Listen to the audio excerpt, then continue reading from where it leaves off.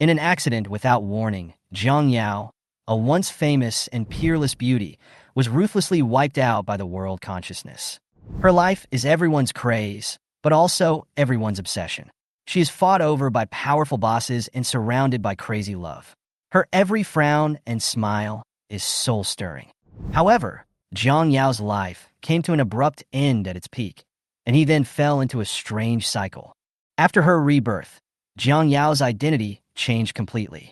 She became an ugly and fat daughter of a wealthy family who was exiled to the countryside. Her fiancé had long been secretly having an affair with a fake daughter. Her biological brother viewed her as a burden and never took her grievances seriously, and the so-called upper class only saw her as the center of jokes. But in the face of these cold ridicules and indifferent betrayals, Jiang Yao just curled his lips lightly, his tone casual and lazy. Since life is boring, let's teach them what it means to be a human being. This adopted country girl, who was despised and trampled in the dirt, tore apart the illusion carefully constructed by everyone in a silent manner. Who is she? She is a fortune teller and an ancient doctor. She is the king of hackers and the uncrowned king of the dark web. She just casually put on these terrifying identities, but they were enough to shock those dandy young men who claimed to be superior.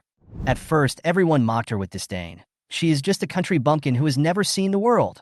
However, when the master of antique appraisal industry kneeled down and claimed to be her apprentice, when the president of the medical association gave up all his dignity for her, when even the mysterious and powerful underground organization bowed down and surrendered, everyone finally realized that the existence of this girl was an abyss that their cognition could not reach. One by one, the world-shaking vests were dropped, and Jiang Yao's painting style completely changed. Those who once trampled on her now humbly crawled in front of her, just to get a little attention from her. Those playboys were jealous of her and fought for her until they were bloodied. Those high-ranking favored men were willing to regard her as their faith, turning into the sharpest blades in her hands to clear all obstacles for her. She stood in the center of everyone's attention, but she had no interest in these worships and pursuits. She just sneered softly. It's just like this, very boring. When everyone rushed closer, trying to shake her frozen heart, they found that Jiang Yao had already put everything out of her sight. The Shura field intensified, and those who loved her and those who were against her were deeply involved. But Jiang Yao, who stood in the center of the Shura field, just raised his eyebrows casually and smiled lazily. Jiang Yao frowned, lowered his brown eyes, and glanced lightly at the bloody arm. She blinked slowly. Didn't he die in that car accident? What was going on now? Suddenly, a sharp electric current sounded in my head. Ding! The green tea counterattack system is online. Detected that the spirit body is 100% compatible, and force binding is in progress. Jiang Yao raised her eyes and quietly digested the memory of this body. It turned out that she was the real daughter of the wealthy Jung family. She was abducted when she was 3 years old and was only brought back from the countryside a few days ago. However, she was sent to Balhinia High School for Nobles as an adopted daughter. This school did not welcome her. Instead, she was bullied and ridiculed. However, the fake daughter Jiang Ruju, carried the halo of the eldest daughter of the Jiang family and enjoyed the admiration of thousands of people. Yao Yao, although Mo Chun is my fiancé, but if you really like him, I can give him to you. Jiang Ruju bit her lower lip slightly, her figure as slender as duckweed in the wind, her voice soft and aggrieved. The surroundings burst into discussion. How can a country bumpkin be so shameless? An adopted daughter is an adopted daughter. How can she be compared to Ruju? Ruju is really too kind. Jiang Yao glanced at Jiang Ruju's smug smile nonchalantly, with the corners of his lips slightly raised, and asked lazily, "Are you sure that Shinmachan is your fiancé?" The brown eyes narrowed slightly, like a lazy but sharp cat. Jiang Ruju's smile froze instantly, and she stared at Jiang Yao in astonishment. How could she say such a thing? Wasn't she stupid? It's me who has an engagement with the Shun family, sister. Jiang Yao curled her lips, her tone light, but with a hint of chill. As for Shinmachan, he's just trash, perfect for you. Jiang Ruju's expression turned ugly in an instant. She dug her fingers deep into her palms, but still tried to maintain a weak posture. Yao Yao, how can you say that? If you like a Mo Chun, I can give it to you. Shinmachan interrupted coldly. Jiang Yao, don't try to attract my attention with these little tricks. In my heart, only Ruju is worthy of me. Jiang Ruju smiled gently. It doesn't matter if Yao Yao likes you, I don't mind. Jiang Yao raised his eyes calmly and sneered. No one likes trash. Or is it that it's not enough that my sister has occupied my position for 14 years, and she wants to snatch my fiancé away to show her superiority? As soon as the words fell, the surroundings fell into deathly silence. What? Jiang Ruju is fake. Then Shimachin is... She really has the nerve to stand here. Jiang Ruju turned pale and was about to open her mouth to explain, but Jiang Yao glanced at her with interest, and she was speechless. She had never seen Jiang Yao like this before, dangerous and difficult to control. A strong sense of uneasiness rose in her heart. Jiang Yao. Shinmachin walked towards Jiang Yao in anger, but was caught off guard and was slapped in the face, tilting his face to the side. Ha! Jiang Yao smiled lazily, but his eyes were cold. Yell again. Shinmachin gritted his teeth and was about to speak when another loud slap came over. His face swelled up instantly. His eyes were full of anger, but he didn't dare to say another word. Jiang Yao lazily withdrew his hand, his tone gentle and calm. Go away. The crowd was silent. Even their breathing became lighter. No one dared to look directly into the girl's eyes. Her brown pupils were half closed, like amber, and their calmness revealed a chilling indifference.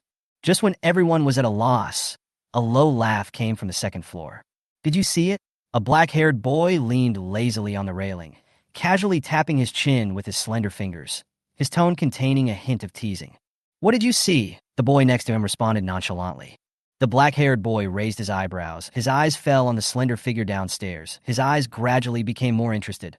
What a good show. Jiang Yao walked out of the crowd and leaned against the wall. The burning hunger in her stomach almost made her legs weak. She took a deep breath, and a sneer appeared at the corner of her mouth. Jiang Ruju, Shinmachin, and all those who bullied this body, one by one, she will deal with them. No rush. Jiang Yao endured the gnawing hunger, staggered through the door in front of him, and walked into a lounge. The air was filled with a faint amber scent. She clenched her teeth, trying to suppress the empty feeling in her stomach, and said in a slightly cold voice, "Why don't you get out now?" The system's voice trembled. "Host?" Jiang Yao asked calmly. "What's wrong with me now?" The system stuttered and replied, "This is hunger. If the host's health value drops below 50, symptoms of weakness will appear. You need to complete tasks to increase your health value and optimize your body data." "What about the mission?" Jiang Yao asked calmly, but a hint of murderous intent flashed across his eyes. "Ding. Unlock 1-star mission.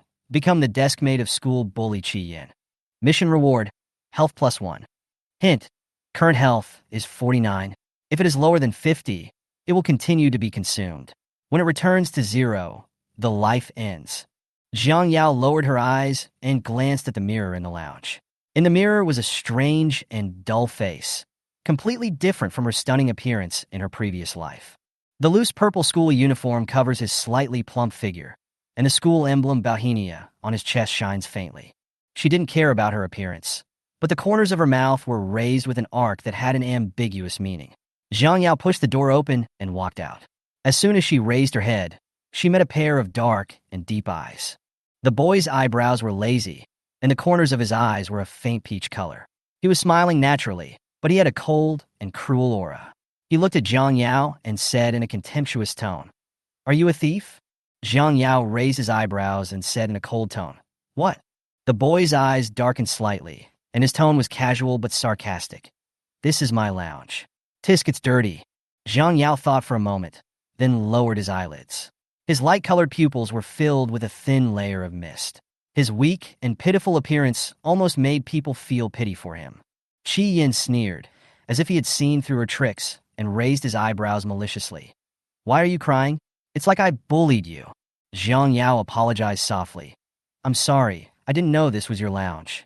The boy looked at her with a smile, and said with a hint of sarcasm, "Don't cry. You look really ugly when you cry." Jiang Yao was not annoyed. She slowly wiped away the tears from the corners of her eyes, followed the boy's back with her eyebrows slightly raised. She felt calm in her heart. He was very special. When she got close to him, her hunger seemed to be alleviated a lot. "Qi Yin is interesting," she murmured. The system spoke in time. "Host Qi Yin is a lucky guy with great luck. You can increase your health by gaining his favor." Jiang Yao narrowed his eyes slightly, and a dangerous glimmer flashed in his cat-like tea-brown eyes, like a prey eyeing its target. Back in the classroom, Jiang Yao glanced at the signboard that read Senior 2-1 and walked in. The originally bustling classroom suddenly became quiet. A chair suddenly fell at her feet, and the green-haired boy smiled lazily. "Sorry, my hand slipped." Jiang Yao stared at the chair on the ground quietly for a few seconds, then suddenly grabbed the back of the chair and smashed it hard on the boy's head. Bang! Blood slid down the green-haired boy's forehead. He covered his head and screamed in pain, and the people around him gasped in shock. Jiang Yao said calmly, "Sorry, my hand slipped." The classroom was in a dead silence. Everyone looked at Jiang Yao, a fat and ugly country girl who exuded a chilling and cold temperament. In the last row, Qi Yin supported his chin with one hand and smiled softly. His peach blossom eyes were slightly drooping, as if he was watching a boring but interesting little play. Jiang Yao walked towards him and said calmly, "I want to sit next to you." There were sounds of laughter around him, but Jiang Yao didn't care and just looked at Qi Yin intently. The boy raised his eyes. A hint of surprise flashed in his eyes, and then he curled his lips nonchalantly. "Are you secretly in love with me?"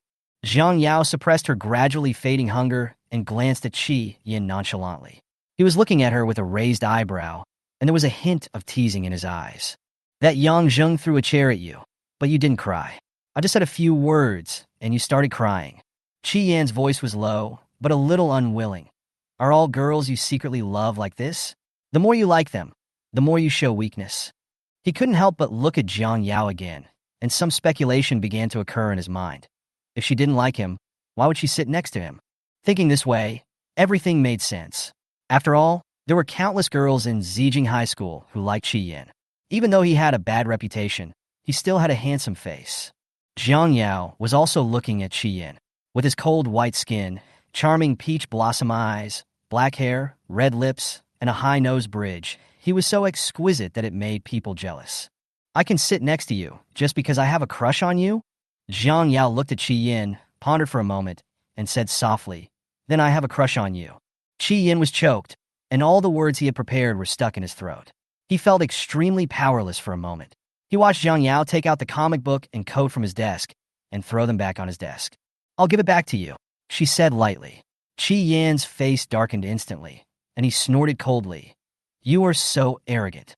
Jiang Yao raised his eyebrows slightly and said in a light tone, "Are you sick?" The crowd was stunned. Wasn't it said that Qi Yin had a bad temper and was violent and unpredictable? And it ended just like that? Not even a spark? Jiang Yao ignored all this and began to organize his textbooks, placing them neatly on the table. At the same time, a system notification sounded in his ears. It is detected that the host has completed a 1-star task, health value +1.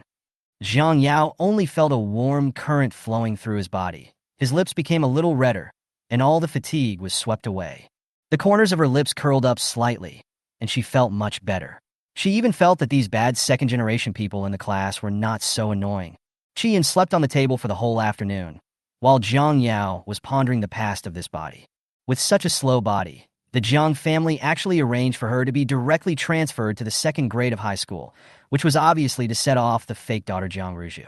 What's even more ridiculous is that Jiang Ruju shines in the top class, but she was thrown into the worst class. After school, other students were picked up by drivers. Jiang Yao stood by the roadside, hailed a taxi, told the address of the Jiang family villa, and closed his eyes to take a nap. She recalled the days in the orphanage, when the children ostracized her, just because she was pretty and likable.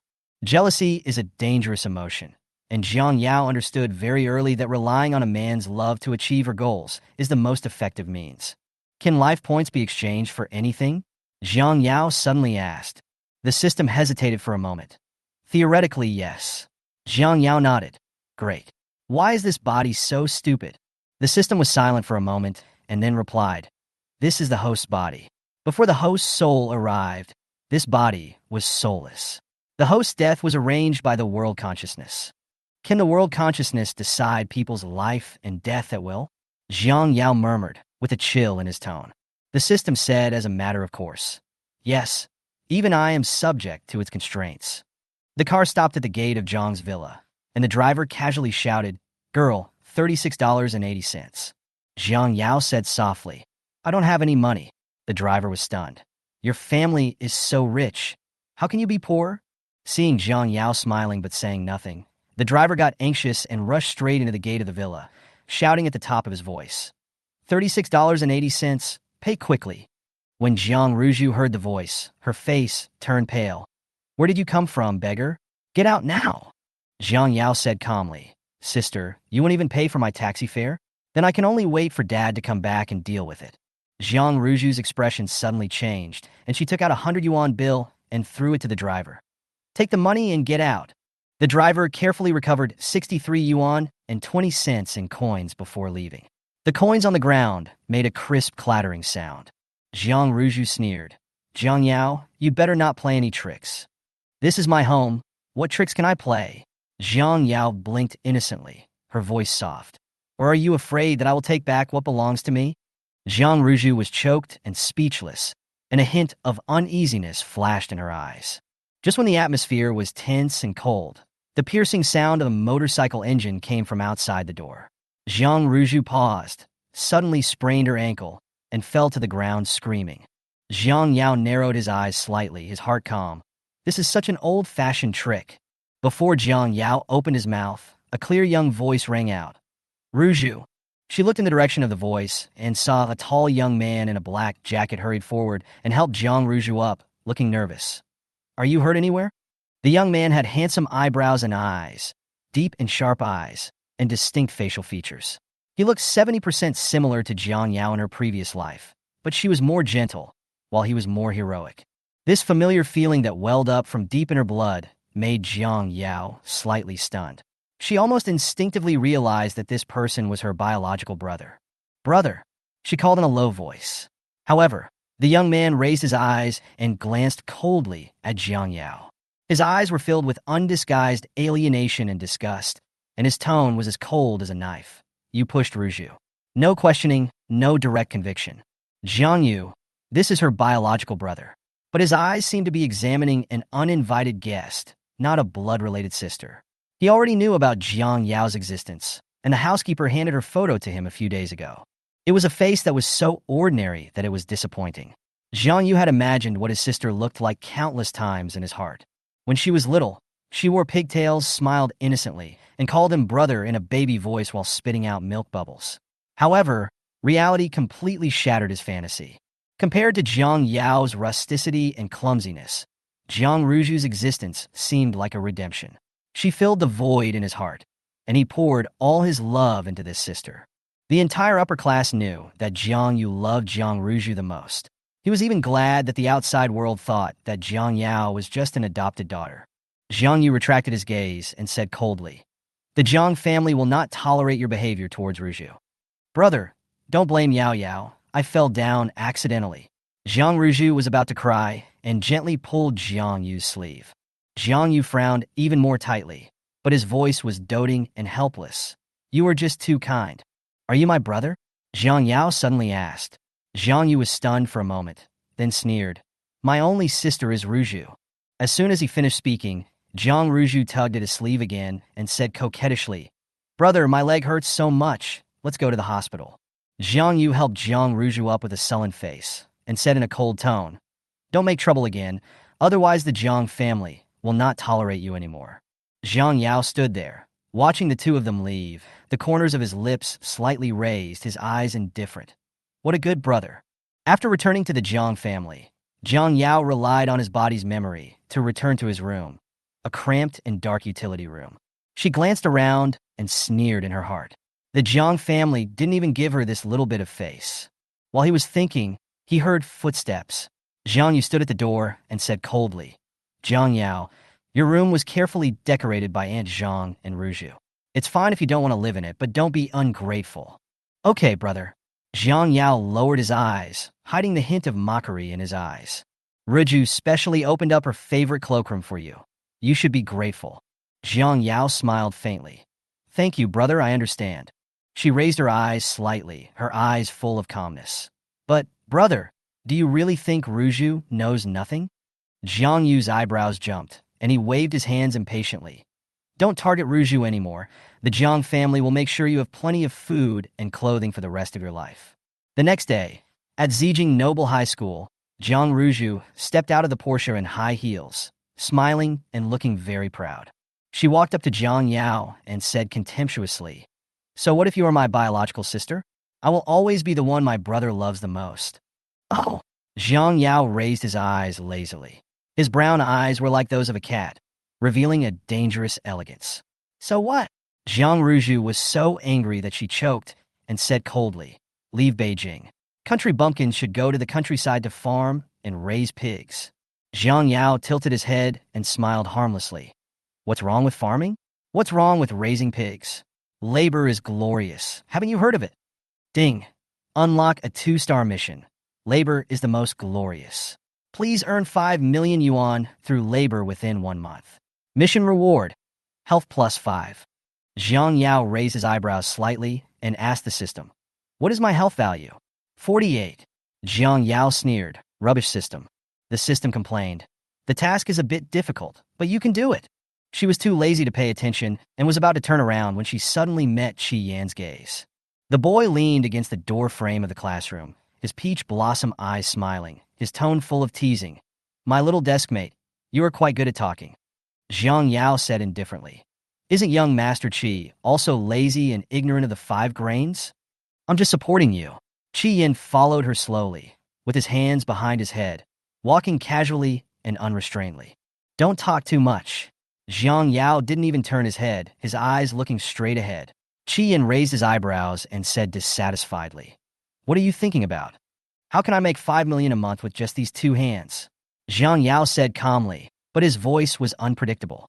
Qi Yan leaned against the wall outside the teaching building, the sunlight lazily shining on him, making his nonchalant look even more casual. He put his hands in his pockets and looked at Jiang Yao with a bit of inquiry and a hint of amusement. 5 million? Isn't this something you could just do with your hands? Is it a lot? Qi Yan, who spent money like water, had never had a concrete concept of money. He felt that Jiang Yao was making a fuss out of nothing. Jiang Yao looked up at him, her face still pale. The sunlight shone on her, and she could almost see the blue veins faintly emerging under her skin. This morbidity made her facial features look even more fragile, but it inexplicably gave her an attractive sense of laziness. Qi Yan was stunned, and suddenly felt that Jiang Yao seemed to be better looking than yesterday. Although her complexion was a little worse, her indifferent expression made people unable to look away. He couldn't help but feel a little restless in his heart. Qi Yan realized that he had been looking at her for a little too long, so he pulled off the hood of his sweatshirt in annoyance and covered his head with it. This made his ears turn an unnatural red. Jiang Yao glanced at him and blinked lazily. "What are you doing?" "None of your business." The boy's angry voice came from under the hood. Jiang Yao raised his eyebrows slightly, and a faint smile appeared on his lips. "Qi Yan, this young man is quite interesting." Walking into the campus, Jiang Yao was attracted by the noise in front of the bulletin board. The monthly exam results were posted there with black words on a red background, arranged in order from the 1st to the 3rd grade of high school. Jiang Yao's name was firmly ranked last. "Ha, this country bumpkin is such a fool. The last exclusive seat belongs to her." Someone in the crowd laughed wildly. However, the second to last person following closely behind was Qi Yan. He glanced at the list carelessly, then slowly turned to look at Jiang Yao and said out of the blue, "Not bad, even worse than me." Jiang Yao glanced at him, obviously too lazy to deal with such a clumsy provocation. Goddess Ruju is the real daughter. She is beautiful and smart. Nothing like this adopted daughter. It's so funny. Yes, I heard that her grades are among the top 10 in the #1 middle school next door. Jiang Yao listened to the ridicule around him, and his eyes fell on Jiang Ruju, who was not far away. The other party looked proud, as if all these praises were closely related to her. Jiang Yao's lips curled up slightly, but her eyes could not hide the mockery. She still remembered that during the last monthly exam, Jiang Ruju threatened an excellent student in the toilet and made the student beg for mercy. What a perfect goddess. But since she cares so much about her image, I am happy to help her. The weekly exam on Friday arrived as scheduled. Jiang Yao took out the cheap old-fashioned phone that his original self had bought from his school bag, tapped the keyboard a few times, then put the phone back into his school bag and walked into the exam room as if nothing had happened. After the exam, she packed her school bag carelessly, ignoring the snickers and mocking looks. Anyway, she had done what she was supposed to do. After school in the afternoon, Jiang Yao was walking alone on the roadside. A black Pagani slowly stopped beside her, and the window was lowered, revealing Jiang Yu's delicate face. Didn't the driver come to pick you up? Or did you make Ruju unhappy again? His tone was cold with a hint of impatience. Jiang Yao looked up at him and answered briefly and calmly. I don't have a driver. As for Jiang Ruju, she never waits for me. Jiang Yu frowned and said in a more serious tone, Impossible. Jiang Yao, don't always wrongly accuse Ruju. She has suffered enough injustice because of you. Jiang Yao smiled, but his tone remained indifferent. Since you believe her, why bother asking me? Jiang Yu was speechless after being rebuked by her, and a sense of irritation inexplicably arose in his heart. When he lowered his head, he accidentally noticed her slightly red nose and her clear brown eyes. There was an innocent fragility in her eyes, which made him feel at a loss for words. Have you ever cried? His voice lowered, even revealing a hint of tenderness. Jiang Yao looked up at him, obviously not responding to his question. In Jiang Yu's eyes, it was a tearful grievance. His heart tightened inexplicably, and then he looked away uncomfortably and said in a deep voice, Get in the car. Just as Jiang Yao was about to get into the car, a familiar lazy voice came from behind him. Jiang Yao. She turned around and saw Qi Yin leaning against the wall not far away, his bony hands caressing his chin, his eyes teasing. His voice was a little hoarse but very touching. You don't want the things anymore? Jiang Yu frowned and looked at Qi Yin, his eyes showing some scrutiny and confusion. He seldom interacted with this young man, but his attitude obviously made him unhappy. Jiang Yao, you make your own choice. Jiang Yu's voice was a little cold. Jiang Yao smiled, and that smile was like a flower swaying in the spring breeze, gentle yet casual. She turned around without hesitation and got into Qi Yan's car. The car's heater was turned on high, driving away the winter chill. Jiang Yao sat in the passenger seat. The paleness on his face faded a little, replaced by a soft blush. Qi Yan handed her a laptop and raised his eyebrows and asked, Can you use it? Jiang Yao took the computer and smiled shyly. I know a little. However, Qi Yan soon discovered that he had underestimated Jiang Yao. Her fingers were rapidly tapping on the keyboard, and the complex codes on the screen were scrolling at a dizzying speed. There was a strange coldness in her tea-brown eyes, which was completely different from her usual laziness. Tomorrow, weekly test. Jiang Yao's voice was sweet, but it made Qi Yin feel inexplicably a little creepy. Qi Yin stared at her blankly until she closed her computer, looked up and smiled at him. Thank you for taking me home. The lights in the Jiang family villa were bright. Jiang Yao locked his computer in the cabinet, took out the old-fashioned phone from his school bag, and pressed the keyboard casually, making a series of crisp sounds. At this moment, the door was pushed open. Jiang Ruju stood at the door with a look of disdain on her face. What are you doing? Jiang Yao seemed to be startled and quickly hid the old phone behind him and said in a panic, No, I didn't do anything. Jiang Ruju showed a smug smile, walked up quickly, and snatched the old phone away. She casually opened the screen and was about to mock, but her eyes suddenly froze. This? Jiang Ruju's eyes widened instantly, and the expression on her face was so complicated that it was difficult to describe. In the room, the cold blue light of the screen reflected on Jiang Ruju's face. She stared at the screen of the elderly phone and saw the unsent draft content in the chat box. Do you really have the answers to this weekly test? Jiang Ruju was stunned for a moment. Then her eyes flashed with excitement, but more of it was disdain. She sneered and said, Only a fool like you would be fooled. The examination management of Zijing High School has always been strict. Even if it is just an ordinary weekly test, the confidentiality is comparable to confidential information. Before the test, even the teacher who prepared the test paper did not know the content of the test paper. How could the answers to the weekly test be leaked? Jiang Yao listened to Jiang Ruju's words and lowered his eyelids, seeming a little ashamed, and then whispered, I just don't want to be the last in the exam again. Dad is already very dissatisfied with me. If I get the last place again, I might be sent back to the countryside. Her voice was filled with timid pleading, but it secretly stirred up the dark emotions in Jiang Ruju's heart. If I can get first place in the exam, Jiang Yao raised his head.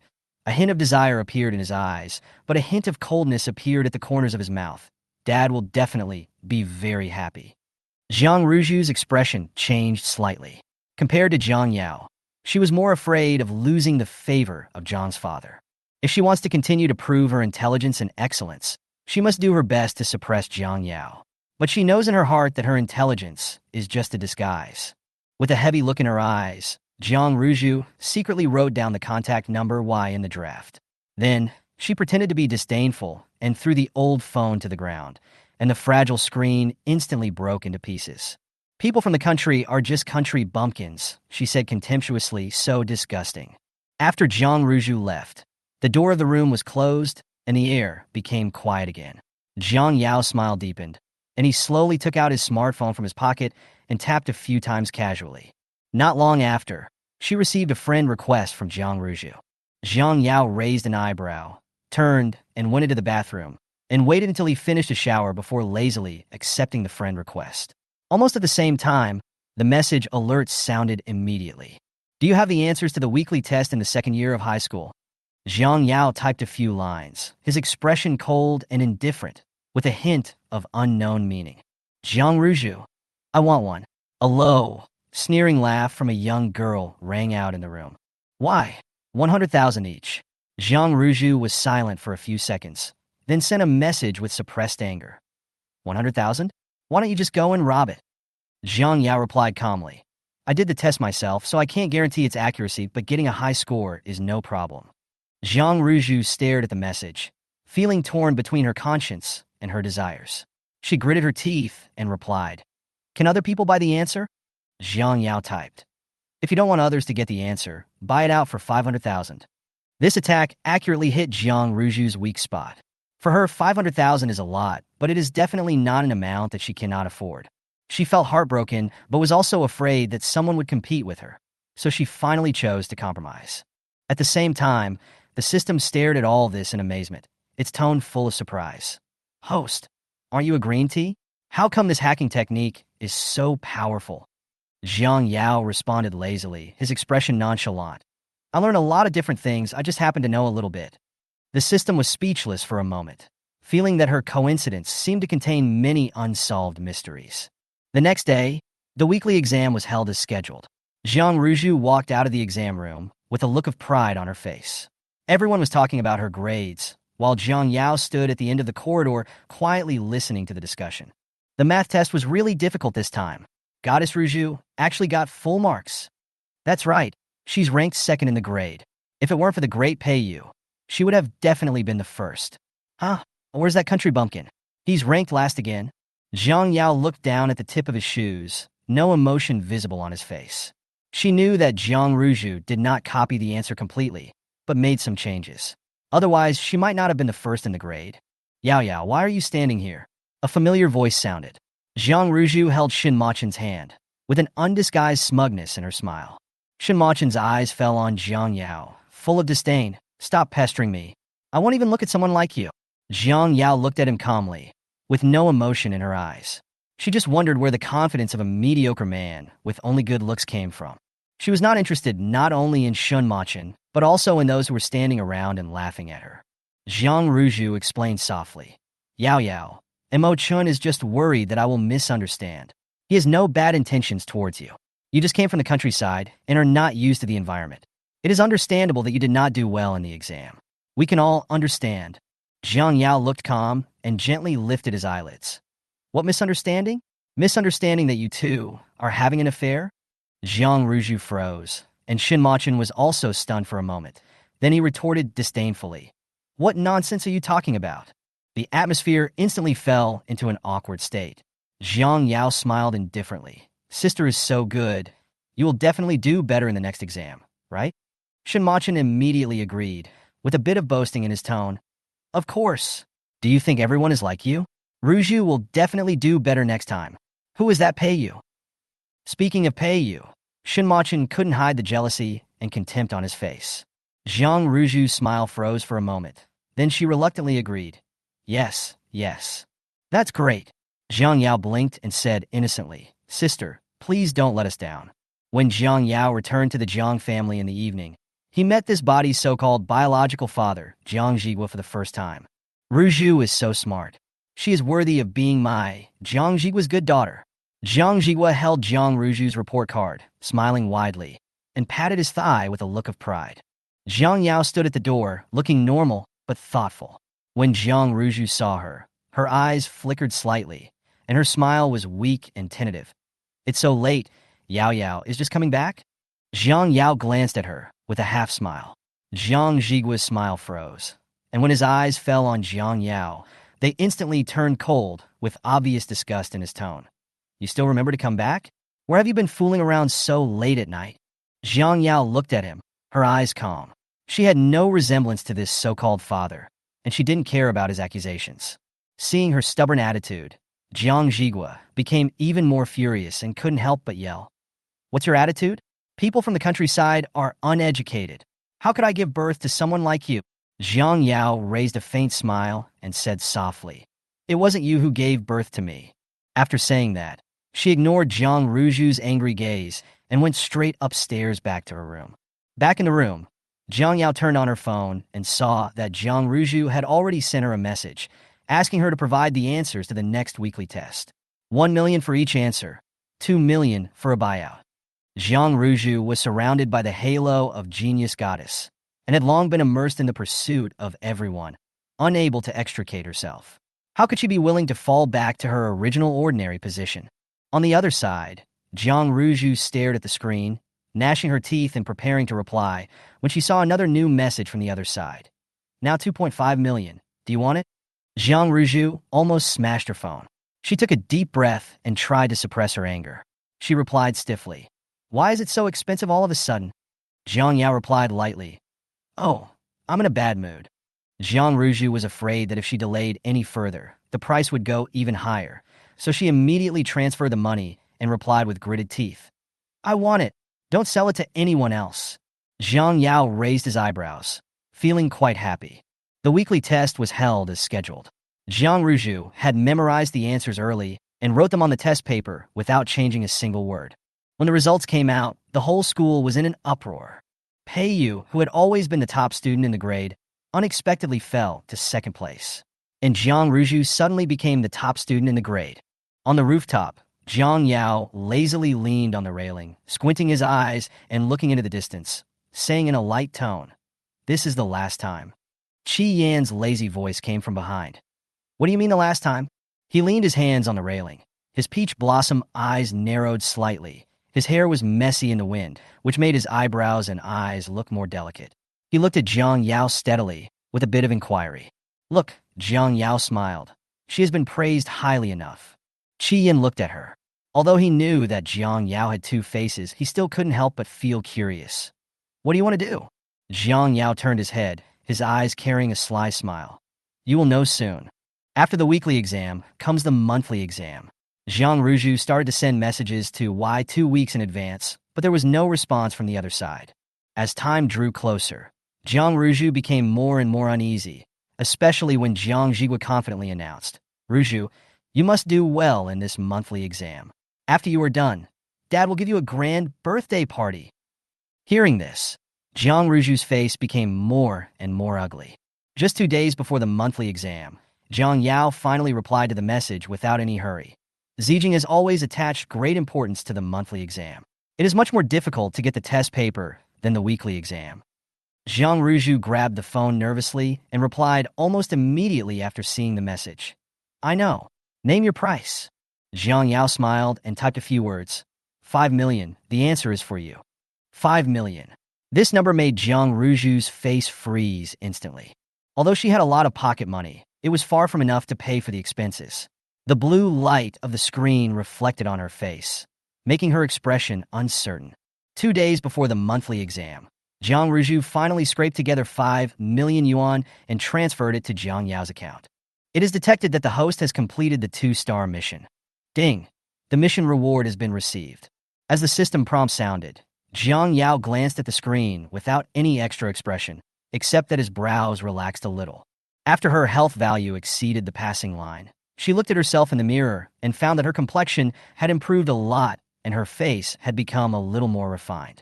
The bridge of the nose seemed higher and the eyes brighter.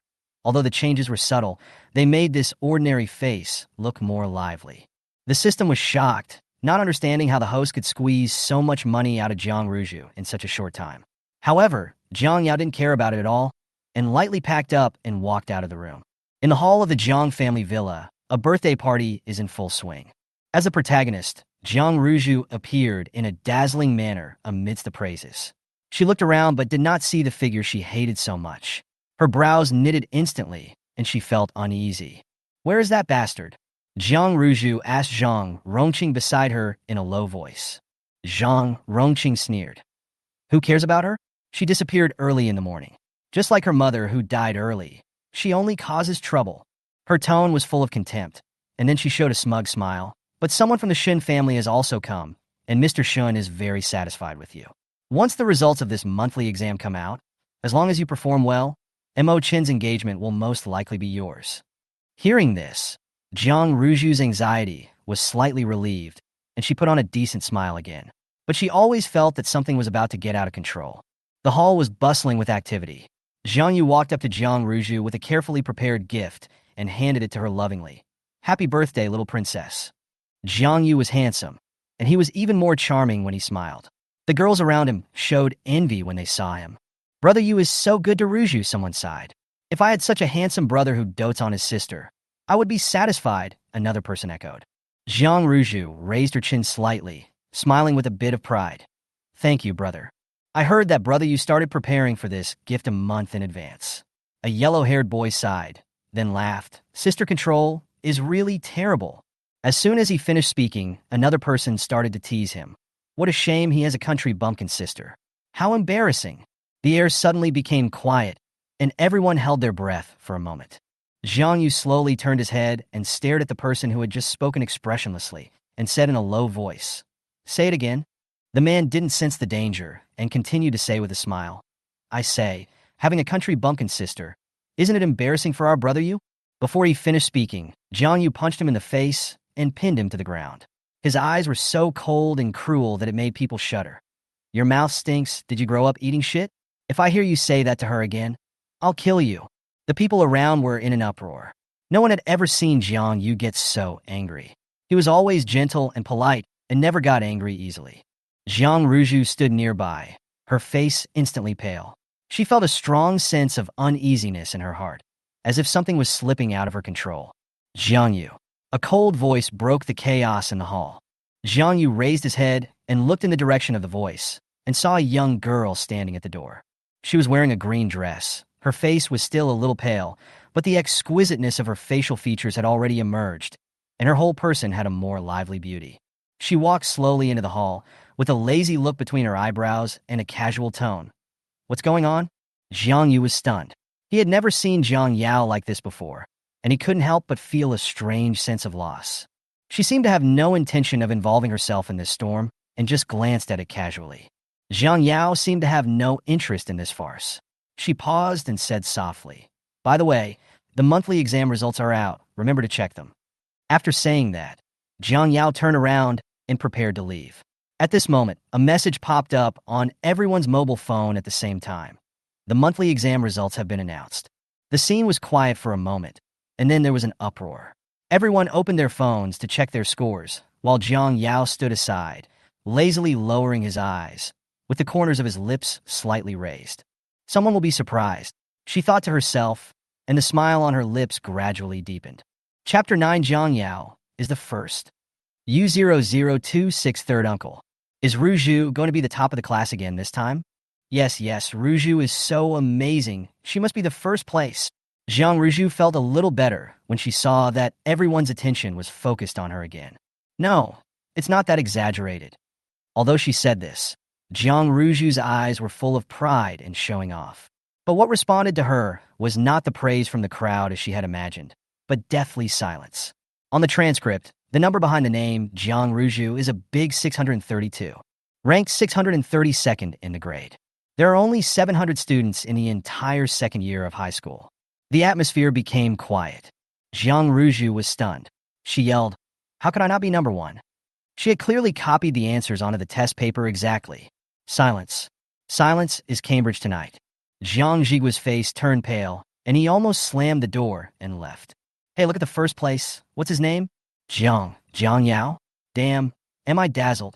Soon, louder exclamations broke out from the crowd. "Is that the Jiang Yao I was thinking of?" Nonsense. Can you find another Jiang Yao in the entire Zijing? Hearing everyone's gasps, the system felt secretly happy. Haha, are you stupid? The first one is my host of 007. You little bastards are so pissed off. Unexpectedly, Zhang Ruju suddenly stomped her feet, covered her lips, and started crying. Seeing this, the others also looked embarrassed. Jiang Yu was also very conflicted. As an older brother, he was very proud of Jiang Yao, but at the same time he was worried about Zhang Ruju's mood. In the end, he just grinned with his mouth, but not his heart. Naturally, the person in the same situation as Jiang Yu is his father Jiang Jigua. In this delicate atmosphere, the housekeeper Uncle Wang ran in breathlessly. Without even having time to catch his breath, he hurriedly said, "Someone from the Gu family is here." After he finished speaking, a handsome man in leather shoes glanced at everyone elegantly and coldly, and his dark pupils slowly settled on Jiang Yao. Jiang Yao narrowed his eyes and looked at the person who came inconspicuously. The man was wearing an expensive custom-made suit. He was tall and slender, with a back as straight as a pine tree. He had an imposing and noble temperament. Even if one couldn't see his features clearly, one would subconsciously feel that he was a man of extremely superior appearance. The dazzling light shone on the man's tall nose. His narrow and indifferent phoenix eyes contained a faint brilliance. His facial features were handsome, and his appearance was even better than Jiang Yao had imagined. What surprised Jiang Yao was that this man's eyebrows and eyes were somewhat similar to hers in her previous life. It was clearly a strange face, but Jiang Yao felt warm and familiar. I had this feeling when I first saw Jiang Yu, although later her filter for her brother was shattered by Jiang Yu as well. Mr. Gu really loves his sister. He takes time out of his busy schedule to visit Madame and Miss Ruju. Look, who among those people outside doesn't envy Madame for having such a good brother like Mr. Gu? Uncle Wang, the housekeeper, complimented. Just as Zhang Ruju replaced Jiang Yao's identity, Zhang Ronqing also announced to the public that she was a member of the Gu family. In fact, she was just the daughter of a servant in the Gu family. After deliberately becoming Gu Qingyun's best friend, she climbed into Jiang Jigua's bed. As soon as Gu Yinchen arrived at the Jiang family, the news spread throughout the entire Beijing city. The bosses who wanted to establish connections with the Gu family immediately rushed to the Jiang family. This was the first time that the Jiang family, which had long been in decline, had become so lively. Who is Gu Yinchen? This is the Golden Hand. He founded Yawang Holdings with his own efforts. Although it has only been a few years, its development momentum is terrifying. What's more, Gu Yinchen is backed by the Gu Group, but Gu Yinchen does not rely on his family at all. Today, Yawang even has the potential to become the only dominant company. Don't be too awesome. Yes, Mrs. Jiang is so lucky.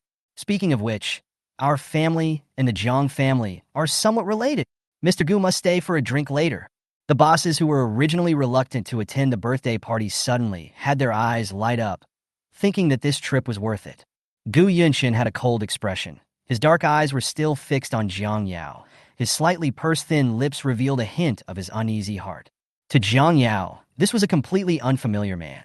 Apart from the initial sense of familiarity, Jiang Yao had no memory of this man. Zhang Ruju bit her lip shyly, her watery eyes shy and timid, her face full of sweet and flattering smile. Third uncle. Everyone gasped. Ruju, it turns out that Mr. Gu is really your third uncle? Zhang Ruju's sisters were full of envy and jealousy. Every time you said that, we thought you were lying to us. It turns out it's true. We envy you so much. If Zhang Ruju is really related to the Gu family, although these rich second generations usually hang out in the same circle, there are also class divisions. The better the family background, the higher the status. For example, the young master of the Qi family, Qi Yin. To put it bluntly, these arrogant rich second generations dare not say a word in front of Qi Yin. It is not an exaggeration to say that they are the prince's playmates. The Gu family is even more powerful than the Qi family. If Zhang Ruju is really related to the Gu family, then she would definitely be the little princess. Faced with everyone's envy, Zhang Ruju raised her chin proudly. She glanced at Jiang Yao with disdain. Even if this country bumpkin is of Gu's blood, so what? He is ugly and stupid, not even as good as one of Zhang Ruju's toes. As long as the Gu family is not blind, they should know who to choose. This fool is so lucky that he can actually have the identity of a descendant of the Gu family. Jiang Ruju felt so angry whenever she thought of this. Why did this bitch Jiang Yao do this? Third uncle. Why don't the other uncles come? Ruju misses you uncles. Jiang Ruju wrinkled her nose and said coquettishly. Gu Yinshin took a step back without leaving a trace, avoiding Jiang Ruju's hand. He frowned slightly. I have misophobia. Jiang Ruju's face froze for a moment, and the next second she stuck out her tongue playfully. Okay, Ruju knows that third uncle loves to joke. Gu Yinshin didn't understand what she was amusing herself with. He glanced at Zhang Rongqing sternly, and then his cold and indifferent eyes slid over Jiang Ruju. His cold voice was filled with undisguised sarcasm. My sister is Gu Qingyun, and my niece is Jiang Yao. Excuse me, who are you? Chapter 10. Third uncle protects his faults. Wow. Everyone gasped in shock. We ate too much melon today. So Jiang Yao is the real daughter of the Jiang family. As they thought about it, everyone looked at Jiang Ruju with strange eyes. Jiang Ruju has been occupying the favor that should have belonged to Jiang Yao for 13 years. It seems that she is not innocent. Noticing everyone's stares, the smile on Jiang Ruju's face froze instantly. His face turned blue and purple with anger. He actually revealed Jiang Yao's identity so easily. What should she do? Jiang Ruju couldn't help but complain. Why didn't her third uncle consider her at all? Obviously, in everyone's mind, she was the real daughter of a rich family. How can Jiang Yao, a wild girl from the countryside, be a good match? Even Mrs. Jiang could no longer laugh. Her graceful and gentle face was filled with twisted jealousy. The atmosphere suddenly became strangely stagnant. Everyone who was originally complimenting him suddenly looked embarrassed. Jiang Ruju bit her lips tightly, her body frail and shaky. Third uncle, Gu Yinshin, didn't even look at her. He walked slowly in front of Jiang Yao, with a slight curve at the corner of his lips. Yao Yao, I'm your third uncle. Jiang Yao blinked slowly. Are you talking about me? Jiang Jiwa's original wife, Gu Qingyun, was born in the Gu family and was the fourth child. She had 3 older brothers and 2 younger brothers. Gu Yinshin was the third child. According to seniority, Jiang Yao should call him third uncle. But they said I'm a bastard that no one wants. Jiang Yao's tone was light, but Gu Yinshin felt as if his heart was being cut by a knife, so bitter that even his breathing was engraved with pain. Who said that? Gu Yinshin said in a cold tone. Jiang Yao glanced at Zhang Rongqing and her daughter with a half-smile.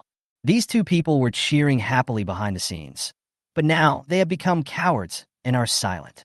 Gu Yinshin looked at Jiang Yao for a long time. Finally, he let out a deep breath and said, There is someone who wants me.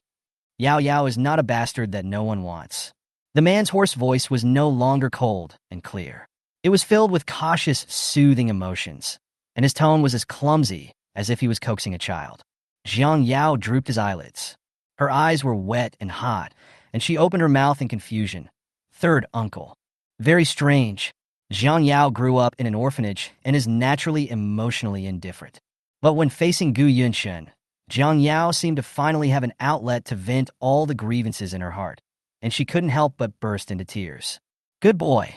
Gu Yinshin curled his lips, and his cold and fair face suddenly blossomed like a peach blossom, so stunning that it made people lose their minds. Don't cry. Gu Yinshin's emotions were always reserved and cold, but when he heard the girl call him third uncle, his heart ached, and even his cold eyes were covered with a layer of tenderness. Yao Yao, third uncle will take you home. Gu Yinshin bent down, his sharp eyes curved into a gentle arc. Where is Yao Yao's room? Third uncle, help Yao Yao pack her things. Although the Gu family had already prepared everything that Jiang Yao might need, it would not matter if Gu Yinshin took Jiang Yao away directly. But Gu Yinshin still fully considered Jiang Yao's thoughts. Jiang Yao shook his head slightly. There wasn't much of her stuff in that storage room to begin with. Jiang Yao was in no hurry to go back with Gu Yinshin, but Mrs. Jiang became anxious first. Yao Yao was just brought back from the countryside. There is nothing to pack. If Gu Yinshin knew that Jiang Yao lived in that kind of place, no, he must not know. Otherwise, not only her, but the entire Jiang family will have to bear the wrath of Gu Yinshin. Gu Yinshin frowned. Where is Yao Yao's room? Gu Yinshin pursed his thin lips into a straight line, revealing a hint of coldness, and his voice became increasingly cold. These words were spoken to Mrs. Jiang. Uncle San, it's here. Jiang Yao pointed to the small room at the end of the corridor. His dull eyes and eyebrows showed no extra emotions and were so cold that it made people shudder. Gu Yunshin guessed something. His face darkened. He strode forward and kicked the door open. With a loud bang, the rotten and moldy wooden door collapsed to the ground. A bed was thrown into the cramped and narrow utility room. There wasn't even a window. The mottled and pale walls were covered with large patches of creepy mildew. If someone had trypophobia, they would probably vomit on the spot. Madame Zhang's legs softened. Her lips trembled, and she began to cry. "Third brother? No, it's not like that." Bang! She turned around and mercilessly slapped the housekeeper in the face, scolding him mercilessly. "You bastard. Is this how you treat Yao Yao? If it weren't for my third brother, I wouldn't have known that you, a bastard, dared to treat Yao Yao so harshly."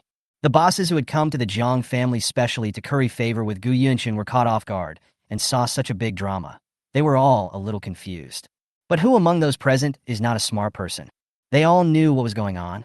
Gu Yunshin glanced lightly through his thin white eyelids, his dark pupils carrying a condescending sense of oppression, and when he looked at people it was as if a sharp knife was cutting through the skin, leaving a faint trace of blood. Hospitality. He curled his thin lips slightly. A sarcastic laugh escaped from her throat. Zhang Rongqing. After being Madame Jiang for a few years, do you really think of yourself as the mistress of the Jiang family? The Jiang family is to be left to Yao Yao. Who do you think you are? Also, I only have one sister. Her name is Gu Qingyun, so stop trying to be related to me. As soon as these words were spoken, the whole audience was in an uproar. This is really a disgrace to Zhang Rongqing and Jiang Ruzhu. The second generation who laughed at Jiang Yao suddenly realized that this fat and ugly country bumpkin in their eyes was not only the real daughter of the Jiang family, but also the most precious young lady of the Gu family in Beijing. Since the Jiang family doesn't welcome us, it seems there is no need for us to stay any longer. Gu Yunshin's cold eyes lightly swept across the people with different expressions. When he touched Jiang Yao, he softened little by little. "Yao Yao, third uncle will take you home. Yao Yao, your third uncle will take you home."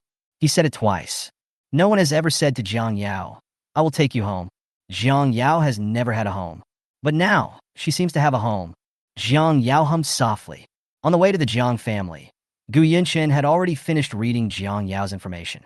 The cold treatment and ridicule that Jiang Yao had received in the Jiang family these days had already been compiled into information by the secretary, and all this information was read by Gu Yunshin without missing a word. When Gu Yunshin took Jiang Yao past Jiang Yu, he didn't even glance at him. Jiang Yu lowered his eyelashes and spoke in a hoarse and difficult voice. "Third uncle. I can't afford it." Gu Yunshin sneered. "You've already said that your sister is Jiang Ruzhu, not Yao Yao. In our Gu family, we don't recognize anyone except Yao Yao." Jiang Yao was stunned. Is this to vent her anger?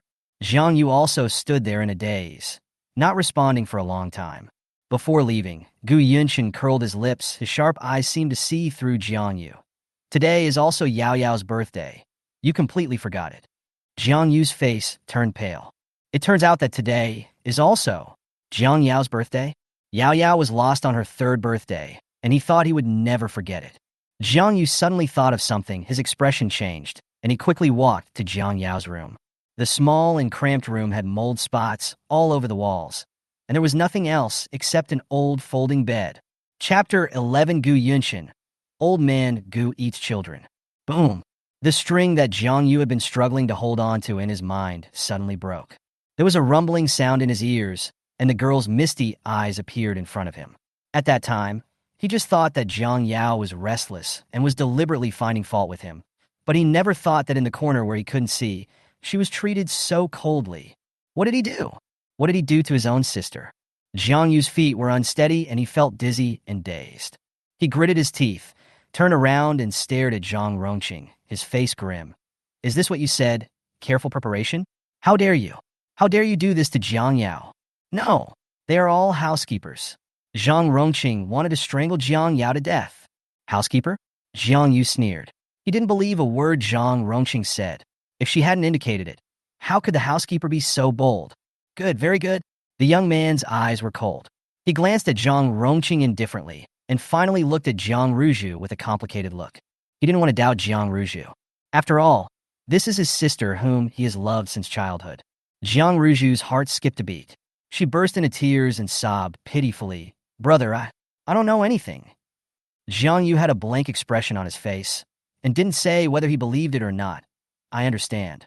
After saying this, he slammed the door and left. Jiang Ruju collapsed on the ground in a mess.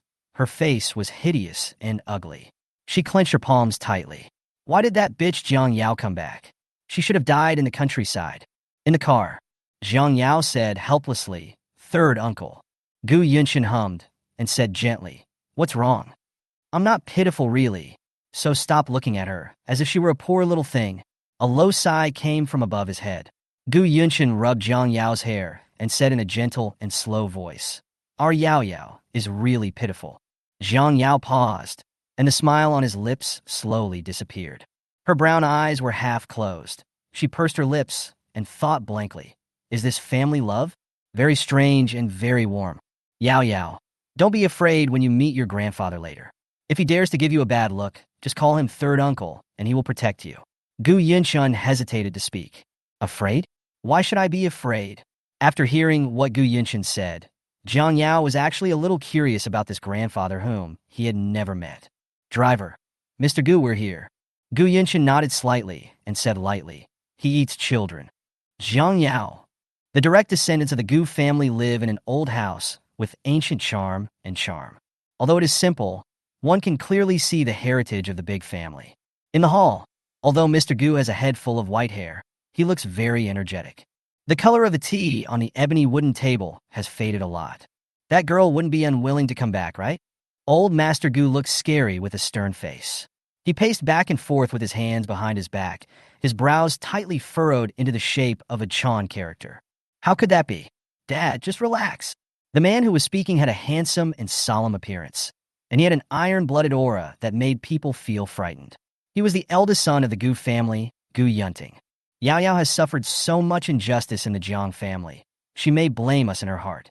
The man who spoke this time had eyebrows and eyes as gentle as water, and he was born with a pair of smiling eyes. But at this moment, his eyes were full of melancholy. If it weren't for that bastard Jiang Jigua, how could Yao Yao have been missing for so many years? Qingyan wouldn't be so depressed that... Gu Yinhua.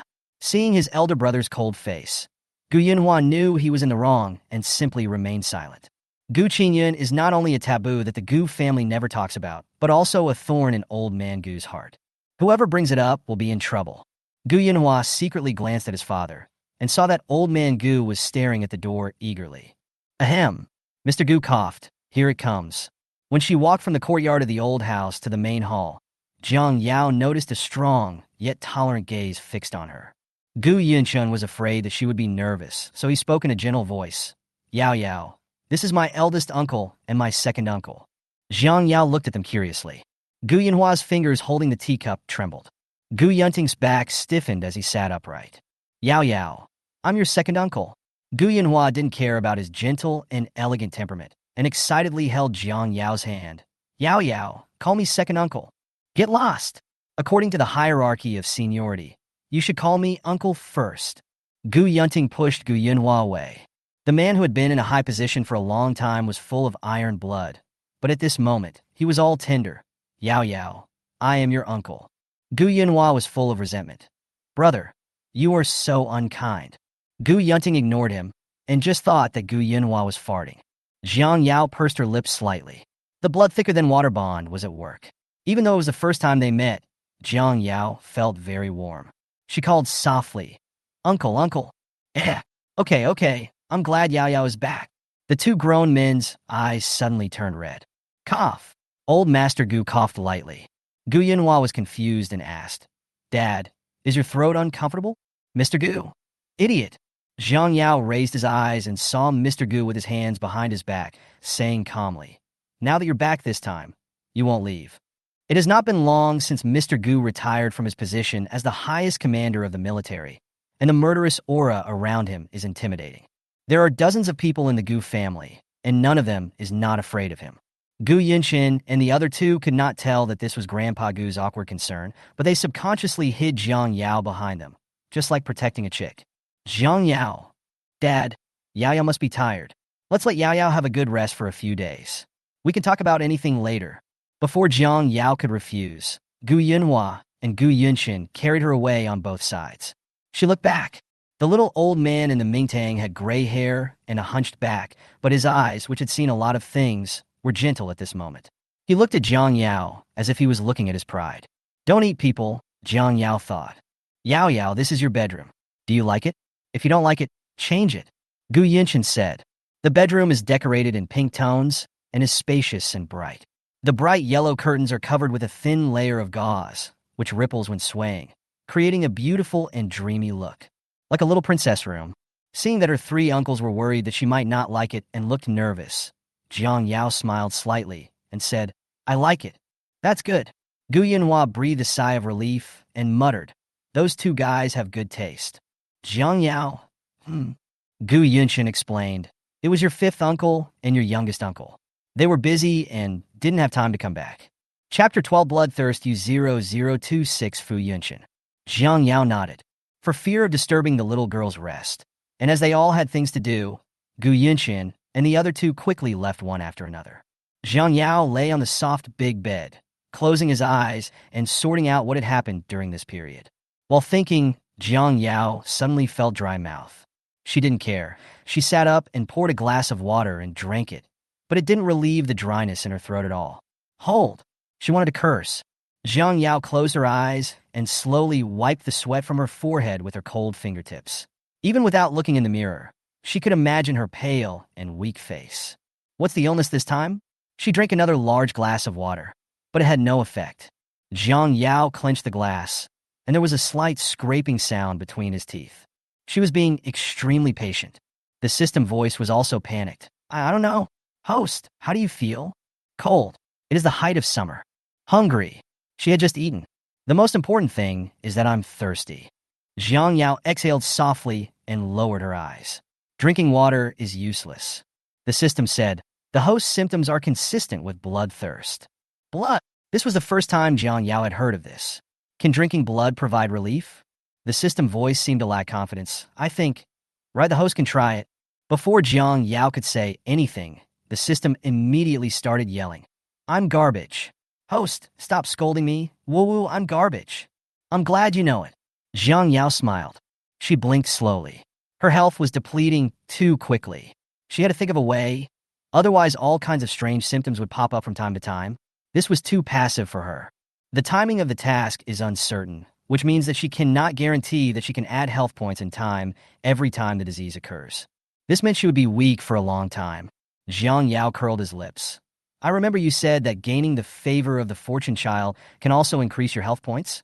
Yes, but the favorability of Qiyunzi is not equal to the health points gained by completing the system task. The system said the ratio is about 20-1. That is to say, even if Jiang Yao maxed out Qiyunzi's favorability, he could only gain 5 health points. That doesn't sound like a good deal. But the luck suns are of varying quality. The higher the quality of the luck sun, the higher the health value converted from the favorability will be. For example, Jiang Yao smiled. For example, the ratio between the favorability and health of the top-grade luck child can even reach 1-1. Jiang Yao slowly drank a glass of water and gently placed the glass on the table. She walked to the dressing table and sat down. A round, cute face appeared in the mirror. He blinked gently, and the girl in the mirror blinked as well. The light-colored pupils flickered with a cold gray tone. Her skin seemed to be whiter, not the healthy white, but a cold white close to gray. The blue blood vessels were clearly visible under the transparent white skin. Jiang Yao lazily opened his eyelids and asked, is there a place like this where black market transactions take place? The system was stunned for a few seconds and said, there is an underground black market. Host, do you want to go? What are you going there for? The system asked curiously. Play. Jiang Yao sat in front of the dressing table, her innocent eyes suppressing her delicate indifference. System, comes again. That weird feeling of disharmony came back again. Jiang Yao waited patiently until the night outside the window became dark and everything was silent before she left the old house. Without alerting anyone, Jiang Yao was about to jump off the wall when he met the eyes of the man standing outside the wall. Jiang Yao lowered her long, dark eyelashes and looked at him. The man was leaning against the slender street lamp opposite. The light was dim. He had a burning cigarette in his mouth, and his peach blossom eyes flickered. The man raised his eyebrows with a half smile and flicked the ash with his slender fingers. What's the matter? Are you planning to run away from home, kid? Jiang Yao didn't say anything. The man didn't care, and his lazy tone was slightly drawn out. No, the younger generation of the Gu family are all male relatives, so you are a thief? Host, this person has great luck. The system reminded. Jiang Yao nodded. There is golden light on him. It is even brighter than the light on Qi Yin. System. Host, can you see it? Jiang Yao said lightly, and she smiled. I forgot to tell you. System. Please ask, how much did the host hide from it? The night was as dark as ink. Fu Yunshin curled his lips in amusement, the cigarette flickering scarlet at his fingertips. Is he mute? After finishing the conversation with the system, Jiang Yao jumped down from the wall neatly. She clapped her hands and said, Well done. Fu Yunshin raised his eyebrows and extinguished his cigarette. I'm considering whether to hand you over to the Gu family. After all, I have some friendship with the Gu family. He had just returned from the imperial capital and didn't expect to see this scene. Treating Jiang Yao as a little thief is naturally just a joke for the children. The Gu family has tight security, and there are countless eyes watching secretly. He doesn't believe that the little girl can come and go freely without the permission of Mr. Gu. Under the street light, the girl's face was as pale as paper. Although her cheeks are round, she somehow gives people a feeling of weakness. Fu Yunshin looked at him for a moment, then stepped aside thoughtfully. The Gu family abused you? No way, you look pretty plump and fair like a New Year's picture doll. Jiang Yao, you are the New Year picture doll. Your whole family are New Year picture dolls. The man was very tall. Jiang Yao looked up at him, looking very tired. His eyes simply fell on Fu Yunshin's snow-white and slender neck. The man had a very beautiful neck. Slender, fair, with a prominent Adam's apple and faintly visible veins. Want to suck? I really want to suck. Jiang Yao felt so hungry that his eyes were glowing green. Fu Yunshin felt a chill on his neck. His eyes were dim, and he said calmly, You are not a thief. Jiang Yao. Fu Yunshin took a deep breath, gritted his teeth, and cursed. You're a fucking pervert. Jiang Yao blinked slowly. She didn't know what Fu Yunshin had in mind, so she said matter-of-factly, Your neck looks good to chew. Really? Qiyunzi's neck is different. Fu Yunshin looked horrified. UF Asterisk King want to buy my neck? You're eating and taking at the same time, kid? Even capitalists are not as good at exploiting people as she is. Jiang Yao closed his eyes. Forget it, I won't suck him anymore. She was afraid of developing cerebral palsy. Suppressing his urge to suck blood, Jiang Yao disappeared into the darkness without even raising his eyes. The night wind was howling, and Fu Yunshin heard the girl's soft murmurs in his ears. Cerebral palsy is a disease. Fu Yunshin. After a long time, the man's low, lazy laughter disappeared in the wind. Underground black market. Blood and violence intertwined into a carnival. The black market makes huge profits, and where there is profit, there will naturally be merchants. As wealthy families injected investment into the industry, an industrial chain gradually formed in the black market. Jiang Yao paused, glanced at the jadeite rough stones on the gambling stone stall, picked up a rough stone, weighed it, and asked, How much is this? The stall owner saw a little girl coming and rolled his eyes. This is suede jade, good quality, few impurities. You will make money if you buy it. Chapter 13, The First Vest. Jiang Yao. Well, how much is it? The stall owner held up 5 fingers and chuckled. 500,000. You were trying to rip off the little girl. This raw stone is too expensive even at 10,000. Aren't you afraid of doing bad things in your business?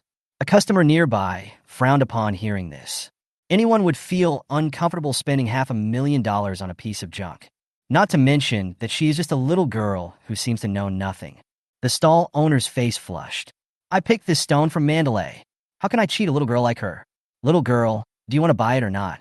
If not, don't touch it. Jiang Yao picked up a small gray stone in the corner and said, 100,000. Give this to me. She is indeed a silly girl with lots of money. It's easy to fool. The stall owner said cheerfully, Here you go. Here you go. Take them all. He picked up that small stone by the river and didn't spend a penny on it. Even the suede skin raw stone was just a low-quality material that he bought online for more than 30 yuan. The guest shook his head. Another scapegoat. Jiang Yao turned around and was about to leave when a middle-aged man called her. Mississippi. Jiang Yao turned around and asked, What's the matter? The middle-aged man was polite. My old man wants to see the rough stone in your hand. Can you help me? What are you talking about? Jiang Yao spread out his palm. revealing a small gray stone. Yes, that's it. Jiang Yao said, take it. The middle-aged man took it carefully. Jiang Yao stood there and waited for a while, then saw a white-haired old man coming over with a cane.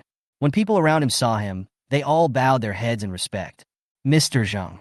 Why did Mr. Jung come here in person? Could it be that some rare treasure has been unearthed? Mr. Jung had a kind face and asked, "Little girl, do you want to sell this rough stone? How much are you offering?" Jiang Yao wasn't to the point where he absolutely had to have this piece of raw stone. She just bought it because she saw that the stone was valuable and the stall owner was blind. Mr. Jung thought for a while and said, 10 million. What do you think, little girl? Jiang Yao half closed his eyes and twitched his lips with a half smile. 10 million.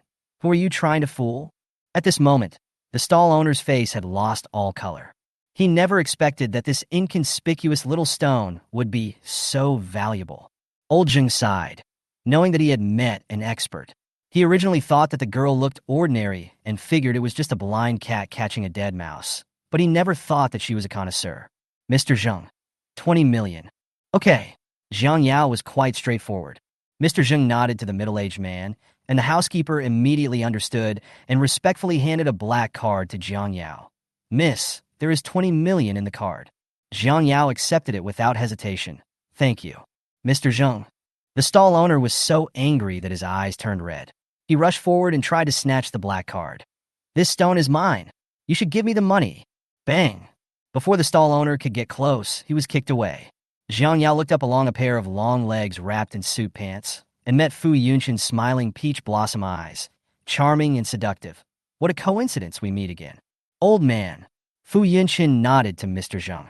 Elder Jung looked back and forth between Fu Yunshin and Jiang Yao and asked meaningfully, "What are you doing?" "It's just a little sister," Fu Yunshin said lazily.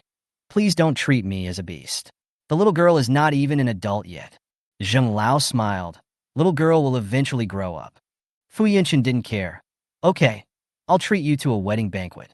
Jiang Yao. Mr. Zheng left with the help of the housekeeper. Jiang Yao looked away and said thoughtfully, Mr. Zheng doesn't look well. It is no secret in Beijing that Mr. Zheng is in poor health.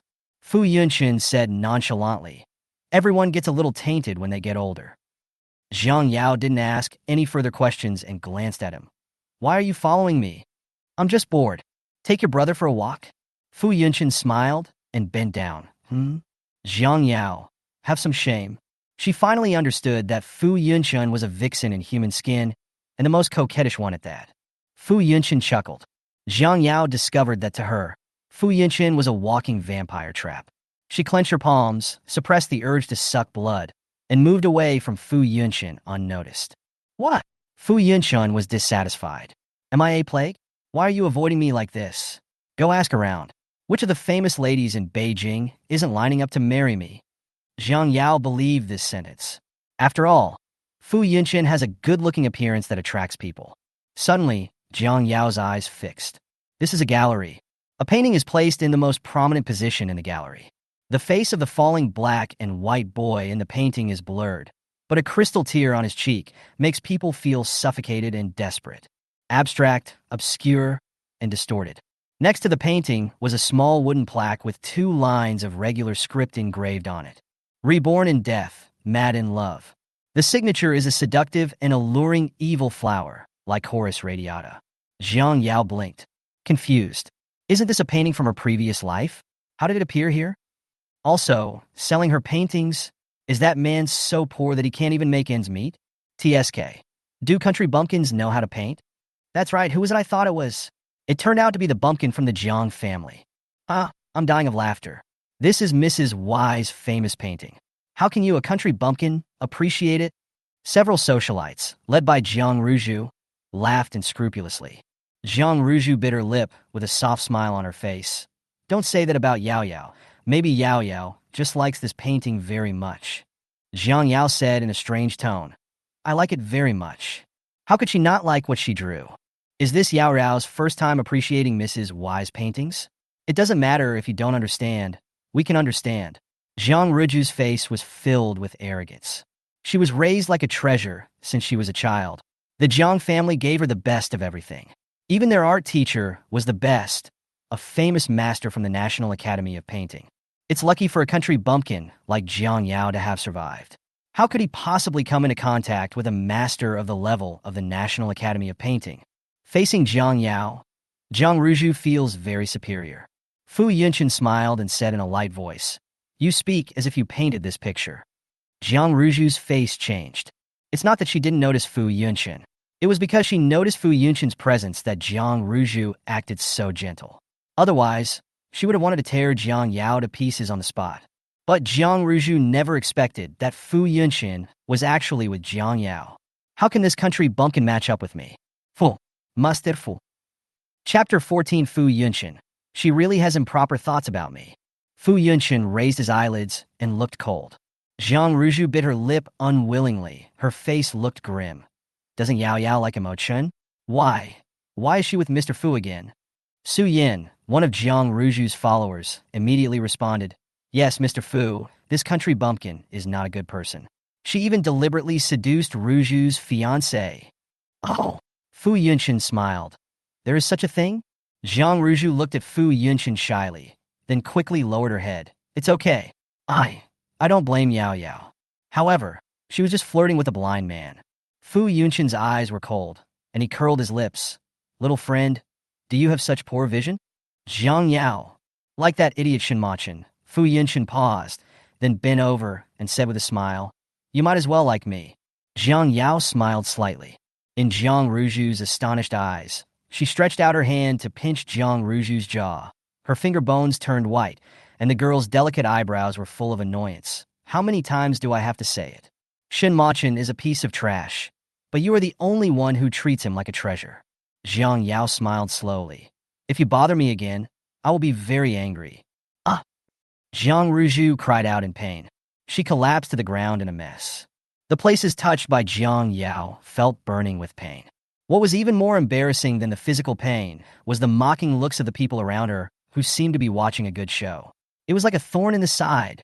Why is it that nothing good happens whenever you meet a bitch like Jiang Yao? The girl lowered her eyes and blinked innocently. Huh? Sister, I didn't do anything. Meeting Fu Yunchen's meaningful gaze, Jiang Yao curled her lips softly, smiling sweetly and obediently. Don't get me wrong. I'm very weak. Fu Yunchen. He smiled elegantly. Okay, whatever the kid says is what's going on. Jiang Yao said tisk lightly, so flirty. Fu Yunchen raised his eyebrows with a half-smile. Not long after returning to Goo's house, Gu Yunchen knocked on the door. Yao Yao, are you asleep? Jiang Yao opened the door. Not yet. Gu Yunchen lowered his eyes, stared at the girl's pale face for a few seconds, and frowned. Are you feeling unwell? Why do you look so bad? It's worse than during the day. Jiang Yao drooped his eyelids listlessly. It's okay. I'll be fine after a good night's sleep. Gu Yunchen was still worried. Your fifth uncle will be back in 2 days. Ask him to help you. Fifth uncle is a doctor? Jiang Yao asked in surprise. Yeah. Gu Yunchen felt that his Yao Yao was adorable no matter how he looked at her. His usually cold eyes showed a little more smile. She's just a little doctor. Okay, go to bed early. Your third uncle will take you to school tomorrow. Jiang Yao's eyes gradually warmed up. Okay. After closing the door, Jiang Yao thought of the painting he saw in the underground black market and frowned. System. Host. What's going on with that painting? How did it appear in this world? The system was also confused. Maybe it's a coincidence? Coincidence? Jiang Yao asked back. Why didn't she believe it? The style, brushstrokes, and even the content of the painting were exactly the same as hers. Jiang Yao turned on the computer, typed the 3 words Mrs. Y in the search box, and hit the enter key. A large amount of information about Mrs. Y instantly appeared on the computer screen. After reading it, Jiang Yao closed the computer with a complicated expression. She was sure. Mrs. Y is her. She just made up this name casually. There are too many weird things in this world. Jiang Yao lowered his eyes and simply stopped thinking about it. The next day, Jiang Yao got up and found Gu Yunchen was already waiting downstairs. Gu Yunchen wore a pair of gold-rimmed glasses today, and his handsome and cold face looked even more divine and abstinent. Jiang Yao paused and said, Third uncle, good morning. Yeah, Gu Yunchen said softly. Yao Yao, come and have breakfast. Where are my eldest uncle and second uncle? Jiang Yao looked around and asked when he saw no one.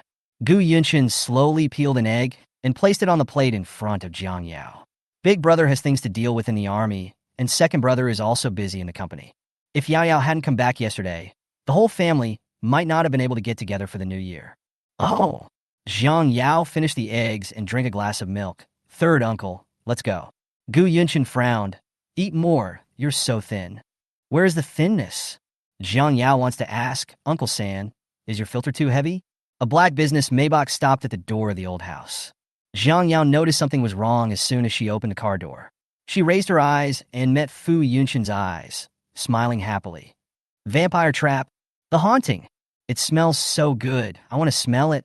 Jiang Yao's blood-sucking desire, which he had suppressed with great difficulty, surged up again. She closed her eyes tightly and said, You sit in the front. Stop sitting next to her and seducing her. Fu Yunshin suppressed a casual smile in his eyes and said in a wrong tone, Yao Yao, do you dislike me? Fu Yunkin. Gu Yunshin said lightly, his tone dangerous. In the end, Fu Yunshin obediently sat in the passenger seat. Jiang Yao sat in the back seat with her eyes closed. The space in the car was so small that the aroma of food emanating from Fu Yunshin seduced Jiang Yao in every way. Although he had just eaten, Jiang Yao could already feel hungry. My throat is dry and thirsty, as if it is burning on fire. It's very uncomfortable. It was completely different from hunger, but equally uncomfortable. In fact, bloodthirst made her feel even more uncomfortable. Soon we arrived at Bauhinia High School. When Jiang Yao got out of the car and smelled the fresh air without the scent of Fu Yunshin, or when the scent of Fu Yunshin was not as strong as in the car, she not only did not feel relaxed, but even felt a little anxious. She realized that she had developed a dependent mentality towards Fu Yunshin, or it comes from dependence on food. Jiang Yao exhaled lightly, suppressed the itch in her throat, and said softly, Fu Yunshin. The man responded lazily, What's wrong? Come here and let me smell it. She didn't bite it, just smelled it. Fu Yunkin. What kind of perverted hobby is this? She really had some improper thoughts about him. Rather than being targeted by the little pervert, Fu Yunshin was more worried that his good friend Gu Yunshin would tear him apart. Gu Yunshin smiled deathly, his voice gentle and calm. Why are you looking at me? Didn't you hear what Yao Yao said? Fu Yunshin looked like he was ready to die bravely. He bent down and said, Little boy, you are too young. I'm not a beast. I can't do that to you. The words haven't been finished yet. The girl tiptoed close to his neck and sniffed it gently. Although I didn't touch him, the warm breath sprayed on his sensitive neck, and a subtle and strange feeling spread from his neck to his whole body. Before Fu Yunshin could react, the girl had already stepped back tactfully. But her expression looked a little strange.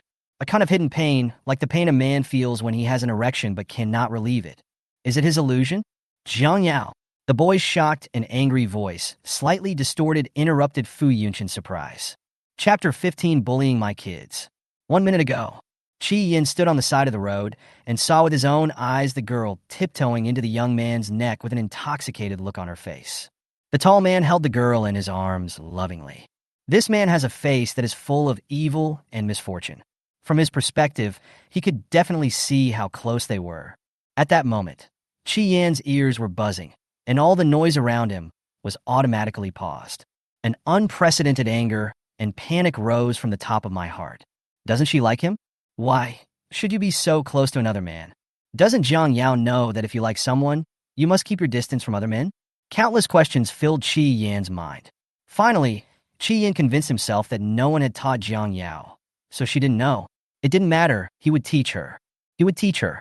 If you like someone, you have to concentrate on liking that person. Fu Yunshin raised his eyebrows. The boy's hostility was too obvious. He seemed to be thinking, the one from the Qi family? He is not often in Beijing, and only recently returned from the imperial capital.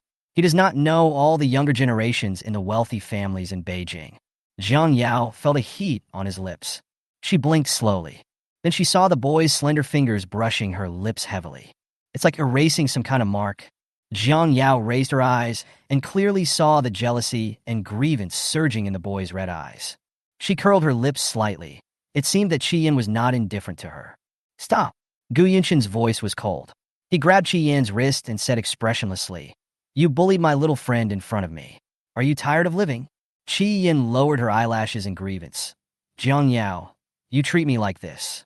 Jiang Yao slowly blinked her eyes and said softly, Third uncle, he didn't bully me. Can you let him go? The girl's soft and slightly coquettish tone made Chi Yan and Fu Yunshin pause for a moment. Very strange. She never behaved like this in front of him. They both thought the same thing. Envy. Jealous of Gu Yunshin. Fu Yunshin looked at Qi Yin thoughtfully and asked bluntly, "Do you like her?" Hearing this, Jiang Yao and Gu Yunshin both looked up at Qi Yin. The young man was suddenly stunned. Qi Yin had a pair of peach blossom eyes similar to Fu Yunshin's, but Fu Yunshin was enchanting and charming, while the young man was unbridled and ostentatious. He paused and said in a strange voice, "How is that possible? How could he possibly like Jiang Yao?" "Really?" Fu Yunshin chuckled with interest, his Adam's apple rolling up and down, his voice magnetic and elegant. "Little boy, don't fall in love too early." Gu Yunshin deeply agreed. Yao shouldn't fall in love too early. Zhang, premature love habitual Yao. Qi Yin lowered her long dark eyelashes and said in a calm voice, with no emotion in her voice, "Jiang Yao, aren't you going in yet?" The girl slowly blinked her shallow eyes. "You are unhappy." Qi Yin, whose thoughts were exposed, was immediately furious. "You're not happy." "He is not unhappy." Jiang Yao curled his lips and said softly, "Qi Yin, then wait for me." The boy's ears twitched slightly and his steps slowed down imperceptibly. Fu Yunshin narrowed his eyes, and the smile in his eyes dissipated like mist. He ignored the strange discomfort in his heart, curled his lips, and said casually, "Let's go." There's been a lot of commotion in the imperial capital recently. Gu Yunshin retracted his gaze, and his expression became serious. I don't think the prince of the Xie family will live long." Fu Yunshin paused and said with a half-smile, "Since his sweetheart died, his health has deteriorated rapidly.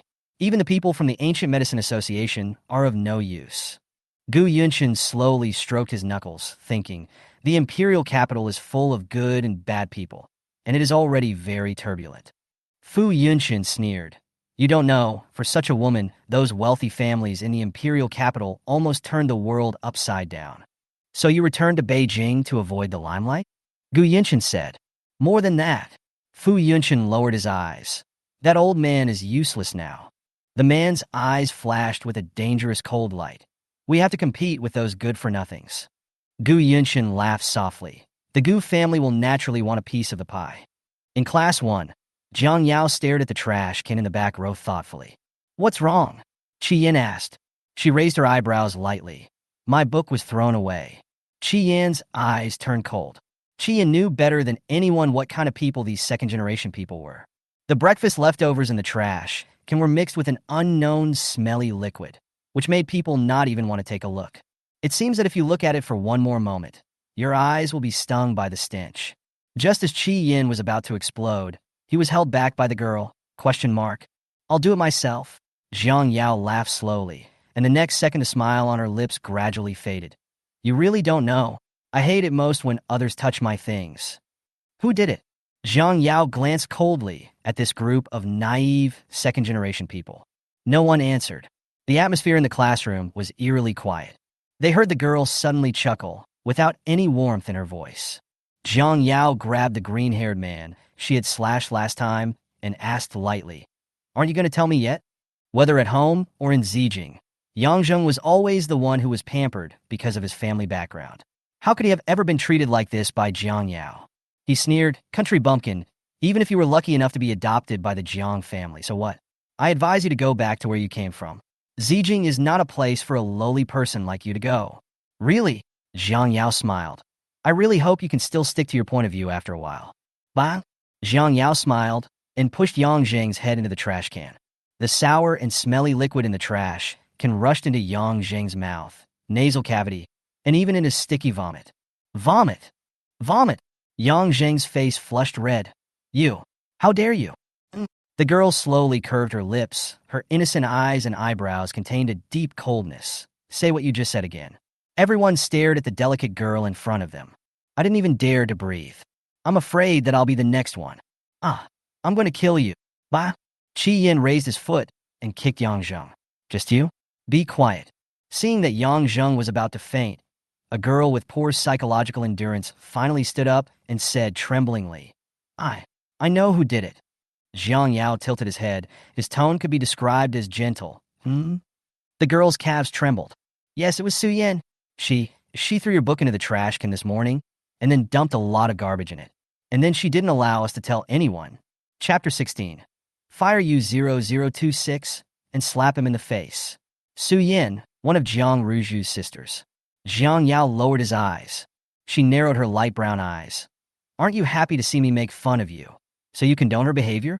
Speaking of which, Jiang Yao paused and smiled. She just did what you wanted to do. Having their true colors touched, the faces of these second-generation people all turned red. They consider themselves superior and inherently look down on Jiang Yao, who comes from the countryside. Jiang Yao let go of Jung, bent his knees, and stepped on his chest. Does it feel good? She smiled and said word by word, rubbish.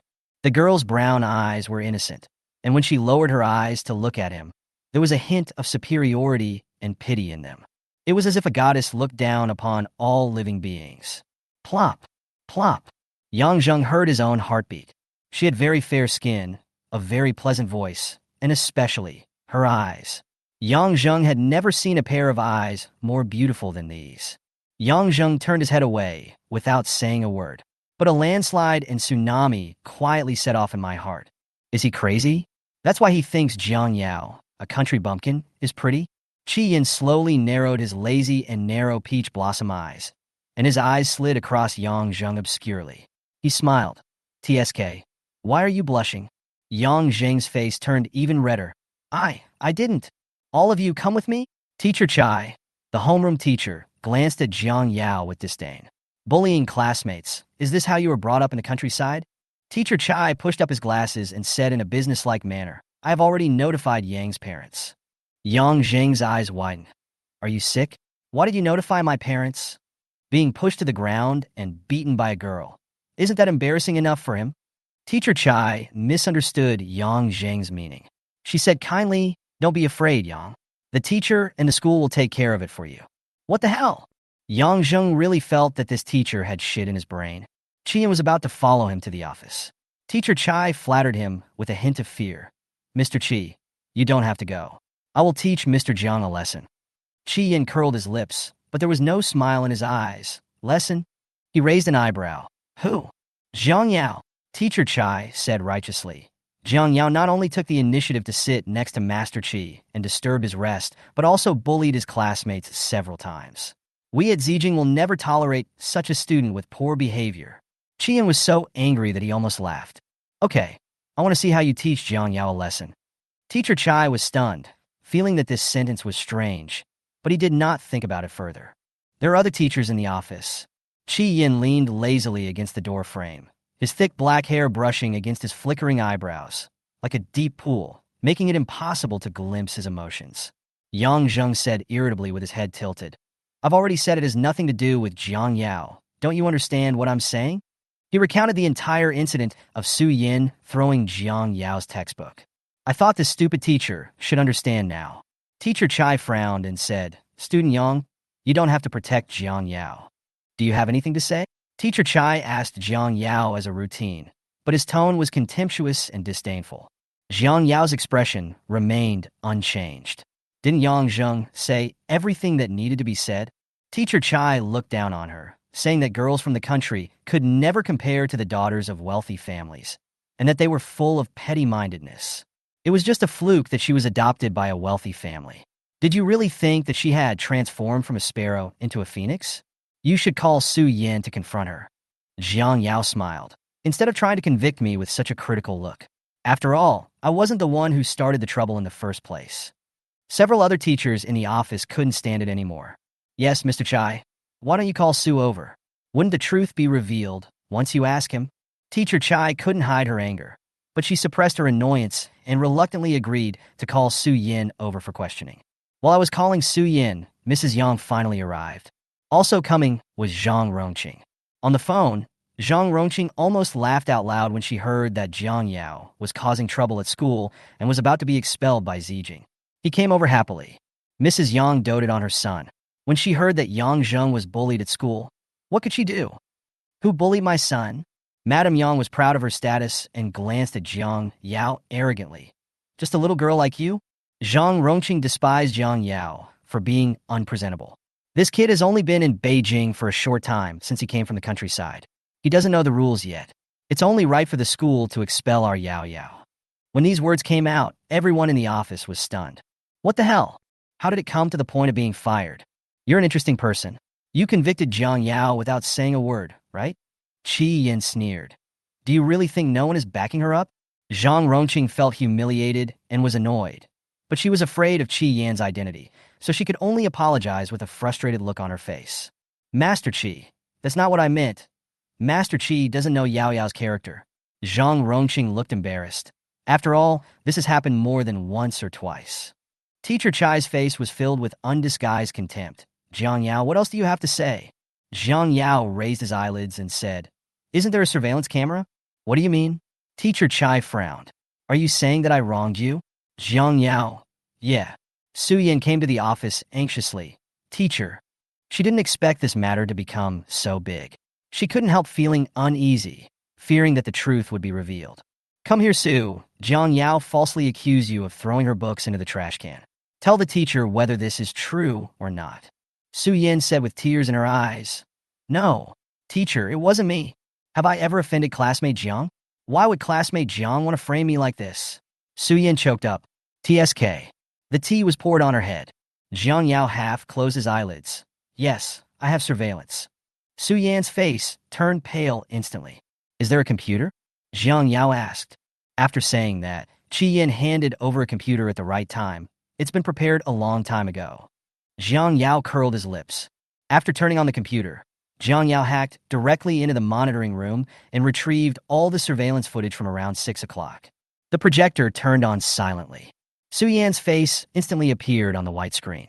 In the surveillance video, Su Yin first stealthily threw all of Jiang Yao's textbooks into the trash can, and then, as if that was not enough, she tore them up one by one. Then he dumped all the filth into the trash can. After the screening, the surveillance camera froze on Su Yan's happy, arrogant, and ferocious face.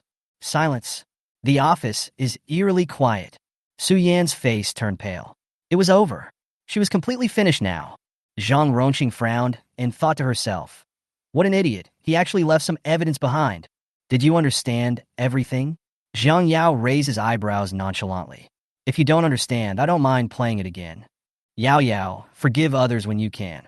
Listen to Annie and let this matter go. Zhang Ronqing felt superior.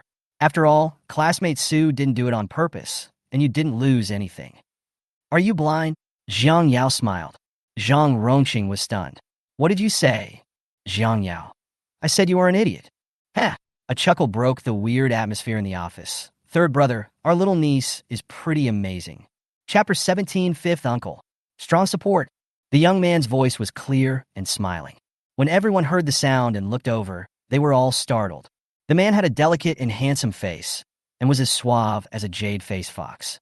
He was dressed in a simple shirt and black pants, but his noble and imposing aura made people's scalps tingle.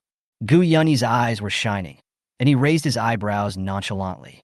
The girl stood calmly in the light, her light brown eyes calm and composed. He chuckled, ruffled Jiang Yao's soft hair, bent down to look her in the eye, and said with a smile, My dear, I held you in my arms when you were just born. Although he was not very old at that time, only about 6 or 7 years old. Jiang Yao paused. It's a wonderful feeling, especially knowing that this body was hers. She attributed this to family ties. Gu Yunshin raised a smile. Gu Yunyi, your fifth uncle. Jiang Yao curved his lips and said, Fifth uncle. Good boy. Gu Yunyi sighed. He lifted his eyelids and raised his eyebrows with a smile. My dear has suffered such a great injustice. We can't just let this matter go today. Zhang Ronqing's face turned green. Yes, of course we can't just let it go like this. The school executives following behind him were sweating profusely. The top management was cursing Liang Ying to death in their hearts. Why did he have to offend anyone else but the Gu family? Don't you think she has many lives to lose? It was impossible for Liang Ying to have contact with a wealthy family of Gu's level given her social status. But seeing the school's respectful manner, Liang Ying realized that she had hit a wall. Isn't it said that Jiang Yao is an orphan from the countryside? What went wrong? Liang Ying's face turned pale, and she almost fainted. Gu Yunyi fiddled with the lighter lazily, and the grinding wheel of the lighter made a slight scraping sound. In the suffocating silence, the man finally curled his lips slightly in alms. Well, haven't you heard that the Gu family is the most protective of their shortcomings? He paused for a few seconds and continued. If it's someone else, it's fine. But if you bully my good boy, he smiled slowly, you'll have to pay the price. The office was eerily quiet. You can even hear the heartbeats of Liang Ying and Su Yin. They were like being cooked on a fire, and this torturous and painful process was extremely long. It was so long that it almost drove them crazy. So scary. This man is so scary. Gu Yanni was clearly smiling, but there was no trace of smile in his eyes. Fifth uncle, I've already solved it. Jiang Yao was not used to relying on others. Gu Yanni sighed, Guai Guai is really amazing. But Uncle 5 must be of some use. Gu Yunshin's thin lips curled up into a smile, and he nodded. That's right, Yao Yao. Uncles are very good at settling scores later. Then, come one by one. Gu Yanni slightly bent his slender jade-like knuckles and tapped the table twice casually and lightly. Boom. Knock, knock. The man finally released the signal of judgment from a high position. Madame Yang could no longer hold on. She collapsed to the ground with a thud, her face pale and hopeless. Liang Ying had never met these two people, but Mrs. Yang knew them. Gu Yun, a young genius, the only direct disciple of the president of the Imperial Capital Ancient Medicine Association. The resurrected dead, the savior doctor who heals bones. Not to mention Gu Yinshen. As long as Gu Yinshen wanted, in an instant, the Yang family would no longer have a place among the wealthy families. What's more, these two are backed by the Gu family, one of the top wealthy families in Beijing. Mrs. Yang is regretting her decision so much now. I didn't expect that a country bumpkin could have such a great background. You and you. Gu Yanni pointed at Liang Ying, Su Yin, and Madame Yang one by one, and finally glanced at Zhang Rongqing with a half-smile. Oh, and you too. Apologize to Guai Guai, he said. Zhang Rongqing was so angry that she almost died. Who is she that she has to apologize to that little bitch Jiang Yao? Su Yin was jealous and resentful. This country bumpkin was so lucky. Why did Jiang Yao deserve this? Mrs. Yang, who usually looked down on others, had a 180-degree turn in her attitude at this moment. She cried with snot and tears. Miss Jiang, I was blind and offended you. Please be magnanimous and forgive me.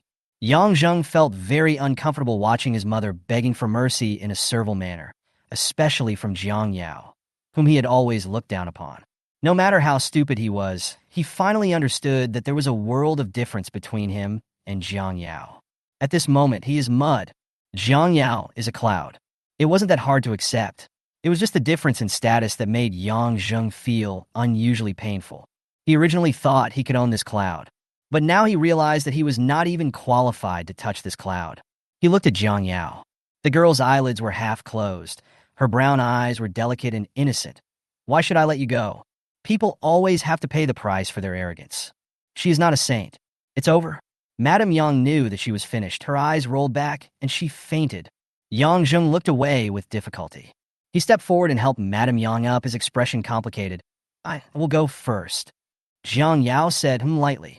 Yang Zheng took a deep breath. Also, I'm sorry. Hearing this apology, Jiang Yao looked at him in surprise, but Yang Zheng no longer had the courage to even look her in the eye.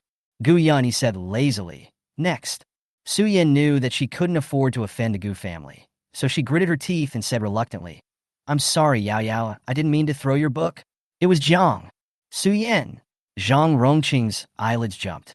What nonsense are you talking about? Su Yin knew that if she didn't tell anyone about Jiang Ruju, she would be finished. She ignored Zhang Rongqing's gaze and said with a pale face, It's all Jiang Ruju's fault. She asked me to throw your book away, and she asked me to embarrass you. Bang! Zhang Rongqing slapped Su Yin in the face and said angrily, You bitch. Why do you want to drag Ruju into this mess? Jiang Yao seemed to be thinking about something. Zhang Rongqing was a bit too extreme. What is the relationship between Jiang Ruju and Zhang Rongqing? It's about to come out. Jiang Yao curled her lips slightly. TSK, Jiang Jiwa really plays a big game of chess. There are still some fish that have slipped through the net. Gu Yanni suddenly realized, Vice Principal Lin, you should know how to deal with it, right? Vice Principal Lin wiped the cold sweat from his head and said, Yes, yes. Jiang Ruju bit her lip with a heavy heart. Su Yin shouldn't give her away, right? Even if I confess, what's the use? There's no evidence. Thinking of this, Jiang Ruju felt relieved, thinking that Jiang Yao, the country bumpkin, wouldn't be able to do anything tricky. Student Jiang Ruju, please come with us. Chapter 18 revealing that Jiang Ruzi 0026 Yao Yao likes Fu Yinshin. Jiang Ruju recognized that this was the school's executive director, and her face turned pale. She forced herself to calm down. What if she was asked to go? As long as there was no evidence to prove that it was her, Jiang Yao had no power. So what could he do to her? Boom. It was not until she saw Gu Yunshin in the office that Jiang Ruju realized that she was finished. Not only Gu Yunshin, but even Gu Yunny came. How can I deserve this bitch Jiang Yao? Especially when she saw Gu Yunny's doting look on Jiang Yao's face. Jiang Ruju became so jealous that her teeth were itching. How come Jiang Yao could easily get the status and favor that she had always dreamed of? Third uncle, fifth uncle. Why are you here? Jiang Ruju pretended to be stupid. Gu Yunshin ignored her. He didn't even lift his eyelids. Gu Yunny snorted with a half-smile. Who do you think you are? Can you compare to a hair of my guai? Jiang Ruju clenched her fists. She bit her lip and was about to cry. Fifth uncle. How could you say that to me? Gu Yunny frowned, and the smile in his eyes faded. Have some shame. Your mother is Zhang Rongqing, and she has nothing to do with our Gu family. Gu Yunny fiddled with a metal lighter lazily. He said slowly, maybe it has something to do with it. Gu Yunny smiled. Your mother took advantage of my sister's absence and climbed into Jiang Jigua's bed and got pregnant with you. Base. The lighter made a slight sound. With a cruel smile on his face, he said maliciously and playfully, do you really think that all of us in the Gu family are fools? Jiang Ruju's face turned pale and her lips trembled. He knows. The Gu family actually knew about her relationship with Zhang Rongqing. The rich family values the purity of bloodline the most. If outsiders knew that she was the child of a mistress, an illegitimate daughter who could not be seen in public. No one could know about this. Jiang Yao glanced at Jiang Ruju with a half-smile. She actually guessed it right. Jiang Jigua really took great pains to allow Jiang Ruju to enjoy the status of a rich lady. But since they knew, why did the Gu family ignore it for so many years? Jiang Yao lowered his eyes. She didn't think that the Gu family didn't want to intervene, or that there were some compelling reasons why they couldn't intervene. There's something else that's very strange. The golden light on Jiang Ruju's body was very weak, but a strong purple light was entangled in the faint golden light. Purple silvergrass symbolizes noble bloodline, and ancient European nobles often used purple as a symbol of status. But this purple light was vaguely repelling Jiang Ruju. It didn't seem to belong to her own luck, but rather more like plundered. Moreover, this purple light already has the potential to backfire. Jiang Yao seemed to be thinking about something. The office was silent. No one expected that things would develop in such a dramatic way. The adopted daughter of a country bumpkin in their eyes turned out to be the real daughter of the Gu family, and Jiang Ruju was actually the product of Jiang Jigua's infidelity. Gu Yunny didn't care what others thought, he just wanted to vent his anger on his good boy. Vice Principal Lin, I think you know what to do with the remaining people. He smiled and curled his lips, but his voice was chilling. Vice Principal Lin repeatedly said, yes, please rest assured. Come on, fifth uncle. Please eat your meal obediently. Gu Yunny lazily hooked his arm around Jiang Yao's shoulders. The cold fragrance on the man was clear and unique, mixed with a faint medicinal scent that was refreshing. Jiang Yao did not refuse. Qi Yin raised his eyelids, glanced at Jiang Yao's back, and walked in another direction. In the office, Liang Ying sat on the floor with lifeless eyes. She never imagined that Jiang Yao would have such a powerful background, and she never thought that she would actually offend such a big shot. Pack your things and get out. Not to mention Zijing, there is no place for you in the entire Jing city. When it comes to the Gu family, Zijing dare not deal with it carelessly. Not only were Su Yin and Jiang Ruju given severe disciplinary warnings, they were also given warnings to quit. Now everyone in Baohenian knows what they did. On-campus forum. How could Goddess Ruju do such a thing? Jiang Yao must have been playing tricks on her. Yes, Goddess Ruju is so wrong. I am amazed at how many Jiang Ruju fans there are in this thread. Can't you see that Jiang Ruju is just a white lotus? The midterm exam is coming soon. Goddess Ruju will definitely beat that country bumpkin by 10 blocks. You can't cheat on the midterm exam. I'm standing here. If Jiang Yao's ranking is higher than Goddess Shu, I'm going to do a live broadcast of myself doing a handstand and eating shit. After turning off the phone, Jiang Yao looked up and saw Gu Yunny staring at her. She paused and asked, what's wrong? Gu Yunny gently tapped Jiang Yao's forehead with his finger and emphasized, call me fifth uncle. Jiang Yao, fifth uncle. Gu Yunyi was satisfied and nodded with a smile. Yao Yao's face looks bad. Gu Yunshin noticed that the girl's face looked even worse, without a trace of blood. He said worriedly, Xiaowu, go and check on Yao Yao to see if she's okay. I've already noticed it. Gu Yunyi rolled his eyes in a noble and cold manner. Do I need you to tell me? Gu Yunshin, you'd better remember that I am your brother. Put your hand out. Gu Yunyi said. Jiang Yao reached out his hand obediently. Hematidosis, it shouldn't be diagnosed, right? Feeling a slight chill on his wrist, Jiang Yao raised his eyes and asked, Fifth uncle, what did you find out? The pulse is stable, but the yang qi is insufficient. Gu Yunyi withdrew his hand and drank a sip of water. It's nothing serious. Drink more water and stay up less late. Jiang Yao, why doesn't Yao Yao eat? Gu Yunshin said earnestly. You can't be picky about food. Jiang Yao picked up the chopsticks and picked up a small piece of fish. She chewed expressionlessly. Holding back the nausea rising in her throat, she swallowed hard and said, I want to exchange for the favorability of the fortune child. Bite. Calculating favorability. Qi Yan's favorability is 60 in total. Exchange for 10 health points. Fu Yunshin's favorability is 40 in total. Exchange for 8 health points. Pei Yu's favorability is 10 in total. Exchange for 2 health points. The total amount of life points that can be exchanged is 20 points, and the exchange standard is 30 points. The host has not yet reached the exchange standard. Please keep up the good work. Jiang Yao. Fuck. Gu Yunshin asked gently. What did Yao Yao say?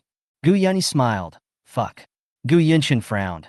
Xiaowu, don't say bad words in front of Yao Yao.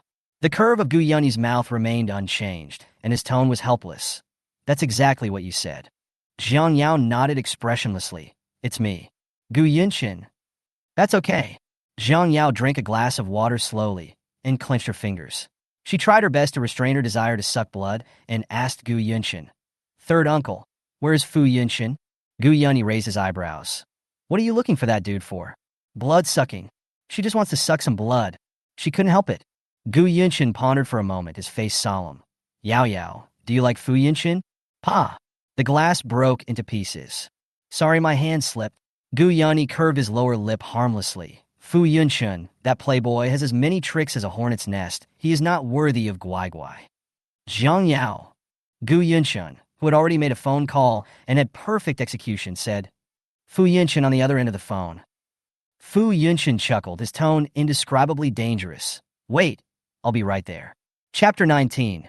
Vampires also need hygiene. Fu Yunshin came very quickly. Pushing open the door of the box, he glanced at Gu Yunyi with a half-smile. It costs nothing to make up rumors about me, right? Gu Yunyi was not afraid either. Who spread the rumor? Fu Yunshin was too lazy to argue with him. He glanced at the seats and saw that Gu Yunshin was on Jiang Yao's left and Gu Yunyi was on his right. He thought for a moment and said to Gu Yunshin, Make way. Gu Yunshin. Little friend, didn't you miss me? Fu Yunshin raised his eyebrows. Otherwise, why did you call me over? Gu Yunshin, no one asked you to come over. Gu Yunyi added calmly, Please go out. Fu Yunshin said in a gloomy tone, You two brothers make me feel sick. Jiang Yao couldn't help laughing. Be good. Gu Yunyi's eyes were full of resentment. Tell me, who do you want to sit next to you? This question is vicious. Jiang Yao thought for a few seconds and said, Fu Yunshin. Exclamation point. Gu Yunyi was simply heartbroken. My goodness, I'm so sad. Jiang Yao had no choice. As soon as Fu Yunshin came in, her nose was filled with the smell of food. The blood-sucking desire that she had been suppressing soared to the peak in an instant. She only wanted to do one thing now. That is to tear off Fu Yunshin's clothes and suck his blood. Fu Yunshin lazily propped up his head, slowly unpacked the tableware, picked up a piece of braised pork ribs, and put it in Jiang Yao's bowl. Eat more, kid. You've lost weight in just one day. Jiang Yao. I really wanted to vomit on him. Jiang Yao suppressed his nausea and ate the braised spare ribs. His face was extremely pale. She clenched her palms and drank 3 glasses of water in a row before she relieved the nausea and vomiting in her throat. My dear, are you hiding something from us? The smile in Gu Yunyi's eyes faded slightly, and he said seriously, If you feel uncomfortable, you must tell me in time. This is not a joke. Yes, third uncle, I know. Jiang Yao calmly drank another glass of water and said, Maybe I ate something bad. I don't have much appetite. She glanced sideways and met Fu Yunshin's smiling eyes. Hold. There was food tempting her. Jiang Yao stood up and said, "I'm going to the bathroom." Gu Yunshin said, "Let the waiter take you there." Jiang Yao nodded slightly. After leaving the box, Jiang Yao's step softened. "Miss, do you need any help?" the waiter asked with concern. Jiang Yao shook his head. "It's okay." The girl's pale face was reflected in the huge mirror in the bathroom. Because of extreme endurance, Jiang Yao's forehead was covered with fine beads of cold sweat. His lips were bloodless. A dull, sickly face. Those beautiful light brown eyes seemed to be covered with a layer of gray mist, dead and cold. When she walked out of the bathroom, a slender and well-proportioned hand suddenly grabbed her wrist. Jiang Yao raised her eyes and saw the man looking at her inquiringly. "What's wrong?" she asked casually. "Don't I have a name?" Fu Yunchun said lazily, tisk tisk, dissatisfied. Jiang Yao paused and called his name, Fu Yunchun. The man's bright eyes and eyebrows held a teasing smile. He shook his head and wiped the cold sweat off Jiang Yao's forehead with his fingertips. "Call me brother." The cold touch on his face slightly soothed Jiang Yao's anxiety. She took a breath and tried to speak in a steady tone. "Brother." "So obedient?" Fu Yunchun raised his eyebrows. "Since you call me brother." He smiled slightly. "Tell me, why do you look so unhappy?" "Brother will help Yao Yao solve her problem." "Really? You're the only one who can help me solve my problems."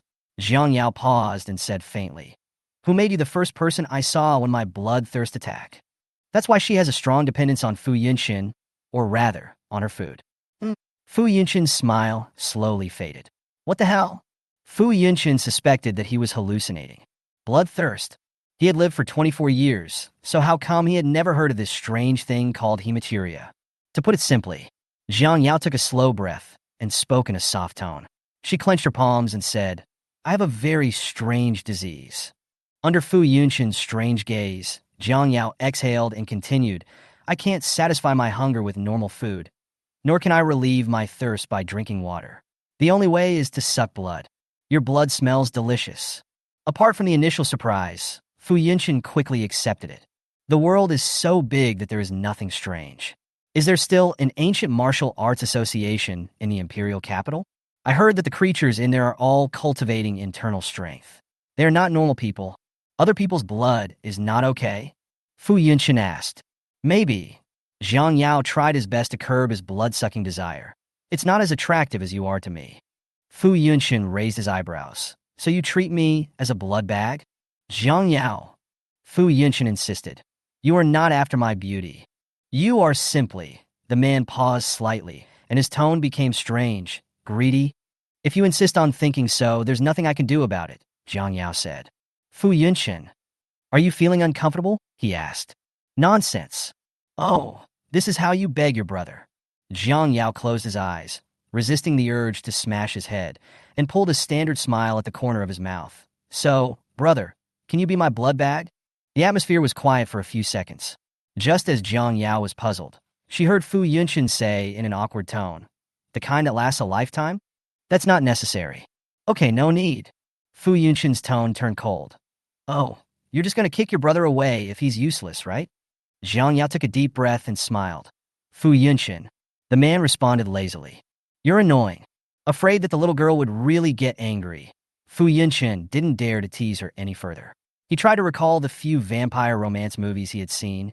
Did it involve biting the neck? Is that so? Jiang Yao was not very sure either. Fu Yunshin pulled Jiang Yao into the lounge and locked the door. He took off his coat, unbuttoned a few buttons of his shirt, and pulled it down, exposing a section of his slender, white neck to Jiang Yao. Jiang Yao. Smells so good. She was about to bite. Fu Yunshin suddenly held her head against his and chuckled. Wait a minute. Fu Yunshin didn't explain. He reached into his suit pocket and took out a wet wipe, wiped his neck, and wiped it again with a dry tissue before saying, Okay, bite it. Vampires also need to pay attention to hygiene. Jiang Yao. Chapter 20 Brother will make a blood bag for you U0026 Chiji. Q opposite the sofa is a mirror at adult height. Their postures are ambiguous and provocative, which can easily lead to impure thoughts. At that moment, Fu Yunshin suddenly realized the wonderful use of this mirror. Ugh! The next second, Fu Yunshin clearly saw the girl's sharp teeth piercing into his neck. His pupils suddenly shrank. A strange, tingling pleasure spread from the neck to the whole body. Fu Yunshan couldn't help but look up and stretch his neck. It was a subconscious gesture of seduction. It's like saying, please enjoy me. Jiang Yao also felt great. The moment the tip of her teeth pierced into his flesh, she felt an unprecedented sense of comfort, which made her greedily want to suck more. But Jiang Yao was not sure whether this would cause irreversible damage to Fu Yunshan's body. So Jiang Yao restrained himself and let him go. He closed his eyes, slowly leaned against the wall, and breathed softly. Fu Yunshan, he felt very happy. He closed his eyes, quietly digesting the ecstasy. After a moment, he looked at Jiang Yao, who also closed her eyes with a complicated expression, and his Adam's apple moved slightly. Under the lamp, the girl's face was ruddy, as if covered by a layer of white gauze. She closed her eyes quietly, with a sullen look on her face. Her lips were excessively red, and her skin had become even whiter, a smooth white like cold jade. I don't know if it's an illusion, but Gu Yunshan feels that she has become much more beautiful. It made him lose his mind. Jiang Yao. It was the first time he called her name. In the quiet lounge, Jiang Yao slowly opened his eyes and said, in confusion. Bend down. Gu Yunshan's voice was hoarse and magnetic. Jiang Yao didn't understand why, but he still did as he was told. The man's cold fingertips gently pressed against her lips and stayed there for a long, long time. It took so long that Jiang Yao felt a subtle impatience, and Fu Yunshan restrained himself and took his hand back. He turned his eyes away and said, there is something. What? My blood. Even the conversation made Fu Yunshan feel ambiguous. He dropped his eyes. Jiang Yao didn't notice anything strange about him. Oh! Jiang Yao felt that her whole body had become lighter. Especially, she was no longer tormented by hunger or thirst. She had never felt so satisfied. How do you feel? Jiang Yao felt refreshed, and also felt obligated to care about the blood bag's health. Fu Yunshan looked at her with a smile. Jiang Yao felt guilty when he looked at her. Is it very painful? I'm sorry. She was really cool, though. Jiang Yao felt sorry that her happiness was built on Fu Yunshan's pain, but she was not shaken at all in her determination to turn Fu Yunshan into her long-term blood bag. Am I your first one? Fu Yunshan asked in a strange tone. Jiang Yao said, If you don't want to... Fu Yunshan lowered his eyes. Don't look for anyone else. Jiang Yao? Oh. Fu Yunshan repeated word by word, his peach blossom eyes flashing with some emotions that Jiang Yao couldn't understand. He said, don't look for anyone else.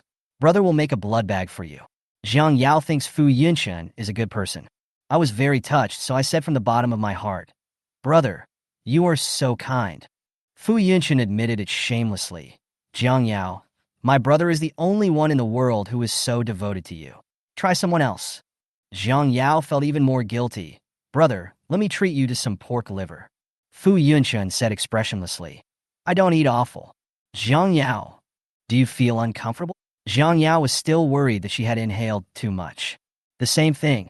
Fu Yunshan was very happy. Fu Yunshan said expressionlessly. It hurts a lot, my limbs are weak, and I feel dizzy. So, he sighed, brother should bear this in alone and stop harming other people's good children. Jiang Yao, what does my blood taste like? Fu Yunshan was very curious. I heard from Jiang Yao that it smells delicious. It's very fragrant and sweet. Jiang Yao licked her red lips, still unsatisfied. It also has a hint of plum candy fragrance. Back in the private room, Jiang Yao picked up the menu and said generously, Waiter, I want all the circled dishes. Fu Yunshan glanced at him, and the smile on his lips slowly froze. What the hell? 10 minutes later, Gu Yunshan looked at the table full of aphrodisiac and kidney-tonifying dishes and fell into deep thought. Gu Yunyi raised his eyebrows. What kind of dish is this? Deer penis fried with oysters. What about this?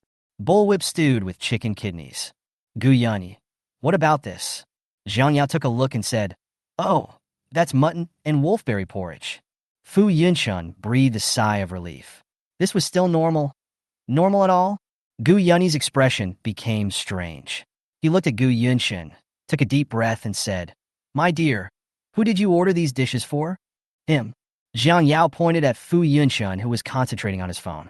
Crack. Gu Yunshan smiled and broke a chopstick. He smiled elegantly. Sorry, it was an accident. Fu Yunshan, you'd better explain. He paused, his tone cold. How did you get the marks on your neck? Jiang Yao paused. It was a mosquito bite. Fu Yunchun touched the red mark on his neck. Is that mosquito called Jiang Yao? Gu Yunyi slammed the table and stood up, angrily saying, You fucking dead beast. Fu Yunchun, you think we are fools, right? Was it bitten by a mosquito? Are you fucking kidding a 3-year-old? Fu Yunchun. Gu Yunchun rolled up his sleeves slowly and said to Jiang Yao, Yao Yao, remember to stay away from me later. Jiang Yao was confused. Bang! Wait. Jiang Yao stood in front of Fu Yunchun and said, Third uncle, fifth uncle, did you misunderstand something? What's the misunderstanding? Gu Yunyi sneered, his eyes dark. Good boy, get out of the way. This pervert actually dared to set his sights on you. I'll beat him to death. Fu Yunchun curled his lips nonchalantly. He gently brought Jiang Yao behind him, his voice strangely gentle. Be good, don't be afraid. You will be beaten to death. She had to find another blood pack, which was very troublesome. Fu Yunchun smiled. Not that fragile.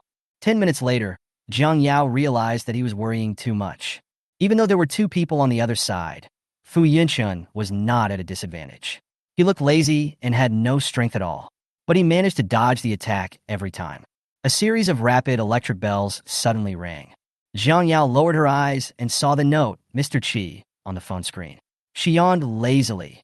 Fu Yunchun, there's a call for you. Fu Yunchun bent his arm to block Gu Yunyi's fist and raised his eyebrows. Help your brother take it.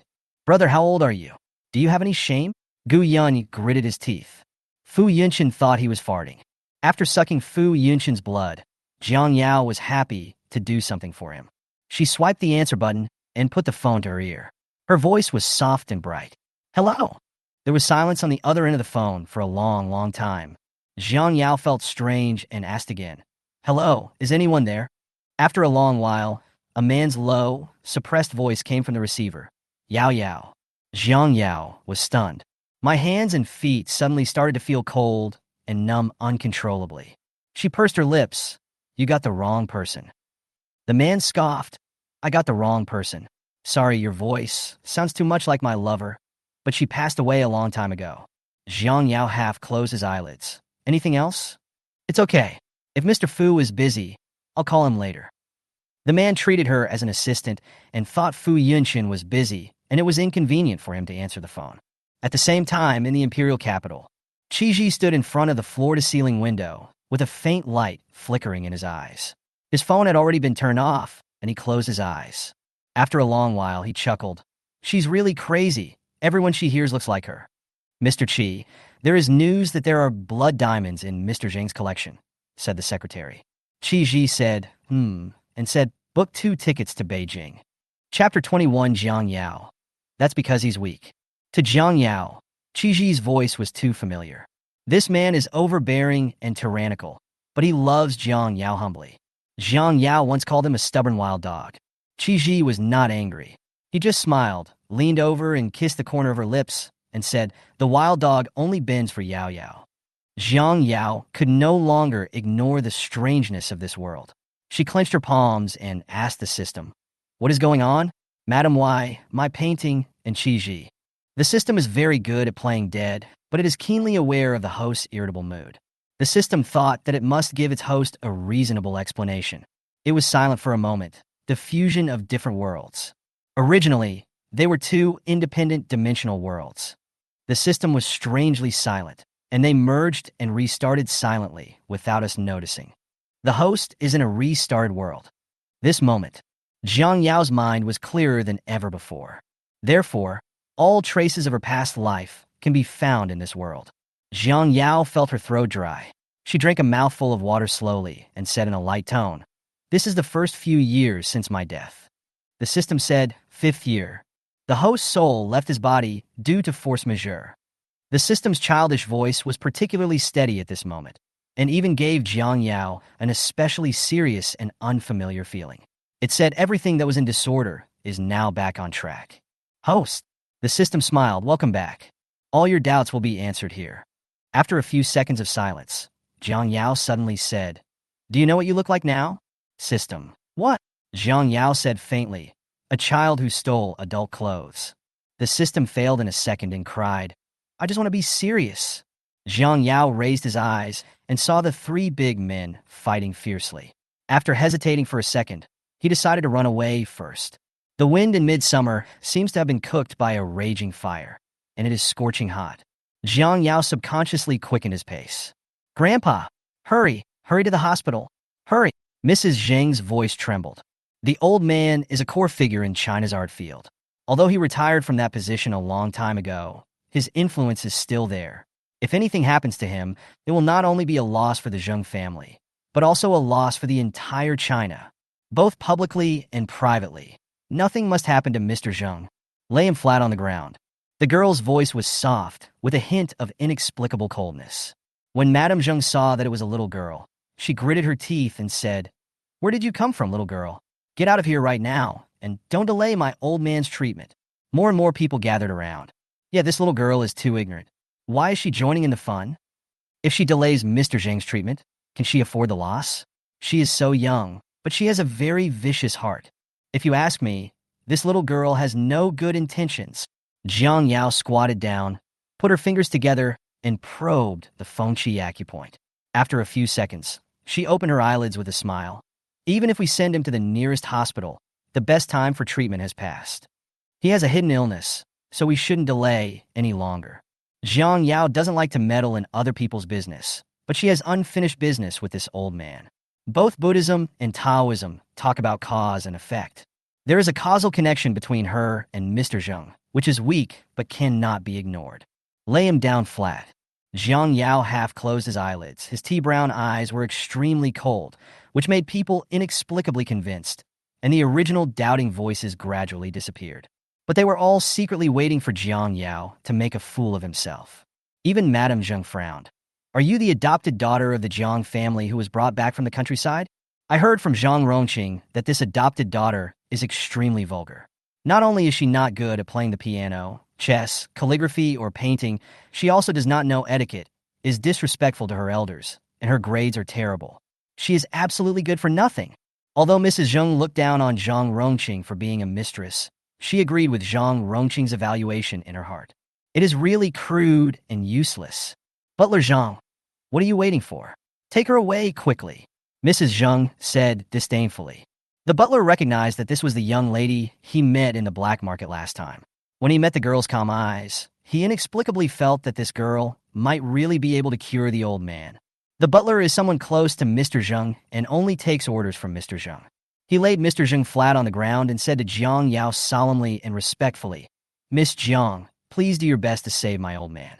I will reward you handsomely after the success." Madame Zheng's face darkened. "Butler Zhang, what do you mean? Do you have silver needles?" Jiang Yao frowned. The remaining poison in his body has not been cleared, and it has been lingering in his body for decades, corroding his internal organs. If the remaining poison is not cleared, it will cause other symptoms. "What nonsense are you talking about? If my old man had been poisoned, how could I not know it?" Mrs. Jung was even more certain that Jiang Yao was being mysterious, and her attitude became even more contemptuous. This adopted daughter of the Jiang family will do anything to get close to the Jung family. The housekeeper was stunned for a moment. Then he was convinced. My old man was indeed poisoned 10 years ago. Only I and a few others knew about this. Mrs. Jung widened her eyes in disbelief. In public, she felt like she was slapped in the face. "My face is burning with pain. A blind cat catches a dead mouse," she gritted her teeth. Jiang Yao turned a deaf ear to him and asked, "Silver needle, do you have it?" The effect would be better if there were golden needles, but the materials used to make the golden needles are rare, and the person who refines the needles must have extremely high skills. Otherwise, the effect of the golden needles will easily be greatly reduced. So Jiang Yao directly gave up the option of golden needles. Yes. The butler quickly returned to the car and took out an ancient wooden box. "What a coincidence. Master Zhang gave our old man a pair of these a few days ago." Master Zhang, vice president of the Ancient Medicine Association. Everyone was shocked when they heard this. Jiang Yao said lightly. She picked up the silver needle. Her white and smooth hands flew. Her hands were so fast that after-images appeared. Everyone subconsciously held their breath, fearing that they would disturb the dull-looking girl in front of them. After a moment, Jiang Yao lightly tapped with his fingertips, and 13 silver needles began to buzz. "You're crazy," Mrs. Jung screamed. "You're trying to kill my old man." Even Master Zhang only dares to use 6 silver needles. How dare you use 13 silver needles at the same time? Mrs. Jung saw it with her own eyes. Every time Master Zhang treated the old man, he only dared to use 6 silver needles at most. Moreover, after each consultation, Master Zhang would be in deficit for a long time. You, Madame Zhang was so angry that she was shaking all over. How dare you, a wild girl from the countryside? You are committing murder. This time even the housekeeper frowned. Miss Jiang. Jiang Yao raised his eyebrows with a half smile. That's because he is weak. Oh, you're young? But you have such a big mouth. Madame Zhang sneered. If anything happens to my old man, the Zhang family will not forgive you. The housekeeper exclaimed. The old man is awake. Chapter 22. 13 Needles of the Ghost Gate. Slap Madame Zhang in the face. Mrs. Zhang was stunned, and when she looked down, she saw that Mr. Zhang, whose face was originally purple, now looked even more energetic than usual. How is that possible? Mrs. Zhang suspected that she had seen it wrong. How could this country girl have such great abilities? 13 Ghost Needles. This is the 13 Ghost Needles. Someone in the crowd recognized that this was the long-lost 13 Ghost Needles and was immediately shocked. Well, you have good vision. Jiang Yao smiled slightly. Although the effect is weaker than the golden needle acupuncture, it is more than enough to drive away the evil toxin. Bang! Another loud slap. Mrs. Zhang felt like she had thorns on her back, and her face was burning with pain. Didn't Zhang Rongqing say that this adopted daughter from the Jiang family is good for nothing? Even the president of the Imperial Capital's Ancient Medicine Association doesn't know how to use the 13 ghost needles, so how could this wild girl know how to do it? The poison has been cleared. As for the other hidden diseases, Jiang Yao thought for a while. The old man is weak. Now is not a good time to eradicate them. The butler's respect for Jiang Yao increased even more. After the evil spirit that had troubled Mr. Zhang for more than 10 years was removed, Mr. Zhang felt relaxed and full of energy. He sighed, Girl, our Zhang family owes you a big favor. Mr. Zhang's words of owing someone a favor are as heavy as 1,000 pounds. Jiang Yao smiled and said, Eating less spicy noodles is better than anything else. Mr. Zhang. Ahem. Mrs. Zhang now wishes she could dig a hole in the ground and crawl into it. She simply hated Zhang Rongqing in her heart. If it wasn't for Zhang Rongqing, how could she lose face like this? Bite. Host's health detected to be below 40. Danger. Danger.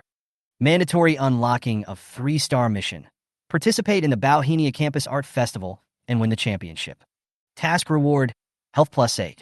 Special reminder, this is a mandatory task. If the host fails the task, 10 health points will be deducted. Please actively complete the task. Jiang Yao. The familiar feeling of hunger came over me. Jiang Yao smiled. Stupid system. I have something else to do, so I'll leave first. Jiang Yao suppressed the burning pain in his stomach and tried his best to keep his voice steady. After he finished speaking, he pushed the crowd away and left. Looking at the girl's back as she walked away, Mr. Zhang sighed. This girl is extraordinary. She will be very successful in the future. I have to come to her house to thank her. The housekeeper nodded and said, This time it's all thanks to Miss Jiang. Mrs. Zhang clenched her fist tightly and said nothing. Remember to delete the video. Mr. Zhang returned to his serious look in front of outsiders. A tree that stands out in the forest will be destroyed by the wind. Mr. Zhang did this to protect Jiang Yao. After all, although there are many geniuses in this world, there are even more who die young. Thinking of this, Mr. Zhang sighed with worry. Bloodthirst and hunger occur simultaneously. Jiang Yao felt cold all over, but his stomach felt like it was burning with fire. She closed her eyes, her face covered with fine and dense cold sweat. Jiang Yao clenched his teeth and said, If you have the guts, change your symptom. The system felt guilty and distressed. I'm sorry, host, this is random. Jiang Yao's eyes suddenly lit up. Smells so good. It's the taste of food. Jiang Yao felt that her blood was boiling. The alley was dim. The girl was leaning against the wall with her eyes half closed. Her face was as pale as paper, and she looked as if she was enduring some intense pain. Peiyu paused. He remembered her. You look very unwell. Do you need to go to the hospital?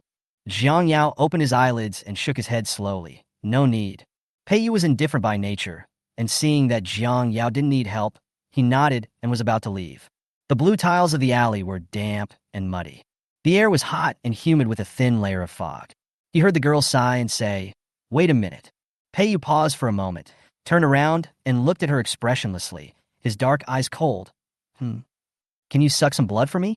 Jiang Yao pursed her dry lips, her voice slightly hoarse. She used 2 fingers to compare. Just a little bit is enough. She has always known how to show weakness. Just like now. She looked so pitiful. Her light brown eyes were misted with a thin layer of water, and she gently pulled his sleeve. Pei Yu just a little bit. She called his name, a tone similar to begging. Pei Yu lowered his eyes and stared at her for a long time. Jiang Yao was prepared to be rejected. After all, this sounds too unbelievable, and you might even be regarded as a lunatic. Pei Yu was just at a loss. The absurd plot of bloodsucking, which only existed in science fiction movies, was actually happening in front of him. Vampire? But no vampire is as round and cute as her, Pei Yu thought. He rubbed it gently with his fingertips. Where do you want to bite? Neck. Jiang Yao didn't even have the strength to speak. Pei Yu nodded. He unbuttoned his shirt, revealing his long and thin neck. Smells so good. A light cedar scent mixed with a hint of citrus sweetness. Jiang Yao shrugged her nose, and her teeth became sharp. Just as she was about to bite, Pei Yu put his hand on her forehead. Jiang Yao. Dirty, Pei Yu said. Then he took out a wet tissue and wiped his neck. Okay, that's enough, bite it. Jiang Yao. This familiar scene. She stood on tiptoe, put her hands around Pei Yu's neck, and gently sucked the sweetest spot, slowly sinking her teeth into it.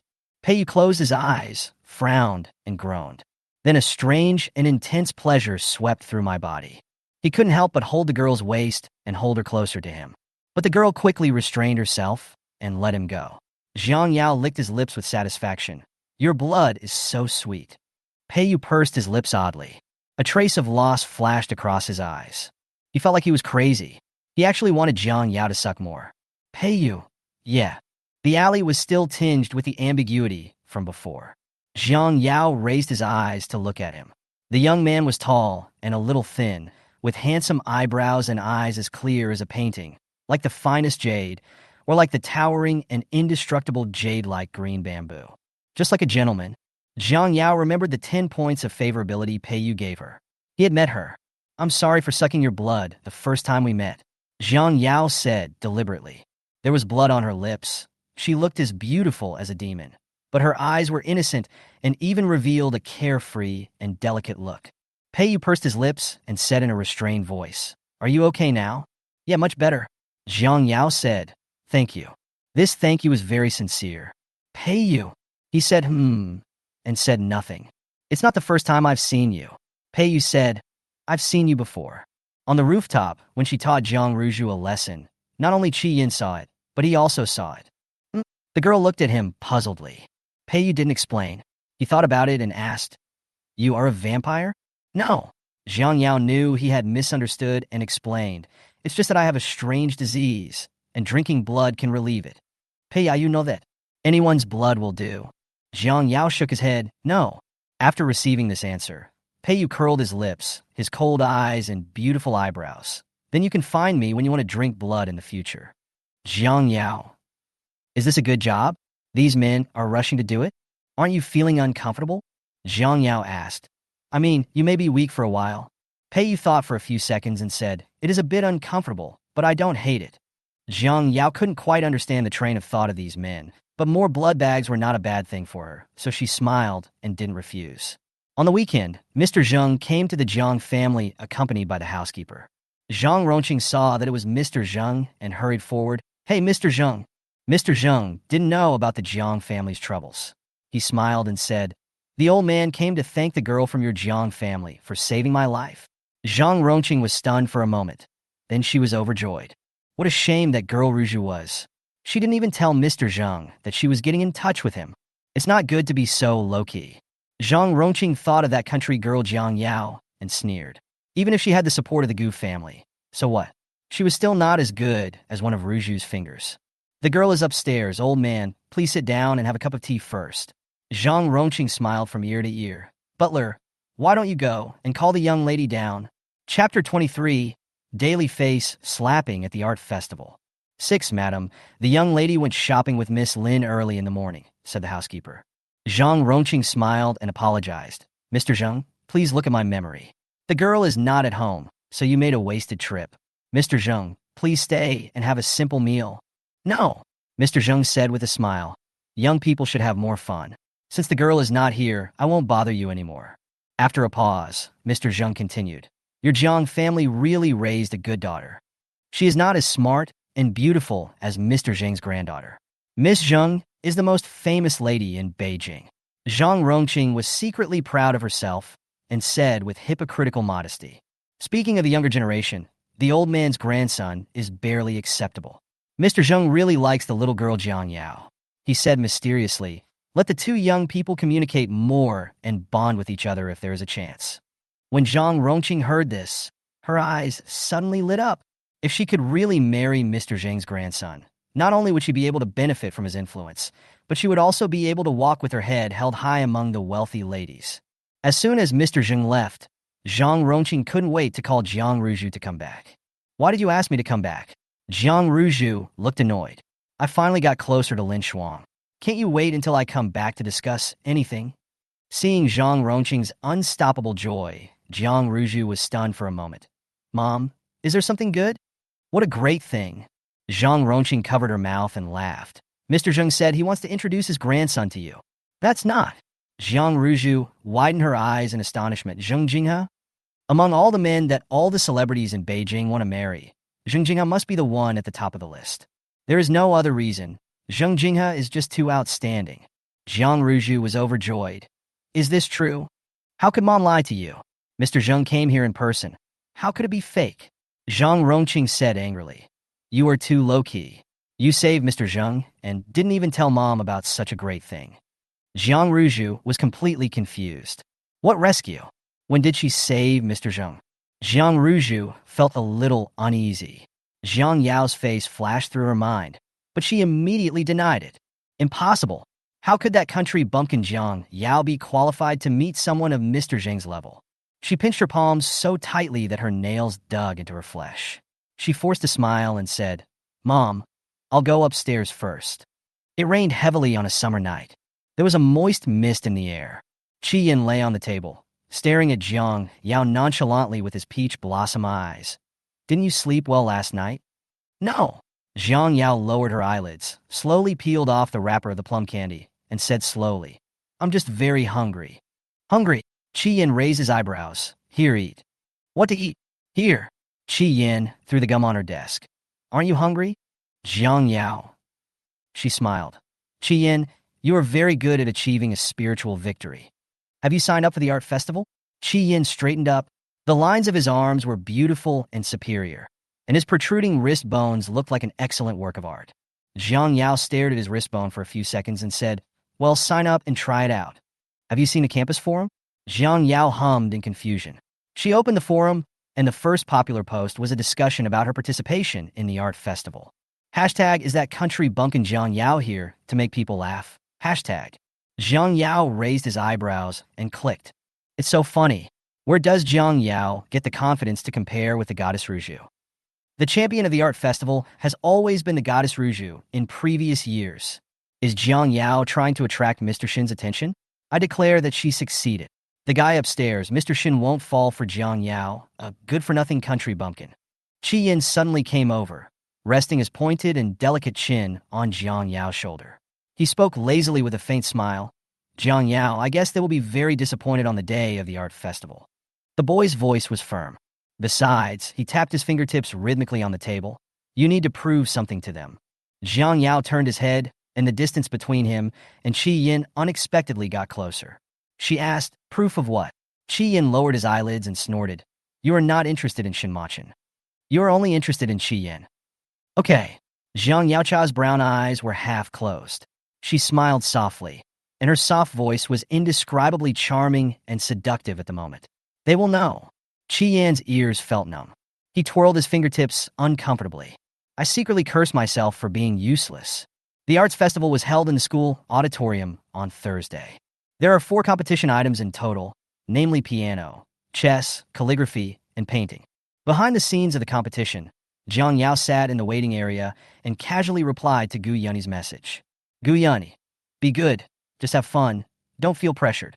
Jiang Yao types. 5th uncle, I want to take first place. Gu Yunni. After 2 seconds of silence, Gu Yunni sent a voice message, saying earnestly, My dear, it's good to have this intention, but we can't be too ambitious. Jiang Yao smiled slightly and didn't explain. Jiang Yao, do you really think that you can attract Mo Chin's attention by participating in the art festival? Jiang Ruju looked her up and down with disdain. There are some circles that inferior people like you can never squeeze into. There are only Jiang Ruju and Jiang Yao backstage now. Jiang Ruju tore off her disguise without hesitation. You can't even understand Mrs. Y's paintings. What qualifications do you have to compete with me? Ha! Jiang Ruju covered her mouth and laughed. I'm embarrassed for you. Jiang Yao, a country bumpkin, grew up in the countryside. It was good enough for him to be able to write a few words, let alone the elegant arts of music, chess, calligraphy, and painting. Isn't it just to attract Mo Chin's attention? Jiang Ruju insisted on making Jiang Yao a laughingstock of Zijing today.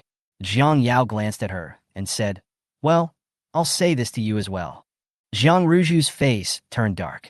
This bitch is still stubborn even when she is about to die. She gritted her teeth and her expression suddenly changed. Jiang Ruju picked up the phone. She didn't know what the other party said, but she smiled happily and asked, are Mr. Jung and Jinghe here? Zhang Ronqing on the other end of the phone wanted the whole world to know. Yes, when Mr. Jung heard that you were participating in the competition, he immediately agreed and praised you for your ability. After hanging up the phone, Jiang Ruju still couldn't suppress the pride on her face. Mr. Jung? Jiang Yao looked strange. Jiang Ruju rolled her eyes. Country bumpkin, do you know who Mr. Jung is? Chapter 24, Stunning. U0026 leak warning. Jiang Yao. Not only did she know, she had also saved the old man. The first game is about to begin. Contestants, please get ready. The host held the microphone and spoke in a fluent broadcasting tone. Jiang Yao is on the left side of the stage. Jiang Ruju was just next to her. The first game is drawing. The contestants need to finish a painting within 90 minutes. After the completion, the judges will score them, and the one with the highest score will win. After introducing the rules of the game, the timer officially started. Seeing Jiang Yao lying listlessly on the table, Jiang Ruju sneered disdainfully, saying that a country bumpkin is a country bumpkin, and he gave up the game just as it began.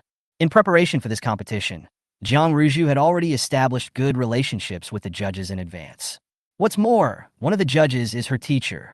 She wanted to see what Jiang Yao would use to compete with her. Sitting in the VIP seat, Mr. Jung smiled and said to his grandson, did you see that girl? She saved my life. Zheng Jinghe pushed up his gold-rimmed glasses, his face as cold and white as snow, showing no expression. Is this why you called me over from the conference table? Yeah, that girl is cute. Zheng Jinghe. While others were painting, she was sleeping. Quite unique. Cute? Zheng Jinghe raised his eyebrows, but couldn't tell for the time being. When Jiang Ruju saw the man's cold eyes glancing at her, she lowered her head and smiled shyly. It turned out that he had been secretly paying attention to her when she couldn't see. Maybe he had been secretly in love with her for a long time, but was just embarrassed to say it out loud. Jiang Ruju suddenly understood. No wonder Mr. Jung said she was a savior. In fact, Mr. Jing's real purpose is to match her with Jinghe, right? Maybe all this was carefully planned by Jinghe. Jiang Ruju was both happy and shy, and her heart was pounding with Zheng Jinghe's long-planned move. As time goes by, many contestants have already pressed the competition bell. After Jiang Ruju finished the last stroke, she turned around and saw that Jiang Yao had just picked up the paintbrush and was slowly painting on the canvas. She smiled contemptuously and rang the bell for the game. Jiang Yao yawned lazily. The stage lights shone on her pale face, casting a soft glow on her dull features. Pei Yu sat in the audience, his eyes always on Jiang Yao. He couldn't help but think of the scene in the alley again. Pei Yu reached out and gently touched his neck. The red mark had already faded. He was absent-minded. Are you feeling uncomfortable again? Qi Yin raised his eyebrows. What did you say? Pei Yu shook his head. Nothing. By the way, Qi Yin raised his voice, his delicate and beautiful features bewitching. The one on the left, Jiang Yao. Do you see it? Yeah. Pei Yu lowered his eyes and responded lightly. Qi Yin curled his lips lazily. She has a crush on me. A childish, ostentatious tone. Pei Yu was slightly stunned. His fingers clenched, his voice was as calm and cold as ever.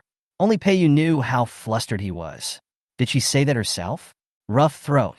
Qi Yin glanced at his friend in surprise. Or else? In Pei Yu's faintly red eyes, Qi Yin sighed and boasted. Of course she said it herself. She likes me too much. I can't help it. I'm also annoyed. Pei Yu's eyes were gloomy. A dark storm arose in those usually calm eyes. After a long while, he suddenly let go of her hand, lowered his eyes, and said, "Very good. Bite. Game time is over." The host's voice and the sound of Jiang Yao ringing the competition bell rang in the auditorium at the same time. Everyone's eyes fell on Jiang Yao. The girl yawned slowly, her chin supported by her soft and boneless fingers, her eyelids half closed, her round cat pupils flashing a delicate, innocent, and lazy light. Everyone couldn't help but be stunned. Inexplicably stunning. This is a kind of beauty that comes from the bones and has nothing to do with appearance. All the contestants' works were neatly arranged in front of the judges. It also appeared on the big screen. The contestants' class and name are attached in the lower right corner. Jiang Ruju glanced at Jinghe shyly. She had drawn a pair of mandarin ducks. Jinghe would surely understand her intention after seeing them, right? Wow! Everyone below gasped. Jiang Ruju smiled triumphantly. She looked up, and the smile froze on her face. What was presented to everyone on the big screen in the auditorium was a ruin full of blood and despair. The prosperous city has become a cage, with pedestrians screaming, fleeing in fear. A feeling of powerless despair dragged them into a hopeless abyss. My heart trembles. This painting makes people dare not look at it a second time. The girl still looked indifferent, and even admired it with interest. Fu Yunchen came in at this time, along with Gu Yanni and Qi Ji. Fu Yunchen smiled and raised his eyebrows, his fox eyes seductive and frivolous. It's really unexpected. How many surprises do you have that we don't know about? Gu Yanni was also stunned. He came to support Jiang Yao. He had everything planned out. He would stand in the audience and watch. He would beat up anyone who dared to laugh at Jiang Yao. But Gu Yanni didn't expect that his little babe was actually a painting genius. I supported you, but you were alone. Only Qi Ji had a gloomy expression. He stared at the painting absent-mindedly, his thin red lips moving slightly. Yao Yao. What's wrong with Mr. Qi? Fu Yunchen glanced at Qi Ji thoughtfully. Qi Ji lowered his eyes and said in a restrained voice, "Nothing. I just remembered an old friend." Gu Yanni and Fu Yunchen looked at each other in silence. It was no secret that Qi Ji had a lover whom he loved deeply, but she was beautiful, but had a tragic life. I heard that the lady died in a car accident 5 years ago. Jiang Yao. Qi Ji's eyes fell on the signature on the lower right corner. He gently stroked the ring on his finger. Is it such a coincidence? Same name and surname. The painting style and brushstrokes are also carved from the same mold. Jiang Ruju on the stage was also shocked. She looked grim, and her nails dug into her flesh. Impossible. How could this painting be painted by Jiang Yao? There must be something wrong. Plagiarism. Yes, it must be plagiarism. Or this painting was stolen by Jiang Yao. I report Jiang Yao for using someone else's work to participate in the competition. Jiang Ruju stood on the stage and said righteously, "This painting cannot possibly be Jiang Yao's work." Yeah, has this country bumpkin Jiang Yao ever learned to paint? If you plagiarize other people's works to participate in the competition, it will be too unfair to other contestants, especially Goddess Ruju. It's disgusting. How could Zijing allow such a person with such low moral standards to exist? The students' criticism of Jiang Yao became more and more intense. Jiang Yu looked at the calm girl on the stage with an expressionless face. The guilt and pity that had finally arisen in my heart for Jiang Yao completely disappeared. He would never allow himself to have a sister with bad character. Several judges looked at each other and said, "After discussion, we have decided to cancel Jiang Yao's score." Jiang Ruju breathed a sigh of relief. She's still first. Before he could feel proud, he heard the girl's calm voice clearly coming from the microphone. She smiled. Who made the decision? The reason. Qi Ji, who was sitting in the VIP seat, suddenly narrowed his eyes. This voice. It was the girl on the phone that day. Chapter 25. Fraudulent Confrontation with Mrs. Y. The gentle charm in the girl's eyes slowly faded away. She tilted her head and tapped the microphone nonchalantly with her fingertips. Is this question difficult to answer? There was silence for a few seconds, and the judges looked at each other. Finally, the old man in the middle of the judges stood up and said, "It is a unanimous decision of the judges. We reasonably suspect that Jiang is suspected of cheating in the competition. Lin Lu is a member of the Calligraphy and Painting Association and has a high reputation. He is also Jiang Ruju's calligraphy and painting teacher. This old immortal. The smile in Gu Yunni's eyes gradually turned cold. Fu Yunchen leaned back in his chair, his posture lazy, his eyelids half closed. She will take care of it. The man was playing with a metal lighter absent-mindedly. The grinding wheel made a slight scraping sound. His expression was cold, and his smile was not in his eyes. The little girl is very capable. She will never let such a bastard bully her. Gu Yunni suppressed the urge to beat Lin Lu violently. His eyes were gloomy, staring coldly at the stage. The next second, a secret smile appeared on the corner of his mouth. The delicate and beautiful eyebrows looked at the girl on the stage gently and proudly. You are right. This good boy is amazing. Jiang Yao didn't notice the strange movements in the audience. She drooped her eyelids sleepily. Hunger was playing tricks on her, and a hint of irritation flashed across Jiang Yao's eyes. She said in a cold tone, Lin Lu, 3 days ago in the afternoon, there was an additional remittance of 3 million in your account. The girl looked pale and fragile, but her expression was so cold that it was frightening. During the same period of time, the other 4 judges all received a remittance of 1 million in their accounts. Do you want me to continue? When Lin Lu heard Jiang Yao accurately state the amount of bribe he had received, his face turned pale. His account was specially encrypted, and only hackers ranked in the top 10 on the hacker list could break into the bank security system. Hacker is a global hacker ranking list. Those who can make the list are all big names in the hacker world. Didn't Jiang Ruju say that she was just a country bumpkin who was easy to manipulate? Even if her grades are canceled, this country bumpkin won't be able to cause any trouble. But this wild girl whom he looked down upon actually knew all the transaction information of his bank. Lin Lu's eyes were fierce. He must make sure that Jiang Yao will never be able to turn things around. You are lying. Lin Lu was already sweating profusely. His face was blue and purple. If you have the guts, show me the evidence. Jiang Yao lowered his eyes, and a cruel arc appeared at the corner of his lips. I do have evidence, but Master Lin, do you have to produce evidence to accuse me of cheating? How can a country girl like you have such a high level of painting skills? Lin Lu gritted his teeth. Zijing should expel students with poor character like you, Jiang Yao said calmly. Is it possible that I am a genius? Genius? Lin Lu's eyes flashed with contempt. In all these years, only Madame Y has been recognized as a genius. Are you, a wild girl, worthy of being compared with Madame Y? There was whispering below. I can't stand it anymore. Jiang Yao actually dared to touch my goddess. Yeah, Jiang Yao hasn't even learned to paint. How could he possibly draw such a shocking work? I heard from Goddess Ruju that this country bumpkin has dirty hands and feet. You all know that, right? The ducks painted by Goddess Ruju are so vivid and lifelike. Jiang Yao picked up the paintbrush nonchalantly, and the snow-white canvas was immediately stained with color. The camera keenly broadcast the entire process of Jiang Yao's painting live on the big screen. The girl has a lazy look on her face, and the paintbrush in her hand seems to have life. In a moment, a prosperous city that never sleeps appears on the paper, full of vitality and prosperity. Everyone couldn't help but watch in fascination. Jiang Yao's gentle voice spread from the microphone to every corner of the auditorium. The painting just now was called Decline, and this painting is called Resurrection. Anyone still have doubts? She smiled faintly. Rubbish. Host, you are becoming more and more irritable. The system was very worried. Host, do you still remember that you are a weak and pitiful little green tea? Jiang Yao smiled gently and softly. Don't disgust me. System. The whole audience was silent. The stage lights shone on the girl, and everyone was so shocked as never before. The word genius can be so concrete. Genius.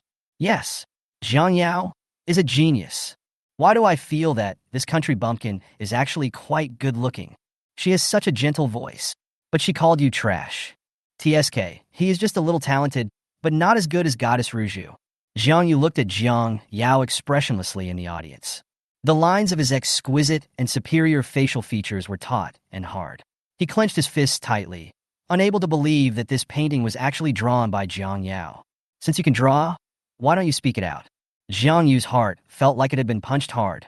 The pain was dull yet intense. He never understood Jiang Yao, this biological sister who was connected to him by blood. Mr. Jung, who was sitting in the audience, was so angry that he almost had a seizure. What a bunch of rubbish judges. Zheng Jinghe. Mr. Jung had a bad temper when he was young, and it was even more impossible for him to control his temper now that he was old. He took out his cell phone and called the president of the Calligraphy and Painting Association directly. "Old Zhang, come to Zijing. Now. Immediately. Immediately." Mr. Zhang spoke rapidly and stunned Master Zhang on the other end of the phone. It took Master Zhang a long time to finally understand his old friend's intention. So they want him to come over and clean up the mess? It's just an art festival. Is it necessary to make such a fuss? When Mr. Zhang arrived at the school's top management was also confused. Isn't it just an art festival? It's fine if Mr. Zhang and those big guys come. But why did even Master Zhang get alarmed? The school did not dare to delay and immediately sent someone to welcome Master Zhang in. Unexpectedly, when they entered the auditorium, Master Zhang suddenly stopped where he was. Vice Principal Lin was sweating profusely, fearing that he had neglected Master Zhang. "Master Zhang, what are you doing?" Master Zhang looked at the painting on the big screen, his eyes sparkling. Quick, quick, tell me who painted this?" Elder Zhang said proudly. "Well, that girl from the Jiang family on the stage. Is she a good candidate? Could it be that Master Zhang wants to take in a disciple?" Vice Principal Lin muttered. Although Master Zhang is highly respected in the calligraphy and painting circles, he has never taken in a disciple. If Jiang Yao can really become Master Zhang's disciple, then his status will be different. "You want to accept a disciple? What kind of disciple is this?" Elder Zhang raised his thick eyebrows. "It would be better if she accepted me as her disciple." Vice Principal Lin. "But I already have a master." Old Zhang sighed. "Besides that person, there is another genius about to emerge in the calligraphy and painting world." Lin Lu said disdainfully from the judge's seat. "So what if you prove that this is your painting? I'm a judge, and if I say your score is invalid, then it's invalid. She was just a wild girl from the countryside. Wouldn't it be easy for him to kill her?" "Oh," Zhang Lao laughed. "I want to see who is so arrogant." Lin Lu was stunned. He turned around and saw Zhang Lao coming towards him with a cane. He said in a threatening manner, "Using power to bully others. Is this what you are capable of?" "Zhang, old Zhang." Lin Lu's legs trembled, and he almost fell to his knees. Zhang Lao sneered. "You have been expelled from the Calligraphy and Painting Association for embezzlement and bribery." Of course, what awaits Lin Lu, in addition to a complete ban from the art industry, is life imprisonment. The fate of the other judges was not much better than Lin Lu. Once Lin Lu fell, Jiang Ruju completely lost her support. Her face was pale, and she burst into tears. "I didn't expect the teacher to be this kind of person." Lin Lu's face changed. You bitch." Jiang Ruju's eyes flashed with a hint of ferocity, and she said in a voice that only Lin Lu could hear, "Teacher, have you ever thought about the consequences of offending the Jiang family?" Only then did Lin Lu see Jiang Ruju's true face. The person he thought was a well-behaved disciple was actually a beast in human form. Good. Threaten him, right? If he doesn't have an easy life, he won't let Jiang Ruju have an easy life either. "Jiang Ruju gave me the 3 million, Lin Lu sneered. "She also asked me to rule that Jiang Yao's results were invalid." Chapter 26, Jiang Ruju's Self-Love. Jiang Yao raised his eyebrows. "Is this the beginning of a dog-eat-dog situation?" Jiang Ruju gritted her teeth. This old man was not afraid of her threat. All eyes in the audience fell on Jiang Ruju. She sneered in her heart, bit her lip with a pitiful look on her face, and said with a sobbing voice, "Teacher, why did you frame me? Is it because the teacher wanted to molest me and I refused? The teacher holds a grudge and is accusing me. One word can cause 1,000 waves. What? This wretched old man actually wants to molest the Goddess Ruju. Goddess Ruju is so pitiful. Yes, Goddess Ruju must have been forced into this. This old man really did everything he could to drag the goddess down with him." Public opinion instantly turned to Jiang Ruju's side. Lin Lu's eyes widened, and he trembled with anger. You bitch." It was not until the police quickly arrested several people that everyone woke up from their dream. Master Zhang coughed and said, "The judge position is vacant. How about I be the judge? Anyone has any objection?" Everyone looked at each other. This is Mr. Zhang, who is famous both at home and abroad. Who dares to object? Who is qualified to object? The school's top brass was in a state of confusion. Who could have thought that such a small art festival would alarm both Mr. Zhang and Mr. Zhang at the same time? Not to mention Zheng Jinghe, who is in a high position, and the 3 business tycoons. Everyone saw Jiang Yao approaching Jiang Yao with a licked face and asked cautiously, "Master, can you give me these two paintings?" "Is very magical." Jiang Yao raised her eyebrows slightly. The old man hadn't changed at all. She said casually, "Take it if you want it." "Hey, good, good, good." "Master, can you get your name on the calligraphy and painting association?" Jiang Yao said expressionlessly, "No." Jiang Lao looked disappointed and muttered, "This girl is not as easy to talk to as the master." Jiang Master himself, Yao. "Can we have an intermission?" Jiang Yao glanced at Fu Yunchun in the audience. She was hungry. Fu Yunchun raised his eyebrows. A look that said, "Please beg me." "Okay, okay." Mr. Zhang nodded repeatedly. Jiang Yao was about to leave, and old Jung hurriedly pulled his grandson over. "Hey, Yao girl, don't go. At least come to see his grandson." "What's the matter?" Jiang Yao frowned. Zheng Jinghe showed a gentle smile on his cold face. "My name is Zheng Jinghe. Thank you for saving my grandfather." Even if the superior takes the initiative to step down from the platform, there is still a sense of arrogance and aloofness. It's just that Zheng Jinghe hid it very well. Jiang Yao was thoughtful. This man had a very strong aura. What surprised her most was that there was a deep marriage line on Zheng Jinghe, and on the other side of the marriage line was her. There is a marriage line in everyone's body. This is a fate that cannot be severed in terms of destiny. According to the old saying, it is a match made in heaven. But Jiang Yao has always been high and mighty and played with men's love. She never thought that any man could trap her with the threat of fate. The last person who had a connection with her was that sickly guy from the Xie family. Jiang Yao lowered her eyes. She didn't want to get involved with a politician like Zheng Jinghe, so her attitude could be described as cold. "Well, can I leave now?" Zheng Jinghe kept smiling. "Of course, please feel free to do so." "Jinghe." Jiang Ruju's voice was weak. She felt vaguely uneasy in her heart, as if something was out of her control. Why is Jinghe so nice to that bitch Jiang Yao? Doesn't Jinghe know that this Jiang Yao has taken away her first place? She bit her lip.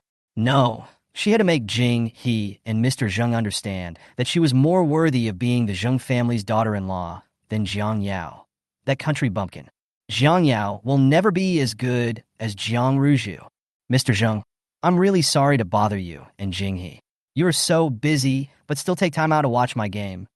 Jiang Ruju smiled shyly. She glanced at Jiang Yao with a hint of pride. "See it? The person Mr. Zheng favors is Jiang Ruju." Jiang Ruju's words almost made Mr. Zheng's CPU burn out. He was confused and said, "Huh? What the hell? Yao Yao, you are such a fool. How can you not say hello to Mr. Zheng when you see him? You don't even know the rules." Jiang Ruju changed the subject and spoke generously and appropriately. "Mr. Zheng, Yao Yao is a child we adopted from the countryside. She has little experience, and it is normal that she doesn't know you. If I have offended you, Mr. Zheng, I will apologize to you on behalf of Yao Yao." "Ah!" Mr. Zheng paused for a moment, almost unable to suppress his anger. "Are you sick?" "Mr. Zheng." Jiang Ruju looked aggrieved. Mr. Zheng has lived for many years. How could he not see Jiang Ruju's twists and turns? He sneered, "Even if Yao girl rides on my head, I'm happy with it. It's none of your business whether I say hello or not." Zheng Jinghe raised his eyebrows slowly. He was in a high position and had seen all kinds of people. He could tell at a glance whether they were human or not. He glanced at Jiang Ruju condescendingly, not disguising the oppressive feeling in his bones, but his tone was still gentle.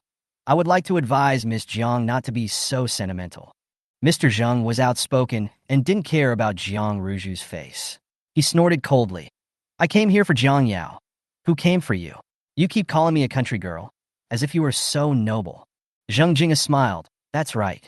I see. It turns out that Jiang Yao is Mr. Zheng's savior. How can she deserve it? The bitch Jiang Yao should be trampled under the feet of Jiang Ruju forever." Jiang Ruju gritted her teeth. Unprecedented embarrassment swept over her. Jiang Ruju's fingertips dug into her flesh, and she stared at Jiang Yao gloomily. "She wants Jiang Yao to die." Jiang Yao glanced at Jiang Ruju and raised his eyebrows nonchalantly. She turned around and went back to the lounge. The girl in the mirror looked as pale and weak as paper, with her tea-brown eyes glowing with gentleness and innocence. Jiang Yao lowered his eyes in annoyance. Click! Suddenly, there was a sound of a lock being locked behind me. Jiang Yao frowned. "Who?" "It's me." Chapter 27, Stimulating Shura Field. Jiang Yao looked back and saw the young man standing silently in front of the door. He has a tall and straight figure. Jiang Yao paused, her voice softened. Pei Yu. Pei Yu liked hearing her call his name. It felt like a storm was blowing through his heart, and he couldn't calm down. You look very pale. The young man slowly approached until he was able to bend down and kiss Jiang Yao's lips. He then stopped and asked, "Does it hurt?" The cold and chaste voice contained a hint of temptation. Jiang Yao. What are you thinking about? Tell me. Jiang Yao closed his eyes. The desire to suck blood surged, and she stood on tiptoe, saying in an aggrieved voice, Pei Yu, I'm hungry. Pei Yu's dark eyes were reflected in the mirror. He raised his chin slightly, revealing the delicate and beautiful lines of his shoulders and neck. The handsome and cold face of the young man was now as beautiful as a demon. No, Jiang Yao. Pei Yu's Adam's apple rolled slightly, and in Jiang Yao's puzzled eyes, he said in a hoarse voice, the person you like is Qi Yin. What does it have to do with bloodsucking? Jiang Yao asked. Pei Yu lowered his eyes, staring at the girl's confused and ignorant eyebrows, and paused for a moment. It is related.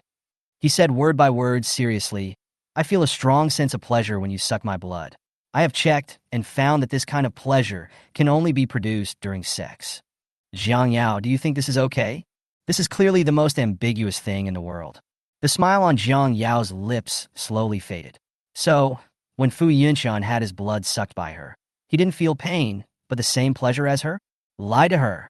In silence, Pei Yu's heart sank bit by bit. He began to undress quietly. There's nothing to like about Qi Yin. Pei Yu paused and said, or, even if we do something to betray Qi Yin, he won't know. Jiang Yao, I do. He pulled his collar down, revealing his delicate and seductive collarbone. Above the collarbone is a slender and beautiful neck. Pei Yu's cold eyebrows were lowered, full of obedience at this moment. Do you want me to suck your blood? Jiang Yao asked. Pei Yu, you know that.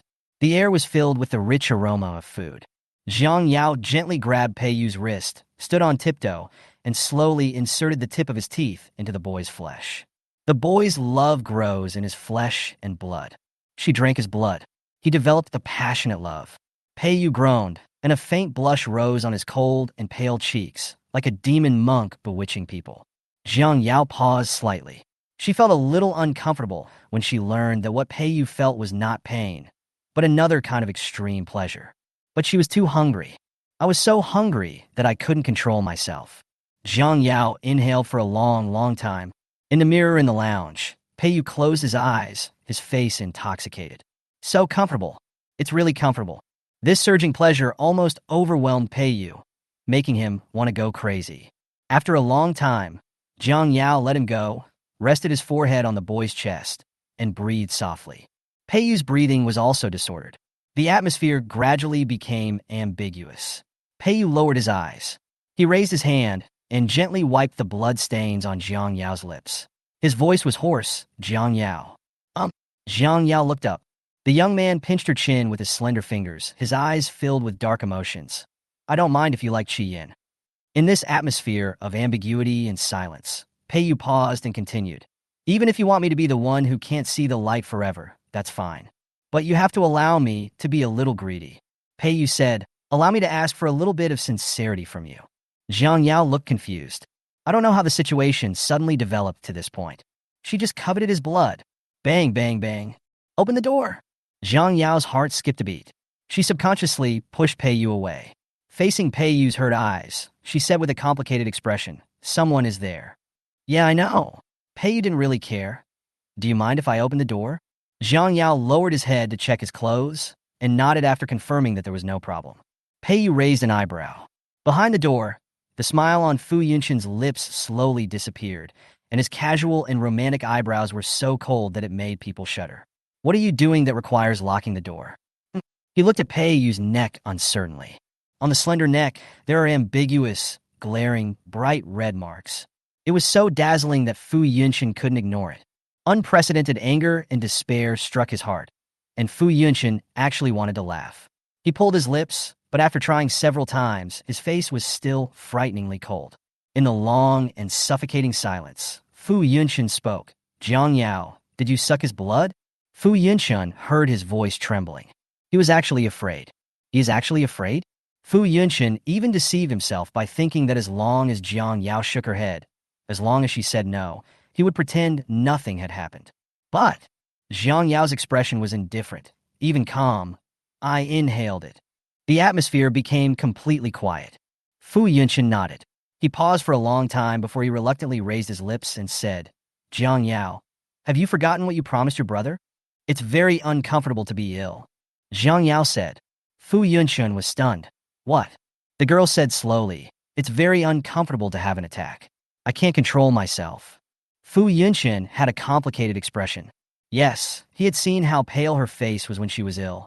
So how could he not understand how painful it was for her? It's not her fault. The only one to blame is Peiyu. Peiyu also looked at Fu Yunqian quietly at this time. So, he is not the only one, nor the first. Jiang Yao also smoked Fu Yunqian. This realization made Peiyu jealous and crazy. When the two men looked at each other, they could see the hostility burning in each other's eyes due to jealousy. Jiang Yao drooped his eyelids in annoyance. It happens again. Men are always so jealous and petty. Why can't they just accept each other's existence generously and tolerantly? The system was shocked when it heard the host's complaint. Host, your idea is very dangerous. Jiang Yao didn't understand. Where is the danger? Only a scumbag would do this. The system said after a long pause. You are a scumbag in a green tea costume. Jiang Yao said, oh, indifferently. Is that so? Actually, there is no difference. At this moment, another cold, emotionless voice suddenly sounded. Jiang Yao. Jiang Yao's heart skipped a beat. She raised her eyes, slightly dazed. How long has it been since I last saw Qi Ji? It didn't seem like long, as if everything was just yesterday. But for Qi Ji, it was real, the pain of losing his beloved for 5 years. Jiang Yao didn't understand the men's love for her, but she never doubted their love for her. 5 years. How long? Jiang Yao didn't know. It wasn't until Qi Ji stood in front of her that Jiang Yao felt she knew. 5 years is enough to make a man become calm and taciturn, and even more unpredictable. There is not even a smile on his face, and ice is warmer than him. Jiang Yao lowered her eyelids and pretended not to know him. Chapter 28. The Inside Story? A slap in the face. U0026 Lady Iris. L. Host, you cannot let anyone recognize you. Otherwise you will be detected by the world consciousness. The system said anxiously, when that happens, you will be completely wiped out. Jiang Yao nodded. She hadn't intended to be recognized by them. She knew Qi Ji. He was testing her, which meant he didn't recognize her, otherwise it wouldn't be just a simple test. Qi Ji stared at the unfamiliar face for a few seconds, then looked away expressionlessly, saying in a cold voice, the next game is about to start. Jiang Yao nodded and walked out. Fu Yunqian glanced at Peiyu indifferently, sneered, and left. This competition was about calligraphy, and calligraphy and painting are inseparable, so Jiang Yao won first place without any suspense. There was no intermission after the second game, and we went straight into the third game, chess, Go. Go is very popular in China and can almost be said to be the national game. However, Go also has ranks from high to low. They're divided into professional rank, and amateur grade. Professional ranks are divided from beginner to 9th rank from low to high, with the lowest being beginner rank and the highest being 9th rank. After entering a professional rank, each promotion is extremely difficult. It is precisely because of her professional third dan status that Jiang Ruju is dubbed the Dream Goddess by her fans. So far, there are only 5 people in the world who have reached the 9th dan level in Go. 2 are from country H, 1 is from country J, and the remaining 2 are both Chinese national players of the 9th dan level. 1 is the current president of the Go Association. The other is quite legendary.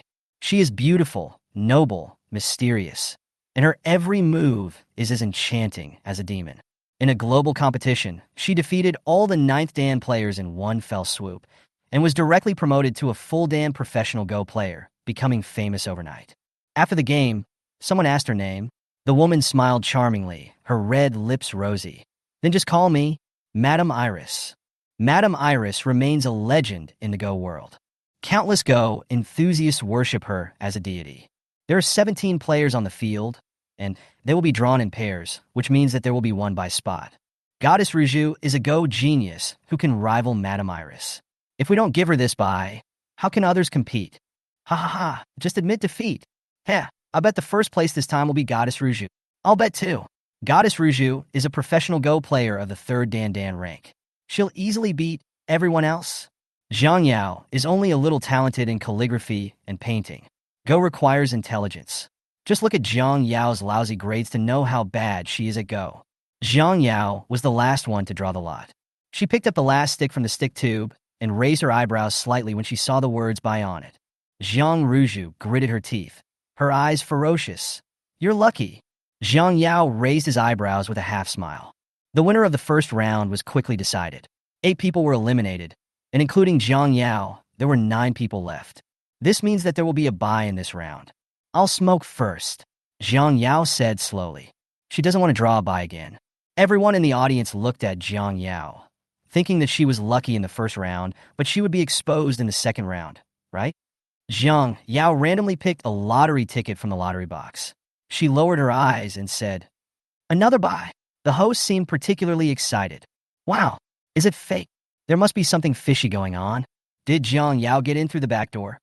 How disgusting. Knowing that you can't compare to Goddess Ruju, you start to act like a jerk. The voices criticizing Jiang Yao from the audience grew louder, and the host broke out in a cold sweat. He gritted his teeth and said, "How about we do it again?" Jiang Yao had no objection. The host reshuffled the sticks and said, "Okay, let's draw. This can't be such a coincidence." Jiang Yao stood in front of the lottery stick tube and picked up the stick without hesitation. In the expectant and nervous eyes of everyone, Jiang Yao said calmly, "Buys." The inside story. There's something fishy going on. Jiang Yao, get out. Jiang Yao casually glanced at the few people setting the pace in the audience, then raised her eyes to look at the host. Let's start the competition. The host nodded hurriedly. The second round began, and this time it was obviously much slower than the first round. Jiang Yao lazily supported his chin, tapped his jaw with his fingertips casually, and his eyelids drooped lazily. Half an hour later, the second round finally ended. Jiang Yao yawned lazily, drew the lot skillfully, met the host's nervous eyes, and smiled slightly. "It's still a bye, sorry." The host's legs went limp. He wanted to cry, but had no tears. How could he explain to them so that they could believe that this was not a conspiracy? Anyway, the third round started on time. This time it's 4-2. The people in the audience were not even paying attention to the game on the field. They were only concerned about whether Jiang Yao could get a bye in the next draw. This luck is too inhumane, so they're more inclined to believe that Jiang Yao took the back door. Jiang Yu thought so too. The uncles must have been afraid that Jiang Yao would lose too badly, so they forced the school to tamper with the draw results. A hint of sarcasm flashed across his eyes. He hates this kind of people the most. Soon the third round ended, and only Jiang Yao, Jiang Ruju, and a capable girl with short hair were left on the field. The girl kept praying in her heart that she could draw Jiang Yao. Only in this way can she advance to the final. So this time, after the host said start the lottery, her first move was to look at her lot and feel a little disappointed. It's not a bye. In other words, this bye only occurs between Jiang Yao and Jiang Ruju. Everyone held their breath. But in fact, I have the answer in my heart. The bye for this round must be Jiang Yao again. Otherwise, she would have been exposed directly. She was confirmed to have used the back door.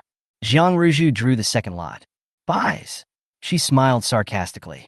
No matter how much that bitch Jiang Yao struggled, she was going to lose this guy. The host breathed a sigh of relief when he saw Jiang Ruju got a bye. Jiang Yao plays the white pieces, and the girl with short hair plays the black pieces. Black goes first. Although she didn't get a bye, she drew Jiang Yao. The girl with short hair seemed very excited because it meant she could enter the finals. As for being defeated by Jiang Yao, the short-haired girl never thought of this possibility.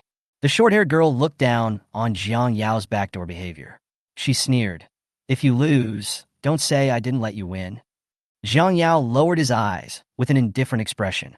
The crowd below was not interested. After all, this match was totally suspenseful. Just watch how Jiang Yao embarrasses himself. But as time passed, Jiang Yao was still making his moves calmly. The girl with short hair looked pale, and her hands holding the chess pieces trembled uncontrollably. The girl's moves became slower and slower. Jiang Yao, however, didn't seem to need to think and made his moves quickly and efficiently.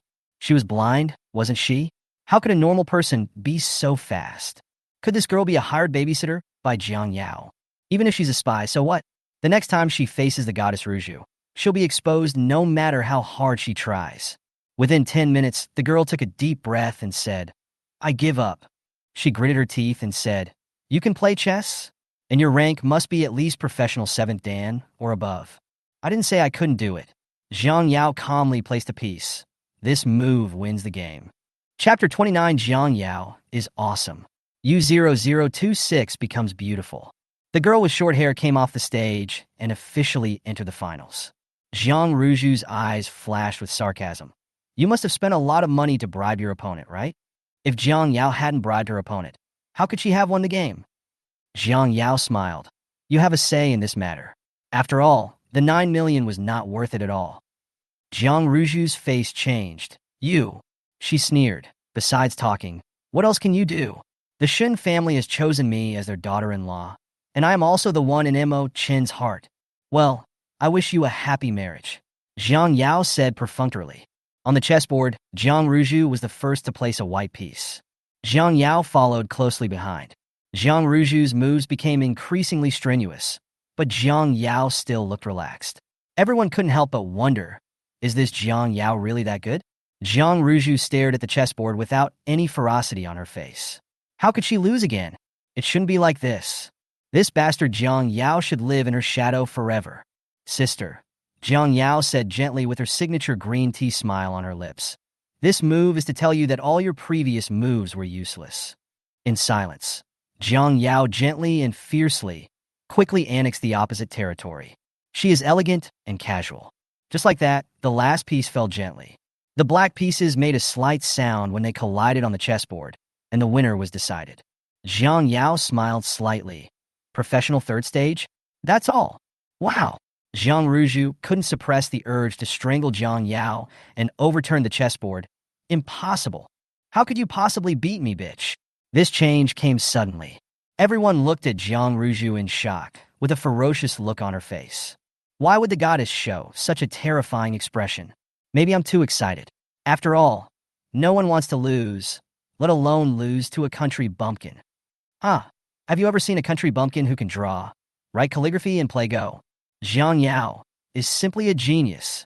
I'm a fan. Zheng Jinghe, who was sitting in the VIP seat, adjusted his sleeves slowly. She is very good. If she has not learned Go systematically, we can only say that she is gifted.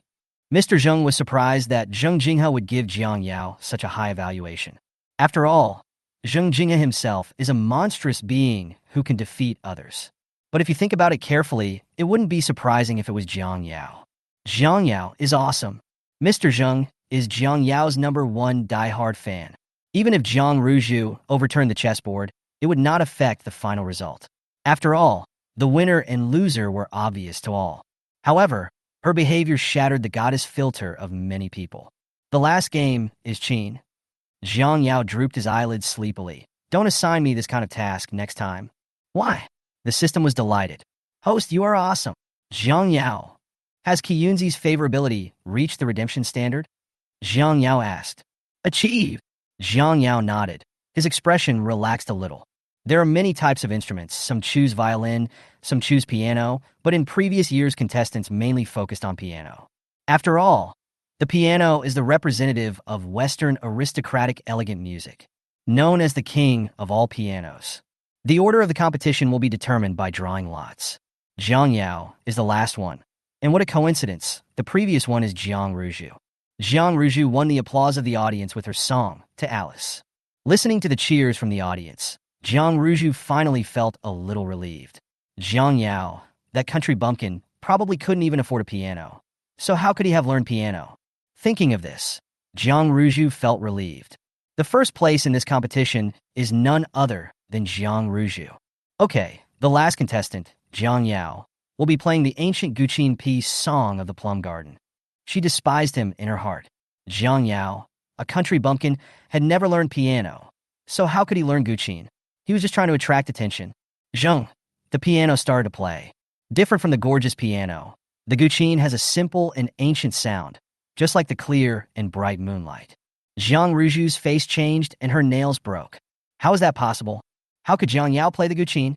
The girl sat upright in front of the zither, her jade fingers slightly raised, her thin white eyelids half closed. hiding the delicate and cold light in her eyes. Everyone stared at the girl's cold eyes in a daze, their breathing slightly choked. Jiang Yao's fingertips gently stroked the strings. The ethereal sound of the piano poured out from her fingertips. The sound of the piano was sometimes as clear as a whisper, and sometimes as high as the clouds. Everyone couldn't help but close their eyes and felt their tense emotions relax. The plum blossoms are incomplete, and the wind blows away without leaving any trace. In the wind and snow, only the red plum blossoms are in full bloom, pure and proud, independent of the world. One song is over. After a long time, everyone finally woke up from their dream. Someone took a deep breath. This is the fucking sound of nature, right? What's Zhang Ruju's to Alice compared to Jiang Yao's? Sure enough, the things our ancestors left behind are awesome. Whoever calls Jiang Yao a country bumpkin again, I'll tell you. Compared to her, I'm the country bumpkin who has never seen the world. Jiang Yao glanced at the audience indifferently, and when she met Zheng Jinghe's inquiring gaze, the corners of her mouth curled up in an innocent arc. Host, I'm so happy. The system was so proud. Let these frogs in the well look down on their hosts. 007's host is the coolest. Jiang Yao curled his lips without comment. In the audience, Qi Yin raised his peach blossom eyes, which were flickering with uncertain emotions. After a while, he lowered his eyes and whispered a word, fuck. Pei Yu raised his hand to cover his heart and murmured, why can't you just like me? Qi Yin didn't hear clearly. Huh? What did you say? Nothing. Pei Yu had no expression on his face. Of course, you can't say this to your love rival. Yes, a love rival. Jinghao Zhanghui, Di Chinchang Jinghao, this topic directly became the #1 hot search on the forum. Those who don't understand can click to read it. The first one is a video of Jiang Yao playing the guqin. Click on it, watch the video, and then type a comment. This action is neat and uniform. Fuck, Jiang Yao is awesome. This sentence was uniformly mentioned in the comment section. The Bauhinia Arts Festival has been held every year, so there is nothing special about it. However, there is only one person like Jiang Yao who has won first place in all 4 competitions and clearly beats everyone else. This time, Jiang Yao became completely famous in Zijing. It is detected that the host has completed the 3-star task. Ding! The mission reward has arrived. Does the host choose to exchange favorability? Jiang Yao said, exchange. Bye. Calculating favorability. A total of 31 points of life can be exchanged, and the exchange is in progress. Life value has been received. The host's current health has reached 74 points. The system mall has been opened. Please check it in time. The next second, Jiang Yao felt a gentle warmth surrounding her. His mind became clear, and even his body felt much lighter. Jiang Yao slowly exhaled. She lifted her thin eyelids and blinked her tea-brown cat-like eyes gently. Looking closely at the girl in the mirror, her skin became whiter and more translucent. Her cheeks became rosy, and even her plain facial features became delicate and 3-dimensional without any sound. Most importantly, she lost a lot of weight again. Jiang Yao blinked lightly. The change was too big and might scare others. Bang, bang, bang. There was a sudden knock on the door. Hey dear, can I come in? Gu Yunni's voice was heard outside the door. Chapter 30, Milk Dog Boy Clip Sound. Jiang Yao opened the door and blinked slowly. Fifth uncle, what's wrong? Gu Yunni was stunned. He didn't know if it was an illusion, but he always felt that the girl had become much more beautiful. It was a kind of beauty that went straight to the soul and was unconcealed. Was Jiang Yao considered pretty in the past? Probably not. His facial features are plain and ordinary. At best, it can be described as round and cute. He tried hard to recall what Jiang Yao looked like before, but I found that I couldn't remember it at all. There was only a girl with red lips and white teeth, standing gracefully in front of him. He stared at Jiang Yao's face for a long time and finally confirmed that she had really become more beautiful. In the night when no one noticed, the girl completed her transformation silently. Gu Yunni found that he was not surprised by Jiang Yao's change, and even accepted it naturally. Perhaps deep down he felt that it should be this way. Girls change a lot when they grow up. Gu Yunni attributed Jiang Yao's transformation to this. He came back to his senses and remembered the purpose of looking for Jiang Yao. Be good. Accompany your fifth uncle to Jia. Jia Hospital is a private property under the name of Gu Yunni. However, Gu Yunni is usually very busy and has no time to see patients. This time it just happened to be a coincidence, and since he was free anyway, Guyani thought of taking Jiang Yao with him to kill time. Guyani has a separate office. He put on a white coat, slowly took out his silver-framed glasses from his chest pocket, and put them on. "Come here, dear. Let your fifth uncle check you out." Jiang Yao raised his eyes and glanced at him slowly. "Is this why you called me here?" Guyani took out his stethoscope and smiled. "Yes. I'm very healthy." After his health value exceeded 70, Jiang Yao felt unprecedented comfort both physically and mentally. Patients will emphasize that they are healthy. Jiang Yao and Guyani stared at each other for half a second. Then they were defeated, their eyebrows drooped, and they muttered somewhat unwillingly, "Okay." The girl's voice was soft, and her innocent and pure eyes looked a little listless at the moment. Guyani laughed. "It's for your health." He took Jiang Yao to various departments for a physical examination, and the report soon appeared in Guyani's hands. Jiang Yao glanced at the report and said, "I said I'm not sick. Even if there is a disease, it cannot be detected." Guyani breathed a sigh of relief and took off his glasses. "This is the best outcome." The phone vibrated with a buzzing sound. Guyani paused for a moment. He glanced at the screen, and his relaxed expression turned serious. "I'm going to answer a call. Stay in the office and don't run around." "No." Jiang Yao was playing games with his head down. A young man with a wronged voice came from the receiver of the phone. "Master, please protect me." Guyani was feeling physically unwell. He looked down and saw the girl's fingertips nonchalantly tapping the skill keys. He couldn't see how she was operating. All he saw was a dazzling array of special effects dancing on the screen. The next second, a golden victory appeared. "Master is so awesome." "Teammate Miley once again," said the voice that drove Guyani crazy. "Can't this damn guy speak properly?" Jiang Yao paused for a few seconds and said, "Don't you think it's cute, Uncle Fifth?" "Cute?" It turns out that there is a generation gap between him and Guai Guai. Guyani felt a strong sense of crisis in his heart. He took a deep breath and said with a fake smile, "It's quite cute." "Well, there's nothing shameful in catering to Guai Guai's preferences." Jiang Yao blinked slowly, as if thinking about something. "So fifth uncle likes this kind of clip sound?" Guyani, "No." "Fifth uncle, your cell phone is ringing again." Jiang Yao reminded. Guyani took a deep breath, picked up his phone, and turned to answer the call. Jiang Yao's eyelids were half closed, hiding the smile in his eyes. "Stop it." She turned on the microphone and said, "Speak normally." Wow, master doesn't like it." Jiang Yao said, nonchalantly, and the dim screen of her phone reflected the lazy face of the girl. "If you clip me again, I will delete you as a friend." The other party stopped squeezing immediately. Amid the sound of electricity, the young man's low and cold voice contained a faint temptation to provoke people, mixed with laughter and provocation. "Master's sister is so ruthless. With an internet cable between us, we can't tell whether the person on the other end is a human or a ghost." Jiang Yao felt no emotion at all. After receiving the task reward and drawing the prize, Jiang Yao lowered his eyes and said calmly, "It's done." Just as I put away my phone, the office door was pushed open. Jiang Yao raised his eyes. "Who are you? Why are you in Dr. Goo's office?" Lu Xian frowned. A hint of contempt flashed across her eyes. "I've seen many people like you who try to seduce Dr. Goo by relying on their looks." Jiang Yao raised her eyebrows with a half-smile. She glanced at the ID card on Lu Xian's chest and said, "Dr. Lu, what's the matter?" "You wouldn't understand, even if I told you." Lu Xian rolled her eyes. Just as she was about to leave, a nurse running out of the emergency room hurried forward to stop her. "Dr. Lu, the patient in VIP room 2 has weak vital signs. If the surgery is not arranged soon, I'm afraid the patient can't wait that long." Under Lu Xian's annoyed gaze, the nurse's voice became smaller and smaller. "He's dead. He's old enough to die. What's the point of you calling me? Can I save him from the hands of the devil?" As the eldest daughter of the Lu family, Lu Xian has always been arrogant.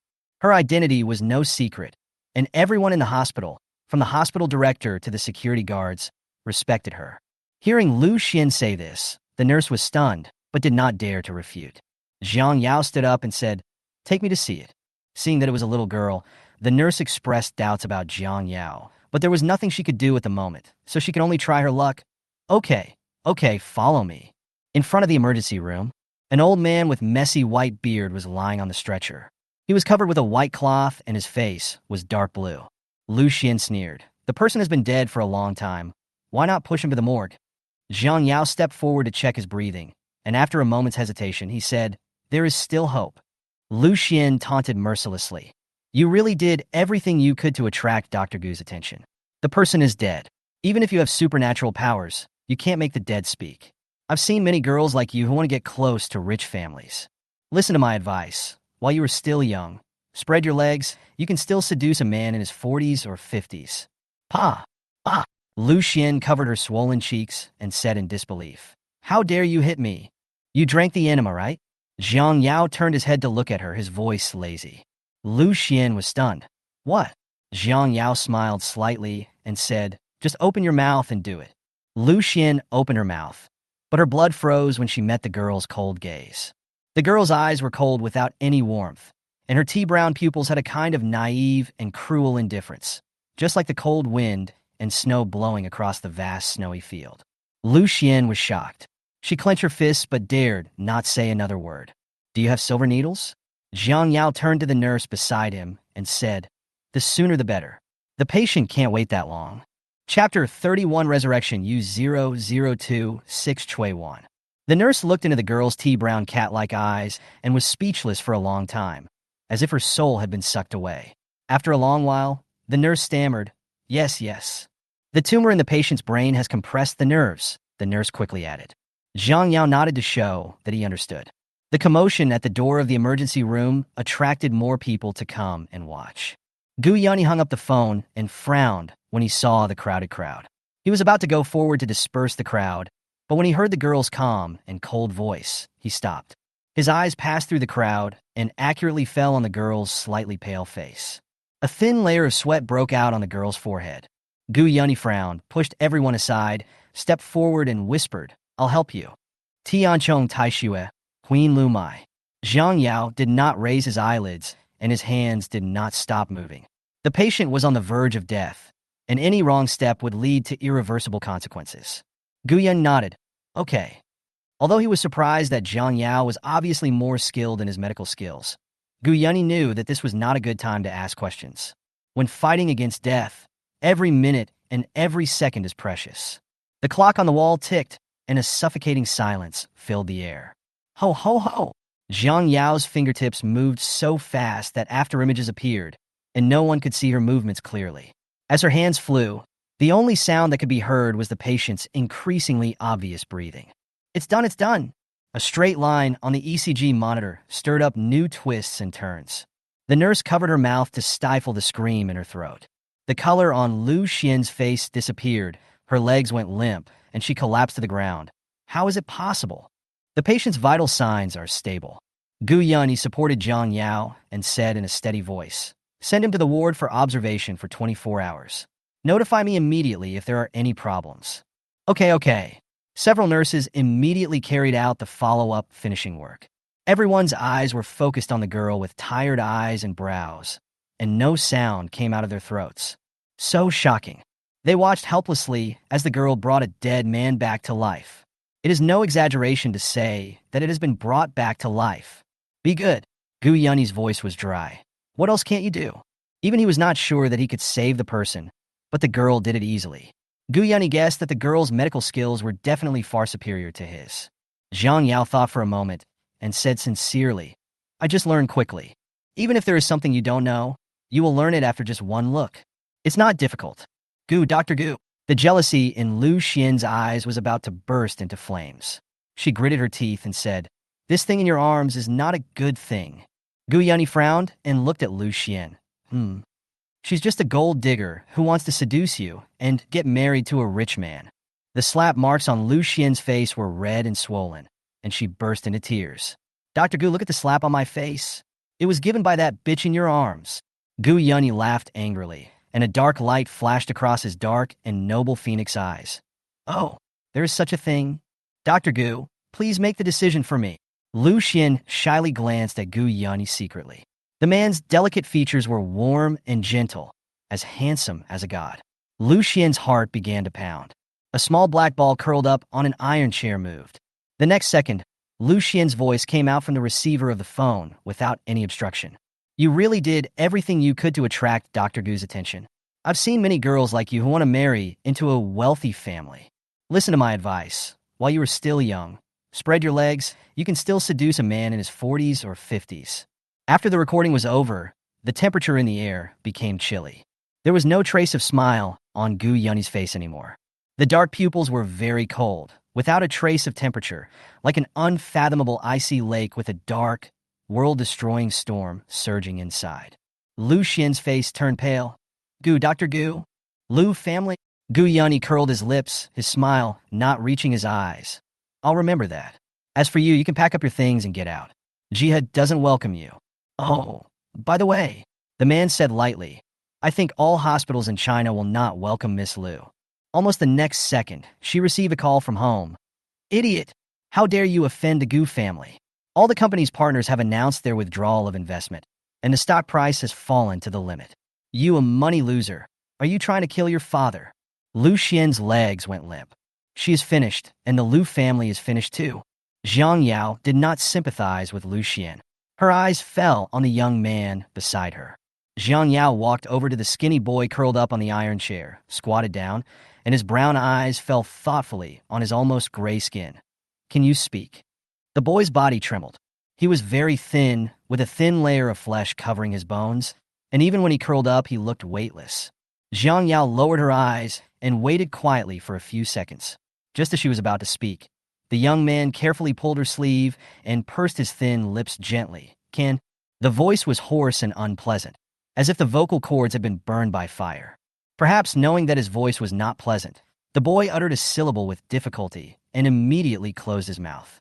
He hugged himself tightly, with his thin chin resting on his knees, showing a defensive posture. That person just now was your... Jiang Yao paused and spoke as slowly as possible. Grandpa. The boy nodded slightly. Gu Yunyi walked over, and the boy's body began to tremble again. Jiang Yao looked back at the crowd behind him that had not yet dispersed and said helplessly, Fifth uncle, tell them not to crowd here. Good. Seeing everyone dispersing one after another, the boy's tense body relaxed slightly, but only a little. Stretch out your hand, Jiang Yao said. The young man looked at Jiang Yao warily, his dark eyes fixed on Jiang Yao's face motionlessly. After a long time, he slowly stretched out his hand. Sister, sister. I'm good, he said in a low voice. But Jiang Yao didn't hear it. Her attention was all on the boy's frail body. The boy pursed his lips in disappointment. What's your name? Looking closely, Jiang Yao discovered that the boy was very delicate, with a kind of androgynous beauty, but his face was shrouded in a layer of grayish death, which made one feel creepy if one looked at it for too long. It doesn't look like a human, but more like a ghost. Chui. The boy's hoarse voice was unclear. He speaks very slowly. Jiang Yao listened attentively and waited patiently. Chui Wan. Zheng Jinghe's hurried voice behind him interrupted the word, one that the boy had not yet uttered. Jiang Yao turned around and raised his eyebrows in surprise. Zheng Jinghe's breathing was disordered and his face was anxious. The mask that he showed to others as calm and gentle was now torn into a small crack, allowing people to finally glimpse his inner panic and anxiety. Where's Grandpa? Zheng Jinghe rushed over as soon as he received the notification that Grandpa was in trouble. Seeing that Chui Wan was the only one here, his heart sank. What happened to Grandpa? Chapter 32. Jiang Yao, this wild country girl saved her father? Chui Wan slowly lowered his head and said nothing. The thin fingers were still carefully grasping Jiang Yao's sleeve, and the knuckles were turning white. Jiang Yao held the boy's cold fingertips, and Chui Wan's fingers immediately wrapped around her tightly like vines. Feeling the boy's dependence, Jiang Yao felt as if a young bird's beak was pecked gently in her heart. Her cold expression softened slightly. You scared him, Zheng Shi. Zheng Jinghe's expression froze slightly. He looked at Jiang Yao, his eyes blank for a moment.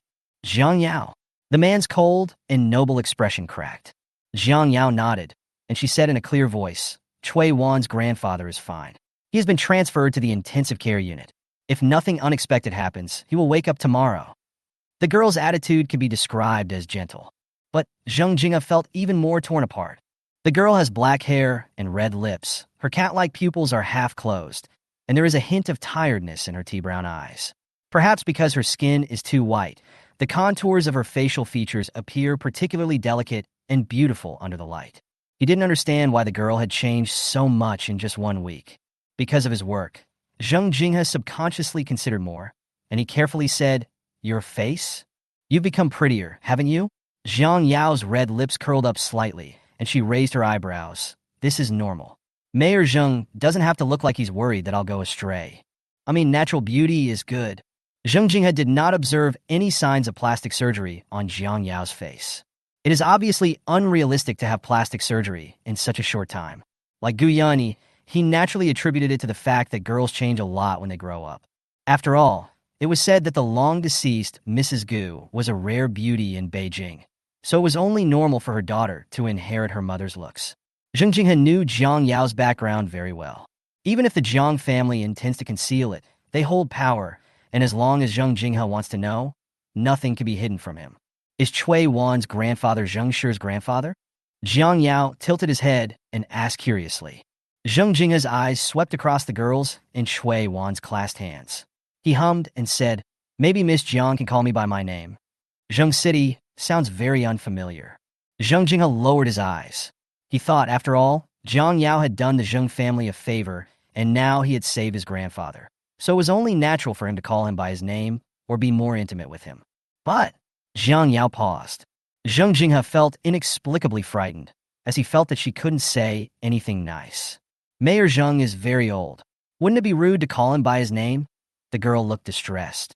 Zheng Jinghe, I need to remind Miss Jiang that I am 26 years old this year, and I will only be 27 after the Chinese New Year. Zheng Jinghe raised his hand to look at his watch, and then changed the subject. Miss Jiang, is it convenient for me to talk to you about Grandpa's situation? Can. Jiang Yao stood up, and Cui Wan immediately grabbed her nervously. Sister. Don't leave. Cui Wan's voice was intermittent and incoherent, and her torn vocal cords sounded very harsh. In the quiet corridor, Zheng Jinghe took a deep breath. The fact that Cui Wan spoke had a greater impact on him than Jiang Yao's becoming more beautiful. He didn't even know how to react. Zheng Jinghe took a deep breath and said in an unsteady voice, he spoke. Jiang Yao glanced at him strangely. Cui Wan is not mute. Turning the corner of the corridor, Jiang Yao looked at the old man lying in the intensive care unit through the cold glass. His brown eyes showed no emotion. Cui Wan pressed closely behind her. The smell of disinfectant in the corridor made him feel anxious. Cui Wan pursed his lips nervously and said, Sister. Be good. Don't be afraid. Jiang Yao comforted him. The boy's tense mood slowly relaxed. In the suffocating silence, Jiang Yao guessed that Zheng Jinghe had something to say to her. About Cui Wan, or the elderly lying in the intensive care unit. Jiang Yao lifted his eyelids, and his tea-brown cat-like pupils were cold and indifferent, yet revealed an indescribable tenderness. He's going to collapse, Jiang Yao thought. Yes, collapse. A personality built with absolute rationality fell into a fragile vortex of pain and despair.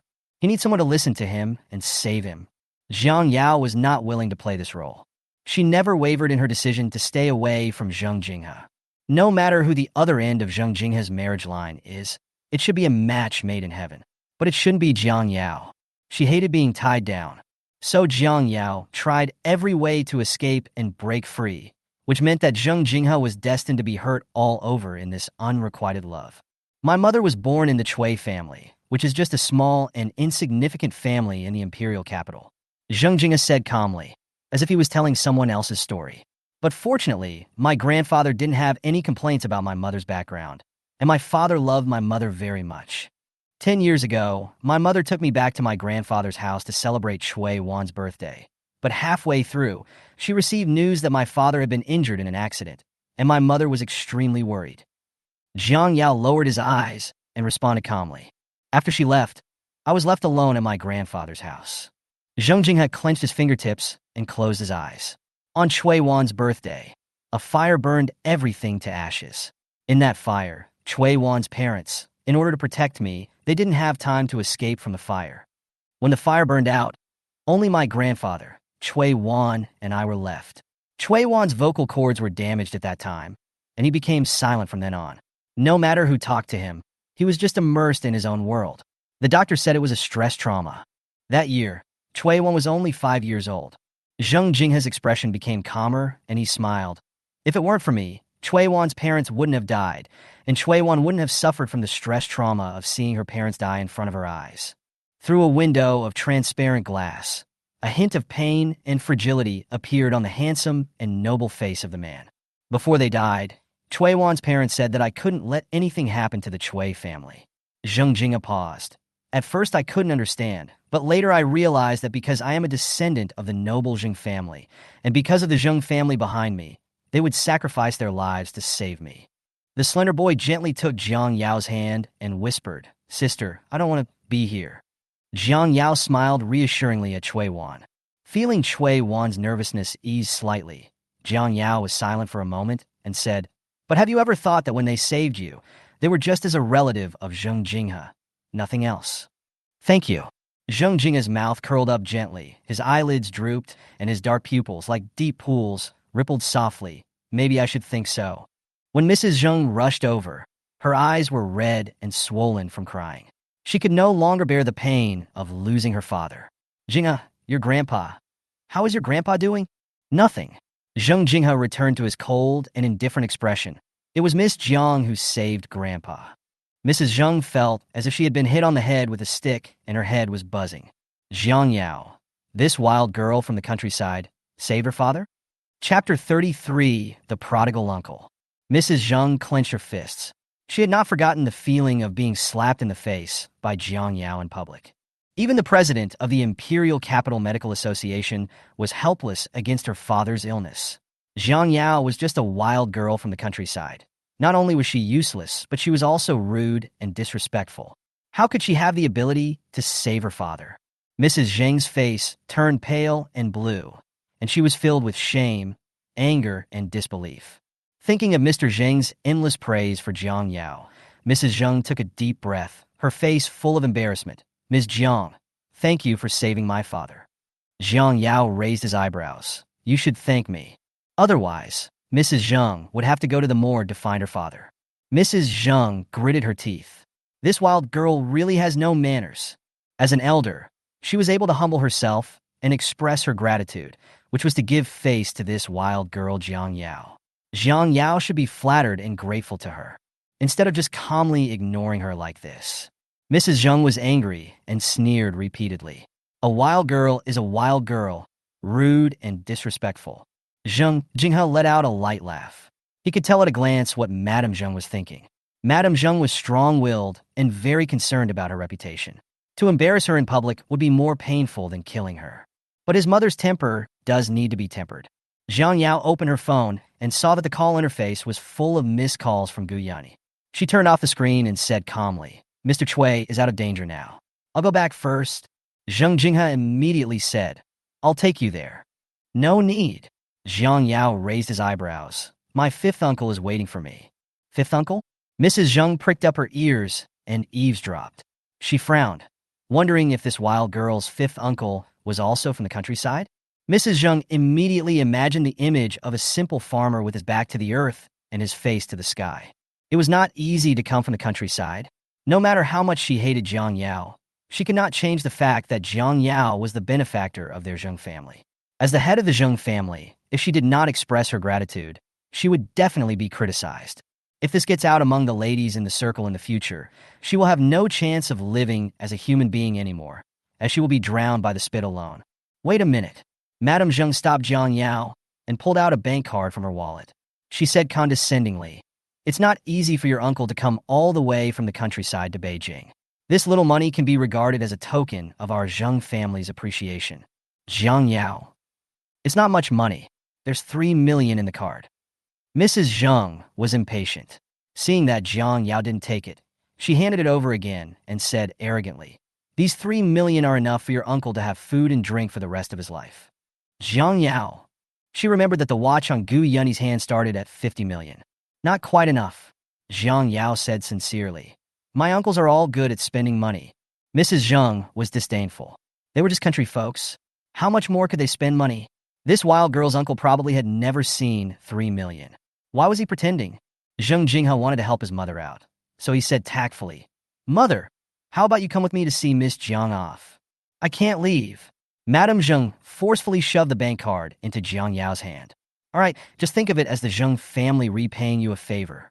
Don't say that our Zheng family owes you. I warn you, don't think that you can climb up to our Zheng family with this little favor." Jinghe. I can't carry it. Jiang Yao raised her eyebrows, took the bank card, and said to Zheng Jinghe, I'll leave first, otherwise my fifth uncle will be waiting anxiously. Zheng Jinghe knew that Gu Yunyi was her fifth uncle. He nodded.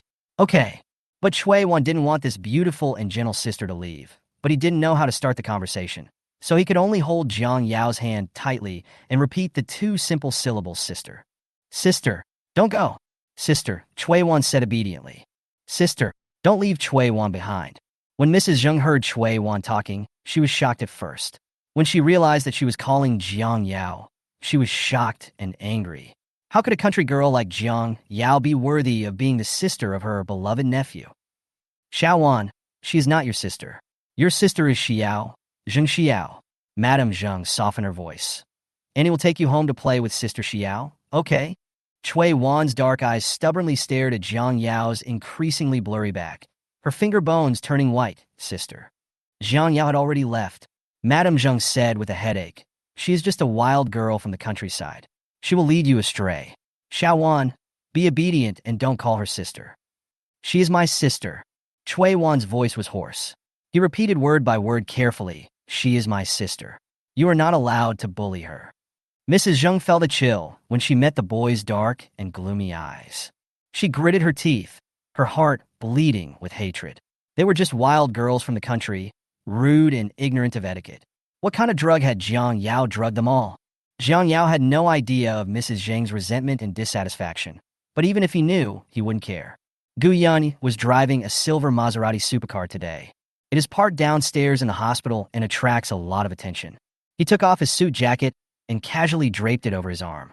He leaned his tall body lazily against the front of the car, playing with his lighter out of boredom. Jiang Yao walked over and took out the bank card that Mrs. Zheng gave her. What is this? Gu Yunyi put away his lighter, put his index and middle fingers together, picked up the bank card, and examined it for a moment. Why are you giving me the bank card? Mrs. Zheng gave it to me. Gu Yunyi. What the hell? She said she was giving you flowers. Jiang Yao chuckled, her innocent eyes suppressing a hint of evil. Just think of it as repaying the favor the Zheng family owes me. How much? Gu Yunyi raised his eyebrows. 3 million. Jiang Yao fastened his seatbelt, paused, and said, Mrs. Zheng said that this money is enough for you to have food and drink for the rest of your life. Gu Yunyi placed his jade-like fingers on the steering wheel and nodded slowly. He raised his eyebrows with a smile. My goodness, your fifth uncle gets more than this amount for his medical treatment. It's quite strange that Gu Yunyi has never been humiliated by money in his life. He opened the car window, and the bank card drew a beautiful parabola in the air and fell perfectly into the trash can with a swoosh. Gu Yunyi nonchalantly stepped on the accelerator and drove away. Jiang Yao, this prodigal uncle. Where are we going? Jiang Yao looked out the window at the flashing neon lights. Seeing that it was not the direction of Gu's home, she asked, Aren't we going home? Gu Yunyi's profile was delicate and gentle. The dim car light shone on his thick and long eyelashes, and his lower eyelids were covered with a dark shadow. He tapped the steering wheel slowly with his fingertips. Well, take Guai to a place. What? Jiang Yao lowered his head and replied to Fu Yunshen's message without raising his head and asked. The man rarely looked so serious. He stopped laughing, was silent for a moment, and said, Good boy, fifth uncle has a favor to ask of you. Chapter 34. The ex-boyfriend is particularly jealous when he meets her U0026 yen. Jiang Yao put away her phone, glanced sideways at Gu Yunyi, and waited quietly for his next words. My goodness, I have a good friend who is weak and sickly. His health has been getting worse and worse over the years. I heard that only the legendary miracle Dr. Ghost Hand can heal his body. Jiang Yao raised his eyebrows. Miracle Doctor's Ghost Hand? Are you talking about her? Those people love to call her all these messed up names. And then, Jiang Yao raised his eyes nonchalantly, his voice gentle and lazy. Fifth uncle wants me to go see if there is any possibility of treatment? Gu Yunyi nodded. I'm not a good doctor, and I can't do anything about his illness. Even my master said that he won't live for many years. Life and death are determined by fate. Jiang Yao comforted. Gu Yunyi.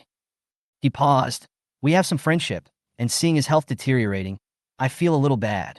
Originally, he had given up hope on curing his friend's illness, but after seeing Jiang Yao's medical skills, Gu Yunyi rekindled his 1 in 10,000 hope. What if a miracle happened?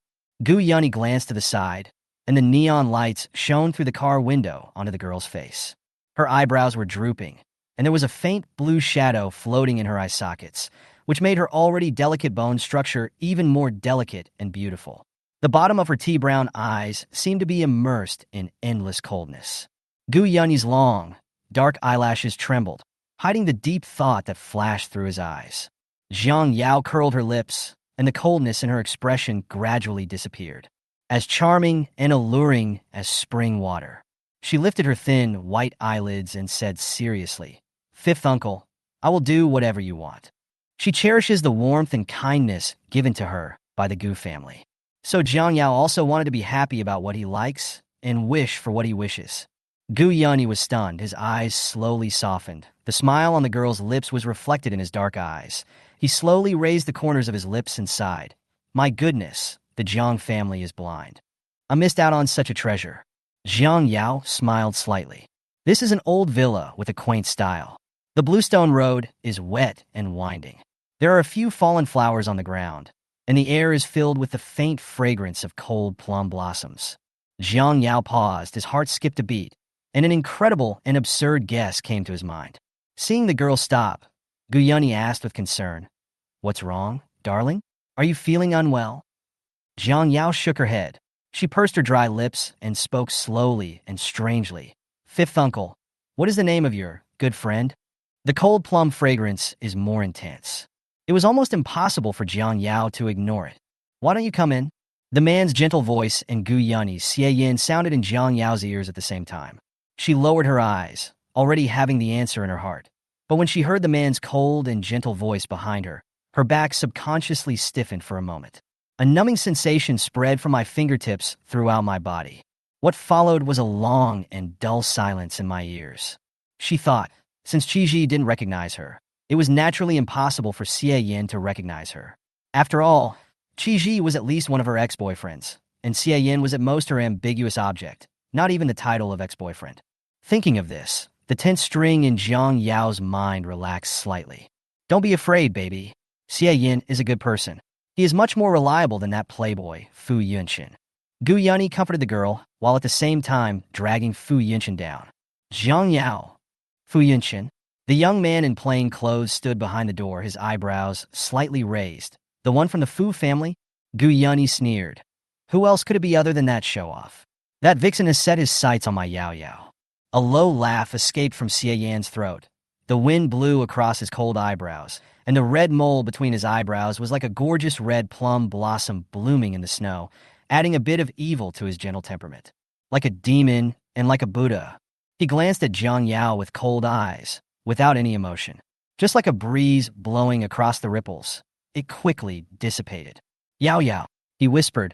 "I haven't heard it for a long time." Xie Yan's skin was pale, and he looked very sick and weak. "It's windy outside. Let's go in first." The fire in the fireplace in the hall was burning brightly, and a thick blanket was spread on the floor. Xie Yin sat cross-legged in front of the tea table, brewing tea slowly and methodically with his slender pale fingers.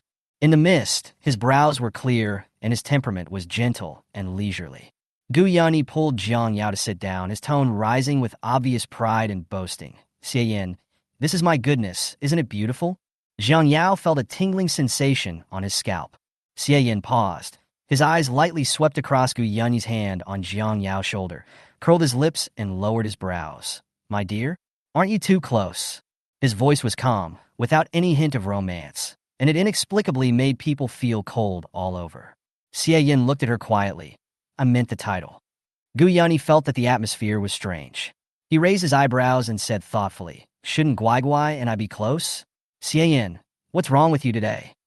Gu Yunyi's voice was clear and mellow, and more free and easy than Xie Yan's, a characteristic of a young man from a wealthy family. The vitality is vigorous and exuberant.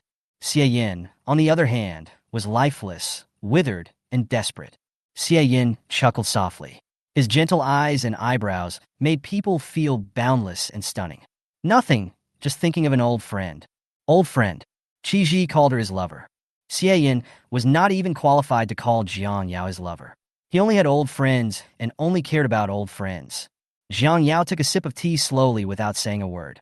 The tea-brown pupils contained a frightening indifference and innocence, just like a black buck rose intertwined with desire and beauty, with an innocent cruelty.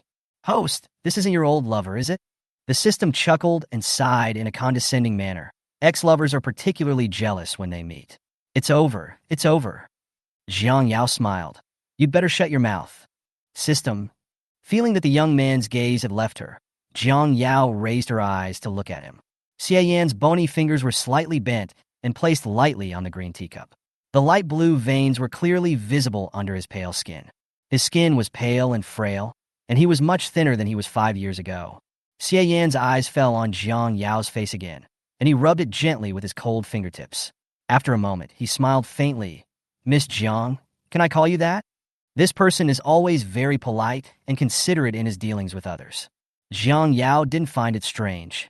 Guyani took a sip of tea, tapped the table with his fingertips, and thought, "Miss Jiang sounds too unfamiliar. Xie Yan is of the same generation as me, so calling him Yao Yao is more appropriate." "Yao Yao." Xie Yan changed his words immediately. Jiang Yao met his calm eyes, thoughtfully. Xie Yan was a man of such intelligence that she was almost a demon. She was not sure whether Xie Yan recognized her or not. Chapter 35. Gu Yun is attacked by dimensionality reduction. Jiang Yao hummed and fell silent again. There was a strange atmosphere in the air. Something flashed through Gu Yun's mind, but he didn't have time to grasp it. He found that Jiang Yao had been a little weird since he met Xie Yan. He subconsciously ignored it, thinking that maybe the little girl was shy. Thinking of this, Gu Yun suddenly felt a chill in his heart. Xie Yansheng was so enchanting and unparalleled that he might be able to seduce the girl's heart. He didn't want to involve Jiang Yao in seeing a doctor. Gu Yun said hurriedly, emphasizing the last syllable. "Be good, call Xie Yan brother." He decided to block the possibility of anything happening between the two of them just by addressing them. Xie Yan couldn't be as cruel and mad as Fu Yunshen, the vixen, and attack Guai Guai, right? Call Xie Yan brother? Jiang Yao felt uncomfortable. Her scalp started to tingle again at Xie Yan's half-smile. She had no choice but to bite the bullet and call out, "Brother Xie Yan." The girl's voice is soft and sweet, like a feather slowly scratching the earlobe, bringing waves of tingling sensation. Xie Yan lowered his pale eyelids and did not respond. In the long silence, the crackling sound of the flames in the fireplace could be heard quietly and clearly. He said softly, with no abnormality on his face, and smiled faintly. "Yao Yao is very well behaved." "Gu Yun. It's even more fucking ambiguous. I brought my niece to see a doctor, not to be a matchmaker." Gu Yun's eyes were lifeless, and he was close to collapse. "Okay, let's get down to business." Gu Yun raised his eyelids expressionlessly, his expression very cold and inhuman. "Guai Guai, I'm here to treat your body." Xie Yan nodded gently. "Thank you." Gu Yun doesn't fucking want to hear this. He said tisk in a noble and cold manner, and said with a harsh and critical look, "Can you please stop smiling so seductively at Guai Guai? She is not yet an adult. She still needs to study hard to get into college." As he spoke the last part, Gu Yun's voice was on the verge of breaking. "Jiang Yao. Xie Yan." Xie Yan understood, and he smiled faintly. "Yao Yao should focus on studying. Your uncle is worried that you will fall in love too early." Gu Yun nodded with satisfaction. "My dear, at this stage, male beauty is nothing but a passing cloud. Don't be fooled by Xie Yan's decent appearance. He is actually a sickly man who won't live long. You can't be a widow for the rest of your life, right?" Xie Yan picked up the teacup and lightly skimmed off the foam in the cup. He smiled and said, "You don't have to say this in front of me." Gu Yun said, "Oh, I'm sorry. I hurt your self-esteem." Xie Yan. Seeing the tense atmosphere, Jiang Yao asked with a headache, "Aren't you here to see a doctor?" "Yes, go see a doctor." Gu Yun now looked at Xie Yan like a gardener who was eager to poach someone's girlfriend, and Jiang Yao was that beautiful and delicate flower. However, seeing that Jiang Yao didn't seem to be interested in Xie Yan, Gu Yun felt a lot more relieved, but his vigilance had not completely disappeared. After finishing the tea in the cup, Xie Yan stretched out his hand and placed it on the pulse pillow. The veins on his thin and cold wrist were throbbing. Maybe Yao Yao will be more comfortable with the gold needle. There was a gentle smile on the corners of his lips when he said this, but his face became 2 shades paler. A flame was burning in the fireplace. Jiang Yao's pupils trembled, and she suddenly raised her eyes and met Xie Yan's smiling eyes. The burning sound suddenly disappeared. Her head was buzzing, her fingers were slightly curled, and her finger bones turned white. After a while, Jiang Yao's fingertips paused for a moment, and then curled his lips as if nothing had happened. It's all the same, there's no difference. Xie Yan's eyebrows moved slightly, as if he was thinking about something. My dear, can you also use golden needles? Gu Yunyi's eyes lit up, and he asked expectantly. Then can you use golden needles to transfer acupuncture points? I heard that the only ancient doctor in the world who can use golden needles is the genius Dr. Ghost Hand, not to mention the long-lost ancient medical technique of golden needle transfer acupuncture points. Xie Yan also looked at Jiang Yao and smiled, as if waiting for her answer. Jiang Yao lowered her eyes and gently placed her fingertips on Xie Yan's wrist. She was chilled by the cold temperature on his wrist. After hearing Gu Yunyi's question, she thought for a few seconds and said, Yeah, a little bit. Seeing that the girl's eyes showed fatigue, Gu Yunyi stopped asking. Xie Yan smiled. Yao Yao is very modest. Jiang Yao. She gritted her teeth, feeling that this person did it on purpose. After taking his pulse, Jiang Yao looked annoyed and said, You didn't take your medicine on time. Huh? Xie Yan looked up in surprise. Gu Yunyi looked at Xie Yan, then at Jiang Yao, and laughed. Wow, you are amazing. You can even tell whether Xie Yan took his medicine on time or not. He and Xie Yan have been friends for many years, so he is naturally familiar with Xie Yan's health. He has already taken all his medicines. I don't know which miracle doctor prescribed them. They really work, but they are gone after he takes them. Xie Yan's features were gentle, and he nodded calmly. That's right. Jiang Yao paused. She had forgotten that after her death, no one continued to prescribe medicine for Xie Yan. Those medicines naturally won't last more than 5 years. Xie Yan's physical condition was very bad. If it wasn't for this coincidence that she was able to refill his prescription medicines, Xie Yan would definitely not live past next spring. But it was clearly getting better at the time and could almost be said to be cured. Why did it suddenly become so bad? Jiang Yao suppressed his doubts and wrote down the prescription. He said calmly, Although pharmacists are rare, it shouldn't be difficult for the CF family to find one. After all, the CF family is one of the top wealthy families in the imperial capital. Xie Yan took the prescription and glanced at it calmly. Yao Yao also knows that it is difficult to find a pharmacist. The difference between an alchemist and an ordinary doctor is that an alchemist can condense medicinal materials into pills to bring out the best medicinal properties of the herbs. However, with the development and changes of civilization, alchemists have almost disappeared and are even rarer than practitioners of ancient martial arts. But this does not mean that there are no alchemists in this world. However, most alchemists are either indifferent to fame and fortune and retire to the mountains, or become guests of honor in noble families and serve the nobles exclusively.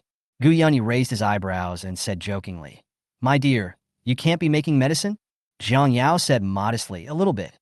Gu Yunyi. He was horrified, and his eyebrows twitched twice. My goodness, how can you know so many things? Jiang Yao said, Oh, and smiled calmly. These are very simple. You can learn them just by looking at them. Gu Yunyi, who grew up with the aura of a genius. There was actually a day when he was attacked by a dimensionality reduction attack. Xie Yan smiled softly. Since the alchemist is right in front of me, why should I go far away? Jiang Yao, Xie Yan said, the CF family will pay for it. Gu Yunyi's eyes lit up. Xie Yan was very rich. Wouldn't he have to rip him off? 50 million for one pill. Gu Yunyi met Xie Yan's light glance. He cleared his throat guiltily, his eyes wandering. Brothers should settle accounts clearly. Gu Yunyi knew the market price. The pills made by alchemists are usually charged according to their quality. Top-grade elixirs cost 5 million, mid-grade elixirs cost 3 million, and low-grade elixirs are the least valuable, but they also cost an astonishing 1 million per elixir. Gu Yunyi, who thought he had gotten a great deal, smiled with exceptional optimism and cheerfulness. Jiang Yao's eyebrows twitched. She gritted her teeth. What a spendthrift uncle. The price she had offered Xie Yan before was 500 million per piece, but Gu Yunyi reduced the price by 10 times. 10 times? What do you think, Yao Yao? Xie Yan drank his tea slowly. In the thin white mist, a faint smile appeared on his elegant eyebrows. Would you like to negotiate the price? Chapter 36. The vest fell off. Gu Yunyi always felt that something was strange, but he couldn't put his finger on it. 50 million is fine. Jiang Yao smiled. She didn't want to have too much involvement with Xie Yan, or any other man before her. That would be a very troublesome thing. But Jiang Yao hates trouble. Xie Yin still looked at her quietly. As the tea gradually cooled, he asked calmly, "Is that enough?" Gu Yun. Although it is true that Xie Yin has a lot of money, he is essentially a businessman, and businessmen value profit. Gu Yanni had seen with his own eyes how Xie Yin could cheat people out of nothing with just a smile, but he had never seen Xie Yin give money to anyone on his own initiative. He said curiously, "Xie Yin, you have changed."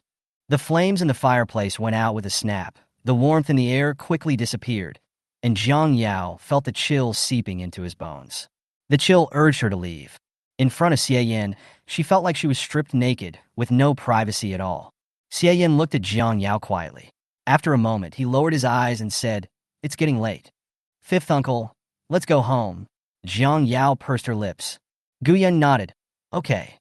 As for the medicine, Jiang Yao paused and sighed. "I will give it to Uncle Five every Friday. You can just ask him for it." Xie Yin said nothing.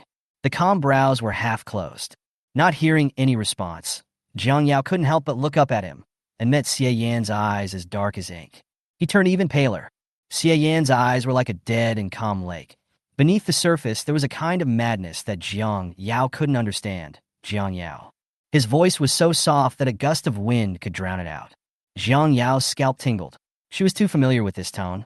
Whenever Xie Yan looked at her intently with his sticky eyes, whenever Xie Yan's lips pressed against hers, or whenever Xie Yan was occasionally annoyed by her amorousness, he would call her name in such a flat tone. He would not call her Yao Yao, nor would he call her Miss Jiang in a distant way. He would just look at her quietly and say, "Jiang Yao." At this moment, Jiang Yao was not sure what emotion Xie Yan was calling her with. The only thing she was sure of was, she was recognized. Yes. Jiang Yao emphasized that she was recognized.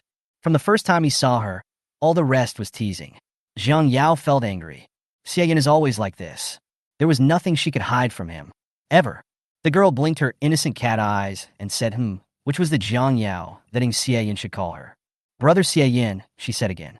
This malicious, counterattacking brother Xie Yan made Xie Yan's face look even more fragile and pale. The distance that suddenly narrowed was then forcefully separated by Jiang Yao. The nose has a strong scent of cold plum. Xie Yan approached her, his slender fingertips resting an inch away from her brow, but he was reluctant to let them go. Jiang Yao just looked at him quietly, her tea-brown eyes reflecting the young man's forced upward lips. "Cannot." Xie Yan told himself that he couldn't. He never made things difficult for her. It never happened before, and it certainly won't happen now. She was passionate, delicate, and cold. She always used her innocent and kind eyes to gently yet cruelly play with him, push him away, or abandon him. Xie Yan understood that he was just a distraction for Jiang Yao to pass the time when she was too ambiguous with him. He never had a way to occupy a position that satisfied him or that he wanted. Jiang Yao never gave it to him. "Why are you crying?" His curled fingertips finally landed on the corners of Jiang Yao's wet eyes. Xie Yan's tone was mixed with some anger. He pressed down, but it was like a volcano. The more it accumulated, the more counterproductive it would be. However, his voice was still gentle. This anger was directed at Xie Yan himself. He didn't want her to cry. But in the end, it was he who made her cry. "Why are you crying?" Jiang Yao didn't know. Just like she didn't know why Xie Yan recognized her at first sight. She took a step back and once again took the initiative to forcefully distance herself from Xie Yan. Whether it was because of the system or because of herself, she didn't want to be involved with Xie Yan anymore. She had never expressed so clearly that she resisted Xie Yan's approach. The scent of cold plums faded away little by little and was no longer strong. Jiang Yao heard the sound of the wind, and Xie Yan's voice became blurred in the wind. But she still heard clearly. "Do what you want to do." She looked up blankly, but Xie Yan had already lowered his eyelids and was no longer looking at her. It's like nothing ever happened. It was like he didn't recognize her. The system was still very quiet, without any cold prompt sounds that Jiang Yao didn't want to hear. Even though she was recognized by Xie Yan, the system did not notice it. Jiang Yao twisted his fingertips and asked tentatively, "System." The system responded blankly, "What's wrong, host? What happened? It doesn't understand." "That's the best." Jiang Yao's tone was unusually gentle.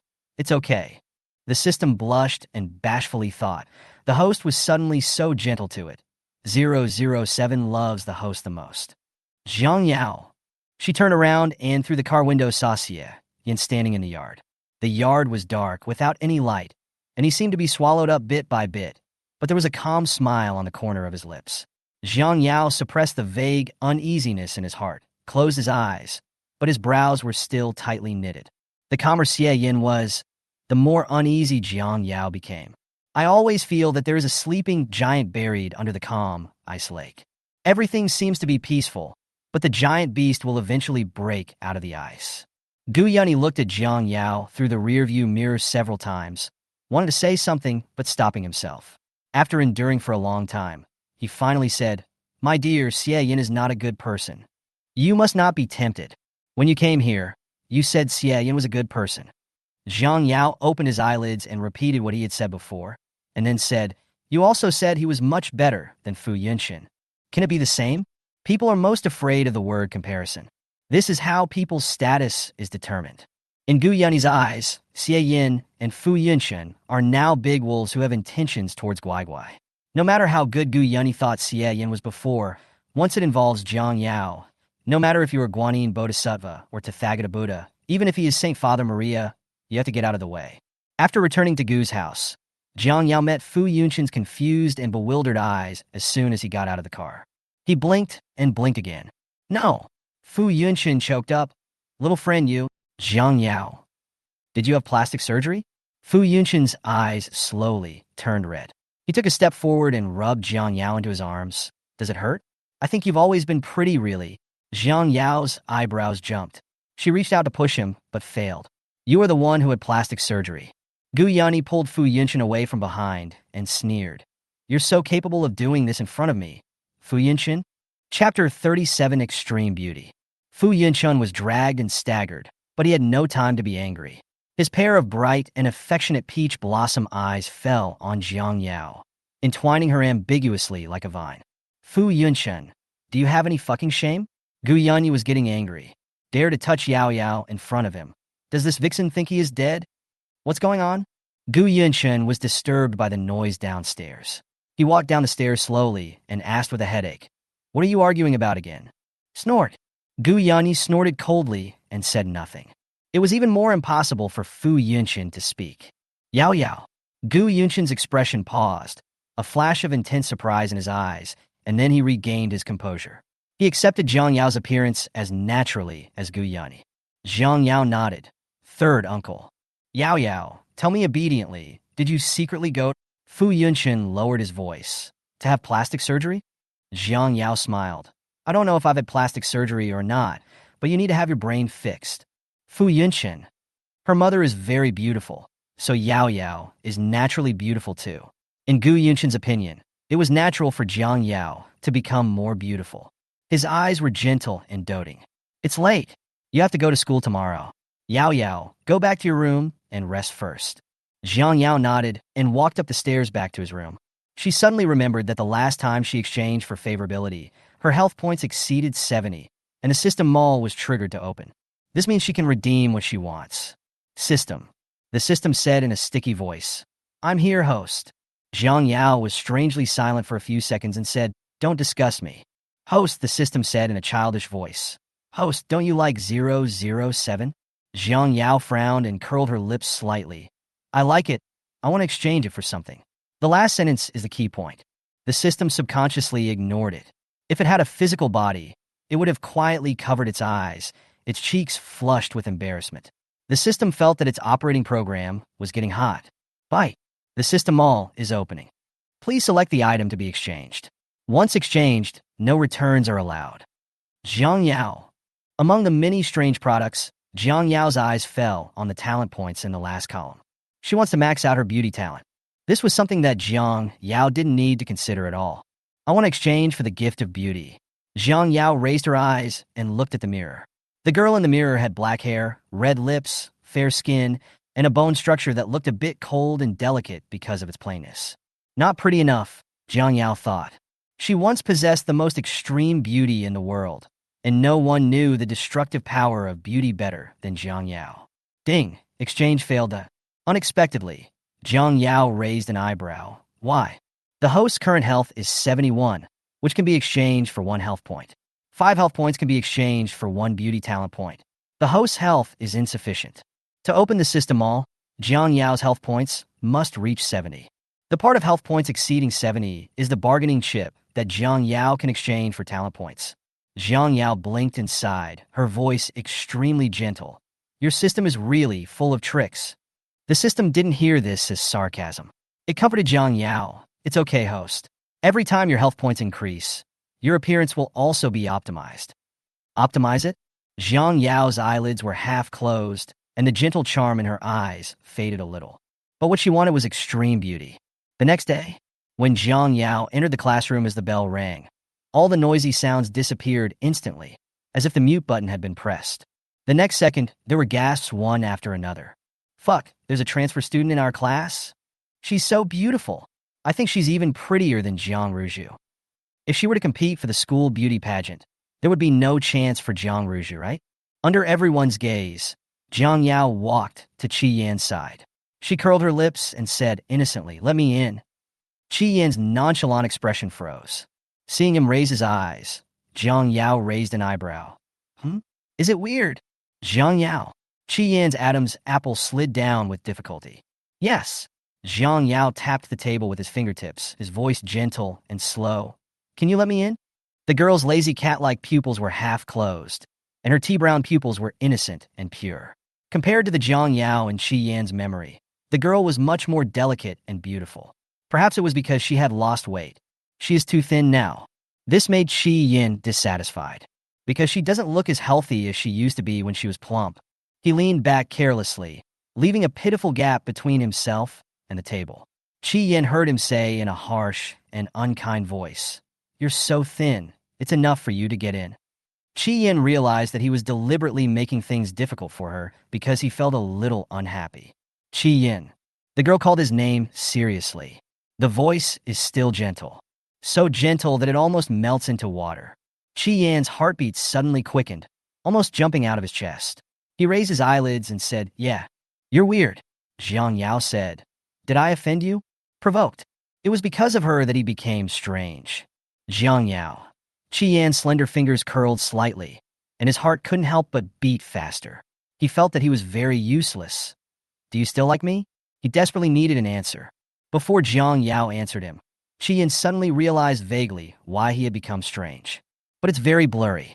As if he was in a fog, he couldn't see clearly, and he resisted seeing clearly. "Hiss!" Someone gasped. "Jiang Yao? Is this the country bumpkin Jiang Yao?" It's the same discussion again. A hint of annoyance flashed across Jiang Yao's eyes. This group of people are very boring. They are so bored that they can discuss any trivial matter for half a day at any time and anywhere, and finally come to a meaningless conclusion. Qi Yan sighed, retracted his long legs, and let Jiang Yao in. He propped his head up with his arms, his eyelids half drooped. "I don't mean anything else. I just want to confirm your feelings." Under Jiang Yao's puzzled gaze, Qi Yan's heartbeat became a little faster. "You know, there are a lot of people who like me. If you give up trying to win me over, it's like a fish without a bicycle." Jiang Yao smiled. "It has no effect at all?" Qi Yan choked. He gritted his teeth, but suddenly found that his teeth were powerless. "Jiang Yao, you just rely on. Jiang Yao looked at him sideways, and her beautiful and innocent cat eyes blinked gently, coaxing Qi Yan to continue talking as if with magic. However, Qi Yan was stuck. Relying on what? He thought for a long time, and then lowered his head in frustration. He didn't know how to say it. The arrogant young Master Qi felt that he was very embarrassed. A malicious smile flashed across Jiang Yao's eyes. The cell phone in his pocket suddenly vibrated. Jiang Yao opened the phone and curled his lips slowly. It turned out that the midterm exam was coming. Without an answer, Jiang Ruju could no longer sit still. The chat records were filled with Jiang Ruju's one-sided abuse, questioning, and pleading. But Jiang Yao ignored it. The latest one, posted by Jiang Ruju. "Sister, please save me.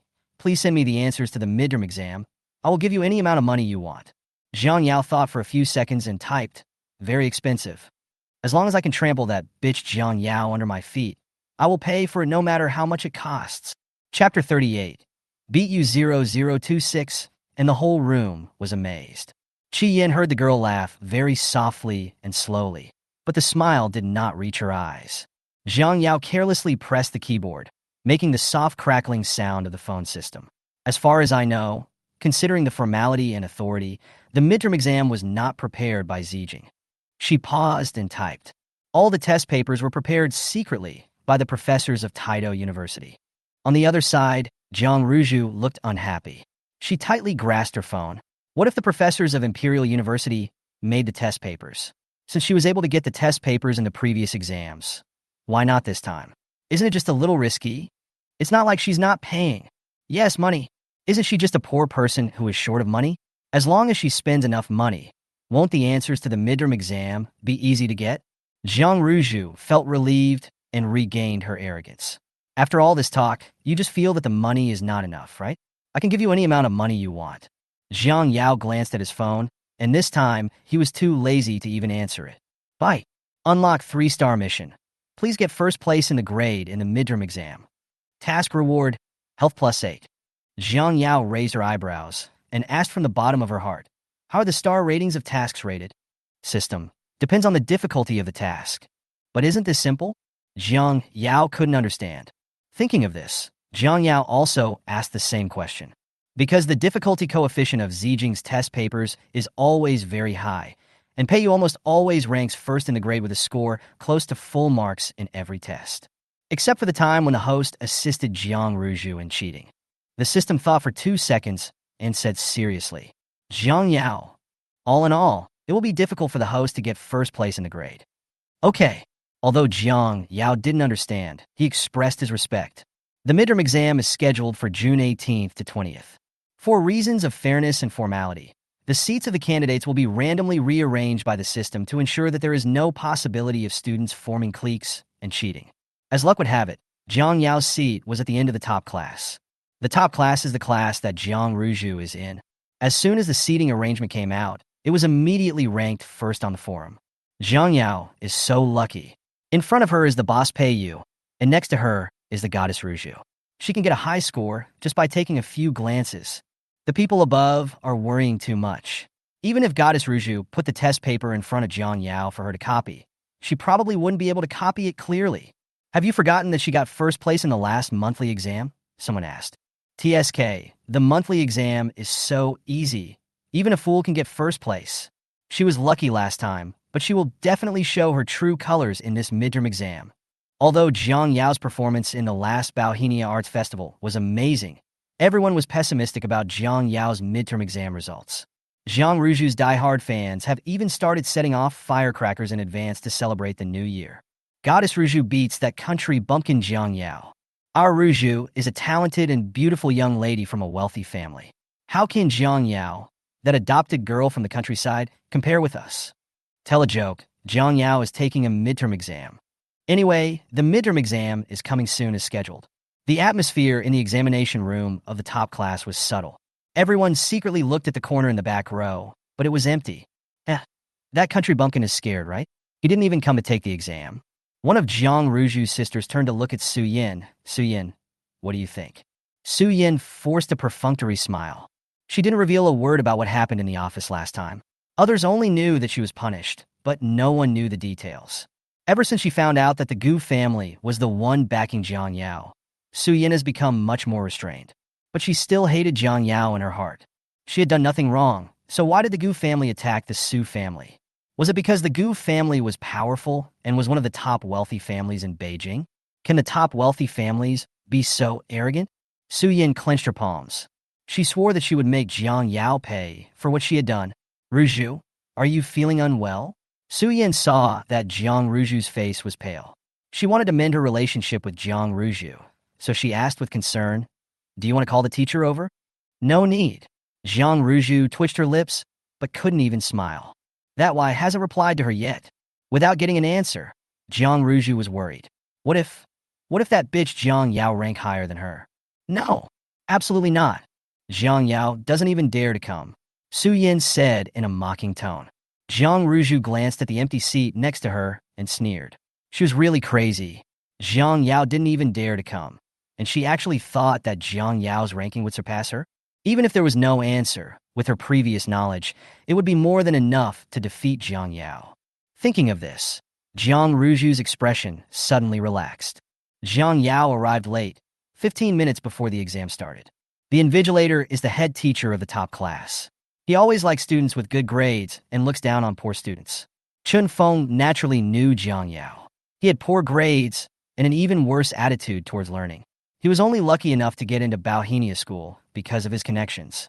This kind of student is the cancer of Bauhinia school. He glanced at Jiang Yao critically. She was pretty. Come in. Jiang Yao ignored Chun Feng's mocking look and walked to his seat and sat down. From the moment Jiang Yao appeared at the door, there were gasps from the top class. No one told me Jiang Yao was so pretty. Damn, this face is so stunning. It's my type. I feel much prettier than Jiang Ruju. The sound of everyone's discussion all came into Jiang Ruju's ears. She clenched her fists and felt extremely upset. How can a country bumpkin like Jiang Yao be compared with her? Come on. Peiyu turned his head and gave Jiang Yao a gentle and comforting smile.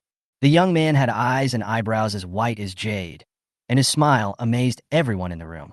Jiang Yao hummed softly, thought for a moment, and then said, "You too." The smile on Peiyu's lips deepened. He clenched his long, white fingers into a fist and put it against his lips, hiding his smile, and said in a clear voice, "I will." As is the custom at Bauhinia, the first exam is always Chinese. Jiang Yao casually glanced at the test paper, slowly lowered his sleepy eyes, then found a comfortable position and lay down to sleep. I worked too late last night to refine the pills. She came here without getting much sleep. Those people in the forum were right. If it weren't for that crappy task, Jiang Yao wouldn't even bother to come for the exam. When Jiang Ruju saw Jiang Yao lying down to sleep, a look of contempt flashed across her eyes. She was actually worried that Jiang Yao would rank higher than her? How ridiculous! Chapter 39 Jiang Yao. You choose U0026 Shurafield. There are still 30 minutes until the deadline. Jiang Yao slowly straightened up and began to answer the questions.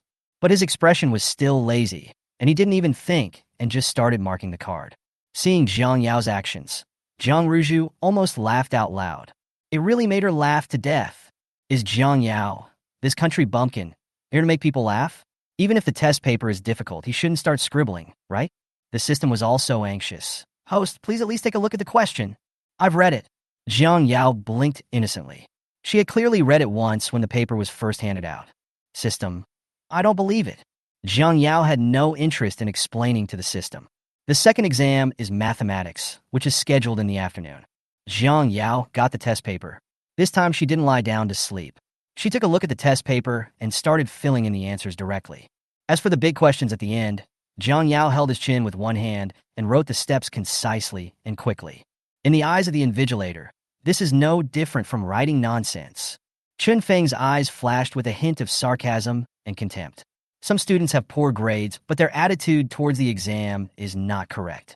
They should just not come to take the exam to avoid wasting the test paper.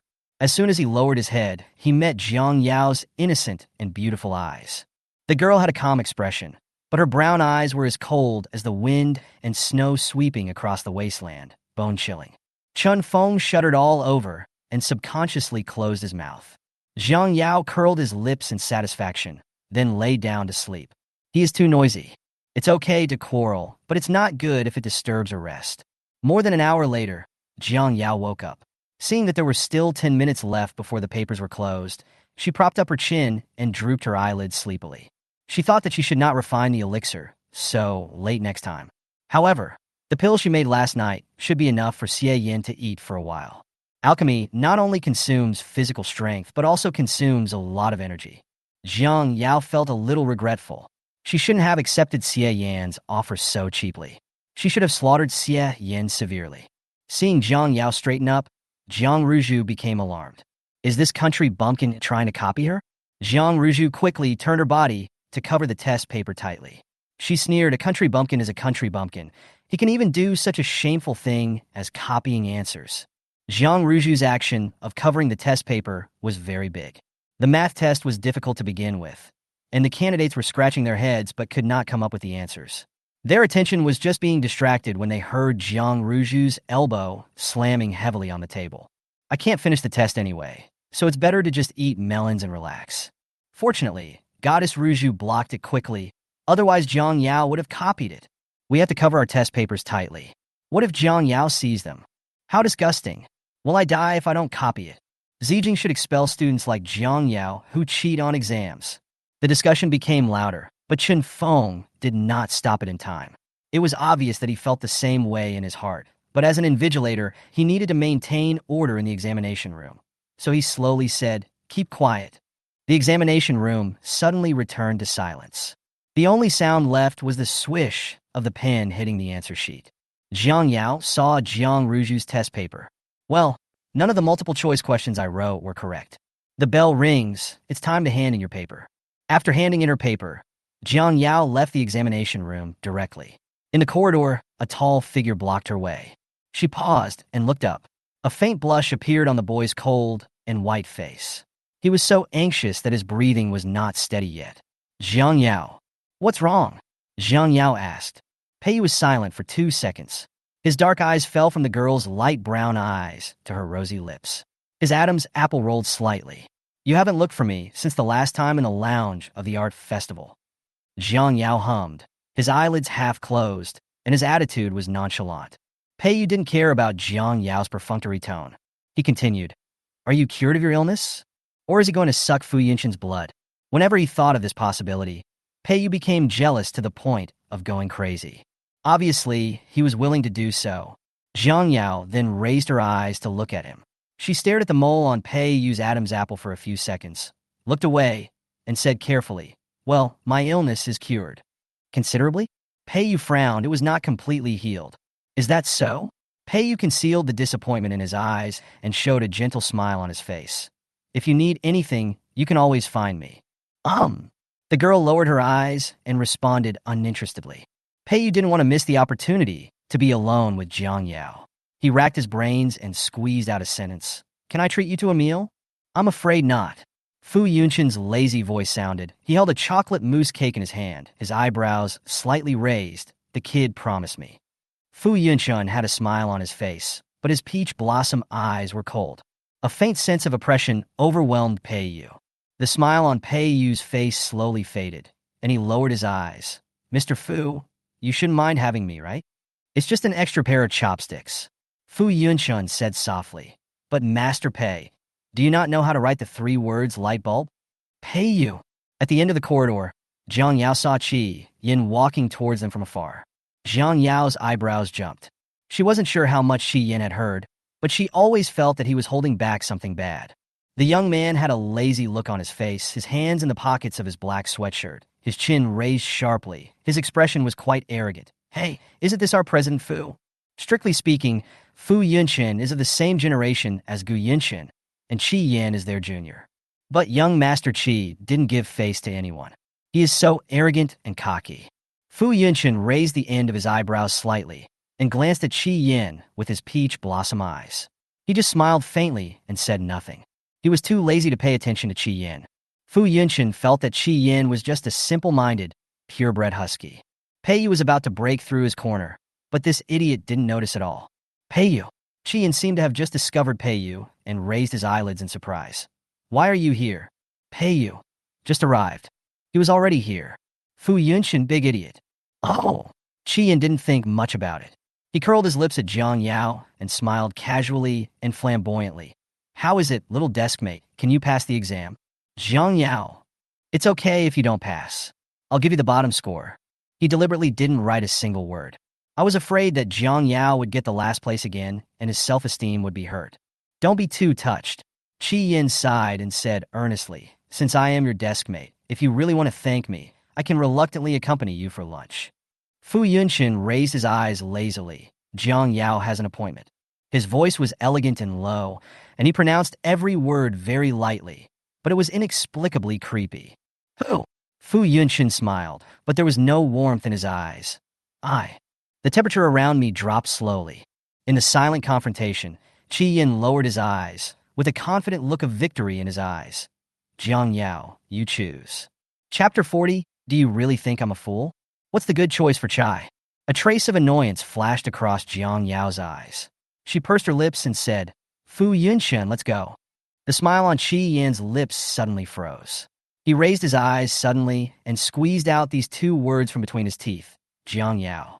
Jiang Yao blinked innocently and looked at Qi Yin. "What's wrong?" Qi Yin looked at her. His eyes were sinister and crazy. The girl's innocent eyes were half closed, and she didn't seem to think there was anything wrong with her choice.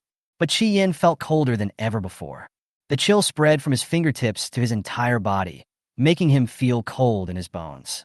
Jiang Yao. He pursed his dry lips, his peach blossom eyes drooped, and questions like, "Do you like me?" and "Have you ever liked me?" popped up in his mind, but in the end the boy just pulled his lips and said, "Nothing.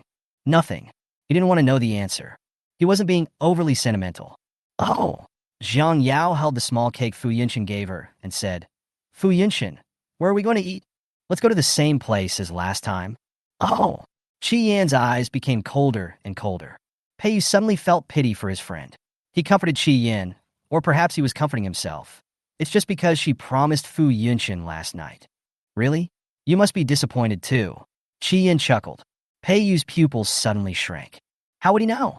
Pei Yu remained expressionless. "What are you talking about?" The smile on Qi Yan's lips had not yet completely disappeared. His dark black eyes glanced at Pei Yu lightly. He suddenly laughed, but this laugh was cold and heartless. "Pei Yu, do you really think I'm a fool? You don't seem to be that important to her." Pei Yu didn't explain, but just smiled slightly. He clenched his fingers, almost unable to suppress the malice surging in his heart. He said, "We are the same." Qi Yan glanced at him expressionlessly and sneered. "Who the hell is the same as you?" The second day is the English test, and the third day, which is the last day, is the comprehensive science test, which combines the three subjects of physics, chemistry, and biology on one test paper. "So long." Jiang Yao held her chin with one hand and lowered her eyes sleepily. Knock, knock, knock. Chen Feng knocked on Jiang Yao's desk impatiently. He had been paying attention to Jiang Yao for a long time. Not only did he not answer the question seriously, but he also tried to copy the answers from Jiang Ruju next to him several times. "I heard that Jiang Yao is the adopted daughter of the Jiang family?" Chen Feng's eyes flashed with contempt. It turned out that she was a fake. No wonder she was not as good as Jiang Ruju. "Please go out." Chen Feng has a square face and looks particularly scary when he frowns. Jiang Yao slowly raised his eyelids. "Why? You don't take the exam seriously." Chen Feng heard the girl's mocking smile. He gritted his teeth. Knowing that this excuse was untenable, he said coldly, "Not only is your attitude not serious, but you have also repeatedly violated the examination room rules, and you want to cheat to get other people's answers." Wow! The examination room was so quiet that one could hear a pin drop, and Chen Feng's voice was clearly audible. The candidates looked at each other, not surprised. Didn't Jiang Yao want to copy Goddess Ruju's answers during the last exam? Delusion. Jiang Yao laughed softly and asked, "You concluded that I cheated based on your subjective assumptions?" Chen Feng had just been promoted to senior teacher this year, and his future was bright. Wherever he went, people followed him. How could anyone disobey him like this? Especially when the one who disobeyed him was the poor student he hated the most. "You're so sharp-tongued." Chen Feng's impression of Jiang Yao became even worse. He looked contemptuous. "I saw you plagiarizing with my own eyes. Can this be considered subjective conjecture?" He directly took away all the test papers and answer sheets on Jiang Yao's desk and said, "Don't disturb other candidates' exams. Please leave." "Teacher." Pei Yu stood up. Seeing that it was Pei Yu, Chen Feng's attitude immediately became attentive. "Student Pei, do you have any questions?" "You're affecting my exam," Pei Yu said slowly. The examinees pricked up their ears and listened to the melons. Some of them couldn't help but burst out laughing. Being humiliated in public, Chen Feng's face turned pale and blue.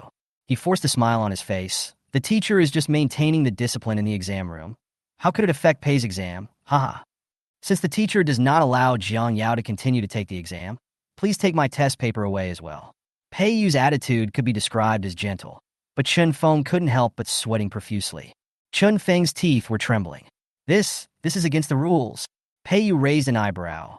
"Then taking away Jiang Yao's test paper is in accordance with the rules? What kind of rules are you in accordance with?" The candidates were full of doubts. Why did Boss Pei Yu sound like he was supporting Jiang Yao? Impossible. This idea was cut short before it even had time to take shape. Boss Pei Yu has an indifferent personality and never likes to meddle in other people's affairs. How could he possibly support Jiang Yao? Maybe what Boss Pei Yu hates the most is people like Jiang Yao who cheat in exams. It must be because the noise made by Jiang Yao disturbed Pei Yu's thinking on solving the problem, and the boss couldn't bear it anymore, so he stood up. In the corridor, Vice Principal Lin was inspecting the exam with his hands behind his back. "Vice President Lin." The man's voice was inorganically cold. Vice Principal Lin stumbled. and when he saw who was coming, he quickly took off his glasses, wiped his eyes, and put them back on. Exclamation point. Why is the king of hell back? Principal, you are back from Europe? Vice Principal Lin forced a smile that was uglier than crying. 5 years ago, the old principal retired without taking any responsibility and gave his position to the big boss in front of him. But this big boss doesn't care about it. 5 years ago, he said casually, I'm going to find someone, and then he left for 5 years. Vice Principal Lin felt bitter. Song Huai nodded calmly. Taking the exam? Yes, Principal. Do you want to see the situation in the examination room? Vice Principal Lin smiled sadly. As soon as he reached the door of the top class, he heard some noise inside. Vice Principal Lin secretly glanced at Song Huai's expression, but saw that the man looked calm as usual. Vice Principal Lin was not sure what Song Huai was thinking. This person also owns a mine at home. This principal is just a title, at most an honorary principal, but this does not mean that Song Huai has no power. Song Huai's say is much greater than that of all the senior executives of Bauhinia combined. There is no way, because the biggest investor behind Bauhinia is the Song family. Their salaries are paid by the Song family. A man who eats someone's food should be grateful, and a man who takes someone's favor should be merciful. Is this the customs of Bauhinia? Song Huai said expressionlessly. Vice Principal Lin was so frightened that he broke out in a cold sweat. No, I know this student. He's a very good kid. There's no way he could cheat. Although Vice Principal Lin felt guilty, he somehow felt that Jiang Yao would not cheat. Song Huai glanced at him with disdain and said, I mean the invigilator.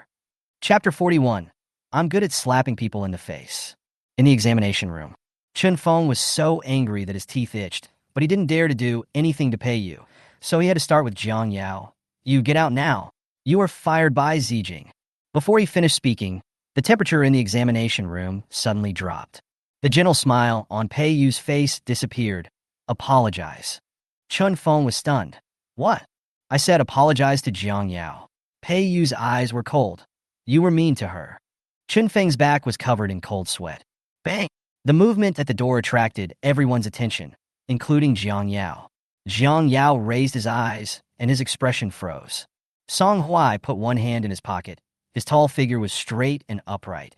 His handsome eyebrows and eyes were as cold and unkind as a sharp blade, and his pupils appeared a light blue-gray color under the light, beautiful and indifferent. 5 years ago, Song Huai was 20 years old. At that time, he blushed easily in front of Jiang Yao. He was born with a beautiful face, the most beautiful one in the world. Today he is still beautiful, but his eyes were even more lonely and colder than before, as if they were a barren plain. At first glance, there was nothing but the coldness that spread throughout his limbs and bones. One of my ex-boyfriends, Jiang Yao, lowered his eyes, and his tea-brown pupils contained an emotion even colder than Song Huai's. Song Huai glanced at the work badge hanging around Chun Feng's neck and asked, Who gave you the right to expel students at will? Chun Feng didn't know this extremely handsome young man, but he still sensed something unusual from Vice Principal Lin's servile attitude. I was just joking. Chun Feng smiled and winked at Jiang Yao. Student Jiang Yao, don't you agree? Song Huai rubbed the cigarette box in his pocket with his fingertips. Suddenly paused. The sharp edges left faint blood marks on the fingertips. The smell of blood also permeated between the teeth. The man suddenly raised his eyes, frowned, and looked even more ruthless. What did you say? An overwhelming pressure came crashing down. Chun Feng's legs went weak, and he almost fell to his knees. He was sweating profusely, not knowing what he had said wrong. Although Jiang Yao cheated. Who cheated?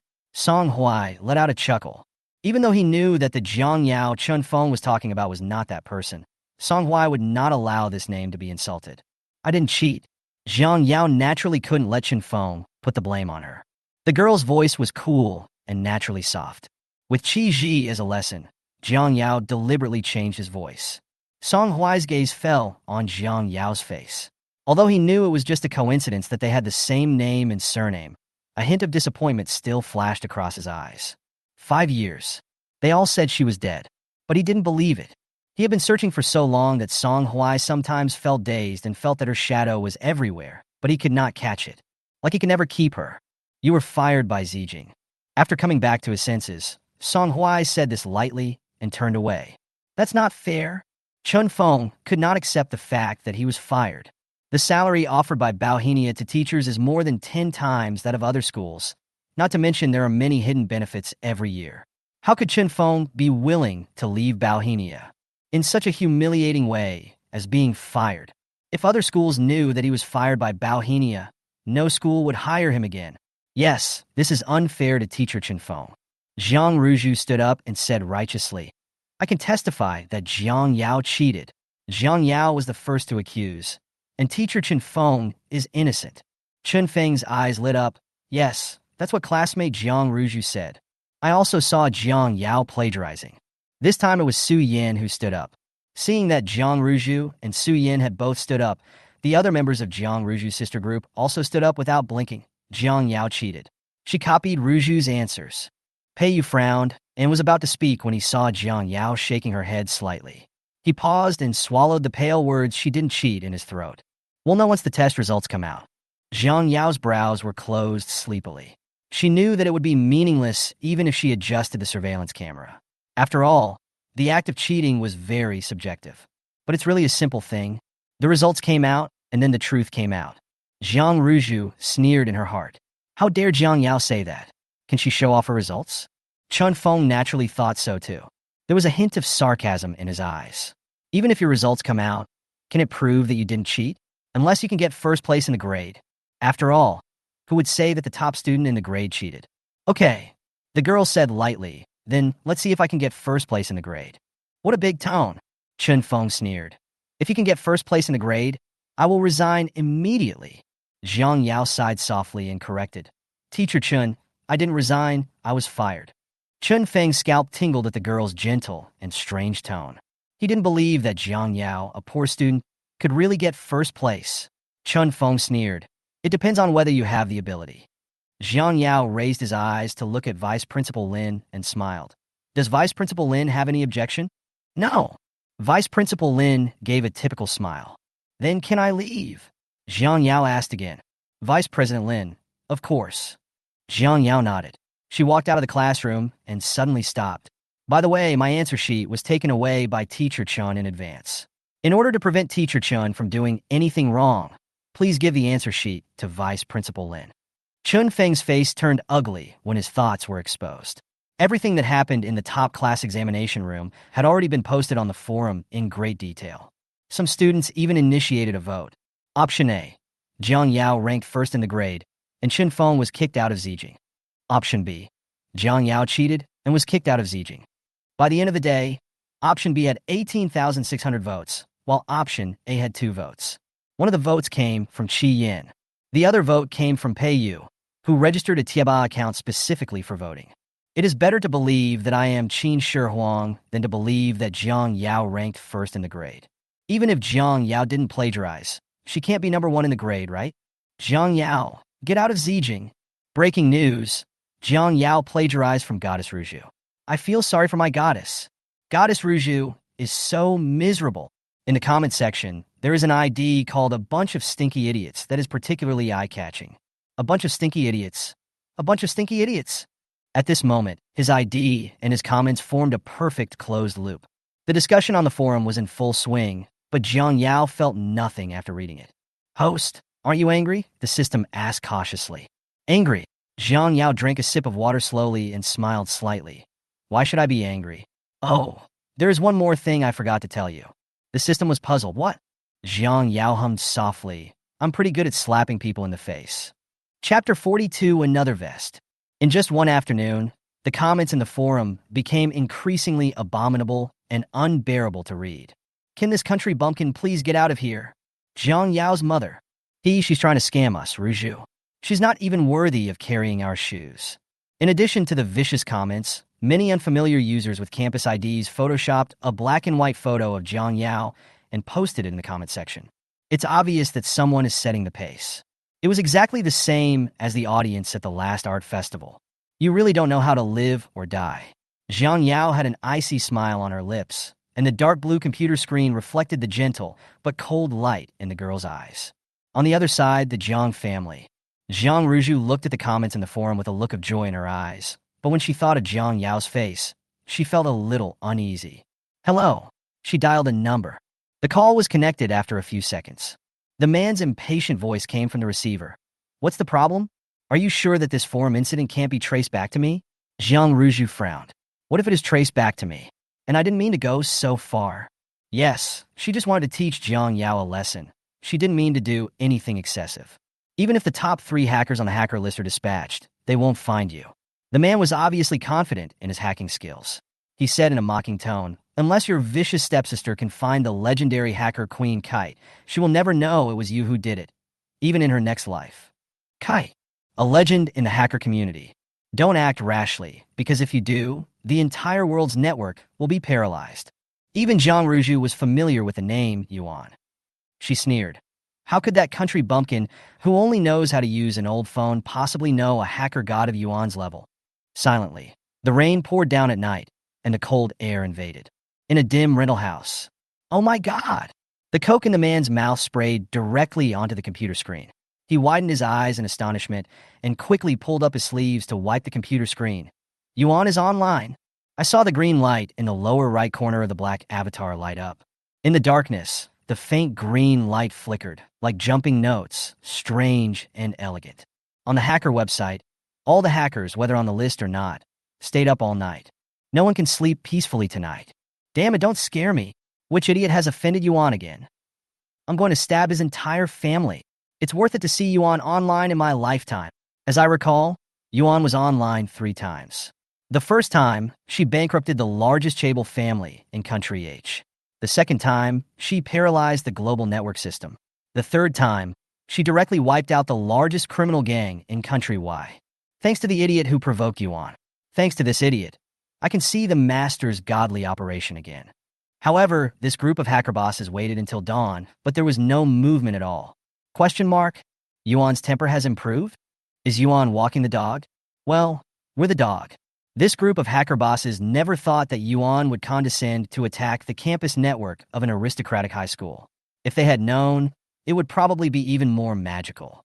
The senior management of Zhejiang University was sweating profusely when faced with the paralyzed network system. The head of the Information Maintenance Center's face turned pale. The network must be restored to normal before noon today. The staff wanted to cry, but had no tears. The school's network security system has been breached by the enemy. It is probably a whole hacker group. We can't defeat them at all. Why would hackers target us? However, no one is destined to know the answer to this question. The vice president's office at this time. There was a long conference table with school executives with solemn expressions sitting opposite. On the opposite side was Jiang Yao, who looked nonchalant. The girl was holding a fluffy blue-eyed Persian cat in her arms. The noble and arrogant aristocratic cat nestled docilely in Jiang Yao's arms, with its eyelids half drooped, exactly the same as the girl's nonchalant expression. Vice Principal Lin recognized at a glance that this was Song Huai's pet cat. Song Huai loved this cat to death. He muttered, "This Persian cat is very arrogant and usually doesn't allow people to touch it, so why is it so obedient in Jiang Yao's arms?" Cough. Classmate Jiang Yao, you should know the purpose of our conversation with you. Jiang Yao paused while petting the cat. The Persian cat immediately purred in dissatisfaction. Meow. Jiang Yao raised an eyebrow. I don't know. Vice Principal Lin smiled and took a sip of tea. We all know what happened in the forum. In the end, it was just a joke between classmates. Jiang Yao, please don't take it to heart. That's why you came to me? Jiang Yao smiled. You want to provide me with psychological counseling? Are you afraid that I will become depressed? Yeah, kind of. If you have the time, you might as well check the IP addresses of those people in the comment section. Jiang Yao's lips were filled with a gentle arc, but his tone was cold. After all, compared to comforting me, what is more terrifying is that Zhejiang actually taught so many scumbags. They are all children. Vice Principal Lin choked and said dryly. The girl's brown eyes were half closed. She said sarcastically, Vice Principal Lin is very good at making excuses. Vice Principal Lin was sweating profusely. He couldn't help but take off his glasses and wipe the sweat off his face, then put them back on. Student Jiang Yao, it's like this. His throat suddenly became blocked. My throat felt like it was being strangled by a cold, delicate hand. However, this slender, snow-white hand was slowly pushing a silver USB drive to the middle of the conference table. You're welcome. The girl smiled slightly, her delicate and dull eyes revealing a sarcastic look. Here are the names of those scumbags in the comment section. It's very detailed, with names, classes, phone numbers, everything. Of course, in addition to these scumbags who are leading the trend, there is also a mastermind behind the scenes. Jiang Yao said lightly, I found them all. If you really want to appease me, then please show your sincerity. Jiang Yao paused, revealing his signature gentle smile. For example, spend some time thinking about how to deal with them. Under Jiang Yao's calm gaze, Vice Principal Lin inserted the USB drive into the computer with trembling hands. A few minutes later, Jiang Yao raised his eyelids and looked at Vice Principal Lin, who seemed to be hesitant to speak. It's like this, classmate Jiang Yao. The families behind these students are not easy to deal with. If these families unite, Vice Principal Lin took a sip of water, his voice trembling. Even the Gu family will find it difficult to bear it. Chapter 43, Zhang Ruju was sentenced. So, what we mean is, let's suppress this matter first. Of course we will deal with these students, but now is not the time. Vice Principal Lin suddenly felt ashamed in the girl's calm gaze. His face flushed, and he emphasized again, we will deal with them. Meow. The Persian cat in Jiang Yao's arms stared at Vice Principal Lin with its cold blue eyes. Like the judge of death, Vice Principal Lin was sweating profusely. Be good, Vega. Jiang Yao patted it gently and smiled. You scared Vice Principal Lin. The Persian cat meowed softly, nestled in the girl's arms, and closed its eyes lazily. Of course you will deal with it. Jiang Yao smiled slightly. It's just that there is some fairness that you won't give me. So, I had to come by myself. The girl raised her eyes. Her light brown eyes were gentle and cruel, which inexplicably made people's scalps numb and their hearts tremble. She sighed regretfully. Although I really don't want this to happen. Jiang Yao's voice was very soft. Vice Principal Lin didn't even hear what she was saying. Lin, Vice Principal Lin, the list has been made public. The Dean of Studies broke out in a cold sweat. What's going on? Why can't I delete it? At the same time, all devices that have logged into the Bauhinia campus network, whether computers or mobile phones, are stuck on this list page. Even the list is scrolling continuously on the multimedia screen in every classroom. And soon after, they discovered that all IDs in campus forums were forced to use real names, which completely tore off the fig leaf of online keyboard warriors. Those who had posted malicious comments and photoshopped pictures of the deceased body and corpse in the comment section were all panicked. Fang Xiaowan, one of Jiang Ruju's sisters, is one of them. Jiang Yao died. Ha! Who doesn't know that Jiang Yao is a slut who loves to seduce men? It's really disgusting to see someone like this. Fang Xiaowan looked at the mobile forum in horror. Her hands and feet felt cold. She wanted to click to exit, but the phone did not respond. How so? Buzz! She felt like she was hit on the head with a stick, and her head was buzzing. The strange eyes of the people around her fell on her, and Fang Xiaowan felt very uncomfortable. She wanted to say that she didn't mean it. She really didn't mean it. She just wanted to teach Jiang Yao a lesson. She didn't think it was that extreme. Jiang Ruju's face turned even paler. She clenched her palms tightly, her sharp nails digging into her flesh, leaving a bloody mess. Fuck. Are they human? How can they say such vicious words? If it were me, I would have been forced to death by them long ago. What kind of scumbag is it to send pictures of corpses and disgusting pornographic pictures to a little girl? Jiang Yao is so pitiful. I laughed at the comments saying Jiang Ruju was miserable. Damn it, I just saw more than a dozen police cars parked downstairs. Are they going to wipe out the whole gang? Hearing this, Jiang Ruju's heart stopped and her face turned pale. How could this happen? She gritted her teeth and said no, it won't be traced back to her. Jiang Yao doesn't have that ability. Knock, knock, knock. Lin Yuan, Lu Chang, Su Yin, Fang Xiaowan. The police read out a series of names expressionlessly. Finally, they read out Jiang Ruju.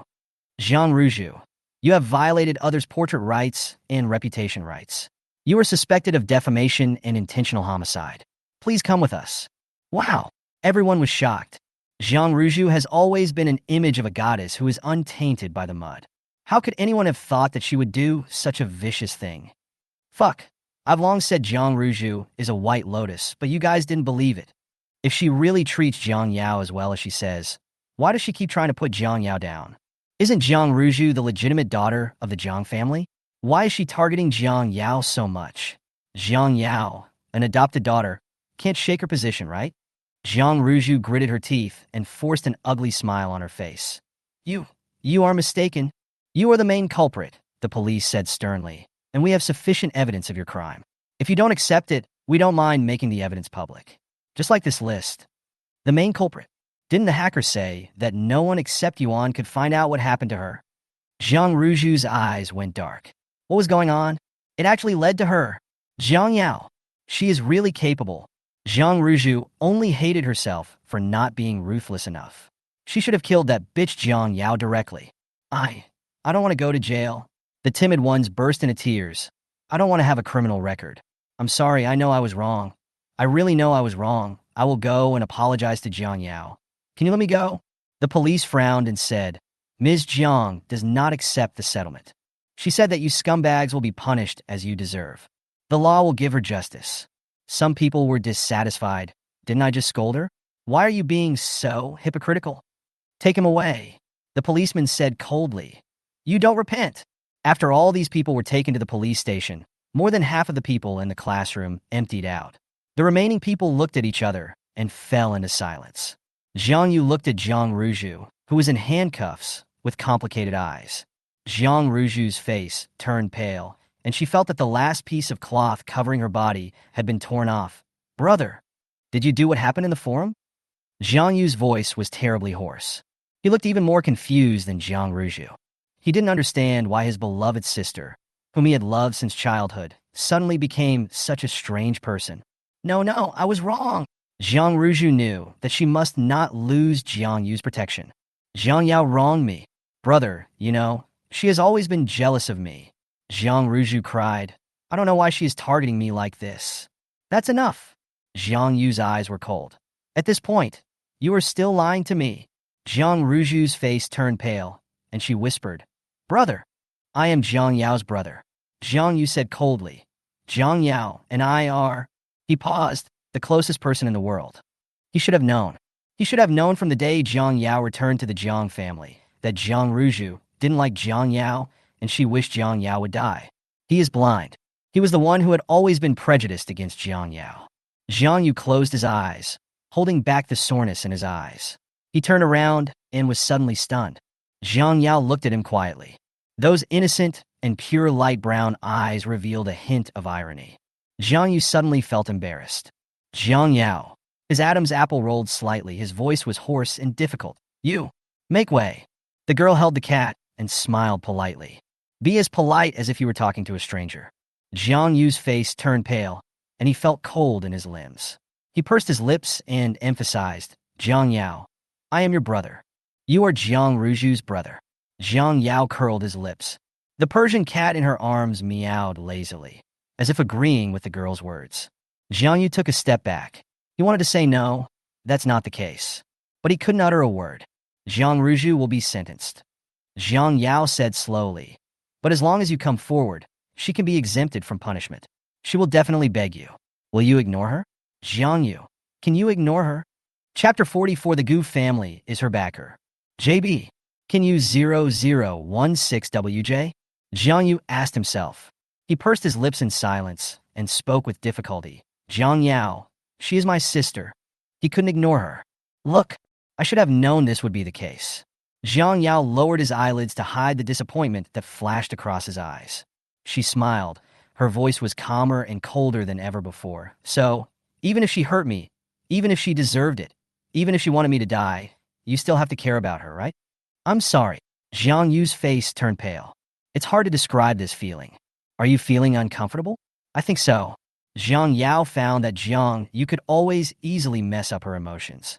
She attributed it to the fact that they had the closest blood in the world. Jiang Yu, stop bothering me.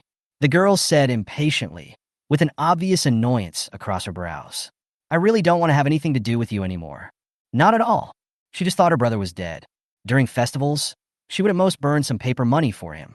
Sensing the girl's irritability, the Persian cat rubbed Jiang Yao's chest obediently. Meow. And Vega. Jiang Yao's expression softened. Be good. Gu Yun's clear and doting voice sounded behind him. Jiang Yao suddenly turned around. Gu Yun put one hand in his pocket, his black hair brushing against her beautiful, smiling eyes. He tilted his head and said, TSK, you are not happy. Come, Uncle Five, give me a hug. He opened his arms and curled his lips. Jiang Yao curled her lips, stepped forward, and looked up at him. Fifth uncle. Why are you here? Gu Yunyi sighed softly and gently embraced the girl in his arms. The nose is filled with a light herbal scent. Dear, there is nothing that the Gu family cannot bear. This was in response to what Vice Principal Lin said. Gu Yunyi rubbed the girl's hair lovingly. You just need to know that you don't have to be afraid of anyone.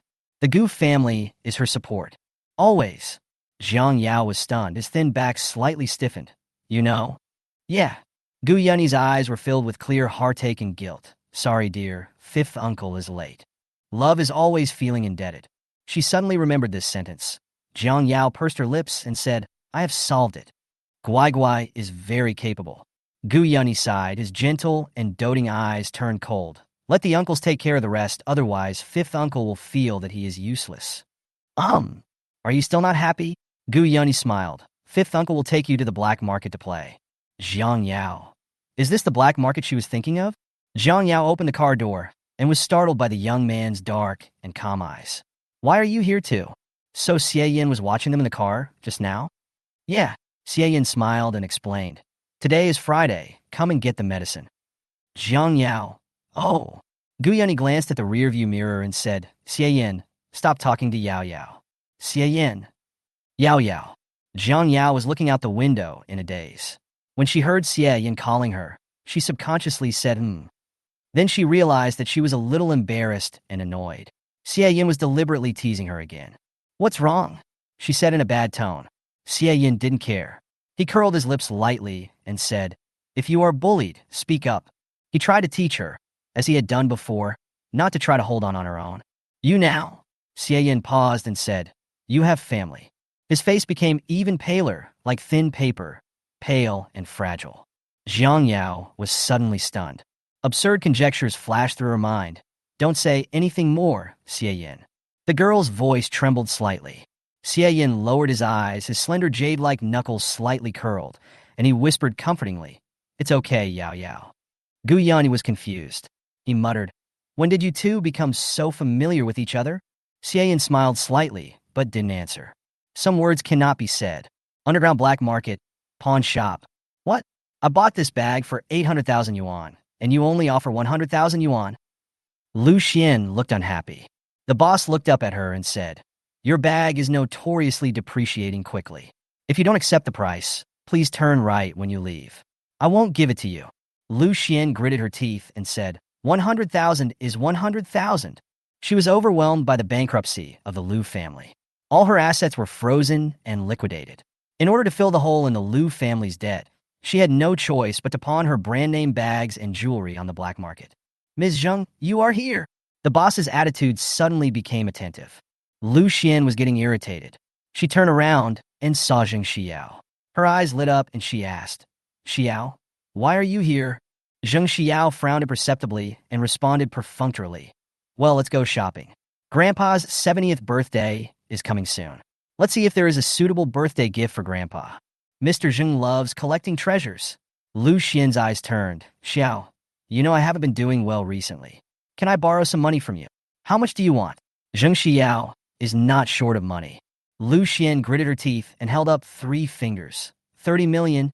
Don't worry, I will return the money to you immediately after the Lu family survives this crisis. 30 million? Zheng Xiao was stunned. She couldn't afford that much money. What's wrong? Xiao can't take it out? Lu Xian observed the expression. How is that possible? Zheng Xiao frowned, and she curled her lips confidently. But I have a better idea. What? My master is a leader in the gambling stone world, and I have some talent for it, said Zheng Xiao. The most profitable and tempting jade transaction is undoubtedly gambling on jade. There is a saying in the jade gambling industry, gambling on jade is like gambling on your life. If you win the bet, it is not uncommon to become rich overnight. Lu Xian's eyes lit up, and she immediately smiled. Yes, gambling on stones makes money quickly. Zheng Xiao looked down on him in her heart, but smiled gently. It's that bitch. Lu Xian paused as she walked out of the pawn shop and said through gritted teeth. Zheng Xiao followed Lu Xian's gaze and frowned slightly. It's the prince of the Xie family. But isn't that person in the imperial capital? How come he appears in Beijing? Zheng Xiao noticed the girl next to Xie Yin. She had delicate and beautiful eyebrows and eyes, fair and smooth skin, and she had a good appearance. She frowned, feeling inexplicably uncomfortable. She had never seen Xie Yin smile so warmly. Although Xie Yin usually smiles, there is no warmth in his eyes, like a pool of stagnant water. But now Zheng Xiao can feel Xie Yan's tenderness towards the girl, a tenderness that comes from the bottom of his heart. She clenched her palms. She didn't like Xie Yan's special treatment of others. What's wrong with her? Zheng Xiao couldn't help but ask. Lu Xian lowered her eyes, hiding the viciousness in them.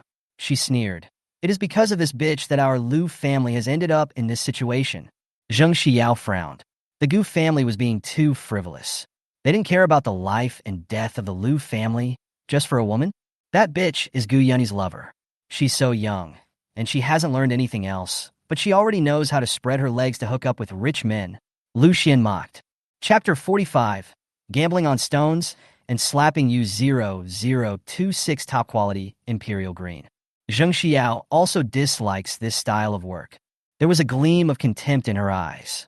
However, she felt that there was no ambiguity between Gu Yunni and the girl, but Xie Yin, no. She immediately rejected the idea. Xie Yin has always been reserved and aloof, not interested in women. So why would he be special to a young girl? Jiang Yao had already noticed Lu Xian's angry gaze, and she raised her eyebrows. My goodness, which of these two stones do you think is better? Gu Yunni spread out his palms, holding a raw stone in each hand. Jiang Yao glanced at it and said, the water is not good. How did you know that? Gu Yunni was skeptical. I think these two stones are pretty. This stone is good, you can buy it. Zheng Xiao smiled gently and pointed to the raw stone on Gu Yunni's right-hand side. She despised it in her heart, thinking that lovers are just lovers and should not be shown in any way. It's just a plaything of the rich. Lu Xian suppressed the hatred that was surging in her heart and forced a smile on her face. Our Xiao's grandfather is the treasure appraiser Master Jung, and her master is the respected leader in the gambling stone industry, Master Huang. What Xiao said must be correct. Miss Jiang is using her beauty to please others. It's better not to show off in front of our Xiao, otherwise it will be embarrassing to lose face in the end. Gu Yunni was confused. Where did these two come from? What kind of bird language is this? How come he can't understand anything? Meow.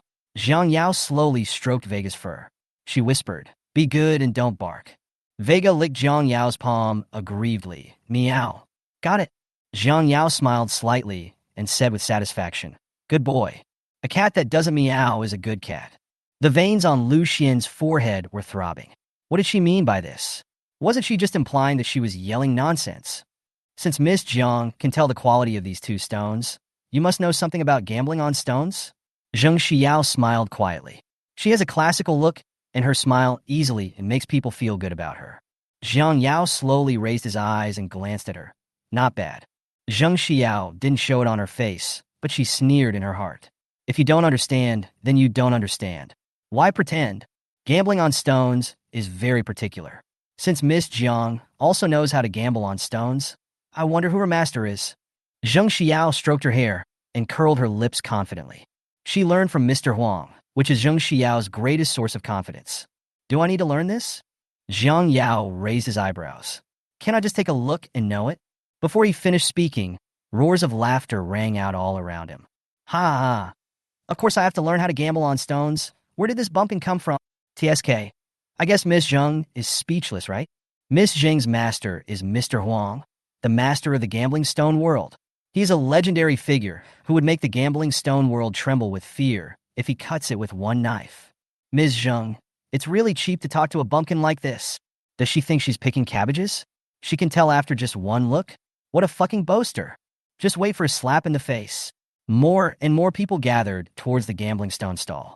Gu Yunni stood in front of Jiang Yao, his narrow eyes flashing with a cold light. Whatever my family says is what it is. Who do you think you are? The tone was extremely arrogant and unruly.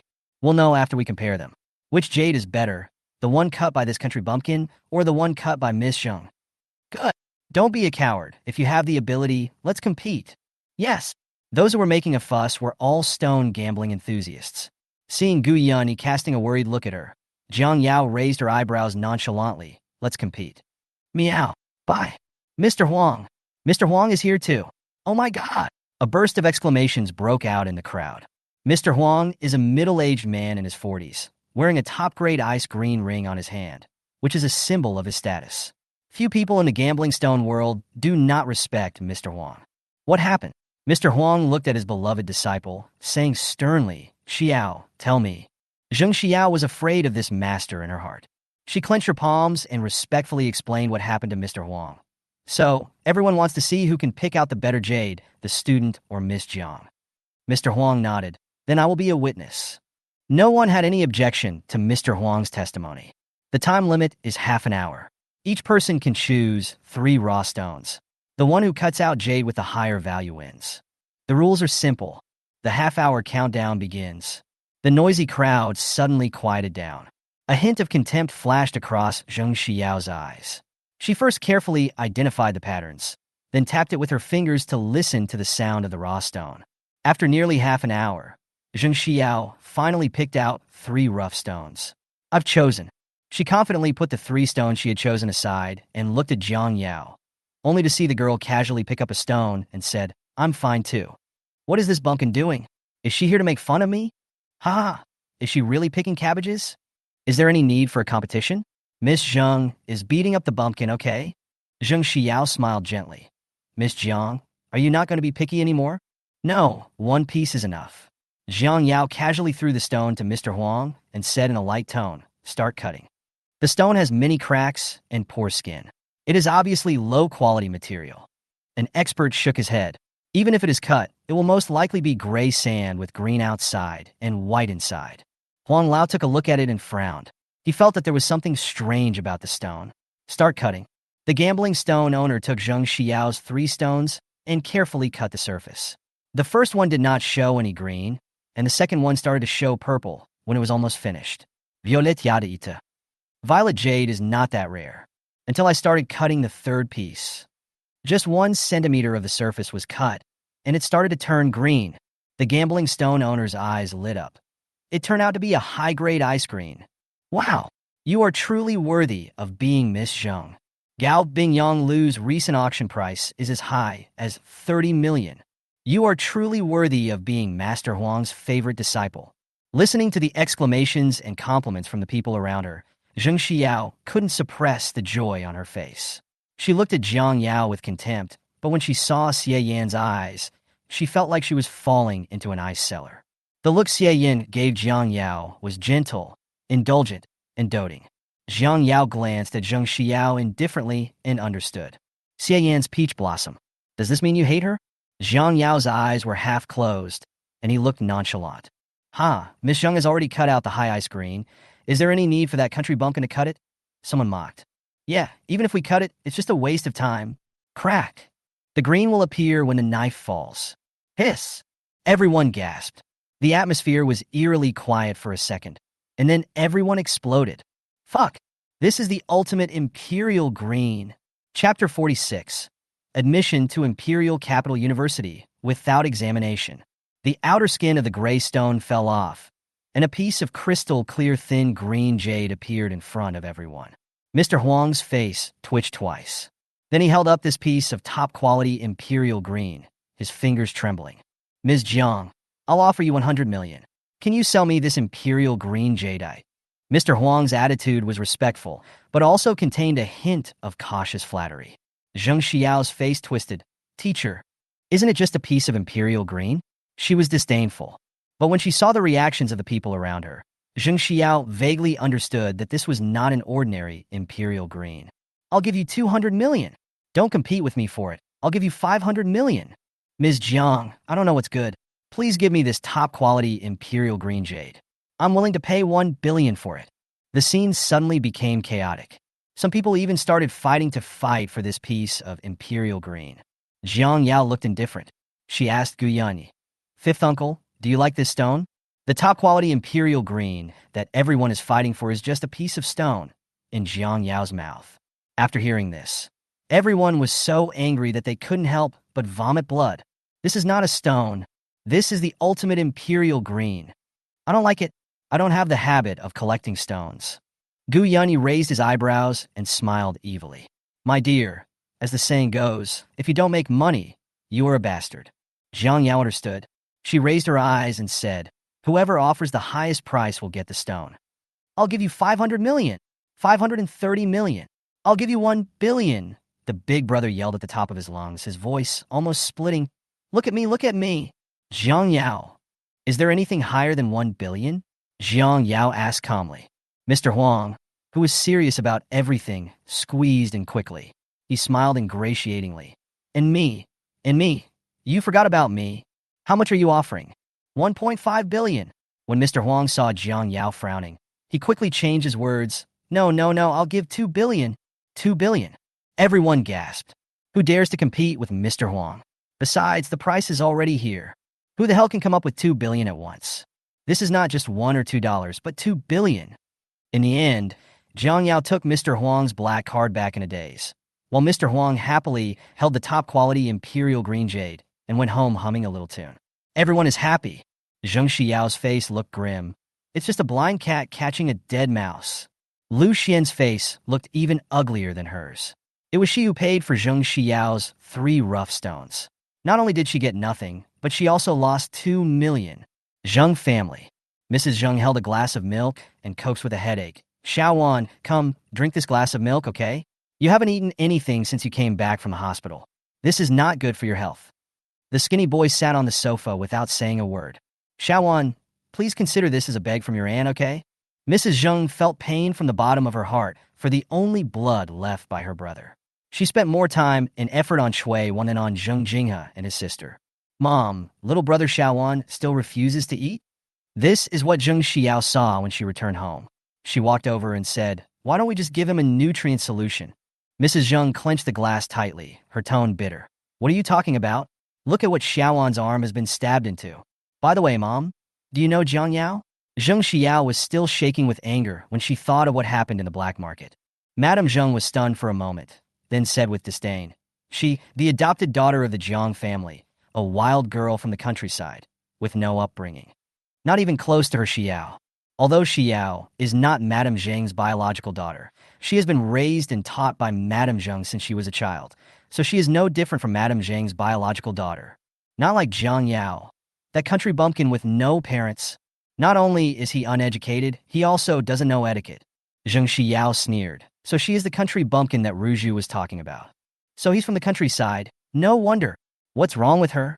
Mrs. Zheng frowned. Zheng Xiao sneered and mocked. She is now someone's mistress or second wife. Bang. Ah! Xiaowan, the boy, who had been silent, raised his sinister eyes and directly overturned the milk in Mrs. Zheng's hand. All the milk spilled onto Zheng Xiao's skirt. No, don't say sister. Chui Wan pursed her lips, her voice slow and hoarse, like a slow and aging machine. Zheng Xiao didn't bother to clean her skirt. She was stunned and asked, Xiaowan, what did you say? Chui Wan looked at her coldly, without saying a word. Madame Zheng patiently corrected, Xiaowan, Jiang Yao is not your sister. Your only sister is Xiao. She is my sister. Chui Wan spoke slowly. Mrs. Zheng looked unhappy. What's so good about that good-for-nothing country bumpkin?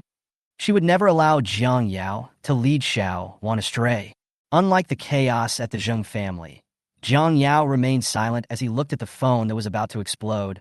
She tried to turn off the phone. However, the next second, Gu Yunyi's cell phone rang again. Jiang Yao said expressionlessly, turn off the phone. Gu Yunyi said, oh, and turned off his phone obediently. Then the next second, Gu Yinshin's phone went into a loop again. Jiang Yao. She took a deep breath, turned on the phone, and answered the call. What on earth do you want to do? His tone was unusually irritable. Gu Yinshin and Gu Yunyi looked at each other in silence, with a hint of smile in their eyes. Is this Jiang Yao? The young man on the other end of the phone couldn't hide his excitement. You finally answered my call. I called you many times, changed several numbers, and even called all your family members. You really look like a pervert like this. Jiang Yao smiled. Really? I'm sorry. What's the matter? Jiang Yao's eyelids drooped lazily. I am the person who wrote the math test for your Bauhenia midterm exam.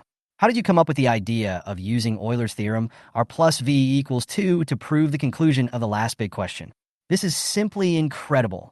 Jiang Yao suspected that he would faint from excitement in the next second. She sighed, speak slowly. After a few minutes, the man finally finished speaking. His tone was much calmer and more normal. I am Qin Chuan, a professor in the Department of Mathematics at Imperial Capital University.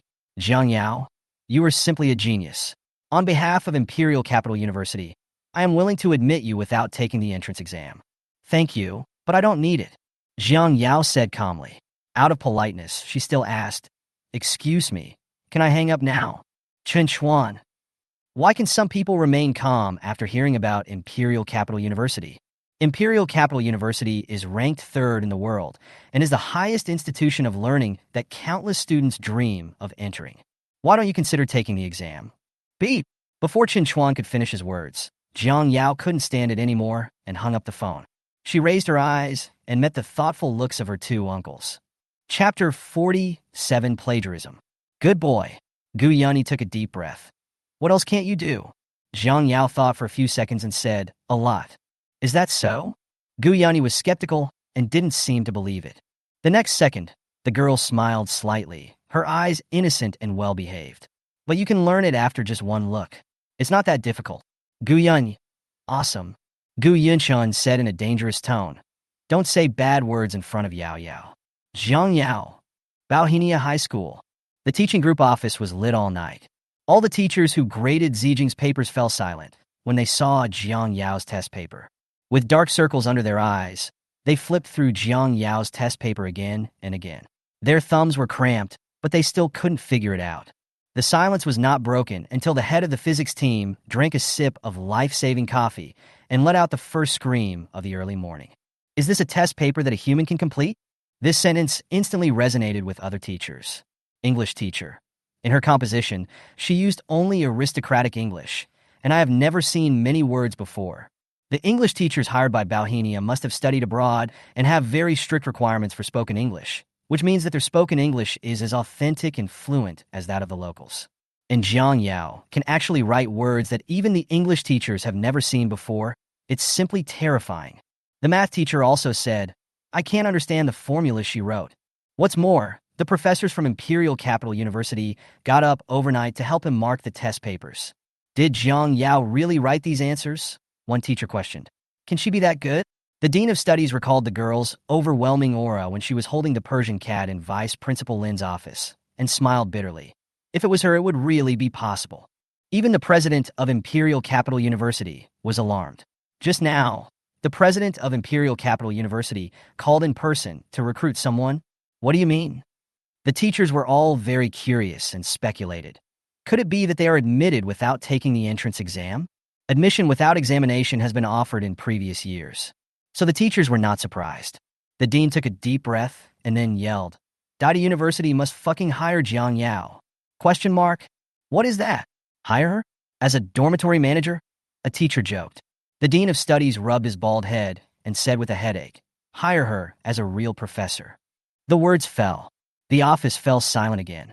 The next day, Vice President Lin walked into the teaching office with his hands behind his back and asked cheerfully, How did the students do on the exam this time?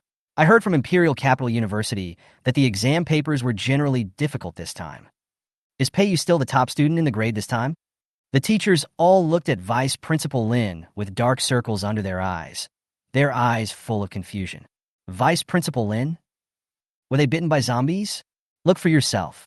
The Dean of Studies stared at Vice Principal Lin's thick hair and couldn't help feeling jealous. He slept soundly. Vice Principal Lin took the report card. He first looked up from the bottom and didn't see Jiang Yao. He was a little surprised. Jiang Yao is not the last this time? It was within his expectation that Qi Yin was the last one. After all, before Jiang Yao came to Zijing, Qi Yin always ranked last in the exams. It seems that the students didn't do very well in the exam this time, which is also true. His throat suddenly became blocked. Then his voice suddenly rose. Who's number one? Jiang Yao. Right. For some reason, the dean suddenly felt a sense of revenge. He spoke with a clear mind. You read that right. Jiang Yao is number one in the grade. Huh? Lose your hair. Damn bald ass. Vice Principal Lin's face twitched and twisted. How could it be Jiang Yao? How come Jiang Yao is the top student in the grade? The Dean of Studies showed a deathly smile. Vice Principal Lin, please take another look at Jiang Yao's grades. Other teachers marking papers. Even Satan should have a tattoo of you on his back. Chinese 150, Math 150, English 150, Comprehensive Science 300. Total score 750. Vice Principal Lin took a deep breath and took off his glasses. It must be that he opened them in the wrong way. He looked again. Why is it still fucking 750? Vice Principal Lin had a complicated expression on his face. He sighed. Tell me the truth. Did you leak the test questions to her? That's the problem. The Dean of Studies smiled bitterly. Her answer is completely different from the standard answer given to us by Imperial Capital University, but it is completely correct. Vice Principal Lin. How come he knows every word, but can't understand when they are put together? Let's send out the results first. Vice Principal Lin made the final decision. The results of midterm exams always attract attention. What's more, in the forum, the vote about Jiang Yao is still on the hot search. However, after the forum was forced to use real names, everyone became much more restrained in their comments. The bulletin board downstairs was crowded with people. As soon as the results were released, the complete transcript was posted on the forum. There's a row of in the forum. First, Jiang Yao, 750. My friend, the first joke of the day has appeared. I laughed. Doesn't she think this score is outrageous? You don't copy like this, do you? This school is too bullying. They just gave her the answer directly. She's a country bumpkin. Has she ever learned English? How can she only get 150 on the test? The discussion in the forum was in full swing. Jiang Yao looked at Jiang Yu, who was blocking her way with annoyance. What on earth do you want to say? The boy's eyes were bloodshot. Jiang Yao, you should apologize and drop out of school as soon as possible.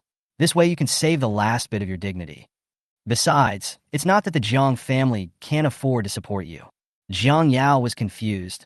Question mark. Is there anything wrong with his brain? A hint of disappointment flashed across Jiang Yu's eyes. Jiang Yao, how could you plagiarize? It seems that Ruju didn't wrongly accuse you. Oh, I would have forgotten about Jiang Ruju if you hadn't mentioned her.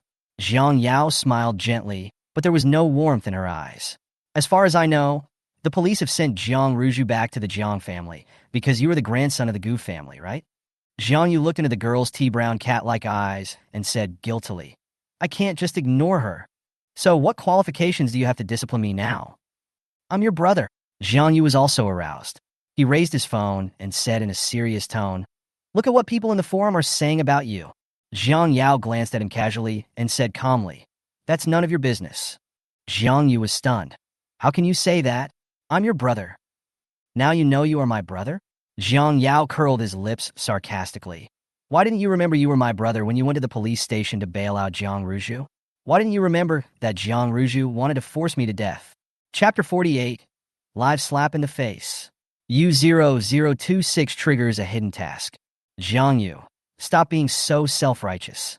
The girl half closed her eyelids to hide the irritability in her eyes. You have never believed in me. Yes. He never believed Jiang Yao. Whether it was Jiang Ruju faking a fall to frame Jiang Yao, or Jiang Yao being slandered at the art festival, or now she is being rumored to have plagiarized.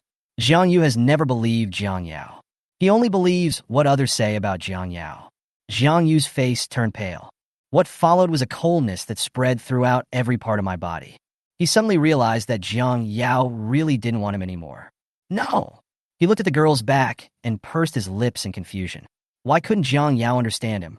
Everyone believed that she had plagiarized, and voluntarily dropping out of school was the most respectable outcome. Jiang Yao just felt that Jiang Yu had a hole in his brain. Class 2-1 of senior high school. When Jiang Yao entered the classroom, everyone looked at her strangely. How dare she come here? She has been proven to have plagiarized. Get out of here. Teacher Chen Feng is so miserable. He was almost expelled from Zijing. Yes, Teacher Chen Feng was wronged. This country bumpkin can't even read the text properly. How can he get a perfect score in English? He might as well believe that aliens are invading the Earth. Bang! Chi Yin kicked over the stool with a cold face. Shut the fuck up. The boy's eyebrows were half drooped lazily, and his facial features were delicate to the point of being sharp. Like a sharp blade. Their flesh would be cut in the next second. The corners of his mouth curled up into a smile, but his eyes were cold. You all have evidence of Jiang Yao cheating, right? If you have evidence, show it. If you don't have evidence, shut the fuck up. The young man's tall figure stood in front of Jiang Yao. Show a protective posture. Obviously, he was protecting his own shortcomings. At this moment, Chi Yan's secret feelings for Jiang Yao, which were as grand and sticky as juice, were revealed in a way that no one expected. The noisy sounds in the classroom suddenly disappeared. They looked at Jiang Yao. A gentle gleam appeared in the girl's tea-brown cat eyes, and there was a delicate and innocent curve at the corner of her mouth. She seemed to have never taken these rumors to heart. The dull facial features quietly became delicate and gorgeous. There is no doubt that she is beautiful. Everyone was stunned and couldn't say a word. Jiang Yao lazily raised her eyelids, with annoyance clearly visible in her eyes. She said slowly, "I can understand. Your life is indeed very boring. Regarding whether I cheated, I think." She smiled slightly and continued, "None of you are qualified to discuss this." "Yeah, that's it. A bunch of rubbish." The girl's voice was gentle and soft, making people's ears numb. But the words she said were like the wind and snow passing through the wilderness, cold and indifferent. "You." Everyone blushed and didn't know how to refute. Knock, knock, knock. Vice Principal Lin knocked on the door with a serious expression. "Student Jiang Yao, come with me." Jiang Yao glanced at him indifferently and turned to leave. Vice Principal Lin froze at the girl's cold gaze. When he arrived at the teaching office, his tense body relaxed slightly. "Did you plagiarize?" Jiang Yao had no interest in answering, so she asked, "Will I be accused of cheating if I get full marks?" "Of course." Vice Principal Lin's throat was stuck again. "Common sense tells us that no one can get a perfect score. So what?" The conversation reached a deadlock again. Vice Principal Lin frowned and said, "Student Jiang Yao, your attitude is very improper." "Oh," Vice President Lin emphasized. "Plagiarism is a very serious behavior." "What the hell?" Chen Chuan was so angry when he heard this as soon as he arrived. "Do you have eyes? She plagiarized? Even I can't write those answers. And you said she plagiarized?" Chen Chuan was so angry that he was speechless. "Then what am I? Am I trash?" Behind him was a series of professors from the Imperial Capital University. Vice Principal Lin was confused by Chen Chuan's friendly greeting. When he realized what was happening, he was sweating profusely. "No, that's not what I meant." Chen Chuan pushed up his glasses and said forcefully, "What do you mean? You are classmate Jiang Yao, right?" Chen Chuan did not forget the purpose of his visit. He turned to Jiang Yao and gave him a gentle smile. "With your level, you don't need to stay in Zijing any longer. Besides, this group of ignorant people actually spread rumors that you plagiarized. This is too abominable." "Vice Principal Lin, are you polite?" "Yes." Jiang Yao agreed. "I need to clarify this rumor." Although she didn't care about the rumors, she couldn't stand being wrongly accused for no reason. What's more, she and Chen Feng still have a bet to make. "That's easy." Chen Chuan smiled slightly. "Since they suspect you of cheating, let them test you as examiners. I believe that with Jiang Yao's ability, he can fully deal with the problems of these stupid students at this stage." Jiang Yao said nonchalantly, his eyelids half closed lazily. "Okay." Vice Principal Lin's eyes lit up. "That's a good idea. Bye. Congratulations to the host for triggering the 3-star hidden mission. Clarify the plagiarism rumors in the form of live broadcast. Task reward: any talent point +3. The system's sounds. A glimmer of light flashed across Jiang Yao's eyes. She curled her lips lightly. "Then let's clarify it live." Nothing could make Jiang Yao more satisfied than this. On the night when the incident unfolded, Baohenia's official Weibo account shared a live broadcast link. All students who followed the official WeChat account of Zijing received a message like this: "The blogger you follow has started broadcasting. Go and watch it." At the same time, a notice from the school official popped up in the forum. Regarding the clarification of whether Jiang Yao cheated, welcome all students to enter the live broadcast room and ask questions. Not only the students who followed the official Weibo account of Baohenia received the live broadcast link, but countless netizens who were browsing Weibo also received this live broadcast push. Click on the link, and you'll see a pair of beautiful and slender hands in the live broadcast. The girl's gentle and sweet voice came from the receiver. "Can you see it? Fuck, I love the host's voice. Is this Jiang Yao? What are you doing again?" The next second, the dim live broadcast room suddenly became bright. The girl lazily slumped in the chair, as if she had no bones, exuding a sense of laziness. Jiang Yao blinked innocently, with the corners of his lips curled up in a gentle arc. "Well, let me clarify the rumors about me cheating." His fingertips tapped the tabletop nonchalantly. "Everyone is welcome to ask any questions you want. I will answer them all here." Jiang Yao glanced at the comments, his eyes showing no emotion. "Yes, this is my way of clarifying things." The light cast a soft halo on her delicate eyebrows and eyes. The girl was incredibly beautiful. There was a few seconds of silence in the live broadcast room, and then the barrage of comments surged wildly. Words spread quickly, and soon the number of people online in the live broadcast room reached 100,000. In addition to Zijing students, there were also many netizens who squeezed into the live broadcast room to watch the fun. Haha, you didn't cheat. Then can you prove that P equals NP for polynomial algorithm problems versus non-polynomial algorithm problems? Chapter 49. Expose you 0026 Jiang Yao is why. I Chen Chuan was also watching the live broadcast. When he saw this comment, he frowned. This is far beyond the scope of high school mathematics. Okay. The girl's sweet voice was calm. She picked up a piece of white paper, held the pen with her slender and beautiful fingers, and slowly began to calculate on the paper. Her movements were slow and graceful. However, Jiang Yao calculated the P equals NP theorem very quickly. Chen Chuan's brows suddenly relaxed. The next second, his eyebrows knitted together again. This is definitely not any solution to the P equals NP theorem in the world today. What is the host writing? Why can't I understand a single word? Don't think you can get away with just writing a bunch of scribbled characters. The above person, it's terrible to be uneducated. I can guarantee that the anchor is definitely a big shot in the field of mathematical research. Boss? The Bauhinia students looked confused before the live broadcast. How did this country bumpkin suddenly become a big shot in the field of mathematical research? Although I don't understand it, I think it's awesome. Unknown, but impressive. Fuck, I am math idiot actually understood it. The host is awesome. Fu gave away luxury yachts times 10. Fu gives away sports car times 50. The live broadcast room was immediately dominated by the glittering gift special effects. Along with the dazzling special effects, Fu Yunshin's comments were also particularly eye-catching. The kids are amazing. It makes my teeth ache. The next second. Y gives away luxury yacht times 50. Why? My little babe is the best. Among the live broadcast reward gifts, a sports car is 5,000 yuan and a luxury yacht is 10,000 yuan. Soon, the audience in the live broadcast room saw a gift reward notification like this. Yaowang Holdings Gu Yunshin gave away luxury yachts times 100. The barrage was quiet for 2 seconds, and then exploded. Is this the Yaowang Holdings I was thinking of? So Mr. Gu also watches live broadcasts? I thought these bosses lived on the financial channel of Tianliang Wangpa all day long. Fuck, am I the only one who finds this weird? Who is this anchor?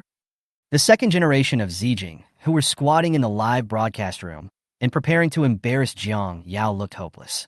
Damn it, isn't Jiang Yao just a little country bumpkin? When did he get involved with Gu Yunshin? Because of the gifts from Fu Yunshin and others, the popularity of Jiang Yao's live broadcast room instantly soared and was directly recommended on the homepage. More and more netizens are clicking in. Thanks to the enthusiastic popularization of science by a person with the ID, a group of stinky idiots, netizens finally understood that this was a live broadcast to clarify rumors of plagiarism. Zhang Ruzhu registered a small account and entered the live broadcast room. She looked at the difficult questions she had prepared to challenge Jiang Yao and sneered. Can you translate this ancient English? The yellowed paper in the picture is filled with densely packed black letters. This piece of Old English comes from the fragments of ancient European royal family. Because it involves too much obscure aristocratic English and complex and mixed Old English, no one has been able to fully translate this fragment until now, including native English speakers. Zhang Ruzhu specifically intercepted the most difficult part. Jiang Yao had never learned English in the countryside, so she didn't believe that Jiang Yao could really translate this passage. Jiang Yao moved slightly closer to the screen. Netizens were suddenly struck by the girl's magnified beauty. The girl's tea-brown cat-like eyes glowed with a gentle halo, and her rosy, plump lips had a slightly upturned arc. She hummed and smiled softly. Okay, it's not that hard. After that, Jiang Yao slowly and methodically translated the obscure and mixed Old English into popular modern English. The tip of the pen made a swish sound as it rubbed against the paper. Everyone subconsciously held their breath. The girl's handwriting was beautiful and lazy, but the tip of the pen was sharp, with a faint, cruel arc that seemed like a knife that could cut people's hearts. Pen falls to paper. It was like torturing their hearts bit by bit. Zhang Ruzhu's pupils dilated, and she clenched her palms tightly. This handwriting? No. Impossible. How could Jiang Yao be Y? With trembling fingers, she hurriedly flipped through the answers that Y had sent her earlier. They are exactly the same. Jiang Ruju's face turned pale. She collapsed on the ground, her mind going blank. Bang! She gritted her teeth and smashed the mirror on the dressing table, her face ferocious. I want Jiang Yao to be ruined. Live broadcast room. Jiang Yao curled his lips nonchalantly. The Old English that is handed down in the market is more inclined to the ancient Egyptian language family. In fact, there are still 3 grammatical errors in this text. After correcting the grammatical errors, Jiang Yao quickly finished the translation. The barrage was silent at this moment. Those people who had been clamoring to condemn Jiang Yao for plagiarism completely shut up. She glanced at the comments. Any other questions? I'm a junior student majoring in English at Imperial University. After watching this, I just want to say, wow, the anchor is awesome. Can the host tell me about the development history of Old English? Please, my child is late for graduation thesis submission. There is also the proof process of Euler's theorem, R plus V equals 2. Please tell me a few words about it. I am from the Department of Mathematics. Okay. Jiang Yao chuckled and casually began to prove Euler's theorem. She changed her posture and lay more lazily on the chair, revealing a piece of her wrist bone that was thin and white, beautiful and seductive. Everyone was fascinated by the show. At this moment, no one would suspect her of cheating anymore. Damn, if Jiang Yao cheated, then what are they? Trash? Meow. In the empty villa, the man's cold voice was mixed with a bit of helplessness. Vega, what are you looking at on my tablet again? Your mother is not around, so you are fearless, huh? He unscrewed the cap of the mineral water bottle and took a sip. Sexy collarbones roll up and down. The tempting desire spreads. Song Huai's blue-gray pupils glowed with coldness. His long, bony hands mercilessly snatched the tablet away and said, "Go to bed." Vega's half-closed light blue cat eyes suddenly opened wide. Meow. Give the tablet back to me. The soft and seductive voice of a young girl came from the tablet. It can be clearly heard in the quiet villa. Song Huai's pupils suddenly shrank. He lowered his eyes and looked at the tablet. This is the live broadcast room of Bauhinia's official Weibo account. The girl supported her chin lazily, holding a pen in her hand, sketching carelessly on the paper. The proof of Euler's theorem is roughly like this. Song Huai's fingertips that were pinching the tablet slowly tightened. His finger bones turned blue and white. His eyes were filled with dark emotions. And the next second his thin fingers suddenly loosened. The tablet hit the carpet with a dull thud. Chapter 50 Song Hui doubts Jiang Yao's identity. The live broadcast was on the hot search list all night. Countless netizens flocked to Zijing's official blog to comment. When is the next live broadcast? Wow, your live broadcast saved my life. Please point me to the anchor boss's Weibo. After turning off the live broadcast, Jiang Yao came out of the shower. She paused when she heard the cold, mechanical voice of the system announcing that the mission reward had been settled. The girl raised her eyes and looked towards the mirror. In the mirror, after her health increased to +8, her facial features became more delicate and soft, and her lips were rosy and full, as beautiful as a cherry. It is a very healthy complexion. Add talent points to appearance. Jiang Yao blinked slowly at the mirror. Next second, the girl's appearance in the mirror changed slightly again. Her nose seemed to be more upturned. Her skin was whiter, approaching a natural cold white. The girl's eyes were beautifully curved and could take your breath away in the blink of an eye. Jiang Yao picked her lips with satisfaction, and a gentle charm slowly emerged in her tea-brown cat-like eyes. It was obvious that she was in a very good mood. She turned on her phone, received a friend request. It's Jiang Yu. Yao, I'm sorry. Anyone who has watched the live broadcast will no longer have any doubts about Jiang Yao's achievements. Obviously, Jiang Yu also watched her live broadcast. Jiang Yao blinked, and the tenderness in his eyes faded a little. He's so annoying. In the quiet room, the girl's soft murmurs can be clearly heard. With some kind of magic that makes people numb. It rained lightly at night, and the air was cool. Bauhinia, principal's office. Jiang Yao sat lazily on the sofa, with his eyes downcast, poking at his phone absent-mindedly. As Vice Principal Lin said, her attitude was very improper. However, the man opposite didn't mind much. Song Huai looked at her inquiringly. The blue-gray pupils glowed with a cold light. It was like a deep, icy pond with a ferocious beast sleeping underneath. He has become much more ferocious. Jiang Yao thought calmly. Meow. Vega rubbed Jiang Yao's ankle pitifully, wondering why Jiang Yao didn't hold it anymore. Jiang Yao glanced at Vega and ignored it. Song Huai unscrewed the cap of the mineral water bottle tilted his head back, and took a sip. A few drops of water rolled down his sharp and delicate jaw and into his lapel. It adds a touch of abstinence beauty to him. Jiang Yao stared at his protruding Adam's apple for a few seconds, then lowered her eyes and thought, he's a show-off, deliberately testing her. Song Huai had already begun to doubt her identity. Jiang Yao sighed. As expected, she still doesn't like men who are too shrewd. Vega seems to like you very much. Song Huai glanced at the fat cat sitting at Jiang Yao's feet with a half-smile. It never lets anyone get close to it. Apart from, he paused and smiled, the unfaithful woman who adopted it but didn't care about it. Jiang Yao wasn't sure whether he was talking about Vega or himself. But what is certain is that he was making a veiled accusation. Jiang Yao said in a very insincere manner and did not respond to Song Huai's temptation. This cat has very special eyes. Blue, like the sea, and like a gem. She has always liked it. Song Huai's eyes were also very special, with dark pupils glowing a bluish-gray color under the light. Song Huai's eyes darkened. The slender fingers tapped the corner of Jiang Yao's eyes. Her fingertips were cold and surrounded by a layer of mist. Jiang Yao raised her eyes to look at him. He raised an eyebrow. What does this mean? Her eyes are also very special. Tea-brown, gentle and cool, innocent and delicate. Exactly the same as her. Song Huai restrained himself and withdrew his hand. His fingertips curled slightly. His voice was a little hoarse. And, she's always been good at avoiding the main point. Jiang Yao's heart skipped a beat. The feeling of weightlessness from suddenly falling off a steep cliff. Meow. Vega bit Song Huai's trouser leg, pushed the ground with her hind legs, and pulled the man back hard. Song Huai lowered his head. Vega's light blue cat eyes stared at him coldly and sharply. It bared its sharp fangs. The round body is now stretched into an aggressive bow. Ready to go? Song Huai's gaze fell from Vega to Jiang Yao, and he twirled his fingertips. This is the movement he makes when he is thinking. Jiang Yao glanced at him and then looked away indifferently. The man's eyes flushed uncontrollably, and his cold fingertips trembled slightly. He took a deep breath. Jiang Yao. Just then, there was a violent and rapid kicking sound on the door. Bang! Bang! The solid door was kicked open with great force.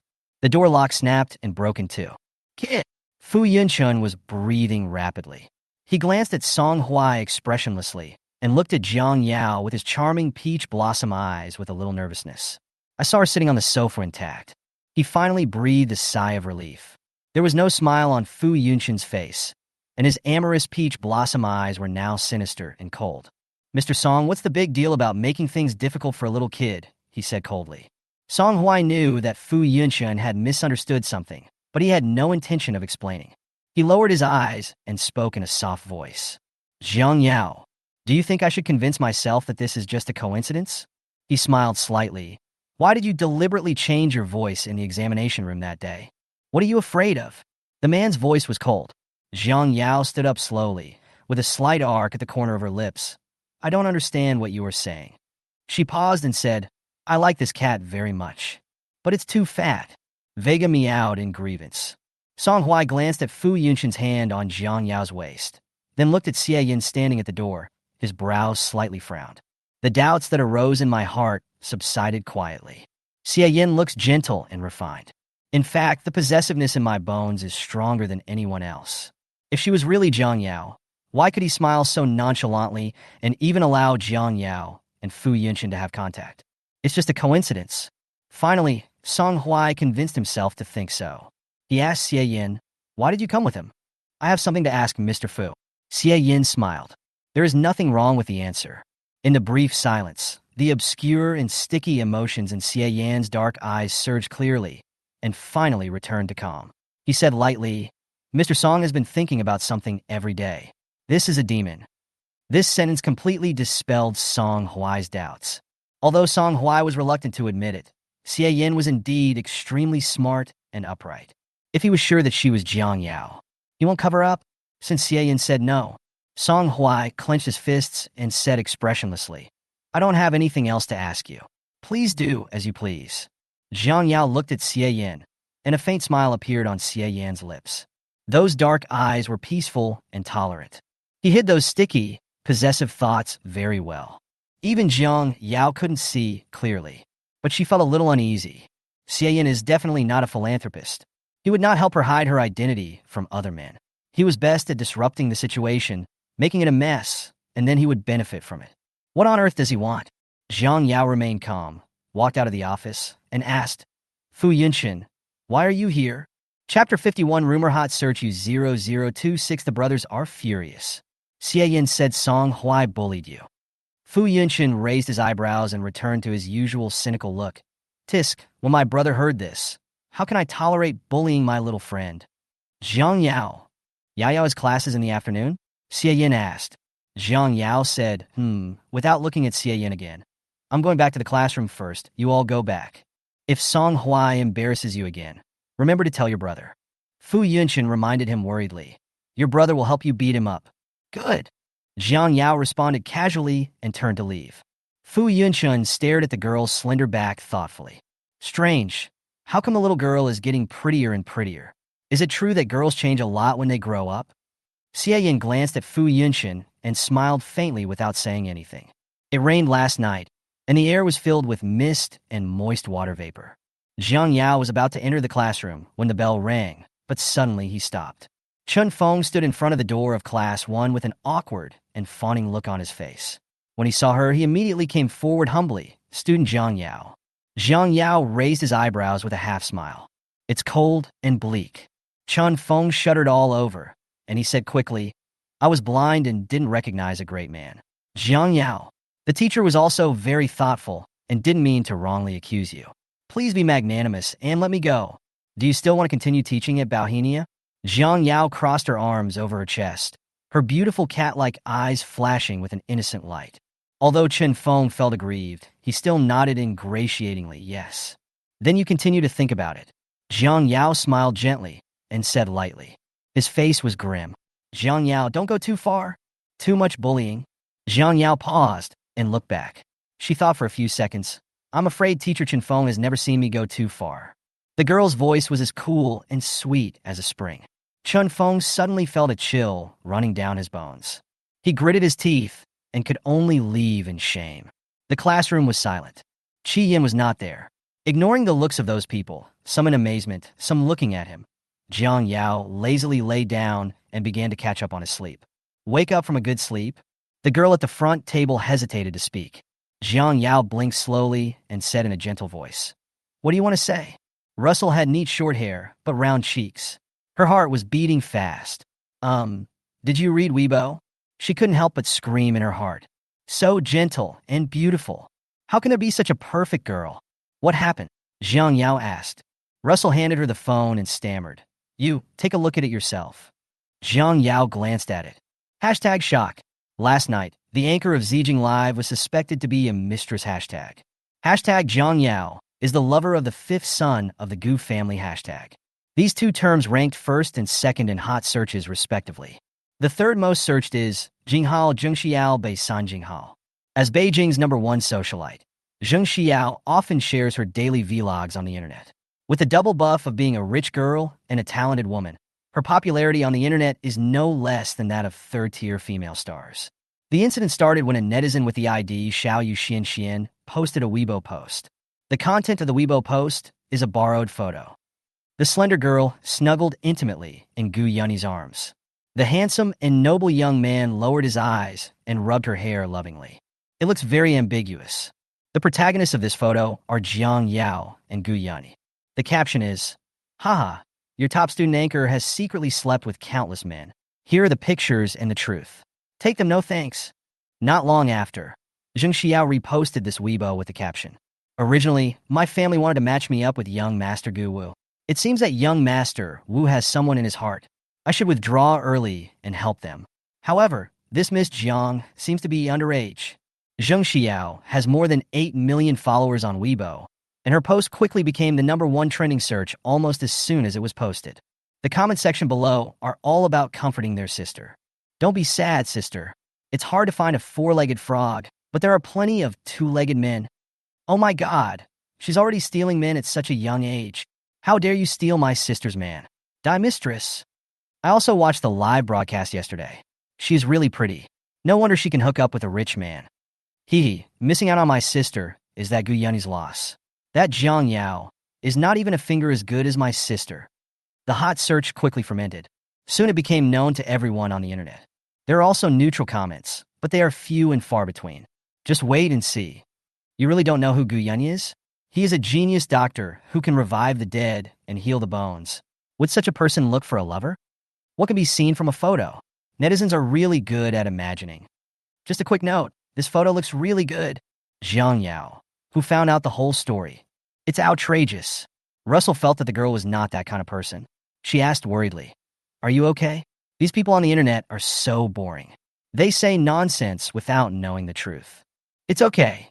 Jiang Yao lowered his eyelids lazily. "They're just very bored." Chaotic alley corner. "Still fighting, huh?" "A bunch of trash." The young man's thin eyelids curled slightly, and his bright red lips curled up in a cold arc. He half knelt down, his long arms lazily resting on his knees. The cold and white wrist bones protrude, looking depressed and aggressive. There were 7 or 8 little crispy guys lying in the alley. I couldn't even beg for mercy.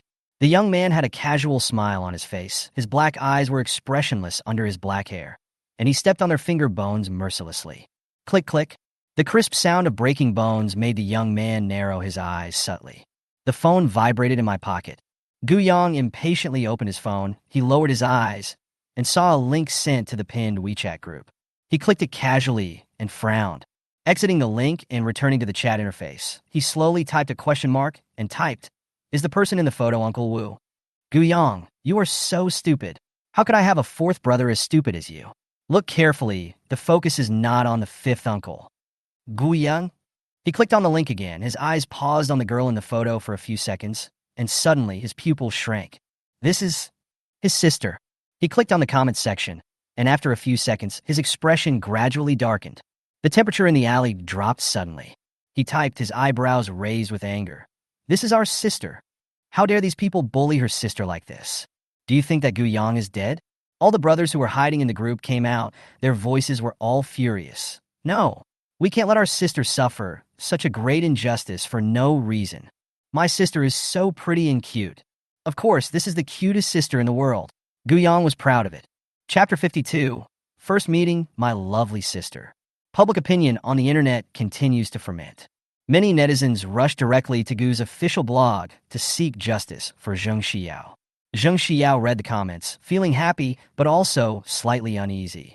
When she reposted Lu Xian's Weibo, she didn't expect it would cause such a big fuss. Although Mrs. Jung did express her desire to bring her and Gu Yunyi together, she never discussed it with the Gu family. Besides, her favorite is the Prince of Xie family in the imperial capital. If the Gu family blamed her, she would have a hard time explaining herself. Zheng Xiao bit her lip and comforted herself. She didn't really wrong Jiang Yao. What's more, Jiang Yao is just a wild girl from the countryside. She has no background and no foundation in Beijing. Even if public opinion forces her to death, who dares to blame her? She is the eldest daughter of the Zheng family. His elder brother is the mayor of Jing City, Zheng Jinghe. His grandfather is the treasure appraiser Zheng Lao, and even his master is the gambling stone master Huang Lao. "Xiao, something bad has happened." Zheng Xiao's eyelids twitched, and she frowned. "What's wrong?" "You're making a fuss," Lu Xian said in a panic. "The Gu family sued us." "Gu family?" She was stunned, sweat oozing from her palms. "What does this have to do with the Gu family?" "Just look it up on the internet yourself." Zheng Xiao exited the comment section and clicked on the trending search. The first hot search is #Gushy sends lawyer's letter to all rumor-mongering accounts on the internet hashtag. She looked down and saw the clarification and announcement from Gu's official Weibo account. Gu Group V. The online rumors are all false. Our company has commissioned a lawyer to collect evidence, including Zheng Xiao and Lu Xian. Zheng Xiao's eyes went dark. The Gu family actually took her to court. She clenched her palms, and the next second she heard Madame Zhang's puzzled voice. "Xiao, your grandfather asked you to go downstairs. Why do you look so unhappy?" Zheng Xiao forced a twitch of her lips and said, "It's okay, Mom. I'll go right away." Downstairs. She walked to the living room nervously and whispered, "Grandpa." Mr. Zheng had a blank expression on his face. "You know why I came to you?" Mrs. Zheng asked doubtfully. "Dad, Xiao has always been polite and sensible. What could possibly happen to her? Please don't scare Xiao." "You say it yourself." Mr. Zheng slapped the table coldly, his face grim. Ask your good daughter yourself. Ask her what good things she has done. Old Jung coughed twice, his face flushed red. Madame Jung cried out, ouch, and hurriedly calmed the old man down. You're not in good health. Don't be angry. Xiao is still young. She will always make mistakes, Dad. Don't be too strict with Xiao. Zheng Xiao bit her lips aggrievedly and said nothing. Tears welled up in her eyes. I'm sorry, Grandpa. You shouldn't have said this to me. Mr. Zheng leaned heavily on his cane. Tell me everything you've done, exactly as it happened. Zheng Xiao bit her lip and couldn't utter a word. Okay. Old Zheng sneered. You've become more capable, right? Zheng Xiao, I think you've been spoiled in the past few years. Who taught you to slander others with empty words? Who taught you to have such a vicious heart? Don't you know how vicious the online opinions are? Don't you know that Jiang Yao is just a 16-year-old girl? Don't you know that the online opinions will drive her to death? Madame Zheng finally understood. She frowned and said, Jiang Yao is just a wild girl. If she dies, she dies. Why are you so angry with Xiao, old man? You. Mr. Zheng couldn't catch his breath and fell backwards. Old man, Mrs. Zheng screamed.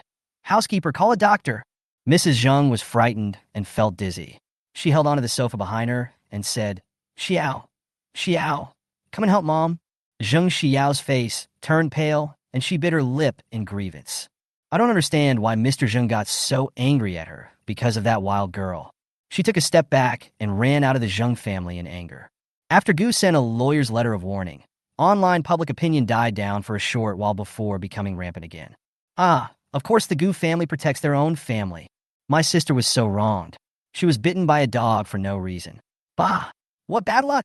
Allowing Gu Yanni to have a mistress shows that the Gu family has a bad family tradition. I will never buy Gu family products again. Although, I still have to go back to the person above.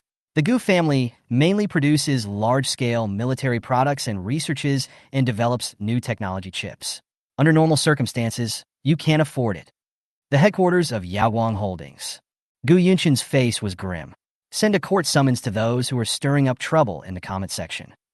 The secretary was stunned and dutifully pointed out the risks. Boss Gu, this will cause public opinion to be disgusted. It is not worth it to clarify this rumor about Master Gu. The cost is too high. Who said it was for that idiot Gu Yanni? Gu Yunshin picked up the suit jacket beside him and put it on, sneering. I don't care who he is. The secretary had a flash of inspiration, but he also felt that it was impossible. Is Mr. Gu defending Miss Jiang? Gu Yunshin said calmly. No one can hurt her. The secretary was stunned and silently raised Jiang Yao's importance to the highest level in his heart. All meetings are postponed today. Please send work emails to my email. The secretary hurriedly said, Okay, Mr. Gu. When Gu Yunshin returned to the Gu family, Gu Yanni was sitting on the sofa in the living room, lazily browsing his phone. Hearing the sound of the door opening, he raised his eyelids and asked, Are you back? Gu Yunshin said, Where's Yao Yao? How is she now? Third uncle, are you looking for me? The girl poked her head out from beside the refrigerator. Jiang Yao slowly sipped the strawberry milk. She asked in confusion, Why did third uncle come back so early today? Gu Yanni also looked at Gu Yunshin strangely. Yeah, why do you a workaholic come back so early today? Gu Yunshin. So he worried for nothing, right? Gu Yunshin sighed helplessly. Yao Yao, you knew it clearly, but you still teased me on purpose. Jiang Yao's eyes flashed with a smile, and she said, Okay, I know third uncle came back specially for the things on the internet. It's okay, I don't care, third uncle doesn't need to worry about me. Seeing that Gu Yunshin didn't speak for a long time, Jiang Yao raised his eyes. The man looked at her with red eyes, distressed. Yao Yao, you have suffered so much. Even he felt uncomfortable after reading the comments online. What's more, it was a little girl who was splashed with dirty water for no reason. Jiang Yao was stunned. Her expression softened and she said softly, But it really doesn't matter. It really doesn't matter. It's fine now. At least she cares about her family. The roar of a sports car came from outside the door, and Jiang Yao looked up. The young man's lips curled slightly, and his black pupils under his black hair raised slightly. Nice to meet you, my lovely sister. Chapter 53, Fourth Brother, U0026 Shira Field Warning. Guyang? Gu Yunshin frowned. Does your father know that you were back in Beijing? Have no idea. Guyang raised his eyebrows nonchalantly. He doesn't care about me. Hearing this, Guyani put down his phone and asked curiously, "Did your father say that himself?" The boy responded sullenly, and then said excitedly the next second, "I came back for something important this time." Guyani asked, "What's the matter?" "Of course I'm supporting my cutest and most beautiful sister in the world." Guyang curled his lips and said with a smile, "I can defeat a group of people by myself." Jiang Yao, "This brother is quite cruel." Guyang, "How is it?" Jiang Yao paused and said, "I think you are quite a torturer." Yao Yao, "This is your second uncle's eldest son." Gu Yunshin said calmly, "Yao Yao can just call him fourth brother." He glanced at Gu Yang warningly, "Don't scare your sister." Gu Yang said, "Oh, unhappily. Why can't I call you brother? I have to call you fourth brother. I am obviously Yao Yao's brother, not the fourth brother." Jiang Yao called him fourth brother and asked curiously, "How many brothers do I have?" Just as Gu Yunshin was about to open his mouth, Gu Yang spoke first. Sister, I know." A vein on Gu Yunshin's forehead jumped. Gu Yang held Jiang Yao's shoulders with both hands and pushed her out. "I am Gu Yunhua's son. You know Gu Yunhua, right? He is your second uncle." Jiang Yao, "Is it really okay to call your father's name like this? Gu Yunhua has a younger son besides me." Gu Yang paused and said reluctantly, "He is your fifth brother.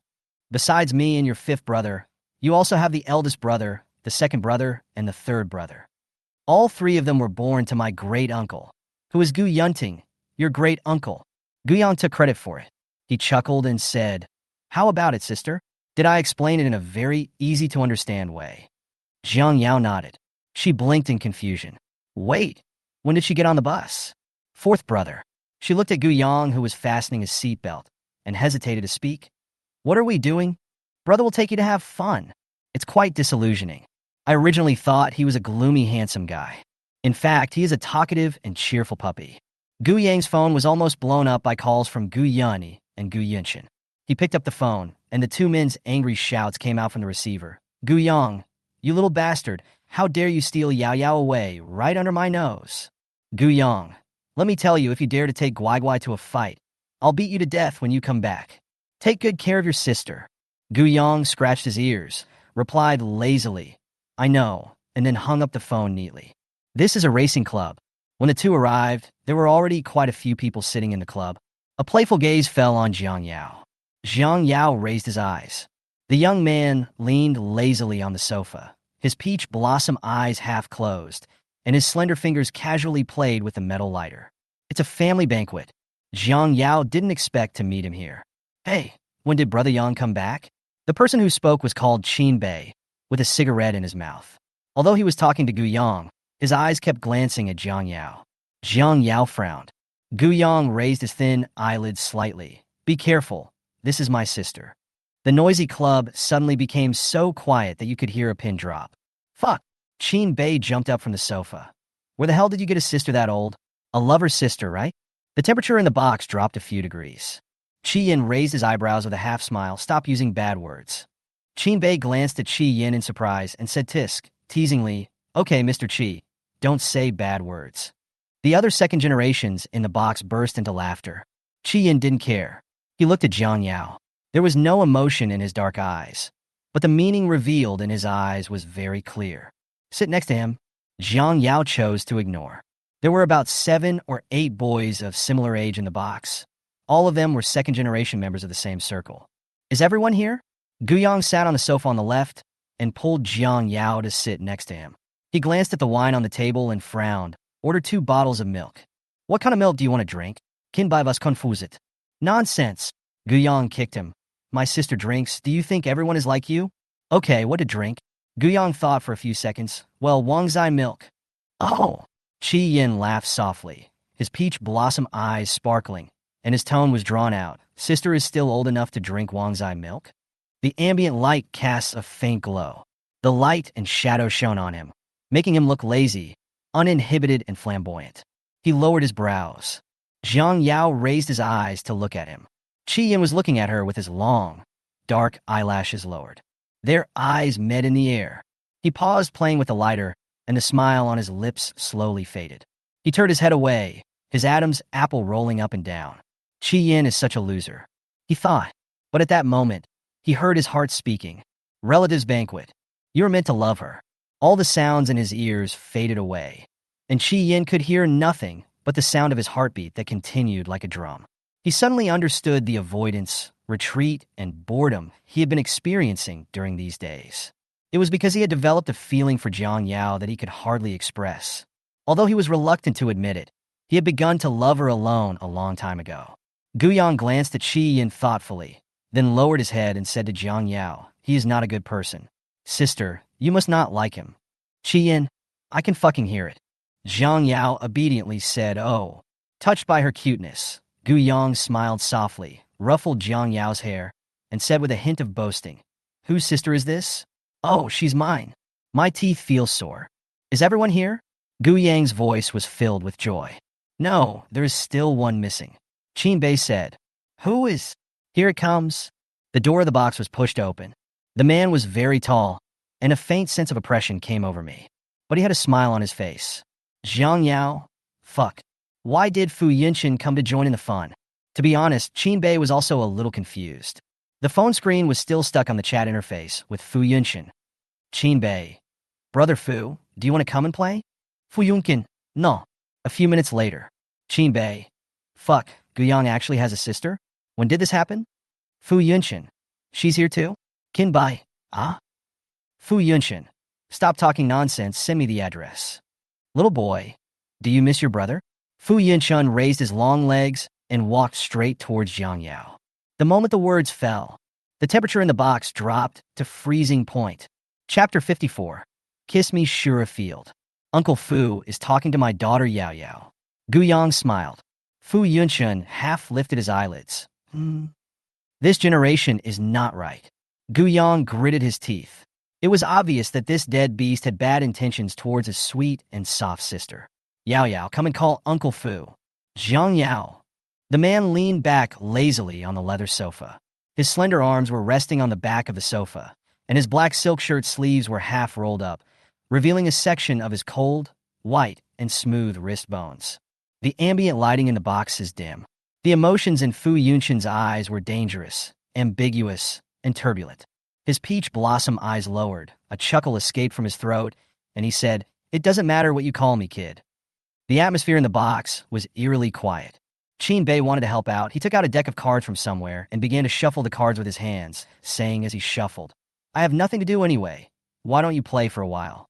Qi Yin leaned forward, picked up a can of beer, and took a sip nonchalantly. There was a hint of irritation between his brows. There is a big ace and a small ace in this deck of cards. The one who draws the big ace can ask the small ace a question, and the small ace can freely choose truth or dare. Qinbei introduced the rules of the game. Little ace can choose to refuse to answer or refuse to execute, but he will be fined 3 glasses of wine. "What kind of wine would you like to drink?" Qi Yin raised his eyes. Qinbei chuckled. "Tequila. Tequila, the best of all spirits." Qi Yin sat opposite Jiang Yao. He drew a card without hesitation. He flipped open the card and glanced at it calmly. His expression was frozen and confused for a moment. Others also drew their cards one after another. Jiang Yao picked one at random. "Yao Yao, help your brother draw a card." Fu Yunchen curled his lips lazily. "For you." Guiyang picked up a card and slapped it in front of him. "Uncle Fu, people need face and trees need bark, but you don't want face or bark anymore." He sighed and said earnestly, "People can't be shameless. You have to have something. Don't you think so, Uncle Fu?" Someone in the box gasped. "Damn, has Guiyang eaten a bomb? How dare he say that? Does he want to live?" Fu Yunchen chuckled, not angry. He turned over the cards on the table and raised his eyebrows. "Little trump card." Everyone turned over their cards one by one. "Qinbei, drei auf Spades." Qi Yin threw the card into the card pool expressionlessly and said, "Joker card." "Ha ha ha." I don't know who couldn't hold back his laughter. There was also a smile in Jiang Yao's eyes.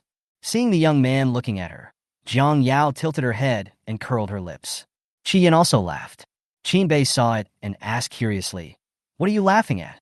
"I'm touched by how cute it is." Qi Yin curled his lips slightly. Qinbei's eyes were dazed and confused. He lowered his head and stared at the clown card in the card pool. After looking at it for a long time, he didn't find anything cute about the clown. At most, he is a little handsome. Qinbei felt a chill. I think Qi Yan's vision is probably flawed.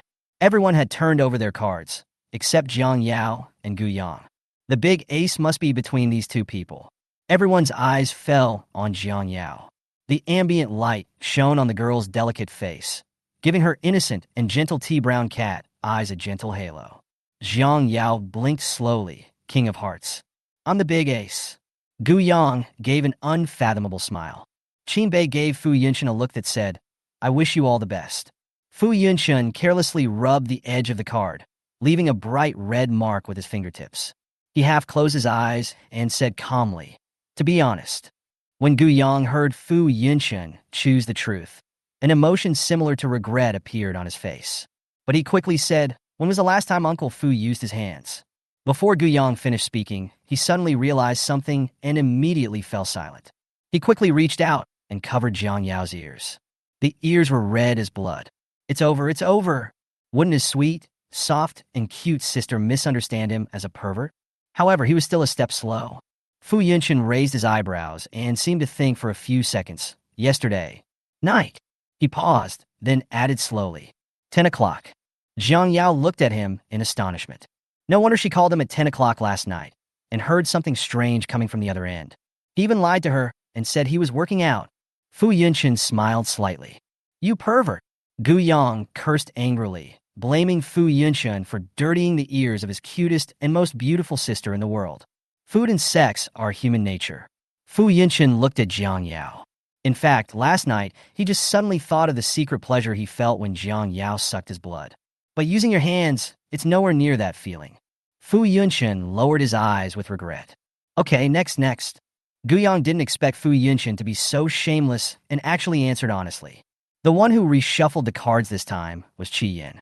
There was no expression on his face, and the ambient light shone on his superior and delicate brow bone, revealing a faint cold light of irritability. Gu Yang and the others didn't notice the eye contact between Jiang Yao and Fu Yunshan just now, but Qi Yin, whose eyes were always on the girl, saw it clearly. When it comes to this kind of question, why do they look at each other? Why did Jiang Yao give that look? Surprise? Shock? Qi Yin felt a wave of discomfort in his heart. He took the initiative to take on the job of shuffling the cards. His slender fingers carelessly slid across the sharp edge of the card. The light from the laser lamp was dim. He hid the emotions in his eyes and put the playing cards back into the card pool. Draw! Jiang Yao glanced at him thoughtfully. The card pool soon turned to her. She picked up a card with her fingertips and curled her lips in a smile. Sure enough, someone tampered with the cards. The next one to draw a card is Gu Yang, and the last one is Fu Yunshan. After everyone drew their cards, Qin Bei started to reveal his cards. Qin Bei was helpless. J of hearts. Finally, it was Qi Yan's turn. He raised his eyebrows slightly and cast an aggressive gaze on Jiang Yao without disguising. Big ace.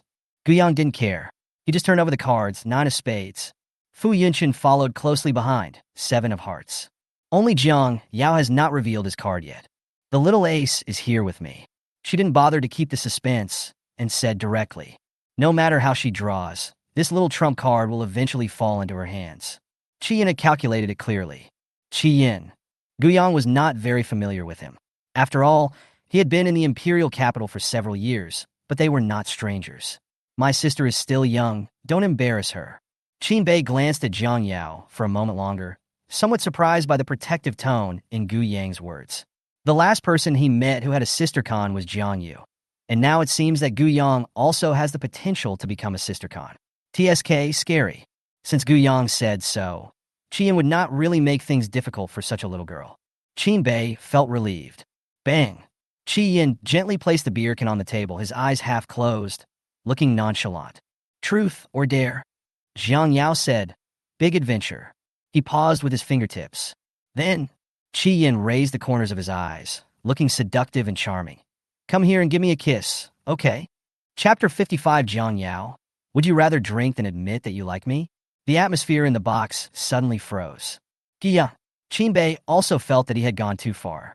Anyone would be angry if he said such things in front of someone's brother. Not to mention Gu Yang. This ancestor has nothing to do with the word good temper. A sticky and obscure emotion surged under Qi Yan's dark eyelashes. He looked at Jiang Yao. Are you unwilling? The sound is very soft. It's like asking, don't you have a crush on me anymore? There has never been such a thing as a so-called secret love. It's all his own fault. He stubbornly demanded an answer from Jiang Yao. almost in a tough, forcing, strong manner. Jiang Yao picked up a glass of tequila in front of the card pool. "I drink." The girl's sweet and soft voice rang out clearly in the box. This was her answer. Qi Yan's heart felt like it was suddenly cut open. The cold wind was blowing. There was a lot of blood. He took a deep breath, trying to ease the dull ache in his heart. His face was still pale. Base! The grinding wheel of the lighter made a slight clicking sound, and Fu Yunshun stopped playing with the lighter and said, "Little friend." The tone is ambiguous. Jiang Yao looked at him slowly and said, in confusion. Fu Yunshun curled his lips lazily, looking very happy. "Brother will drink this wine for you. We are of different generations," Guyang said calmly. There was no smile on his face, and his eyes were gloomy. "If anyone wants to drink, I will drink it for Yao Yao. What are these two men? Have ulterior motives? I want to snatch my sister from him." An unprecedented sense of crisis arose in Gu Yang's heart. "No need," Jiang Yao said with a headache. "I'll admit defeat and drink it myself." "Good." Qin Bei clapped his hands. Seeing Gu Yang's cold eyes shooting at him, Qin Bei touched his nose awkwardly and laughed twice. Hee. Jiang Yao raised his head and drank the whole glass of wine. The tequila was strong, and after just one drink, his tea-brown eyes began to uncontrollably become misty. The girl's cheeks were flushed, and even the corners of her eyes were tinged with a faint peach color. Her delicate and innocent eyes are so beautiful that one can't take their eyes away. Everyone who saw this scene was stunned, including Qin Bei, whose heart beat faster. He quickly looked away, secretly calling himself a beast. When Jiang Yao drank the second cup, Gu Yang's face became so gloomy and terrifying that it could no longer be described as ugly. The smile on Fu Yunshun's lips slowly disappeared. "Stop drinking." He slammed the lighter on the table with a bang. His movements were slow and deliberate, and it was hard to tell how angry he was. Instead, it made people even more uneasy. Qi Yin raised his eyelids and said, "3 cups means 3 cups. This is the rule we set at the beginning." The others finally realized that Qi Yin was deliberately making things difficult for Jiang Yao. The box was eerily quiet. Qin Bei muttered to himself, "Could it be that Qi Yin has a grudge against someone? Otherwise, why would you embarrass a little girl like this?" Qi Yin was furious. He watched coldly as Jiang Yao finished his second glass of tequila, his heart feeling as if it was being tightly grasped by a big hand.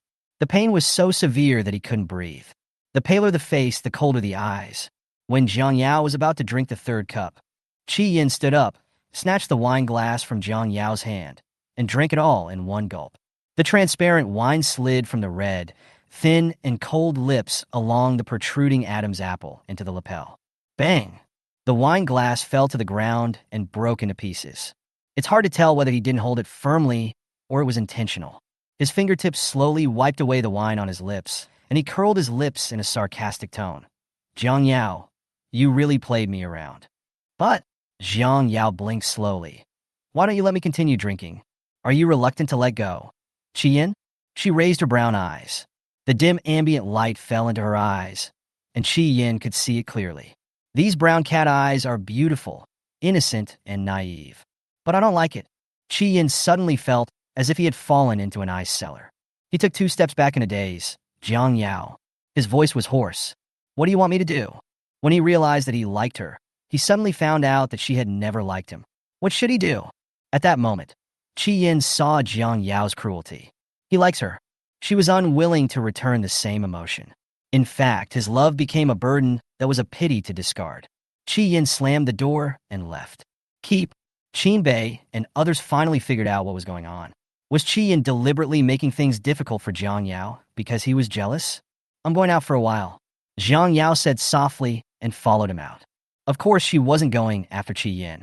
After 2 shots of tequila, my stomach felt churning. She suppressed the nausea and walked to the bathroom, turned on the faucet, and poured a handful of cold water on her face.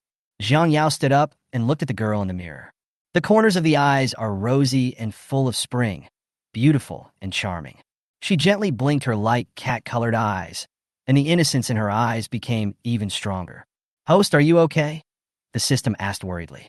Jiang Yao wiped the water stains off his hands nonchalantly and raised his eyebrows. "Well, what can happen to me?" She walked out of the bathroom, and her slender wrist was grasped by a hot, slender hand. The world was spinning around him, and by the time Jiang Yao came to his senses, he was pressed against the cold wall. The hot hand on the waist tightened little by little. The boy buried his head in her neck. Jiang Yao paused and spoke slowly. "Qian." He uttered a muffled "Can you please let me lean on you for a while?" He still spoke in that arrogant and bad tone. Jiang Yao didn't move. After a few seconds of silence, she said, "Someone will see us. The distance between them is too close. Who are you afraid of seeing?" Qi Yin raised his eyes. His eyes were bloodshot. "Fu Yinchen? Or who else?" "It's not important, Qi Yin." Jiang Yao's tone was gentle and indulgent. She smiled and said, "I just don't think our relationship has reached that point yet." "Really?" Qi Yin curled his lips. There was a dark emotion in his eyes. "But Jiang Yao, I never care about these things." He is a miserly person. In the narrow and dim corner, the boy's warm body pressed against her. Jiang Yao could clearly hear his heartbeat. Bang, bang, bang. Intense and long. "Jiang Yao, you would rather drink than admit that you like me?" he murmured. Jiang Yao found it difficult to understand his train of thought. "Do you want me to kiss you in front of so many people?" Jiang Yao spoke slowly, the alcohol making her voice more hoarse and seductive. "But, Qian, my fourth brother will beat you to death. A banquet for relatives." He pursed his lips. "Just like that? Are you afraid that I'll be beaten to death? Not because you don't like me? So you still like me?" He threw out one question faster than the other. Jiang Yao suddenly felt a dangerous gaze falling on her. She suddenly raised her eyes. Fu Yunchen put one hand in his pocket and looked at her lazily. The back is very straight, but it gives people a sense of decadent and cold beauty for no reason. Chapter 56 Qi Yan's Hostility, U0026 The Divine Doctor's Ghost Hand. He curled his lips, but there was no warmth in his eyes. "It's so cold that it makes your scalp tingle. Is this premature love, kid?" Fu Yunchen's face was almost sickly pale under the lights in the corridor. He stroked the edge of the cigarette box in his pocket. "This is not okay." He spoke in a drawn-out tone with a tender smile. Qi Yin stared at him coldly, like a Czech wolfhound in the wilderness, showing a defensive and aggressive posture. "Don't worry about it." The boy did not hide his hostility towards Fu Yunchen. Fu Yunchen let out a faint tisk sound, and his peach blossom eyes, which were particularly similar to the boy's, had a bit more of the calmness that is unique to men. "You continue," he said, surprisingly free and easy. The air became completely quiet. Qi Yin lowered his eyelids. "Jiang Yao, do you want Fu Yunchen or me?" There was a hint of caution in his voice. "Of course it's you." Jiang Yao smiled and said gently. "Qi Yin, no matter how many times you ask, I will choose you." "Oh." Qi Yin responded awkwardly. "What about me and pay you?" "Jiang Yao, it's you too." She felt that Qi Yin was so easy to coax. "I feel a little dizzy. Qi Yin, I want to go back." This time Jiang Yao pushed him away easily, with a seductive yet innocent curve at the corner of her lips. The wine was very strong. "I feel drunk." She is drunk. Who would take a drunkard's words seriously? She pushed him away, turned around, and walked towards the box without any reluctance. Qi Yin stood up. His dark eyes glanced at the girl's slender back and casually pressed the button to pause the recording. He raised his eyebrows. "Jiang Yao, I'm not that stupid." Unfortunately, the voice was too soft, or the distance was too far. Jiang Yao could not hear the boy's whisper. He walked to the corner of the rooftop. I squinted my eyes and saw Fu Yunchen leaning against the wall smoking. The boy clicked on the recording. "Jiang Yao, do you want Fu Yunchen or me?" The next second, the girl's clean and gentle voice came from the receiver. "Of course it's you." Recording paused. Fu Yunchen put out his cigarette and glanced at him from the corner of his eyes. "Are you showing off?" "No." Qi Yin smiled slightly, with a cold light flashing in his eyes. "I'm demonstrating." "Oh." Fu Yunchen chuckled softly. The night was like fog. His gorgeous eyes and eyebrows were as vivid as a demon. He raised his eyebrows. "Qi Yin, you are still too naive." He patted Qi Yin's shoulder and said earnestly, "It's best not to reveal your ambitions before you completely get what you want. Otherwise, you will just appear to be self-conceited and stupid." Qi Yin clenched his fingertips. "Remember it." Fu Yunchen smiled faintly. When they returned to the box, Guiyang had already brought Jiang Yao back to the Gu family. As soon as Jiang Yao left, Fu Yunchen no longer had the desire to stay and have fun. He said hello to Qin Bei and left. The rain came in torrents during the night, and the chill was greater than usual. Jia Hospital. Mr. Jung lies in the ward, his life or death uncertain. Zheng Jing frowned. "How is Grandpa?" Mr. Jung is in great danger this time. Pharmacist Zhang shook his head helplessly. Unless we can find the legendary genius Dr. Ghost Hand. Otherwise, the worst-case scenario is that he won't survive these 3 days. What? How is that possible? The old man was fine a few days ago. Mrs. Zhang was shocked. Even Master Zhang, the vice president of the Traditional Chinese Medicine Association, was helpless against Mr. Zheng's illness. Master Zhang, please don't let anything happen to the old man. She clenched her palms, her face haggard. Our Zheng family can afford any amount of money you want. Mrs. Zhang, this is not about money. Master Zhang frowned and said unhappily. But, Madame Zhang whispered, that wild girl Jiang Yao just gave the old man 2 injections and he was alive. Could it be that the wild girl Jiang Yao's medical skills are better than Master Zhang's? No, absolutely not. Since Miss Zhang was able to save the old man once, maybe she can save him a second time. Master Zhang sighed. It's hard to find the whereabouts of the miracle doctor. Now we can only try our best. Madame Zhang looked unhappy and murmured, wondering if she had to condescend to go and beg that wild girl in person. She was just a blind cat that caught a dead mouse. What real abilities can a wild girl have? Zheng Jinghe pushed his glasses up, his eyes cold. Mom, Miss Jiang is Grandpa's savior. You should be more respectful to her. Also, what happened? Why did Grandpa's condition suddenly worsen? Madame Zhang's eyes wandered, and she said guiltily, what else could it be? To be honest. Zheng Jinghe glanced at the clock on the wall, his eyes full of sharp insight. Is it related to Miss Jiang? Mrs. Zhang has always been afraid of her son, but she didn't think she had done anything wrong. She slapped the table with a righteous expression. I just scolded that wild girl a few words, so what? As an elder, is it okay for me to scold her a few words? You have no right to scold her. Of course, I don't think you have the qualifications to teach her a lesson. But you are my mother, so I respect you. Zheng Jinghe's expression was still gentle. Besides these, what else is there? He needed to understand it thoroughly, and then make an apology. What else could it be? Mrs. Zhang's voice became smaller and smaller as she stared at Zheng Jinghe coldly. It's just because of Shi Yao's incident. Mrs. Zhang told the truth about what happened on the internet. She glanced at Zheng Jinghe guiltily, but couldn't tell whether he was happy or angry. Jinghe, although Shi Yao did something wrong, she is your sister after all. How can you help outsiders bully your family? The ward was so quiet that you could hear a pin drop. Let her come over here. Zheng Jinghe said expressionlessly, right now. Mrs. Zhang's palms were covered with cold sweat, and she shivered all over. She was also holding back her anger. Okay, Zheng Jinghe, you become biased, right? Is that wild girl Jiang Yao your sister, or is Shi Yao your sister? Zheng Xiao was spoiled by you. Zheng Jinghe said with a headache. You should go back first and stop causing trouble here. Okay, Mrs. Zheng sneered, let's go. After Mrs. Zheng left, the assistant hesitated and said, Sir, why don't you tell your wife Miss Zhang's true identity? That's the Gu family's business. The man's deep, magnetic voice contained a hint of helplessness. The Gu family deliberately concealed her identity. As long as the Gu family is unwilling to disclose Jiang Yao's identity, I can't say these words. He raised his hand and rubbed his brow, then sighed, prepare the gifts and I will go to the Gu family in person. Assistant. Yes. Chapter 57, Jiang Yao's coquettish offensive. Family-oriented. Zheng Jinghe is coming. Jiang Yao slowly sipped the strawberry milk.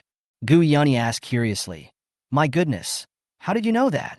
I calculated it. However, she would not easily do anything that would damage the merits of cause and effect. Jiang Yao didn't care and said, I know why he came. Gu Yang also came over and asked curiously, Zheng Jinghe, what is he doing here? I am a law-abiding citizen. For Mr. Zheng's illness. Ah, Gu Yang was puzzled. Even if the old man is dying, what's the point of him coming to our Gu family? Oh, are you here to see Uncle Wu? After Gu Yang finished speaking, he raised his head and saw the butler respectfully welcoming Zheng Jinghe in. The man had a gentle and noble temperament. His dark pupils passed over Gu Yang and fell directly on Jiang Yao. Ms. Jiang. Jiang Yao raised his eyebrows as if smiling. Zheng City. She slammed the empty can of strawberry milk into the trash, stood up from the sofa, and turned toward the stairs. Just said hello and left. Zheng Jinghe also knew that what the Zheng family did this time was not fair, so he lowered his posture and strode forward to stop Jiang Yao. The man was tall and slender. Standing in front of Jiang Yao, he was like a towering mountain, full of oppression. He lowered his eyes, slightly absent-minded. She was much more beautiful than the last time I saw her in the hospital. The girl's cat-like brown eyes glanced at him casually. There was a gentle curve at the corner of his lips. Zheng Jinghe's heart skipped a beat. He pursed his lips and spoke first. Miss Jiang, I came here this time because of my grandfather's illness. Oh, I know. Jiang Yao finished speaking and frowned. Make way, Zheng Shi is blocking my way. Zheng Jinghe's body stiffened. He opened his mouth, but was speechless. Gu Yang, what are you still standing there for? Gu Yunny sneered. Are you watching your sister being bullied by Zheng Shi at Gu's house? How is that possible? Who dares to bully his sweet and soft sister in front of him? Gu Yang was the first one to disagree. He stepped forward to block Jiang Yao, his eyes level with Zheng Jinghe's, and said with a fake smile, Mayor Zheng, what's the point of embarrassing a little girl? The assistant behind Zheng Jinghe looked confused. What the hell? Aren't they here to ask for favors? Given the Gu family's protectiveness towards their child, the assistant reasonably suspected that neither he nor his husband might be able to walk out of the Gu family's door safely today. Mr. Gu, you misunderstood. The assistant was sweating coldly. My husband wants something from Miss Jiang. Oh, now you're asking Yao Yao for help? What were you doing before? Gu Yunny said sarcastically. Your Zheng family has done so many immoral things. How dare you ask Yao Yao for help? If it were me, I would have been so ashamed that I would have drowned myself in the river. Fifth uncle, not yet, Gu Yang said. Gu Yunny. The little bastard will ruin his show. In the entire Gu family, only Gu Yun knew that Jiang Yao was an extraordinary doctor. Gu Yang didn't know, but that didn't stop him from playing tricks on Zheng Jinghe. If you ask me, you are asking for trouble. Zheng Jinghe had already anticipated the cold treatment he would receive at the Gu family on his way here. But he didn't expect their anger to be so severe. He is a politician, and politicians are best at understanding and exploiting people's hearts. Then at the negotiating table, use the only chips you have to gain the greatest benefit. Zheng Jinghe looked gentle. He said, I'm sorry. The Zheng family will clarify the rumors on the internet and give Miss Jiang a certain amount of financial compensation. Economic compensation? Gu Yunny chewed on these words carefully and laughed out of anger. Zheng Jinghe, are you treating me like a beggar? What does our Gu family need from you? This is so funny. Public opinion on the internet has been fermenting again and again in recent days. Gu Yunny looked like he didn't care, but he was actually very angry. Gu Yunny felt so heartbroken when he saw his beautiful and lovely little girl being scolded like that. Butler! Gu Yang rolled up his sleeves and snorted.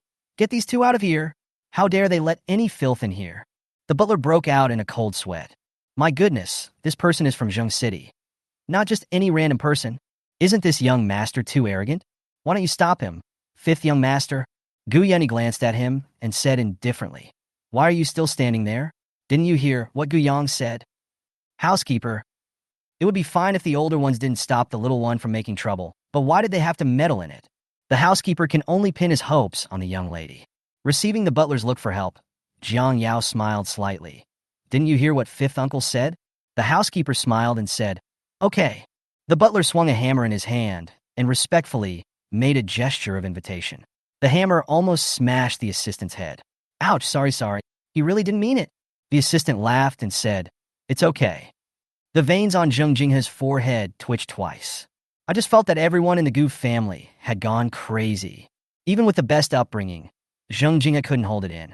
He paused for a few seconds and said, My grandfather is lying in the hospital, and his life is unknown. Dr. Zhang said that if he is not treated in time, he may not make it to tomorrow. Don't worry, Miss Jiang.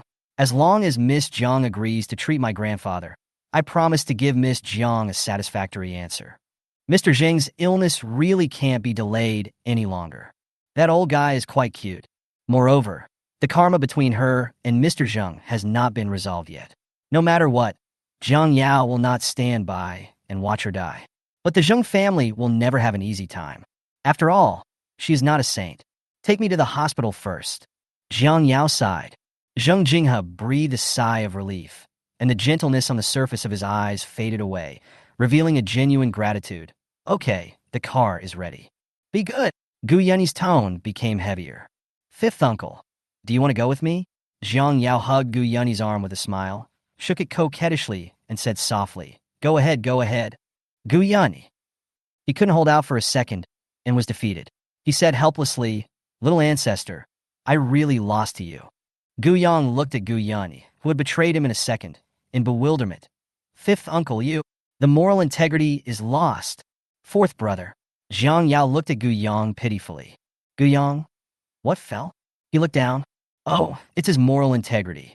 That's okay. Who can resist the coquettish advances of the cutest and most beautiful sister in the world? Anyway, he can't. Jia Hospital is Gu Yunni's property, and the group walked to Mr. Zhang's ward with ease. Before he could even get close, he heard Zheng Xiao crying in grievance. Why, Mom? Why did Grandpa treat me so harshly because of that bitch Jiang Yao? Even my brother didn't help me. I didn't say anything wrong. Jiang Yao was originally a mistress. She was shameless enough to seduce Gu Yunni. Madame Jung consoled him. Your brother is just blinded by greed. No matter what, you are his biological sister. No matter what, that wild girl Jiang Yao can never get ahead of you. Zheng Xiao. Zheng Jinghe's face was chillingly cold. Chapter 58, Something unexpected happened. Gu Yunni's murderous intention. The man's cold voice suddenly sounded. Zheng Xiao was startled. Seeing Zheng Jinghe's livid face, the blood on his face faded away and his lips trembled. Brother, you heard everything? The man's phoenix eyes behind his silver-framed glasses were terribly cold, as if countless cold rays were piercing out of his eyes. Elder brother, kneel down for Grandpa, Zheng Jinghe said coldly. The ward was so quiet that you could hear a pin drop. Zheng Xiao bit her lip in grievance, tears welling up in her eyes. I didn't say anything wrong. Why should I kneel? Why are you so mean to Xiao? Madame Zheng was busy protecting Zheng Xiao. She glared at Zheng Jinghe. Isn't what Xiao said right? So your Zheng family hates my Guai Guai so much. Gu Yunni sneered. Gu Yunni's voice was as cold as ice, and he was so angry that he almost exploded. My hospital won't accept you anymore. Get out, pack up your things and get out. What the hell is this? How dare you make up such a story about his family? Gu Yang is a young man, and he is not as patient as Gu Yunni. Yao Yao, let's go. His eyes were gloomy. What a crap. Whoever wants to treat this old man can treat him. We won't treat him anymore. If he didn't want to hit women, Gu Yang would have lost control of his fists long ago. Zheng Jinghe was really overwhelmed. Jiang Yao raised his eyebrows with a half-smile. Zheng, sure, you've seen it too. Someone is courting death. It's not that I don't want to treat him. Zheng Xiao's face turned pale, and her head was buzzing. Jiang Yao? How did she get here? Still with Gu Yang. Zheng Xiao clenched her fists and sneered in her heart. She was really capable. It was not enough for her to subdue Gu Yunni. She could even train the troublemaker Gu Yang into obedience. No wonder Gu's official Weibo account personally took action. I underestimated her. Zheng Jinghe, why did you bring this wild girl here? Madame Zheng frowned and said with disdain. Do you really expect her to bring the old man back to life? The veins on Zheng Jinghe's forehead couldn't stop throbbing. Even with the best upbringing, he couldn't help getting angry. That's enough. Stop talking. Someone send the young lady and the mistress back. Without my permission, they're not allowed to step into the old man's ward, he said coldly. Silence returned to the ward. Zheng Jinghe's eyes were filled with fatigue. Miss Jiang, I'm sorry. Although I know this request is offensive, I can't think of anyone else who can save my grandfather except you. The old man likes you very much. The man's voice was gentle and steady. When he met the girl's clean and innocent eyes, he suddenly found it difficult to speak. He was hospitalized this time because of Zheng Xiao's incident. He's trying to protect you. Jiang Yao glanced at Mr. Zheng on the bed with a half-smile. Are you blackmailing me morally? Zheng Jinghe was silent, but he was helpless. He could only gamble that Jiang Yao would not watch Mr. Zheng die and do nothing. My grandfather can't afford to delay any longer, he said. I can save him, but not for any of you. Jiang Yao leaned over and felt Mr. Zheng's pulse. It's just that the old man's life is not over yet, and he shouldn't die. The girl's brown eyes were half closed lazily. Zheng Jinghe couldn't help but be stunned. He was silent for a few seconds and then said, Thank you. What do you mean by destiny is not over yet? It's quite mysterious. Gu Yunni and Gu Yang were both confused. The two looked at each other, then suppressed their anger and kept silent. Just give Zheng Jinghe a sour face. Zheng Jinghe turned around and saw two identical icy faces. The last time he came back from the black market, Xie Yin gave Jiang Yao a pair of gold needles, the same pair she used to use. She also carried it with her in case of emergency. Jiang Yao picked up 3 golden needles, and the needle tips instantly sank into the 3 acupoints on Mr. Zheng's face. The golden needle will buzz as the fingertips move. This was the first time Zheng Jinghe saw Jiang Yao giving acupuncture. The girl's eyelids were half drooped, and her beautiful white fingers seemed to be covered with a layer of soft light. Zheng Jinghe's heart skipped a beat. Not long after, Mr. Zheng's face quickly turned red and purple. The ward was so quiet that the only sound was the rustling sound of the girl twisting the golden needles. Ah, you were trying to kill my grandfather. Something unexpected happened. Zheng Xiao rushed out from somewhere. She screamed and directly pulled out the 3 golden needles on Zheng Lao's face. The incident happened suddenly, and no one had time to react. The ECG monitor emits a sharp warning sound. Blood boiled in Jiang Yao's throat. She paused, and the next second she suddenly spat out a large mouthful of blood. Host, good boy. Younger sister. Gu Yang's face changed. He hurriedly stepped forward to support the shaky Jiang Yao, his fingertips trembling, and said with distressed eyes, Sister, are you in pain? Jiang Yao's face was pale, and his lips were stained red with blood. The thin body looks weak. She blinked slowly, suppressed the sweet and fishy blood in her throat, and shook her head gently. It's okay. You're looking for death. Gu Yun, he clenched his fists tightly and stared at Zheng Xiao gloomily, with bloodshot eyes. As a doctor, Gu Yun knows better than anyone that if the acupuncture process is forcibly interrupted, the damage to the person performing the acupuncture will be irreversible. In mild cases, the blood and sperm will flow backwards, and in severe cases, the person will die on the spot. This Zheng Xiao wants to kill his deer. It's simply unforgivable. Zheng Xiao was frightened by Gu Yun's cold eyes. She hid behind Zheng Jinghe, crying, Brother, I'm so scared. He wants to kill me. Gu Yun wants to kill me. Zheng Xiao, how long are you going to keep messing around? Brother. Meeting the man's disappointed eyes, Zheng Xiao was completely stunned. Zheng Jinghe looked at Jiang Yao, whose face was pale. My heart ached slightly. This pain came for no reason, but it made it almost impossible for him to suppress the anger in his heart. He closed his eyes, suppressed his anger, and looked cold and frightening. Get out, Zheng Xiao, get out of here. Zheng Xiao said in disbelief. Brother, I don't know, I didn't mean it. She wants to kill Grandpa. Brother, can't you see? Jiang Yao wants to kill Grandpa. Jiang Yao raised his eyes coldly. His eyes were colder than ever before. The tea-brown color of his eyes was like a biting cold wind blowing across the wilderness, making one feel as if they were falling into an ice cellar. She broke free from Gu Yang's embrace and said expressionlessly, You really are ignorant of your own life and death. The girl's tone was gentle. Bang! A fierce slap landed on Zheng Xiao's face. This slap is for almost killing your grandfather. Ah! Zheng Xiao covered her cheek and gritted her teeth. You bitch. Jiang Yao slapped her again with his backhand. Bang! This slap is because you indiscriminately scorned me, insulted me, belittled me, and intended to kill me. The last trace of gentle smile on Jiang Yao's face disappeared. I don't believe it. You don't know the consequences of pulling out the needle. You are seeking death, and no one can stop you. Chapter 59. The rational ones are crazy. The cold-hearted ones are emotional. Pop! Another slap. Jiang Yao smiled. This slap is because you disgust me again and again like a fly. Ah! Zheng Xiao covered her swollen cheeks and cried aggrievedly. The ECG monitor sounded a sharp alarm again. Jiang Yao suppressed the blood in his throat and quickly inserted the golden needle back into Mr. Zheng's acupuncture points. Golden needle acupuncture points? Gu Yun's pupils suddenly shrank. He had only seen this long-lost golden needle acupuncture technique in ancient books. A hint of surprise flashed across Zheng Jinghe's eyes.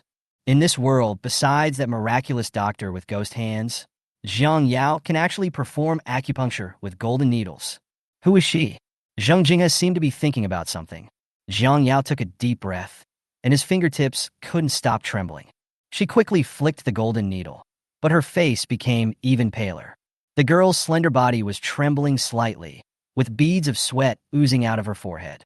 Gu Yun held her hand distressfully, his voice hoarse and inarticulate. My dear, this is not worth it. The golden needle acupuncture will cause too much damage to you. But this is the only way to save the old man. Jiang Yao forced a smile and said, Fifth uncle, I studied medicine just to save the people I want to save.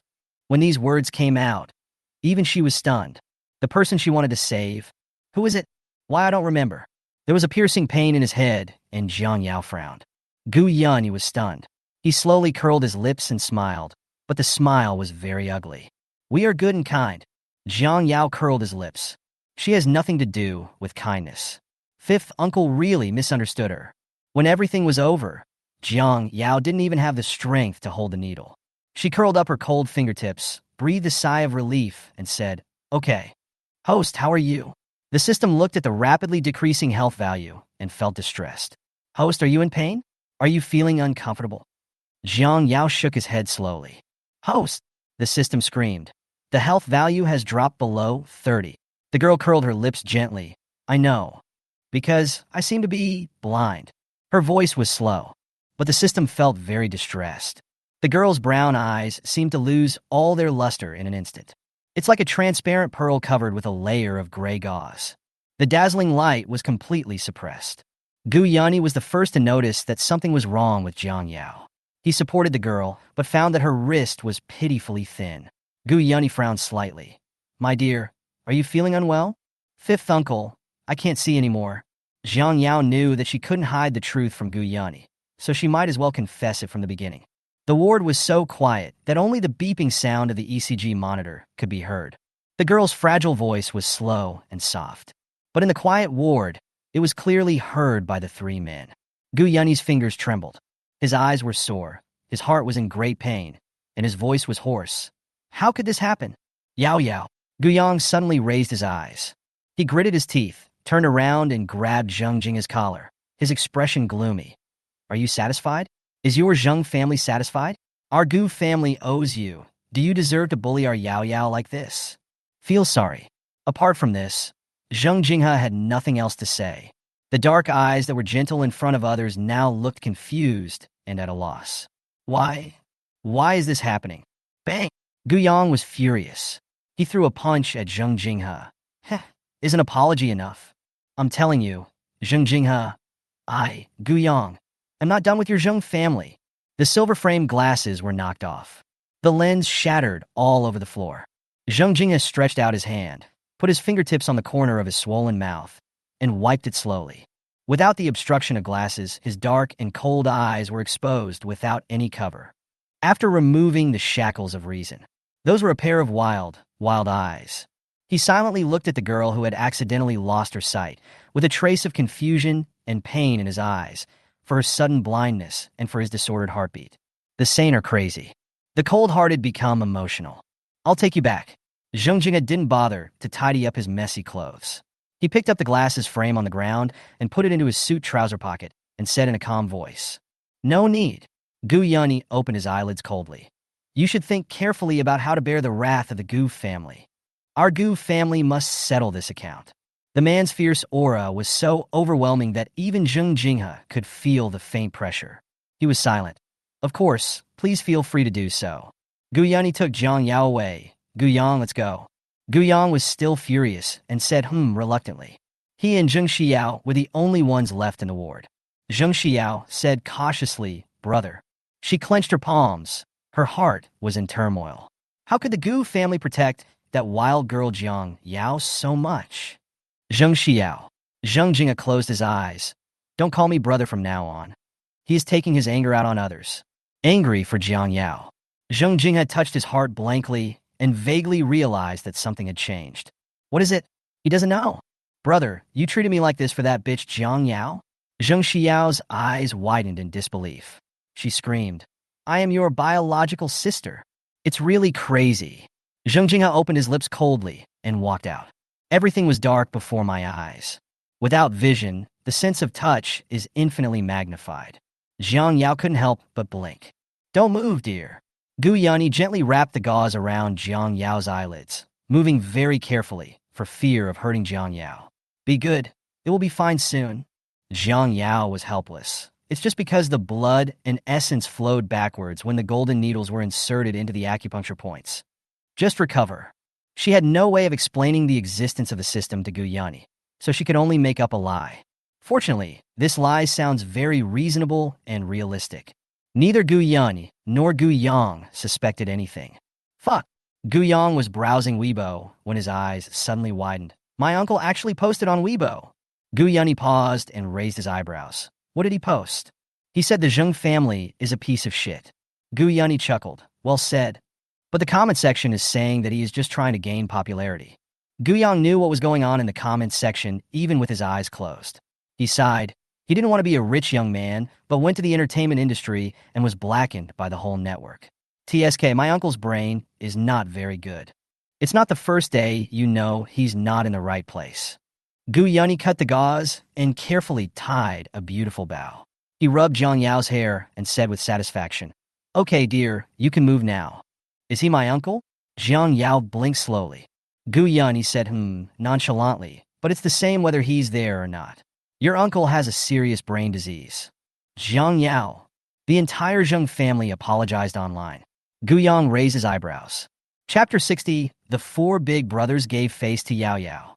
Knowing that Jiang Yao couldn't see, Yang kindly read the Jung family's apology to Jiang Yao word for word. In response to the rumors that have been spreading online recently, we would like to make the following response.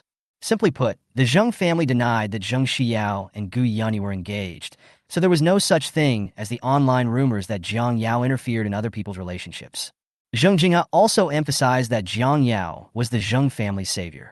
Zheng Xiao deleted the forwarded Weibo post in shame. Online public opinion reversed instantly. So, what is your sister feeling wronged about? Zheng Xiao and that Xiao Yuk Swangshuan did this on purpose, right?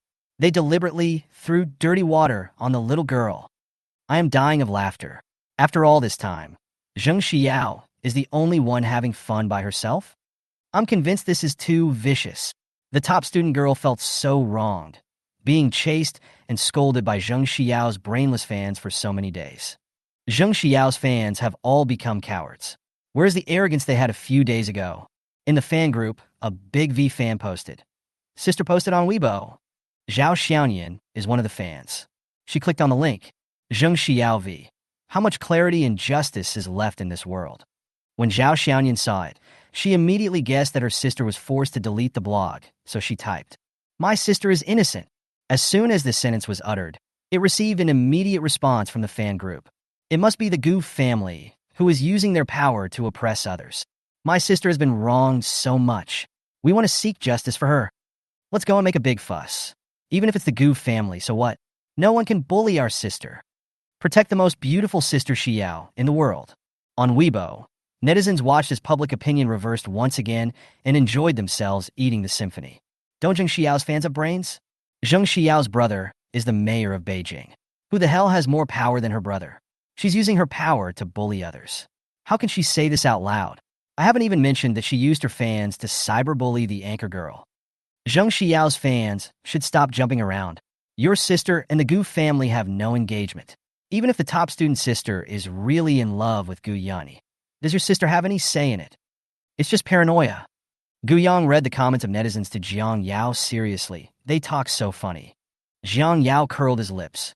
The girl had a layer of white veil covering her eyes, beneath which her nose was delicate and straight, but her petal-like lips were weak and pale. Gu Yang felt sad when he saw this. He pursed his lips and said nothing. "Why don't you read any more?"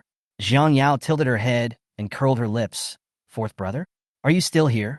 "Yeah." Gu Yang responded sullenly. Just as I was about to turn off my phone, a message popped up in the pinned WeChat group. Gu Li sent a message. "I'm almost home." And at Gu Yang, the second oldest, Gu Yu, and the third oldest, Gu Xian, also came out of their invisible screen peeking state. Yu and I started discussing. The number of messages in the group increased to 99 plus in the blink of an eye. Gu Yu, I still have a lawsuit to fight. After that, I can go home to see my sister. Gu Xian, I'm almost home too. Brother, did you post on Weibo? The person who spoke was Xiao Gu Sui. Gu Li, yeah, I can't bear to see my sister being bullied. Gu Sui's eyes lit up. Then I'll post it too. Gu Yu, Xiao, please give way to second brother. Let second brother go first. Gu Xian, add one. Gu Sui. Then, there were 4 such hot searches on the internet. Hashtag Genius Racing Driver Gu Sui posted a message to support Jiang Yao. Hashtag Esports Genius Boy Gu Xian angrily scolds the Jung family for Jiang Yao.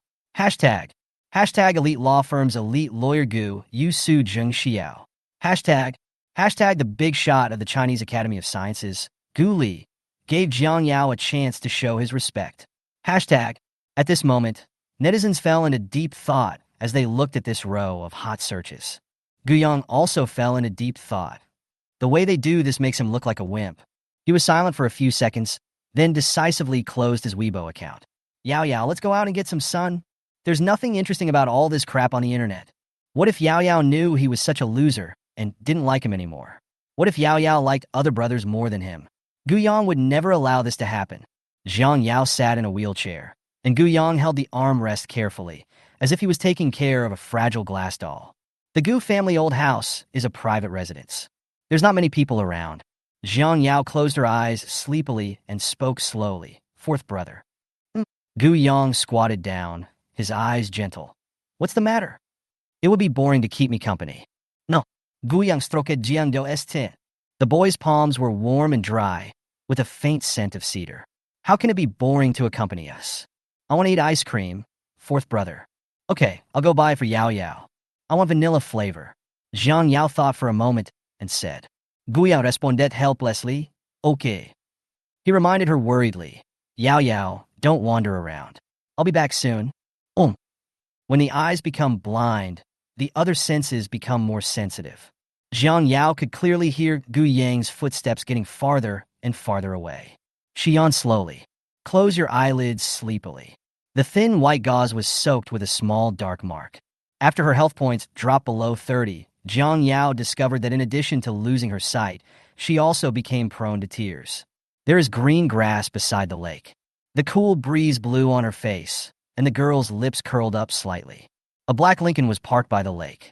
The man's profile was delicate and gentle, and his phoenix eyes behind his silver-framed glasses were deep and cold. He stood by the car in silence.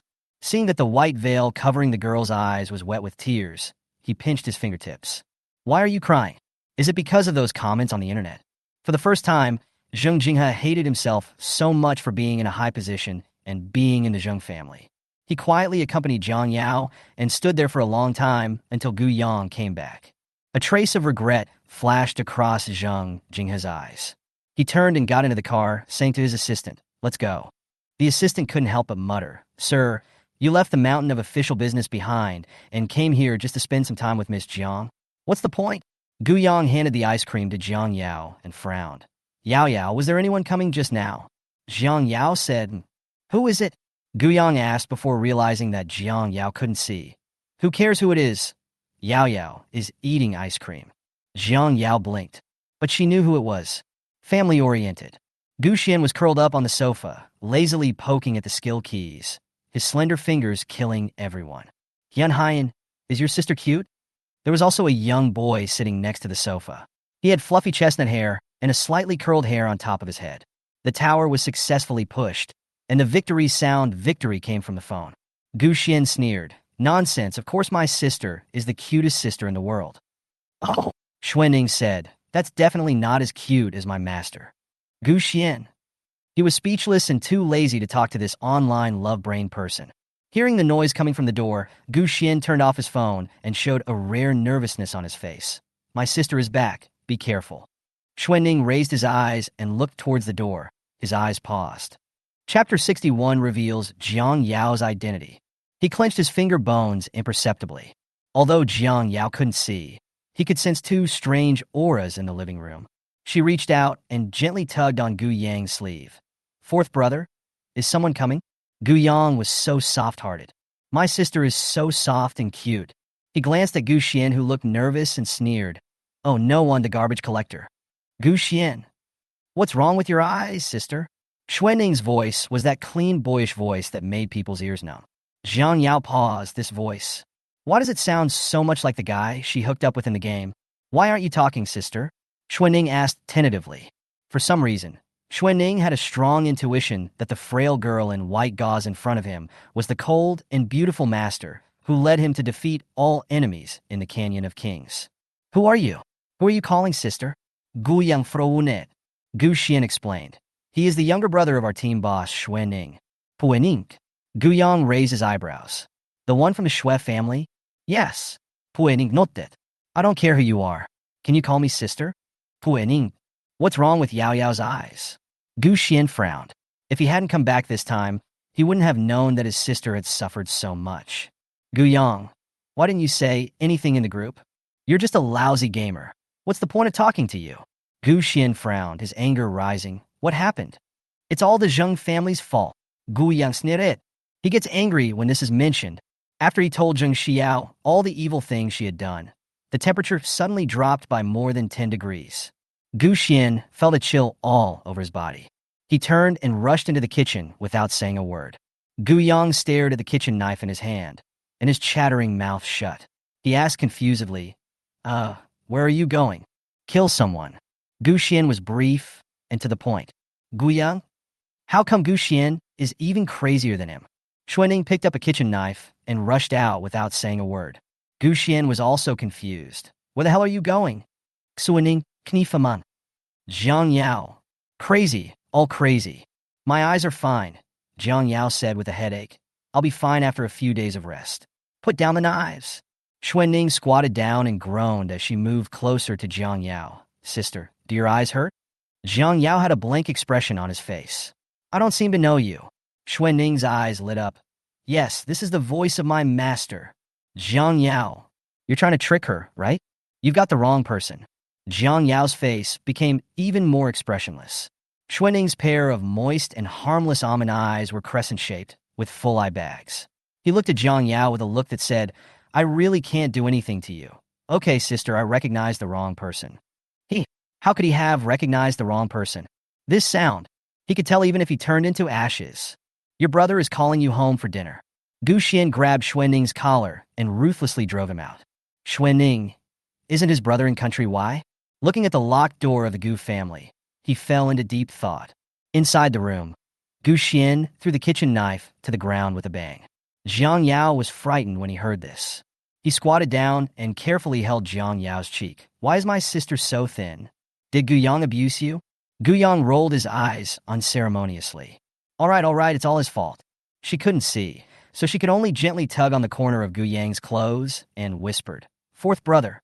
Gu Xian couldn't help but feel jealous. Sister, I am your third brother. The boy's cold eyebrows softened completely. Feeling Jiang Yao's dependence, Gu Yang's mood instantly changed from gloomy to sunny, and his brows relaxed. Yes, Yao Yao. He is your third brother Gu Xian who plays games. Jiang Yao spoke slowly, third brother. Gu Xian couldn't help but curl up the corners of his mouth and said, heavily, his eyes so soft that they seemed to drip with tears. The sister is so beautiful and cute. Whenever he thinks that such a beautiful and cute girl is his, Gu Xian's sister, his heart melts. Yao Yao, you can't be partial to one and ignore the other. There's also big brothers. Gu Li came over from the direction of Mingtang, and Jiang Yao smelled the very clean scent of lavender. Brother. He hummed and looked at Jiang Yao's eyes covered with white gauze with heartache. Grandpa and several uncles are in the hall to let us pass. Oh. Gu Yang was not too happy. When Grandpa calls us, it's always bad news. Seeing Jiang Yao's curious expression, Gu Yang said exaggeratedly, Sister, you don't know, when I was a kid, whenever I made a mistake, my grandfather would take me to the hall and teach me a lesson. He would grab my belt and beat me up. When he gets too old and can't carry me anymore, he'll let me roll out to the hall by myself, and then he'll pull my belt and beat me up again. Among the 5 brothers, he was beaten the worst. Gu Yang described it vividly, and Jiang Yao smiled. It's a pity that I can't see it. At that time, she might still be struggling to survive in the quagmire. Without family or friends, I can only yearn day after day to become strong enough to protect myself. She wasn't born knowing everything. Jiang Yao lowered his eyes. Gu Yang thought Jiang Yao was regretful that he had never seen him being beaten by his grandfather. So he raised his eyebrows and said, That's nothing. When Yao Yao's eyes get better, I'll let you beat me. I don't have this habit. In the hall, Mr. Goos sat at the very top. The 4 uncles sat in a row on both sides. Gu Yunting was furious when he saw Gu Yanyi. Tell me, you've only been back for a few days, and you've caused so much trouble for Yao Yao. Gu Yanyi raised his eyebrows lazily. Brother, stop scolding me. I actually want to blow up the Jung family. How about you send some troops to me? Gu Yunting. All right. Old Master Gu leaned on his cane. I called you here to discuss how to deal with Yao Yao's case. We need to do it quickly and efficiently without giving anyone a reason to criticize us. That's easy. The good job of pushing the wheelchair was taken by Gu Li and Gu Xian, leaving Gu Yang with nothing. He raised his eyebrows and said, Why don't we just announce Yao Yao's identity? Let those people open their eyes and see that Yao Yao is not some wild girl from the countryside. She is the little princess of our Goo family. Chapter 62, Mr. Goo's Favor.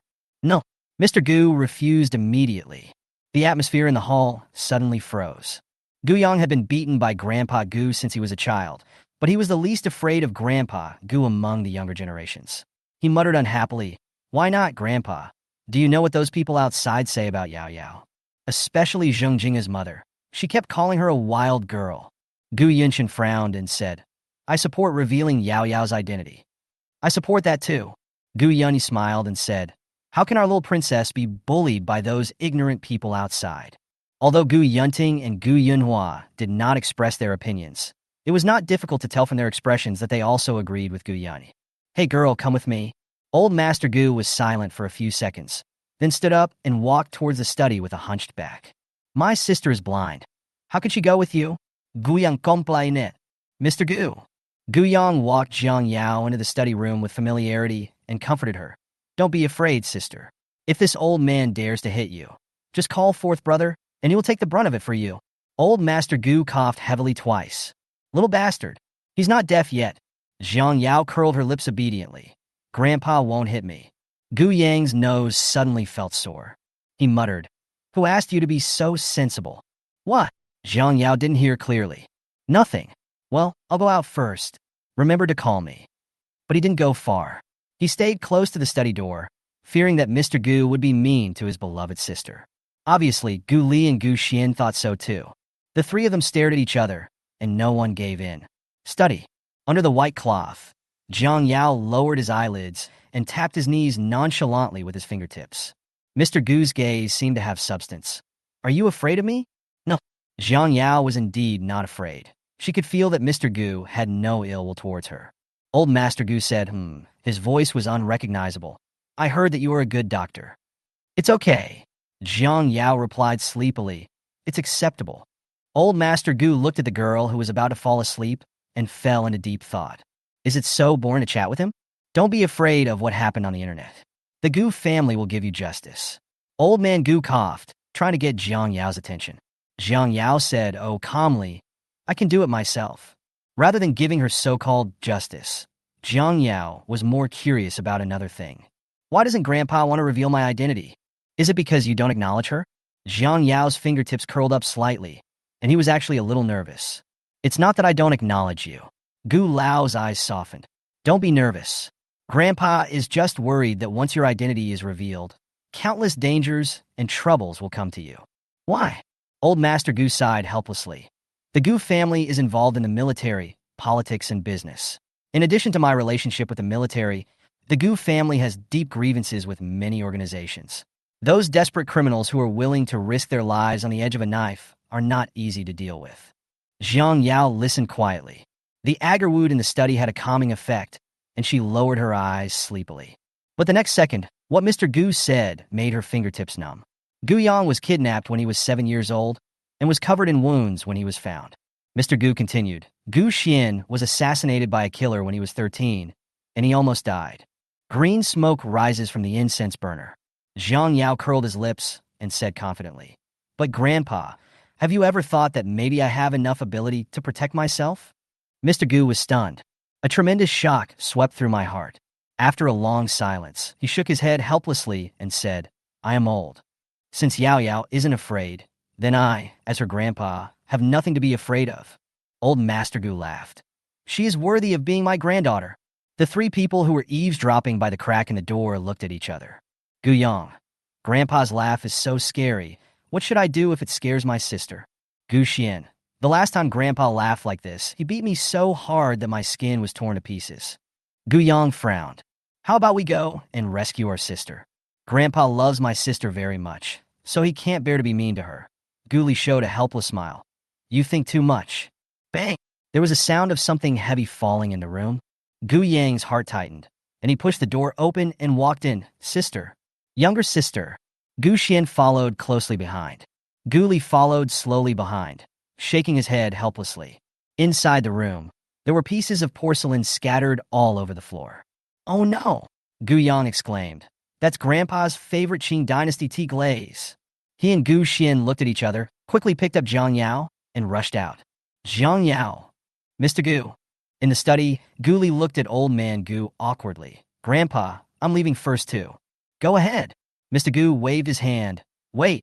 Gu Li paused and turned back. What's wrong, Grandpa? Protect your sister and don't let outsiders bully her. The incense burner is filled with green smoke and the air is filled with agarwood. I will.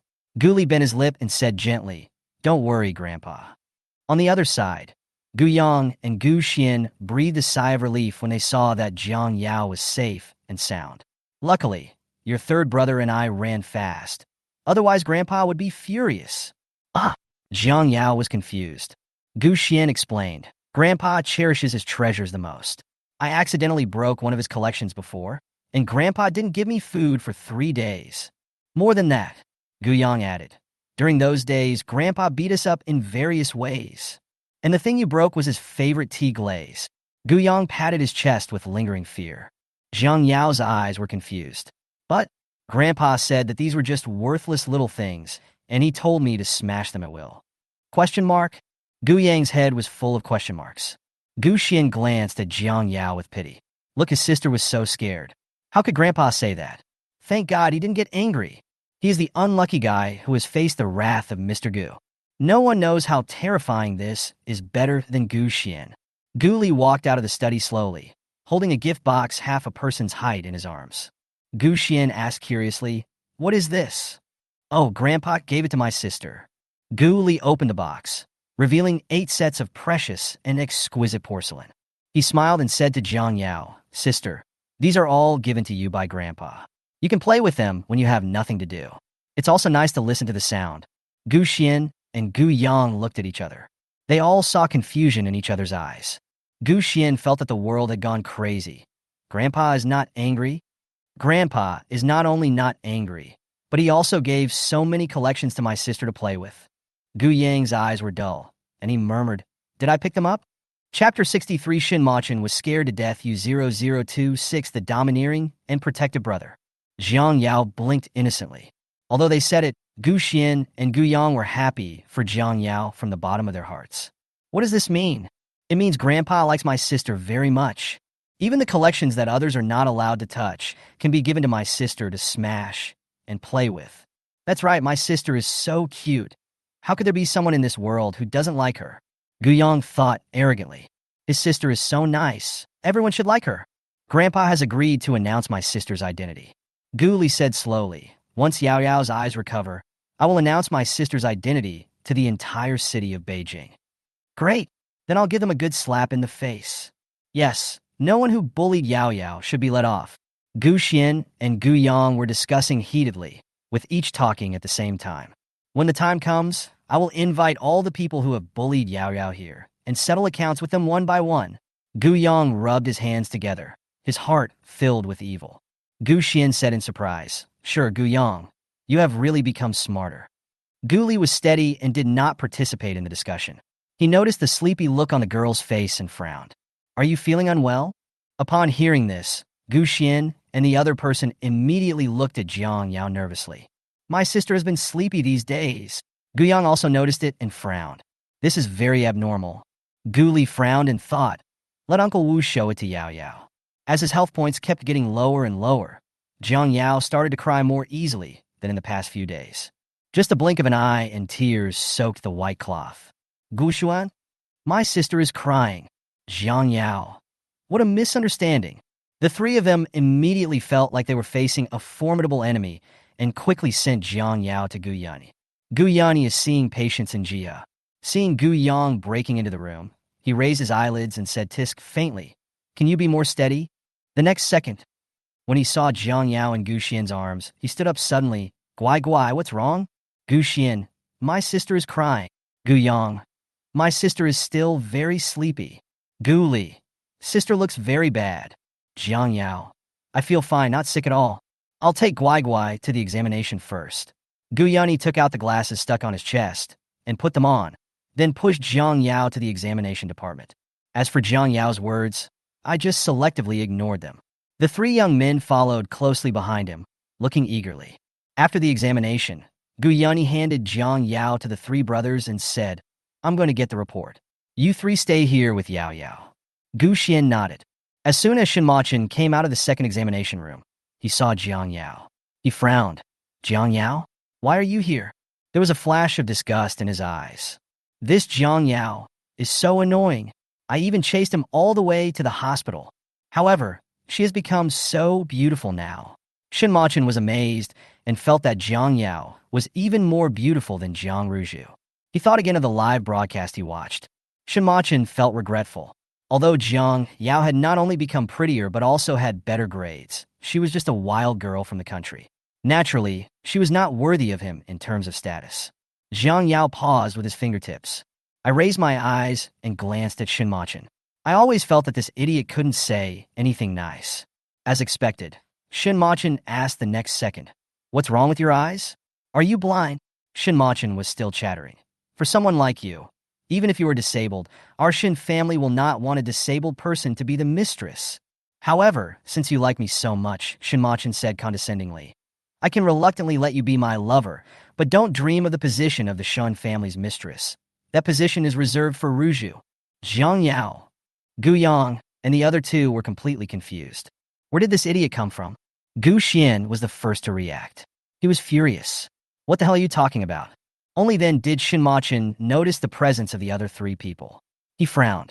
Why were people from the Gu family here? Thinking of the rumors on the internet, Shinmachin suddenly realized. He didn't believe it when Jiang Ruju sent it to him at first. But now it seems that Jiang Yao is not only having an affair with Guyani, but they may even have a child. A trace of contempt flashed across his eyes. Jiang Yao, I didn't expect you to be so shameless. Is the Gu family so good? They let you degenerate like this and bear a child for Guyani. Oh, Ruju is right. You are a materialistic woman who fawns on the powerful. What you like is not me at all, but my identity and status. Shinmachin's eyes were full of disappointment. I can't control you. You can do whatever you want. Bang! Guyang couldn't bear it any longer. Without saying a word, he grabbed Shinmachin by the collar and clenched his fist into Shinmachin's face. The fist brought up a fierce wind. Did you eat shit in your fucking mouth?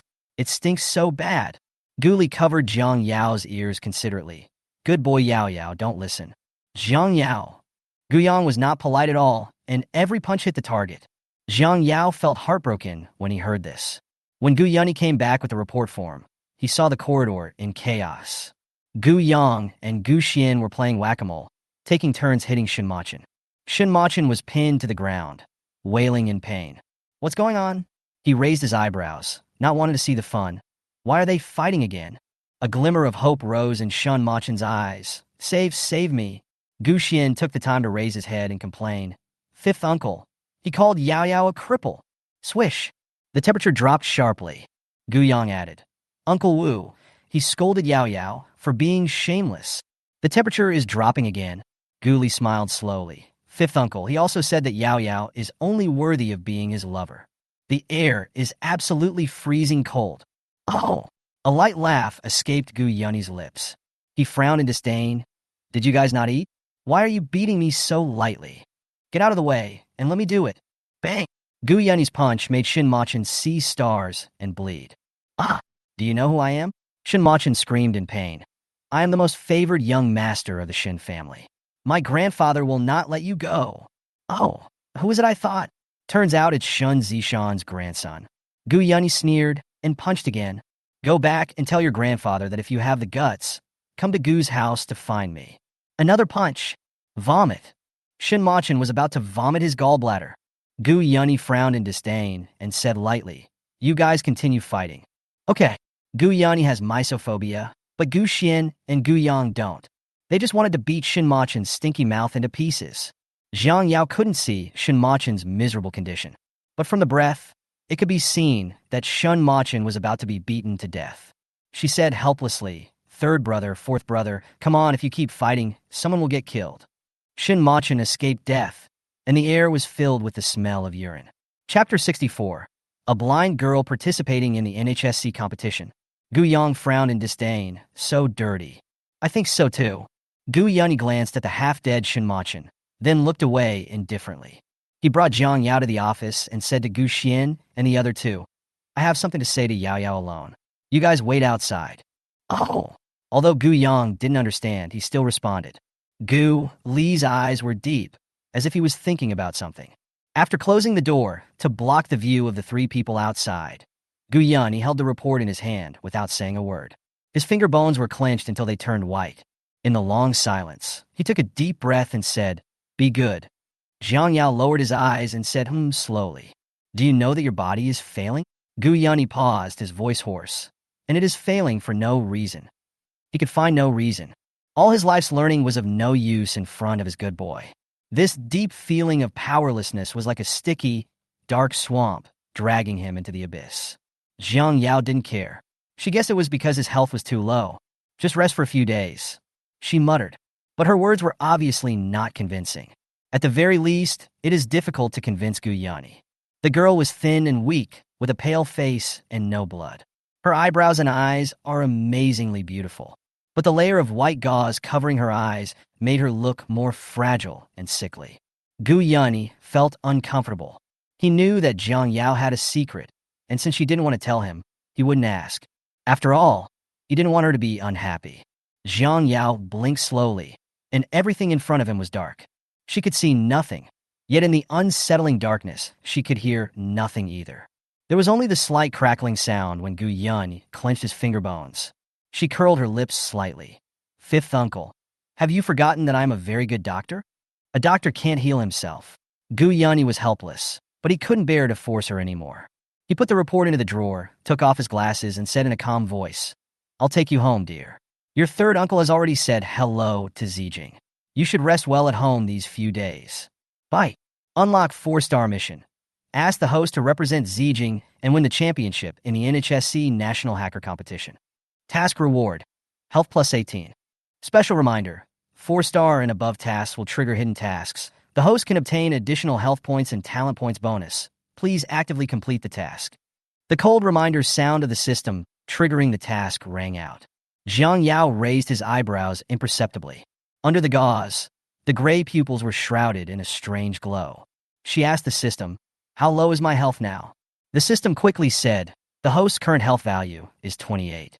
If the health value drops to 20, the host will enter forced hibernation to maintain the vitality of the body." The girl nodded calmly. This mission came at the perfect time. NHSC is an annual national hacker selection competition. Many underground hacker bosses will also participate in this event, one to refresh the hacker ranking, and the other for the high prize money.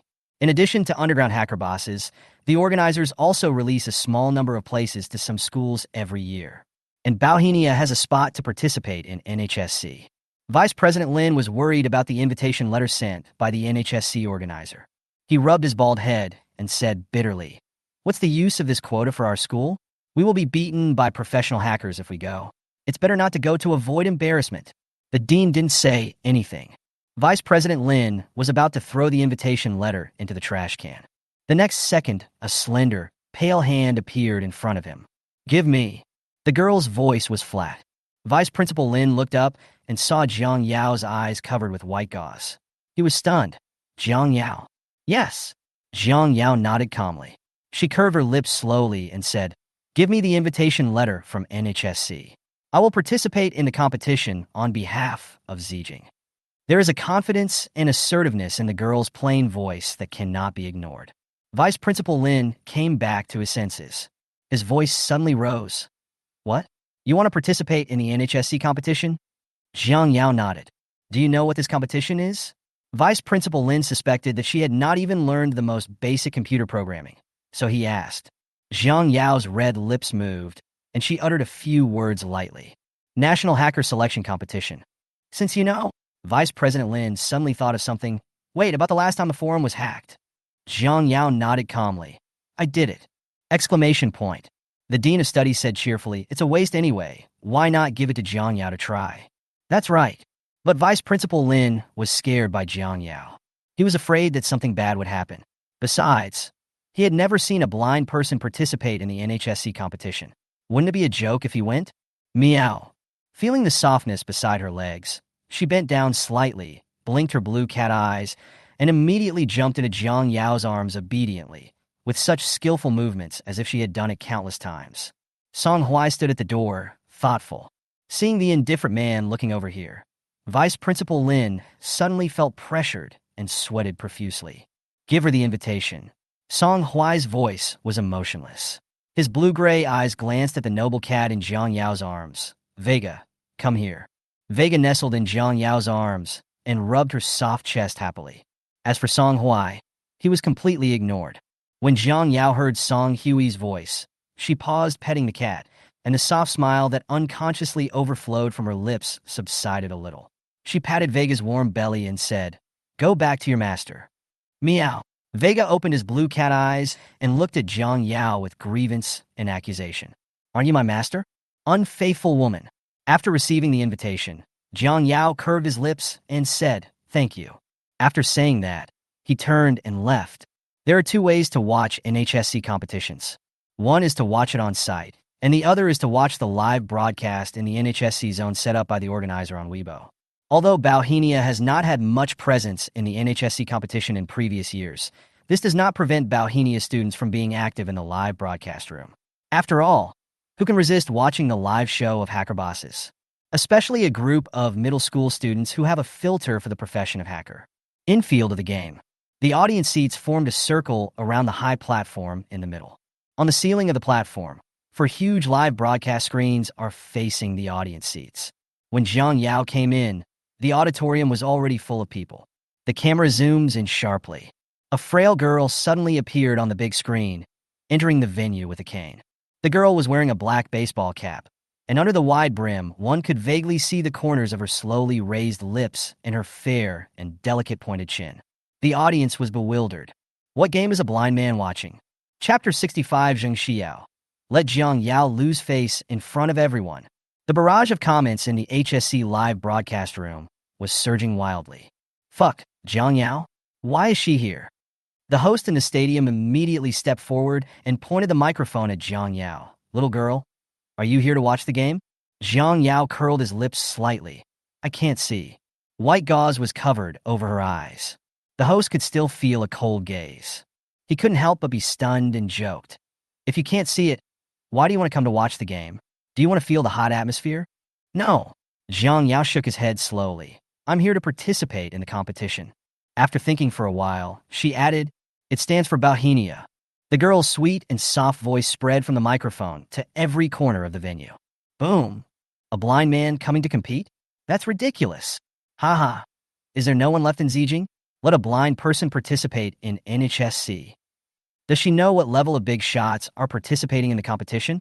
Not to mention the powerful underground hackers. Senior sister Bai and senior brother Liu from Imperial Capital University alone are enough to beat her. Speechless, grandstanding. Are you crazy about getting famous? The audience suddenly erupted into harsh laughter like a stream of water. The comments in the live broadcast room were not much better. Is crazy? Letting a blind person participate in the competition? She is pretty. Did she get the place in the competition through illegal means? Why should the quota be given to Jiang Yao at Zijing, Ganwang Ways? We don't have someone like her who loves to show off. The students of Bauhinia School were also dissatisfied with Jiang Yao. Doesn't she know that her participation in the NHSC will only bring shame to Bauhinia? The waiting area of Imperial University. The camera was pointed at by Xianchu's face, and the audience suddenly burst into amazing cheers. Sister Bai has a very gentle smile, but she is so fierce on the field. She simply killed me. Yes, apart from those professional hackers, Senior Sister Bai is the favorite to win. Last year, Senior Sister Bai represented Imperial Capital University and achieved the best result ever, second place. I heard that the first place is the black dog on the hacker list. Bai Xianchu is the favorite to win and is very popular among the audience. Brother, if you were able to participate in the competition last year, maybe you would have won the NHSC championship last year. Bai Xianchu covered her lips and smiled gently. But Xianchu believes that this year's championship must be yours. The young man lowered his eyebrows, looked absent-minded, and did not respond. Bai Xianchu bit her lip to comfort herself. Her senior brother has always been taciturn and is the same to everyone, not just to her. Sister Xianchu. Bai Xianchu looked up and saw Zheng Xiao. A hint of surprise flashed across her delicate eyes. Xiao? Why are you here too? I knew you would participate in the NHSC competition this year. Zheng Xiao showed a gentle and dignified smile on her face. I happened to be in Beijing, so I came to see you. Bai Xianchu smiled, but didn't respond. A distorted look flashed across Zhang Xiao's eyes. Bai Xianchu was just a sparrow that turned into a phoenix by chance, and was sponsored and adopted by old Madame Gu.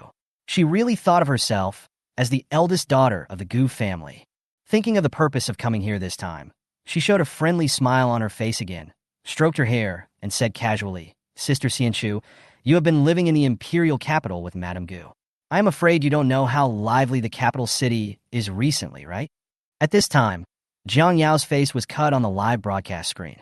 The girl sat quietly in the waiting area of Bauhinia, holding the guide stick between her slender fingers, her finger bones pale and fragile. The white veil on the eyes moves with the wind. It's so beautiful that it takes your breath away. Zheng Xiao clenched her fingers, her heart filled with hatred. Sister Xianchu doesn't know yet, right? Young Master Gu Wu and Gu Yang are completely obsessed with her. Bai Xianchu was stunned. She looked at the big screen and frowned. What is her relationship with the fifth uncle and the fourth brother? Zheng Xiao smiled disdainfully. What kind of relationship can a woman like her with some looks have? Of course she is just trying to rely on her looks to get into your Gu family. Xiao, don't say that. Bai Xianchu smiled softly. You know my grandmother and I have always lived in the imperial capital, and I am not familiar with my brothers and uncles. Although she said this on the surface, Bai Xianchu felt a great panic rising in her heart. I don't know why. She always felt that the girl's eyebrows and eyes were somewhat similar to the photos of her grandmother when she was young. No, impossible. She's nothing more than a scheming woman trying to marry into a wealthy family. She had specifically inquired and found out that her grandmother's granddaughter had died in the countryside a long time ago. Only Bai Xianchu is grandma's granddaughter and the only daughter of the Gu family. Thinking of this, Bai Xianchu's expression improved slightly. Is she blind? When she spoke again, her tone was more harsh and hostile. Even weakness and gentleness forget to pretend. A trace of guilt flashed across Zhang Xiao's eyes. She sneered. Yeah, this bitch wanted to kill my grandfather. Look, she has done too many bad things and is being punished by God. Is that so? Bai Xianchu frowned in disgust. Not only does he rely on his looks to get ahead, but he's also so cruel. He is indeed not a good person. She loves to brag about herself. Zheng Xiao laughed leisurely, but her voice was indescribably vicious. I know Sister Xianchu is kind, but you don't have to be soft-hearted to people like her. It would be best if that bitch Jiang Yao could lose face in front of everyone. Bai Xianchu smiled contemptuously. Of course I won't be lenient. The young man who acted as an invisible man beside him suddenly spoke in a cold voice. Junior sister. Bai Xianchu was stunned. She was nervous and shy. What's wrong, senior brother? This was the first time that senior brother called her junior sister. The old lady practices Buddhism, and she has always been kind-hearted. Lu Han warned calmly. He is too lazy to meddle in other people's business. It was only because old Madame Gu had done him a favor and had asked him to take better care of Bai Xianchu that he spoke up to remind her. Bai Xianchu's face turned pale. She bit her lip, feeling wronged. Brother, what do you mean by this? Do you think I'm vicious? It was obviously she who seduced my fifth uncle first, and then flirted with my fourth brother, and even wanted to kill Shi Yao's grandfather. Bai Xianchu's face was already covered with tears, and she said with tears in her eyes, Is there anything wrong with me teaching this kind of woman a lesson? Lu Han didn't want to waste any more time talking to her, so he stood up and walked straight towards the competition area. On the other side, Jiang Yao also walked into the competition area. Sitting opposite her was Lu Han, and next to him was an unkempt man who looked to be about 27 or 28 years old. Girl, I advise you to go home and have a rest as soon as possible, the man mocked. These days anyone can dare to participate in the NHSC. Jiang Yao glanced at him slowly. Black Dog. She knew him, the hacker who helped Jiang Ruju cyberbully her. Karu was not surprised that this extremely young girl knew his codename. I just thought Jiang Yao had seen his photo on a hacker website. After all, anyone in the top 50 on the hacker list has a corresponding photo and codename. The Black Dog ranks 18th on the list. This ranking is quite high, and it is precisely because of this that Black Dog has the capital to be proud. The Black Dog taunted. Even if you try to get close to me, I won't show mercy. Chapter 66. Boss, please let me go. Si Jiang Yao lowered his eyelids nonchalantly and said in a gentle voice, It's just that I have some accounts to settle with you. She thought for a few seconds and smiled. I say this to you as well. Even if you beg for mercy, I won't show mercy, you rubbish. Lu Han, who was sitting opposite, raised his eyes in surprise. I didn't expect this delicate girl to say such words. Inside the stadium, the noise from the audience seats grew louder and louder. Hurry up and get off. Will the organizers let a blind man like this mess around? Haha, if this continues, I'm going to doubt the authority of NHSC. How did a blind woman get a ticket to the NHSC? Aren't you kidding us? I want to see what kind of joke she can come up with. Except for the hacker Queen Kite, male hackers dominate the majority. Just like the paradox that only boys can learn math, physics, and chemistry well, this is a natural prejudice. And Jiang Yao's existence. Born to break this prejudice. Or rather, it is the world's prejudice against all women. Facing the overwhelming malice and slander, Jiang Yao lowered his eyebrows quietly. What a stupid bunch of people, Jiang Yao said calmly, with a hint of sarcasm at the corner of his lips. But it's not hard to understand. The system didn't understand. What do you mean, host? Jiang Yao. Only incompetent people mock others for their incompetence. The girl's voice was gentle and elegant, but it made people's scalps tingle suddenly. Lu Han heard the girl's murmur.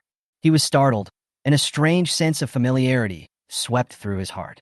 The tone of her voice, much like a kite, the legendary hacker queen. But that person has disappeared for a long time.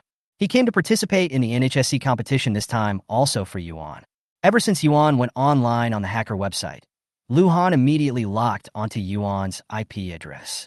However, he could not break into Yuan's information network and could only roughly determine that Yuan's last appearance was in Beijing. Lu Han stared at Jiang Yao for a few seconds and then lowered his eyes in disappointment. She's not a kite. The game will start soon. The first game was to hack into the website provided by the organizer in the shortest time possible. This is where hackers excel. Bai Xianchu confidently clicked on the website provided by the organizer. As soon as you enter the website, the first thing you see is a bounty. Hashtag a bounty of $1 billion for killing Kite hashtag. The publisher was the criminal gang from country Y that was blown up by Yuan. However, no killer dared to accept the order. At this moment, both the audience at the scene and the netizens in the live broadcast room were confused by the organizer's move. Fuck, isn't that the dark web? Hack the dark web? Is the organizer crazy? Or am I crazy?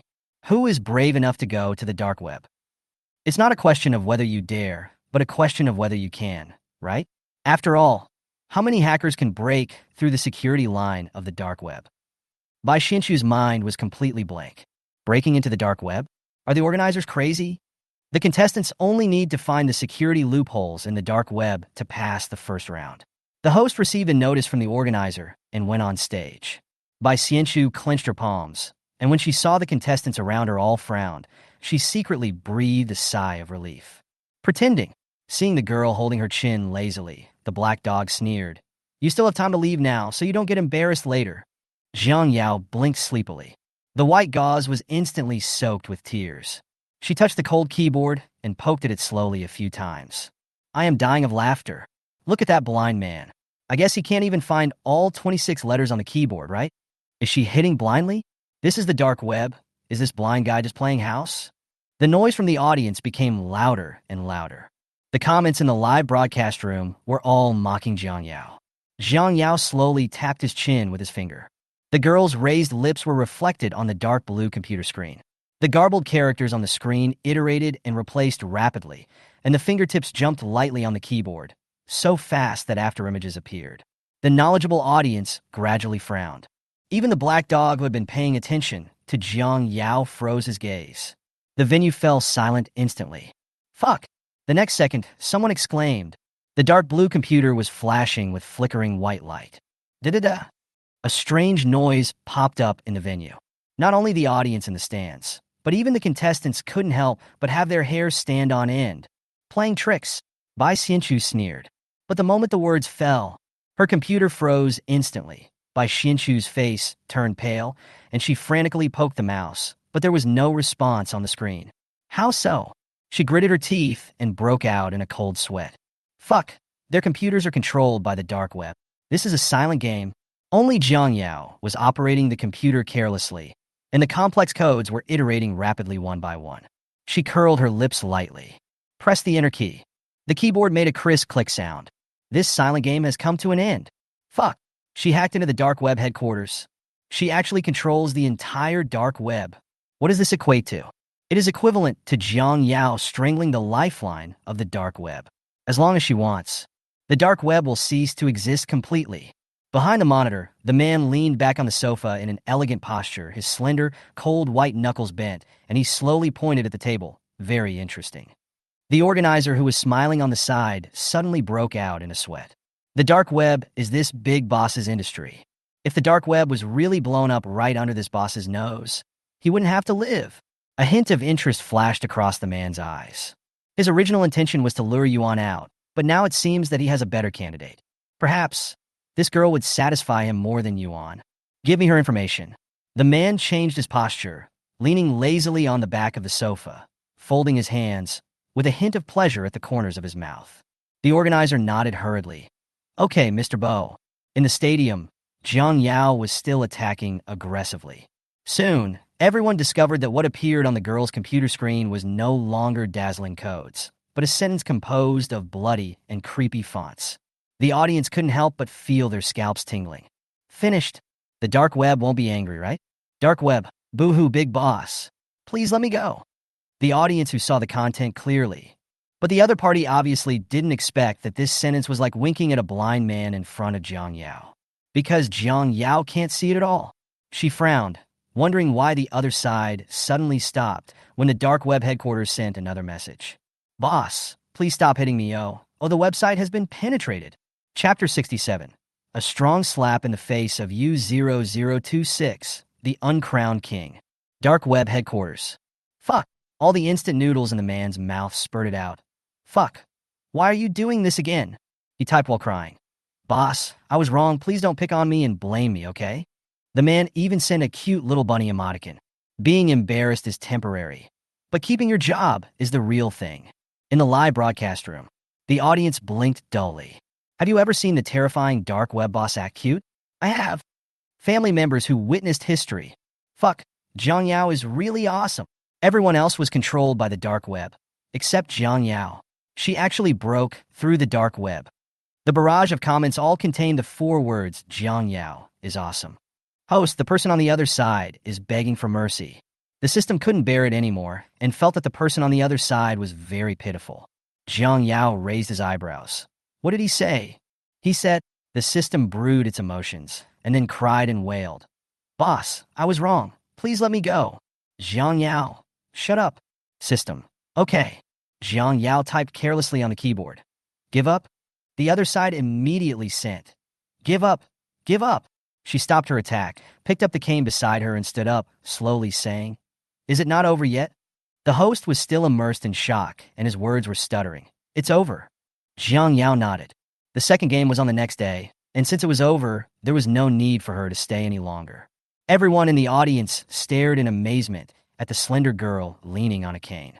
The whole audience was silent. Some people couldn't help but gasp. So damn handsome. Woo woo woo, I want all the information about the young lady within 3 minutes.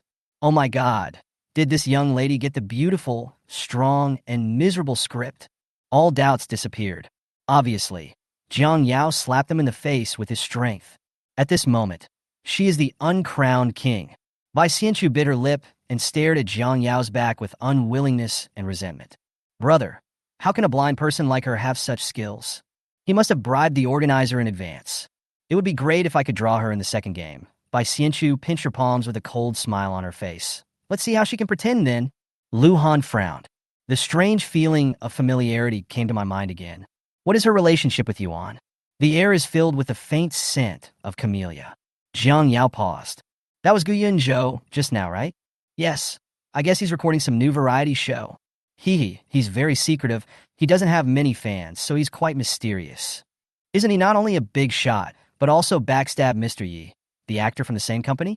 How can such trash still be in business? The mocking conversations of the people around him fell into Jiang Yao's ears. She subconsciously raised her eyes and paused, then realized that she couldn't see. Not far away, a young man in casual trendy clothes turned around. Even in the surging crowd, the man's eyebrows and eyes were still so delicate that they didn't look like a real person. The phoenix eyes are long and narrow and upturned. In the sunlight, the pupils reflect a faint tea-brown halo. It weakened the aggressiveness brought by the overly delicate eyebrows and eyes, and instead made them appear particularly gentle and clear. Gu Yunzhou's finger bones turned white. Her eyes, what's wrong? He paused for a few seconds and lowered his eyes. Unfortunately, he had lost contact with the Gu family. Even if you want to know, you have no way of knowing. Yunzhou, what are you looking at? The agent who was traveling with him followed Gu Yunzhou's line of sight, but saw nothing except an overly beautiful blind girl. Gu Yunzhou lowered his eyes calmly. Nothing. The agent urged in an anxious tone. Don't delay. Hurry up and leave, or the fans of the other guests will scold you for being a big shot again. No. The sound was lost in the wind. A black business car drove past Jiang Yao. It soon disappeared. The scent of camellia in the air quickly dissipated. Jiang Yao slowly opened his lips. Uncle. It's a pity that Gu Yunzhou couldn't hear it. There was a warm hand on his shoulder, and Fu Yunshen's voice, smiling and seductive, sounded slowly. Little friend, is the game over? Come on. Brother will treat you to a meal. Did you watch it too? Jiang Yao asked. Fu Yunshen raised his eyebrows. How can I not be there for the kids' game? His bright and affectionate peach blossom eyes glanced thoughtfully at Jiang Yao's eyes. Kid, are your eyes the same as those of the bloodthirst disease? He asked bluntly. Jiang Yao was stunned for a moment, then curved his lips and said, almost. Fu Yunshen sighed and rubbed Jiang Yao's head distressfully. Our little friend is so pitiful. He always gets some strange diseases. In the car, Jiang Yao slowly fastened his seatbelt. Fu Yunshen took the chocolate cake from the back seat and said, Little boy, eat something to fill your stomach first. I don't like chocolate cake now. Jiang Yao paused. Mainly because I have no appetite. I feel like vomiting. Jiang Yao closed his eyes and felt his throat dry. Brother. The girl's voice was slow and gentle. Fu Yunshen's ears felt numb. He was stunned for a few seconds, his fingertips curled slightly, and his voice was low and hoarse. What's wrong? Jiang Yao said slowly. Oh, I want to suck blood. Fu Yunshen. Got it. No wonder he suddenly called him brother. It turned out he had something to ask of him. Fu Yunshen laughed angrily. He tapped the steering wheel nonchalantly with his fingertips. A dark possessiveness flashed in his eyes. He deliberately said, You want me to be your blood bag again? Jiang Yao? Yeah. Jiang Yao. He rarely called her by her name, especially in such a serious, restrained tone. Jiang Yao couldn't help but look up, but she couldn't see anything. She suddenly became curious whether Fu Yunshen was as dangerous as his voice now. She blinked and said innocently, What's wrong? Fu Yunshen lowered his eyes, and his aggressive gaze fell on the girl's plump lips. The cold fingertips gently brushed the corner of her lips, landed on the tip of her upturned nose, and gently tapped. When you bite me, I will also want to bite you. Jiang Yao thought for a moment and subconsciously reached out to cover his neck. Then I'll bite it back for you? Fu Yunshen curled his lips and chuckled softly. Not here. His tone became ambiguous, dangerous, and confusing. Jiang Yao. Where is that? She asked innocently. Fu Yunshen felt that he might really be a pervert. He paused for a few seconds, leaned forward slightly, and the man's cold and red lips moved closer, but Jiang Yao still had no reaction. She couldn't see. I could only feel the danger approaching. Jiang Yao moved. Brother? Unexpectedly, Fu Yunshen's slightly cool and soft lips brushed against the corner of her lips. The air suddenly became quiet. Fu Yunshen's eyes were filled with obscure emotions. He closed his eyes tightly, leaned back in his chair, and panted softly. Little friend, brother didn't mean it. He apologized. The voice was full of lust. Jiang Yao blinked slowly. She was about to say, Will you suck my blood or not? When the car door suddenly opened. The next second, Jiang Yao heard a strange but exceptionally pleasant male voice. Chapter 68 Fu Yunshen. Why is your heart beating so fast? Excuse me. The man's thin lips slightly raised under his tall and delicate nose. Sunglasses covered his pupils, but his sight was condensed into substance. To shoot Fu Yunshen into a sieve. Excuse me, are you being a hooligan? He asked sincerely. Fu Yunshen. Little girl, a man like him has bad intentions. Gu Yunzhou took off his sunglasses with his slender fingers, revealing a pair of brown phoenix eyes. He smiled and said, Come on, let's get off the car. We don't want to take a gangster's car. The familiar scent of camellia wafted through my nose again. Jiang Yao curled her lips and obediently let him pull her out of the car. Little girl, where are you going? I'll take you there. Anyway, I can't stay with this dead beast. The veins on Fu Yunshan's forehead were throbbing. Is this Gu Yunzhou fucking crazy? Oh, wrong. He was ill to begin with. Fu Yunshan suppressed his anger, picked up the gentleman's skin again, and put it on. He smiled and opened his thin lips. Get lost. Gu Yunzhou is Mr. Gu's late son. He has been hated by everyone since he was a child, and he became even more rebellious when he grew up. He plunged headlong into the entertainment industry and even broke off relations with the Gu family. If Fu Yunshan were to say, it would take at least 10 years of cerebral thrombosis to accomplish this. Gu Yunzhou just thought Fu Yunshan was farting. That handsome face, which is so exquisite that it can outshine all the popular male stars, has a gentle smile. Actually screaming groundhog on the inside. His little niece is so cute and beautiful. I really want to pinch her face. I really want to steal the baby and raise it myself. The light pink fingertips brushed across the white veil on Jiang Yao's eyes without leaving a trace. He suppressed the pain in his eyes and asked casually, "Little girl, what's wrong with your eyes? Who hurt you?" There was a hint of hostility in his voice. Fu Yunshan raised his eyes, glanced at him, and sneered. He is quite good at pretending. Gu Yunzhou didn't care at all. Jiang Yao raised his hand and touched the corner of his eye, avoiding the question. It's okay. It will be fine soon. Don't worry. Gu Yunzhou was stunned. At that moment, he almost thought that Jiang Yao knew his identity. He curled his lips, and a trace of loneliness flashed across his exquisite and beautiful face that was difficult to tell whether he was male or female. His Yao Yao has never called him uncle yet. Gu Yunzhou's fingertips curled slightly, and finally he couldn't help himself and gently rubbed the little girl's soft hair. You are so good. You are obviously injured. Why are you still comforting me? The agent came over and was about to urge him, but when he saw this scene, he almost screamed. He lowered his voice and gritted his teeth. Gu Yunzhou, are you trying to create a scandal for me? If those netizens knew about it, it would be fine if they scolded you. You're used to being scolded anyway. But if netizens chased after a little girl and scolded her, would you be able to take responsibility? Gu Yunzhou glanced at his agent and didn't explain. He said lightly and restrainedly withdrew his hand. I know. Brother Song, please take this little girl with you, so that she won't be taken advantage of by hooligans outside. Gu Yunzhou was hinting at something. You don't know until you see it, and you'll be shocked when you see it. When Brother Song turned his head, he met Fu Yunshan's smiling peach blossom eyes and was almost scared to death. Isn't this the Fu family's prince? Gu Yunzhou dared to call this gentleman a gangster. Does he still want to stay in the entertainment industry? He is not even going to give up his life. Boss Fu, Brother Song smiled apologetically, his face almost like a yellow chrysanthemum swaying in the wind. You are here too. That gangster Yunzhou was talking about is definitely not you. Don't be angry. I'm talking about him. Gu Yunzhou smiled. Brother Song. Fu Yunshan raised his eyebrows. The paparazzi are about to catch up. Why don't you leave? Gu Yunzhou was about to take Jiang Yao away. Let's go. Little boy, stay here. Fu Yunshan said in a chilly tone, get out of here now.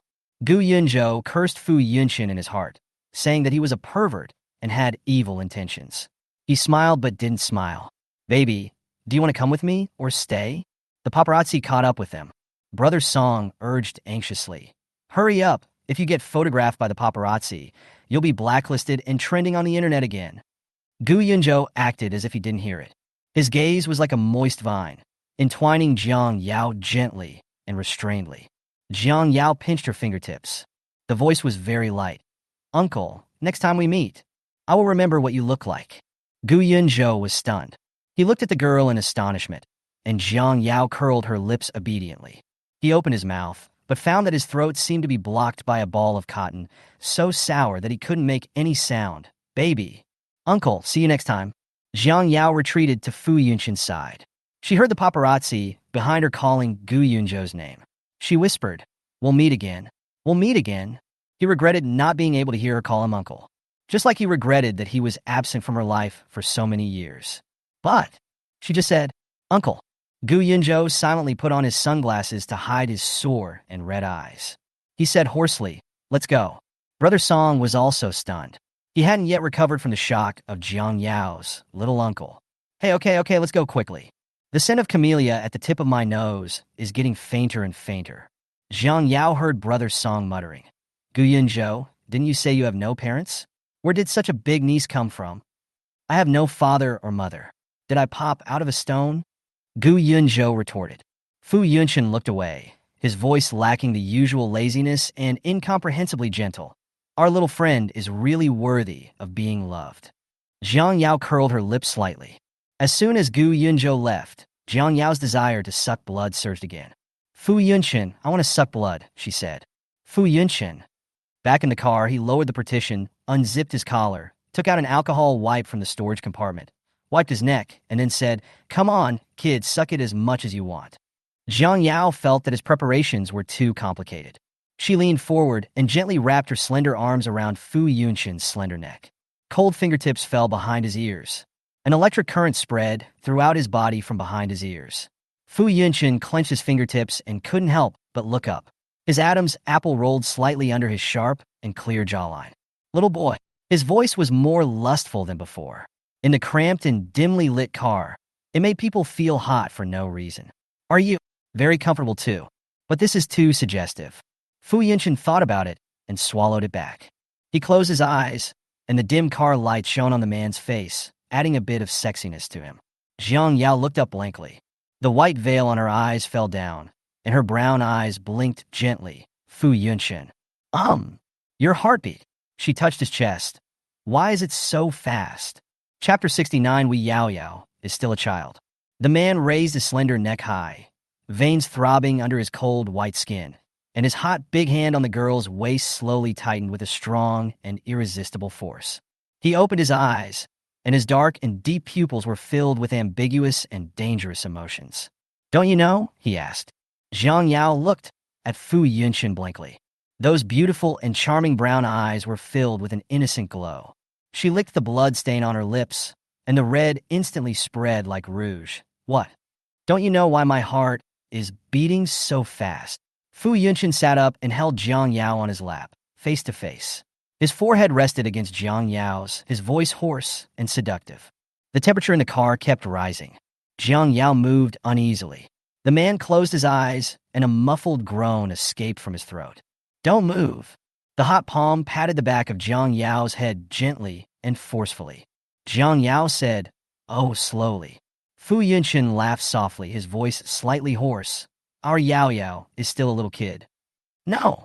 Jiang Yao clutched his shirt tightly in front of his chest. She emphasized seriously, but her voice was sweet and soft, making people want to spoil her. "I'm not a child." "Well, no." The custom-made silk shirt was wrinkled. Fu Yunchen didn't care either. The black hair on his forehead was wet with sweat, and he looked dissolute and decadent, as if he had been severely abused. "We Yao Yao are not children anymore, but in front of our brother, we will always be children." After sucking the blood, Jiang Yao felt exhausted and lay obediently on Fu Yunchen's chest. Fu Yunchen felt itchy and touched her hair. "Tired?" Jiang Yao nodded slightly. "Go to sleep. Brother will accompany you." A trace of heartache flashed across Fu Yunchen's eyes, and he coaxed her in a gentle voice. After a nap, Jiang Yao suddenly woke up. She squinted her eyes, and everything in front of her was blurry. Just when Jiang Yao thought her blindness had subsided, her vision quickly returned to darkness. "Kids, the second round of the NHSC competition is about to begin." Fu Yunchen pushed the door open and walked in. Seeing that Jiang Yao had woken up, he handed the warm milk to the little girl and said, "Drink the milk. I'll take you to the NHSC competition venue." "I don't want to drink." Jiang Yao turned her head away. She was surprisingly persistent about some things. Fu Yunchen. He could do nothing with her. He sighed and had no choice but to compromise. At the NHSC competition, in the front row of the audience, Chi Yin lazily leaned back in his chair, his peach blossom eyes casually cast on the stage. Without catching a glimpse of Jiang Yao, his eyelids drooped slightly. "Chi Yin?" Zheng Jingha saw the young man sitting next to him, and a hint of surprise flashed in his eyes. But he always kept his emotions to himself, and his expression was calm.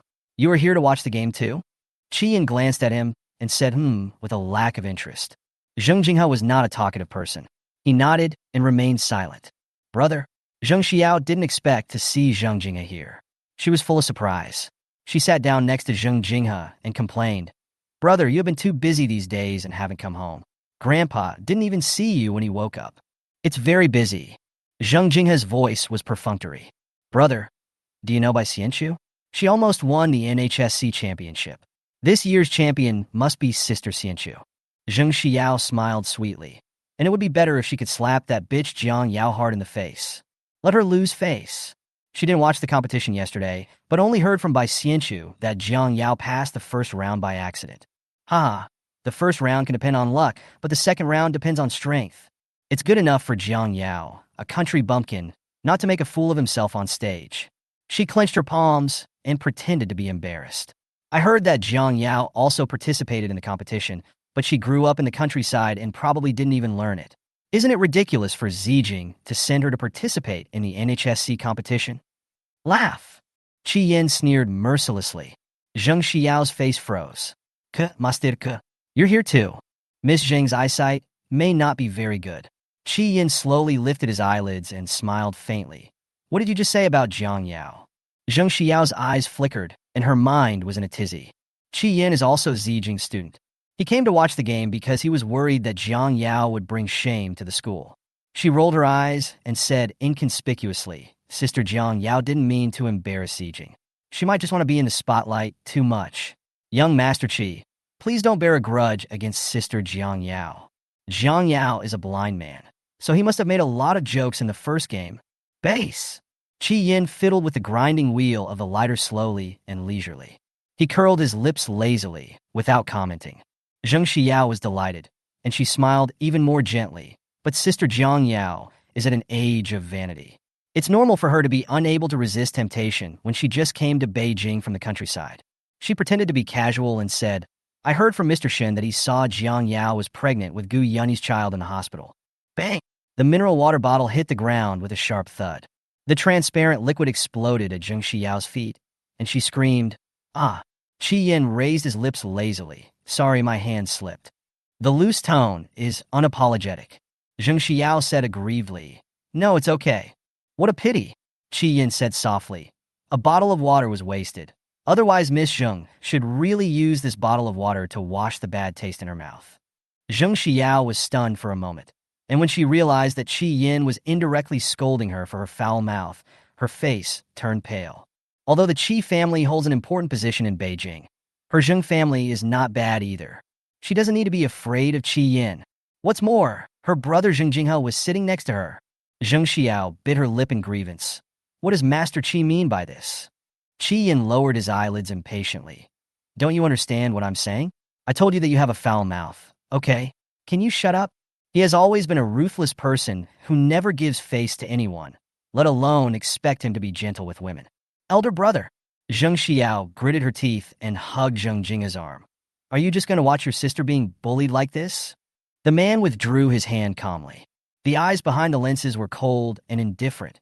Zheng Xiao, don't think I can't see your little thoughts. Zheng Xiao was stunned, and then her face turned pale. An unprecedented embarrassment swept over her, and she clenched her fists tightly.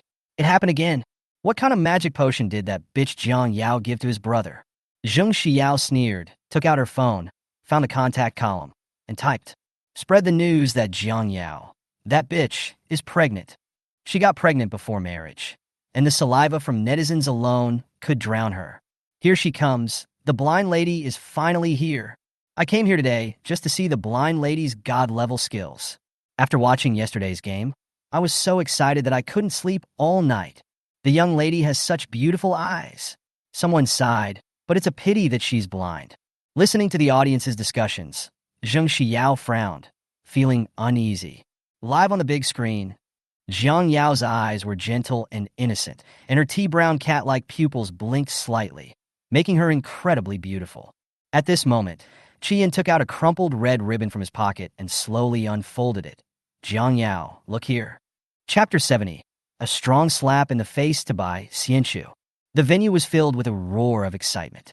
The young man's voice was lazy and clear, clearly penetrating through the crowd and firmly falling into Jiang Yao's ears. She raised her eyes and felt that Qi Yin seemed a little silly. She couldn't see again. Unfolding the banner, the young man raised his long arms high, his eyes and brows full of a wanton smile. Jiang Yao is the best, he shouted. The venue was filled with the young people's frank and enthusiastic shouts.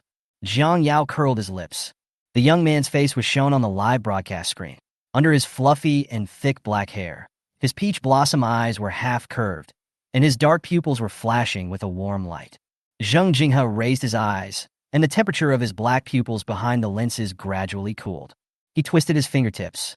It turned out that Qi Yin came for her as well. Zheng Xiao clenched her palms, her sharp nails digging deeply into the flesh. She sneered. No wonder Qi Yin targeted her so much just now. Jiang Yao and Qi Yin are actually having an affair. She is really capable. It's not enough to provoke the uncle and nephew of the Gu family, but they also have to provoke the prince of the Qi family. At the entrance of the venue, Fu Yunchen leaned against the wall, lazily fiddling with his lighter. He raised his cold peach blossom eyes slightly and glanced at Qi Yin on the big screen. There was no warmth in his eyes. He sneered. TSK. What an annoying dog bone. The camera turned to Jiang Yao again.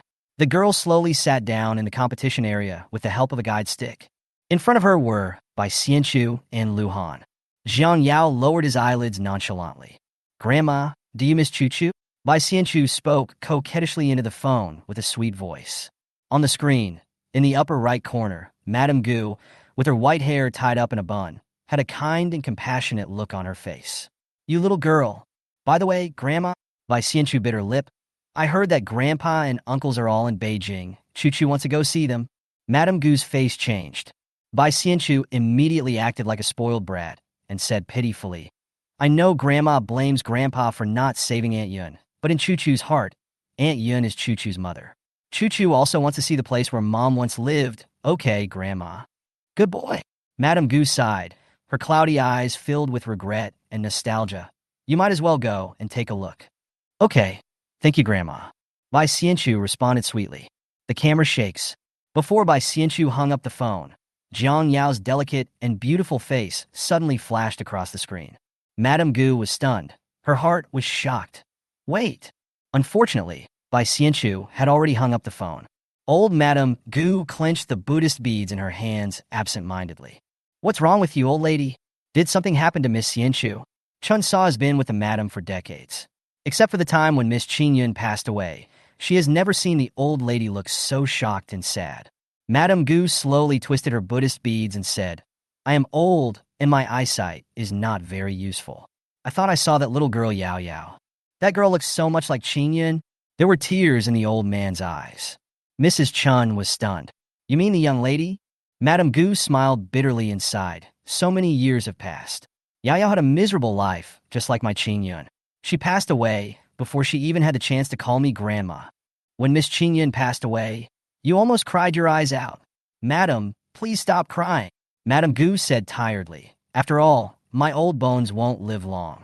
When I adopted Xianchu, I was thinking of accumulating blessings for that little girl Yao Yao, so that she could be reborn into a good family in the next life.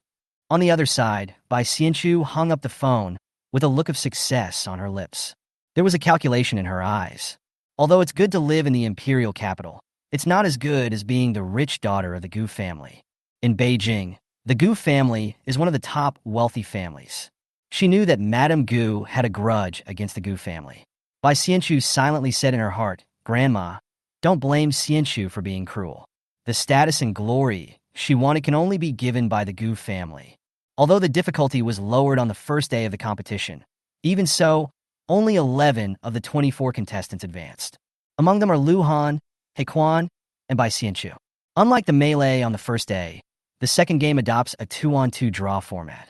Players need to lock their opponent's IP address within the specified time and are ranked according to accuracy. The top 4 will advance. That is to say, while attacking, you also have to hide your IP address. After introducing the rules of the competition, the second round officially began. Jiang Yao picked up a skewer casually and raised his eyebrows with a smile. It was tampered with, but she didn't care. She handed the stick to the host and walked to the competition area. Host, Jiang Yao versus Bai Xianchu. There was an uproar in the audience. Goddess Xianchu will definitely win this match. And this is her strong point. Yes, Goddess Xianchu is a genius in this field. Bai Xianchu raised her chin proudly. The snow-white dress makes her look as elegant and holy as a fairy. In the first round, Jiang Yao was lucky as a blind cat catching a dead mouse. But this time Bai Xianchu won't be so lucky. I've seen many women like you who try to cling to the rich by relying on their looks. The Gu family is not an ordinary rich family. I advise you not to cling to the Gu family. Bai Xianchu said proudly. Girls should still have some self-respect and self-love. Jiang Yao tapped the keyboard slowly. You talk a lot. Bai Xianchu's face froze. You, she sneered. Let's see what you can do to beat me this round. After he finished speaking, Bai Xianchu concentrated on operating the computer. Time passes by every second. The audience held their breath. It was so quiet that you could hear a pin drop. 30 minutes later, Bai Xianchu breathed a sigh of relief. She stood up with a triumphant smile on her face. I found it. As expected of Goddess Bai. She figured out the other party's IP address so quickly. Why is your blind lady so motionless? Maybe there is something fishy going on in the first round. That blind man was just trying his luck, but he was exposed in front of the absolute strength of Goddess Xianchu. Bai Xianchu's smile grew even bigger. She looked at the big screen. The organizers are checking her accuracy. 3, 2, 1. The results are out. Your accuracy is 0%. Judged unqualified. Disuse. The cold voice said indifferently. The smug smile on Bai Xianchu's face froze, and her mind went blank. Impossible. How could her accuracy be 0%? Impossible. She clenched her palms and looked at Jiang Yao fiercely. You cheated. Did you deliberately frame me? When the audience heard this, they immediately became outraged. There is something fishy going on. Goddess Xianchu is really innocent. The organizers are really bullying. I was wondering how a blind man like Jiang Yao could qualify to participate in the NHSC competition. Turns out he got in through the back door. Haha, the qualification to participate in the competition must have been obtained through sleeping. Jiang Yao, get out! Zheng Xiao's eyes were filled with joy. She curled her lips, and the next second, all the blood on her face suddenly disappeared. Chapter 71. Another slap in the face. A genius girl suddenly appeared. Jiang Yaosu's fingers were flying, and in almost an instant, the situation on the field was reversed. Read, survey, break it, boom. It's an absolute domain. Jiang Yao took control of Bai Xianchu's computer. The audience burst into exclamations again and again. The girl looked calm, and the characters on the computer kept jumping. The tea-brown eyes reflected a cold light. Found it. Jiang Yao's red lips moved, and he curled his lips, broken. She said casually, begin to check the accuracy.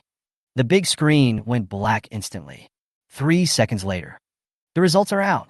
Your accuracy is 100%, judged to be fully completed. Congratulations on your promotion. The first place of this match has been revealed. The cold voice ended, and Jiang Yao's results appeared on the big screen. 100% accuracy. Defense value, 100%. Next to it are Bai Xianchu's results. Accuracy, 0%.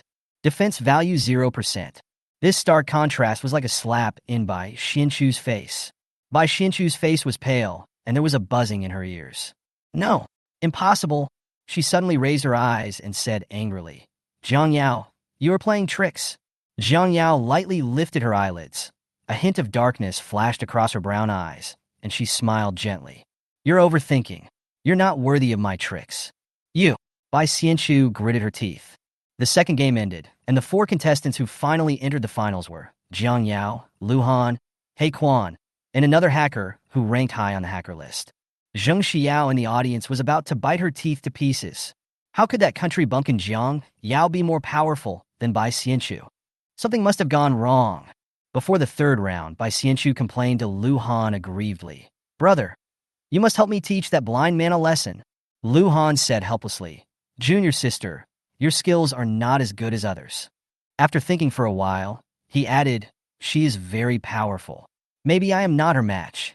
Bai Xianchu clenched her palms and forced a smile. How? How is it possible? Senior brother has been instructed by Yuan. She looks a lot like Yuan. Lu Han thought thoughtfully. The final is about destruction and reconstruction. Destroy old websites and build a new hacker empire. Everyone's eyes fell on the only slim girl on the field. Her tea-brown cat-like eyes were lazily half-closed. The light spots flickered lazily. The complex symbols on the screen flashed in her eyes, and she sighed. In an instant, an old website collapsed. Fuck. The barrage of comments in the live broadcast room suddenly stopped. How come I saw myself in the live broadcast room?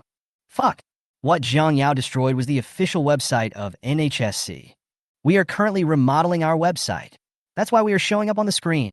Not only the netizens in the live broadcast room, but also the audience who witnessed it all couldn't help but feel their scalps tingling. Jiang Yao tapped the keyboard nonchalantly. This website, which is known for being used by hackers, has so many security holes. She curled her lips gently. It's simply vulnerable. Program loading completed. Jiang Yao raised his eyes, and his brown cat-like pupils met the camera. The reconstruction is complete. No need to thank me. The organizer behind the camera felt his scalp tingling. Hold! Is this still a normal person? Just have a competition and blow up their websites. The game is over. The audience in the venue was surprisingly quiet. After a few seconds, the audience couldn't help but burst out in unison. A national quintessence. Fuck. On the field, the girl looked indifferent. The dazzling lights on the stage shone on Jiang Yao. The black dog looked dejectedly at the website that had not yet been destroyed. He lost. He actually lost to a green-haired girl. This is such a great shame. Thinking of the words he used to mock Jiang Yao before the first game, it was like a slap in the face. My face is burning with pain. In the live broadcast room, netizens stared blankly at the radiant girl on the stage. The Bauhinia student's face turned red. One moment, they were mocking Jiang Yao for only bringing shame to Bauhinia, and the next second Jiang Yao won the NHSC championship on behalf of Bauhinia. A slap in the face? Slap in the face. Does it hurt? Pain. The audience then realized that the champion of this year's NHSC competition was a blind girl under the age of 18. A sophomore from Zijing High School.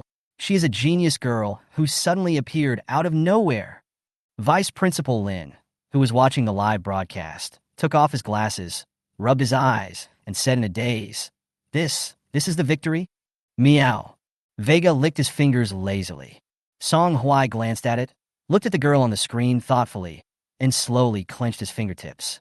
He picked up Vega and said in a cold voice, Vega, is she your mother? Vega glanced at him arrogantly with her blue cat eyes. Stupid humans. Want to trick it? It's not a stupid cat. Vega stared at his legs and struggled to get rid of Song Huai's hand. He curled his tail lazily and curled up beside him, pretending to be dead. Meow. Song Hui? His eyes fell on Jiang Yao's face on the screen. The girl was too slender. She stood in the center of the stage, and even the light favored her. It is detected that the host has completed a 4-star mission. Bite. The mission reward has been received. Health plus 18. Trigger the completion of the hidden task. Get first place in all 3 games, health plus 6. The health value quickly exceeded 50. Jiang Yao closed his eyes, and his tea-brown cat pupils seemed to have been washed by clear water. Clear, innocent, and touching. She opened her eyes, her vision cleared, and her voice was extremely gentle. A 4-star mission is nothing more than this. System, is there a possibility that you, the host, are just too awesome? Jiang Yao looked towards the audience. Finally, I saw the banner in Qi Yan's hand. Red, like an everlasting flame, burning fiercely. The content of the banner was not, Jiang Yao is awesome, as the teenager shouted regardless of everyone's eyes, but, Jiang Yao Master Qi will support you. Very cool, but also a bit childish. Jiang Yao couldn't help but curl his lips. Qi Yan waved the banner vigorously. He didn't know Jiang Yao could see it. He kept saying, Jiang Yao is awesome. The boy's preference is like a banner, open, warm, and unconcealed. Visible to the whole world. Only Jiang Yao, who was in the competition, could not be seen. But it doesn't matter. She always sees it. After the game, the term hashtag NHSC Gunjin Jinghao quickly became the top trending search term. Netizens discovered that the champion of the NHSC competition was actually the top student girl from last time. However, soon another term also quickly became a hot search. Hashtag Jiang Yao got pregnant before marriage. Suspected of using the child to gain power hashtag. Netizens looked confused. Pregnant? Oh, I give up. Can you please stop spreading obscene rumors about a 16-year-old girl? The person who bought this trending search has a really vicious mind. What kind of hatred or grudge is this? Are you trying to kill our top student sister? Netizens have sharp eyes. It's obvious that this trending search is about buying black ginger. However, Jiang Yao knew nothing about this. The system told her that the media was blocking the front door, so Jiang Yao simply chose to leave through the back door. Before she could go out, a slender, pale hand stopped her. Chapter 72 Jiang Yao, you are good at coaxing me. Miss Jung. The man's voice was deep and magnetic, with a chill that chilled people to the bone. He bewitched slowly and somewhat nonchalantly teased. Can you see it? In the small, dim space, the man bent down and looked directly into Jiang Yao's eyes. Your eyes are very beautiful. It would be a pity if you were blind. Jiang Yao raised his eyes and moved away from him inconspicuously. Who are you? The man raised his eyebrows with a half-smile. Do you really want to know? He leaned closer, his dark eyes cold and indifferent, like a devil from hell, entwining Jiang Yao with malicious stickiness. He chuckled. You'll be scared, Miss Jiang. Jiang Yao shivered with cold. There was no warmth in Bo Chi. She raised her eyes, and the tip of her upturned nose was very close to his. Jiang Yao keenly sensed the dangerous aura from the man, an aura that often wandered on the edge of darkness. She was very familiar with it. Will you kill me? The girl's voice is soft, sweet, and clear. It's not hard to hear the weakness in her words. So pitiful. Bo Chi lowered his eyelids with interest and pinched Jiang Yao's chin with his slender pale fingers without mercy. He curled his lips, but his eyes were cold and without any warmth. He condescended to say, Ms. Jiang, I don't have a habit of killing people. The man's hands were very strong. Jiang Yao's chin ached. Her innocent and delicate eyes became misty, and she frowned her beautiful eyebrows. Bo Chi was stunned for a moment, and then paused for a few seconds before he continued, but I don't deny it. He thought the girl would be scared. After all, she is thin, delicate, and fragile. This gave Bo Chi an illusion that if he used a little more force on his hands, the girl might be strangled to death. It would be as easy as strangling a kitten. To his surprise, the girl remained calm. The tea-brown cat eyes glowed with a gentle halo. Bo Chi's heart skipped a beat, and the next second he heard the girl say in a sweet but cruel tone, but I do. Shua. A silver light flashed.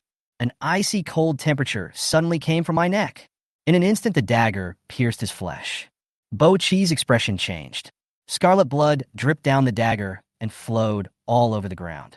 Jiang Yao's eyelids were half closed. A few drops of warm blood splashed on his face. His brown eyes were innocent and gentle. I wonder if Master Bo Chi has heard this. Bo Chi smiled slowly. What? You must be on guard against others. Jiang Yao smiled, her voice soft and sweet, like arsenic mixed with honey.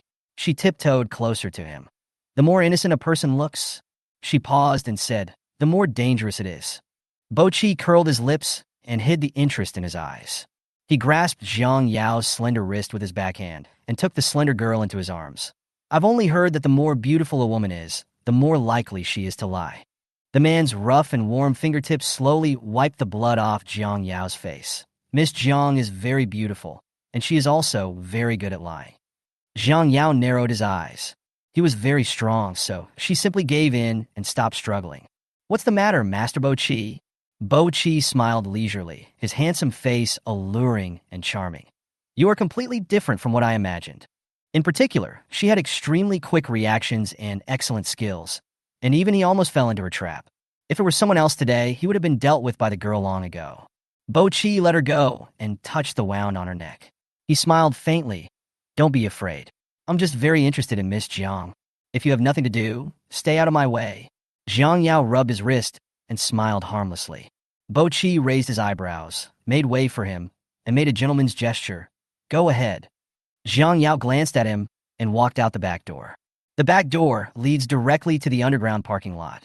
She walked to the entrance of the parking lot and saw the boy lazily leaning against the wall with his knees bent. The strands of hair on his forehead glowed with golden light. His expression was half retreat, and his peach blossom eyes were unruly yet flamboyant.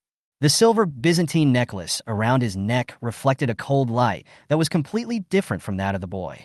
Jiang Yao stopped. She subconsciously pinched the warm blood on her fingertips and frowned slightly. Why are you here? Qi Yin opened his eyelids. Can you see it? He stood up straight, his eyes lowered, looking down at others. Jiang Yao nodded.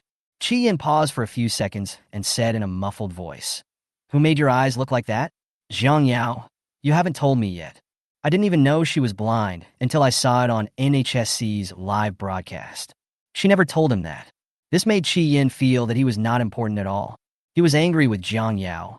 Qi Yin thought he didn't want to bend down first. Jiang Yao, am I not important at all? Because I am not important, you won't tell me anything. I have to know everything about you from other people. Qi Yin felt frustrated. He lowered his head, and his voice became even more muffled. No longer a condescending attitude, He bent down and held Jiang Yao in his slender arms. You have never cared about me.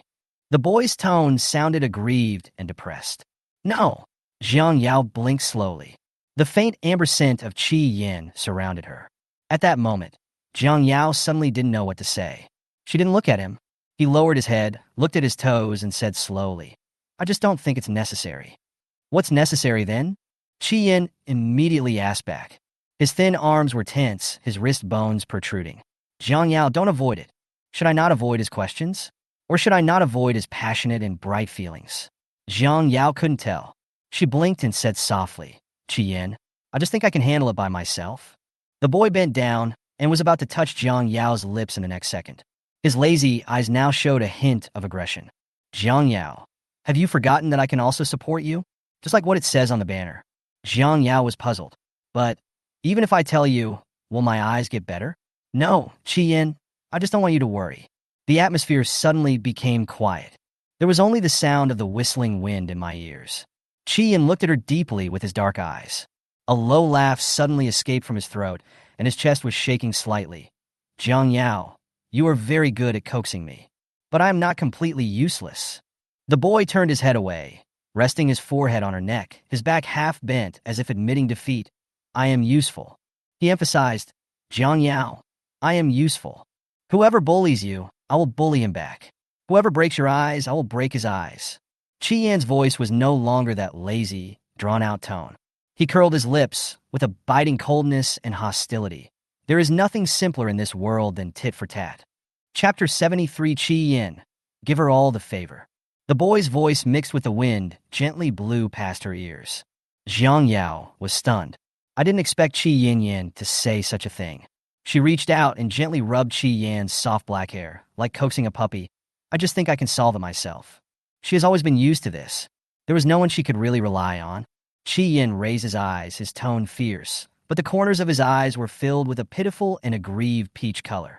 Will you do this again next time? What? You didn't tell me you were bullied.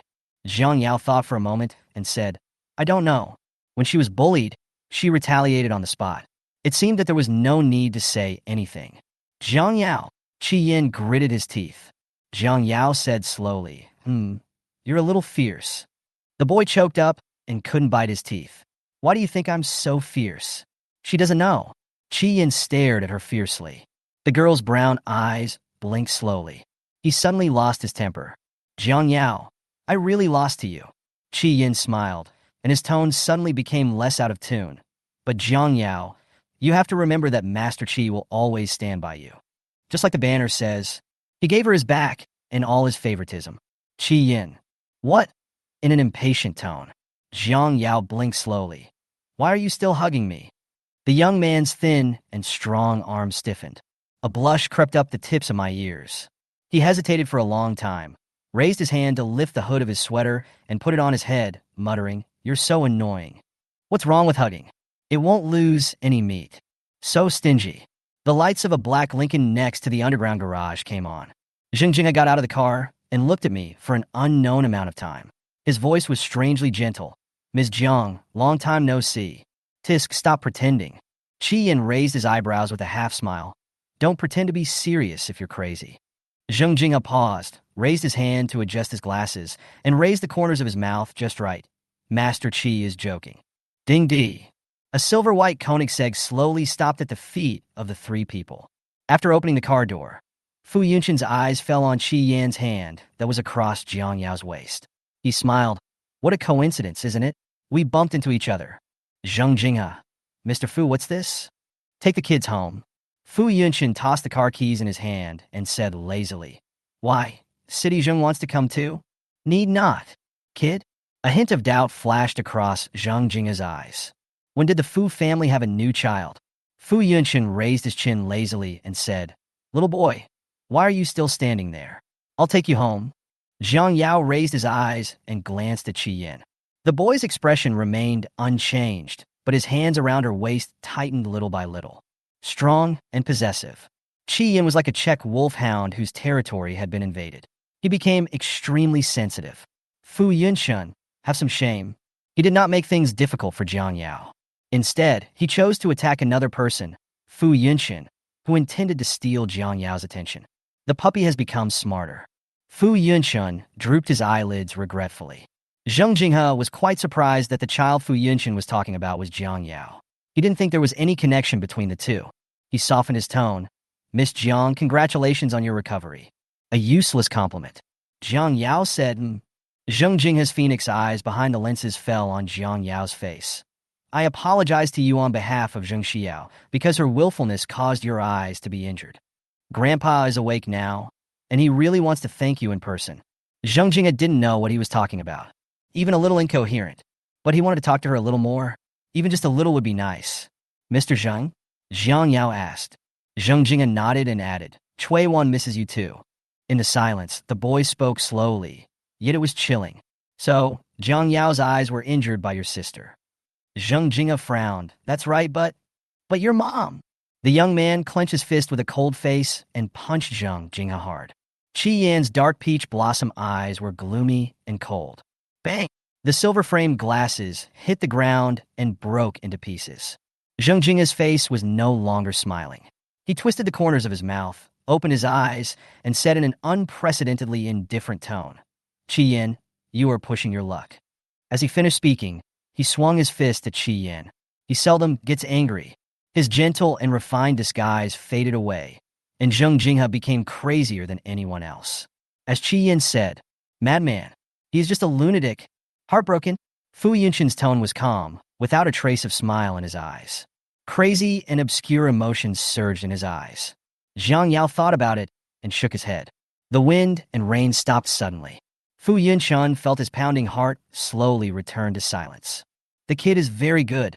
He raised his lips. Jiang Yao glanced at him slowly and said, I want to go home. Fu Yunchun asked, Just ignore them? Jiang Yao, no matter. Fu Yunchun raised his eyebrows in pleasure. A silver Koenigsegg drove past Qi Yan and Zheng Jinghe. After sending Jiang Yao to Goos' house, Fu Yunchun left first as he was very busy. For fabricating facts to defame others, the law imposes a sentence of up to 3 years in prison, criminal detention, controlled release, and deprivation of political rights for life. Gu family, Guyu said coldly. The red-haired boy chewed his lollipop and said lazily, Don't tell my sister. She will be scared. Jiang Yao. Gu Sui caught a glimpse of a beautiful and delicate girl. His eyes lit up and he jumped up from the sofa. Sister. My sister is back. Jiang Yao took a step back silently. Gu Yu. So who was it that scared my sister? Receiving Jiang Yao's look for help, Gu Yunyi glanced at Gu Sui slowly and said, Stop talking. If you scare your sister, I'll beat you to death. My dear, looking at Jiang Yao, Gu Yunyi smiled very gently. This is your 5th brother Gu Sui. The red-haired boy nodded hurriedly. Gu Yunyi pointed at Gu Yu and said, This is your 2nd brother Gu Yu. Jiang Yao was about to shout, but Gu Yunyi narrowed his eyes and interrupted her. Wait. What's wrong? My dear, are your eyes okay? Jiang Yao slowly blinked his brown eyes and said, Yes, I'm healed. Gu Yu and Gu Sui stared at Jiang Yao eagerly. Sister.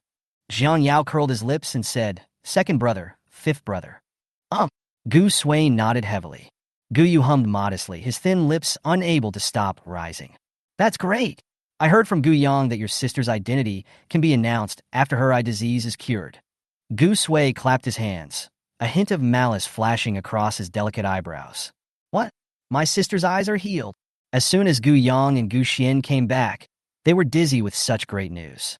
Yes, my sister's eyesight has healed. Gu Sui couldn't help showing off. My sister just called me 5th brother.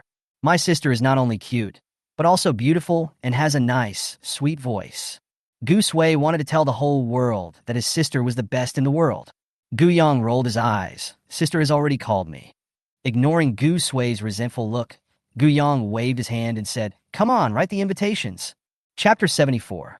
Revenge when revenge is needed, and complain when complaints are needed. He picked up the snakeskin bag beside him and poured out hundreds of greeting cards.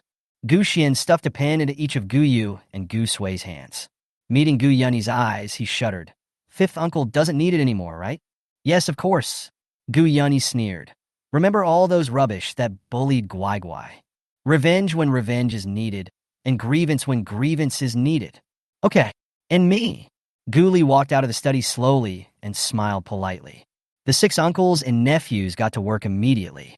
The one from the Jung family, Jiang Ruju. Gu Yun had already inquired about it. I don't know how many times she has bullied Guai Guai. Right. Gu Yang waved his hand. Gu Sui bit the pen, and his brows relaxed. And Jiang Yu, this blind idiot. Right. Gu Xian had not forgotten how disgusting Shin Machin was in the hospital. He sneered, didn't that idiot from the Shin family say that my Yao Yao wasn't worthy of him? I want to see who's not worthy of whom. The mother and daughter of the Jung family must be written about, so that they can see with their own eyes who is the wild girl. Right. And those people in Zijing who laughed at my sister. Right at all? Please invite them all over. The uncles and nephews chatted with each other, and the pile of greeting cards was soon empty. Jiang Yao. What a Hongmen banquet. She curled her lips. Jiang Yao twirled her fingertips and frowned. 5th uncle, I'm going out for a while. Jiang Yao raised his eyes and looked towards the north. Gu Yun stopped writing. Gu Yang and the others all raised their heads and looked at Jiang Yao. What's wrong with my sister? Without time to explain, Jiang Yao curved his lips and said, Nothing. I have something to do. I will be back soon. Don't worry about me.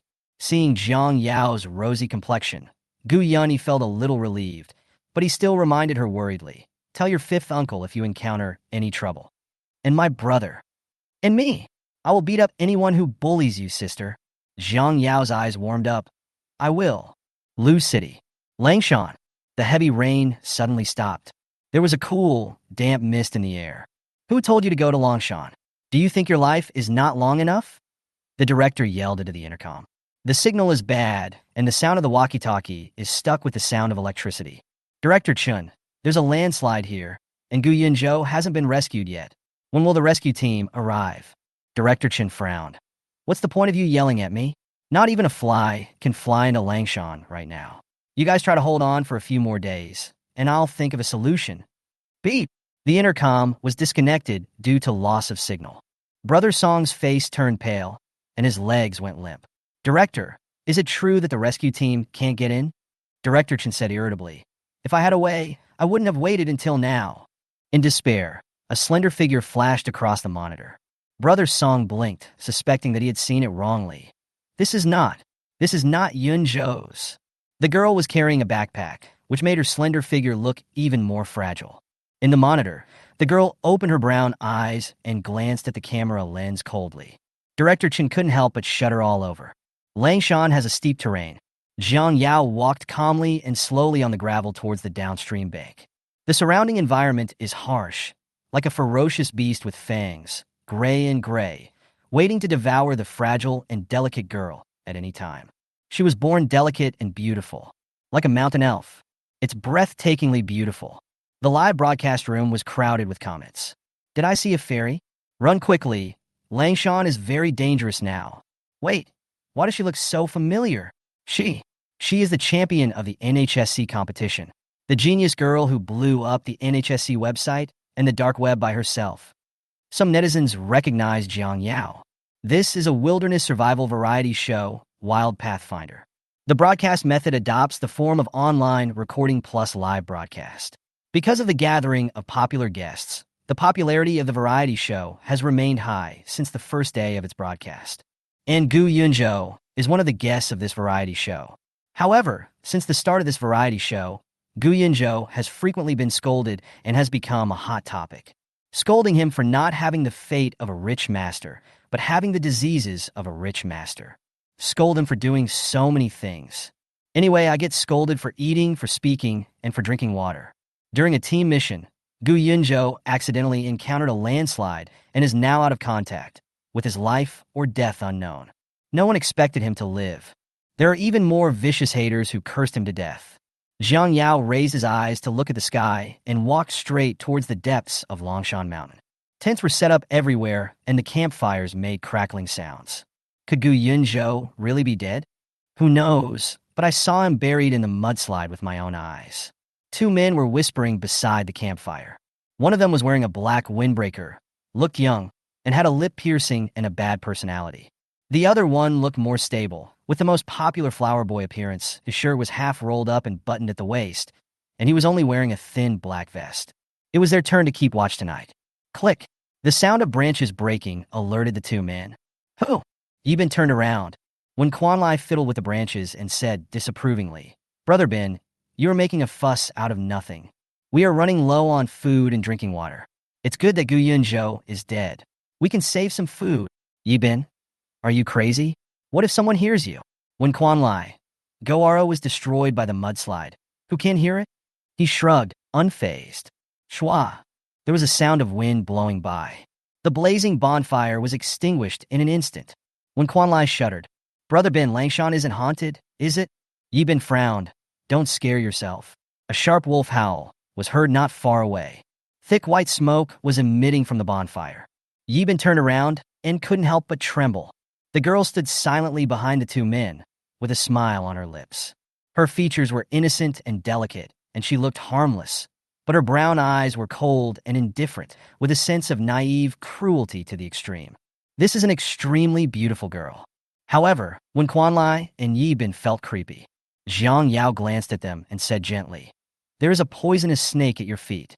Don't hide. It will be scared." Hiss! A poisonous snake with blue and black stripes was lolling around the two people's feet, sticking out its tongue. Ah! When Quan Lai looked down and his face turned pale with fright, Yi Bin gritted his teeth and looked very ugly. Jiang Yao was too lazy to pay attention to him. He pinched his fingertips and walked towards the north. The poisonous snake hissed and swam to Jiang Yao's feet. Without waiting for Yi Bin and the others to soften their expressions, the girl said calmly, "Don't bother me. Go and bother those two."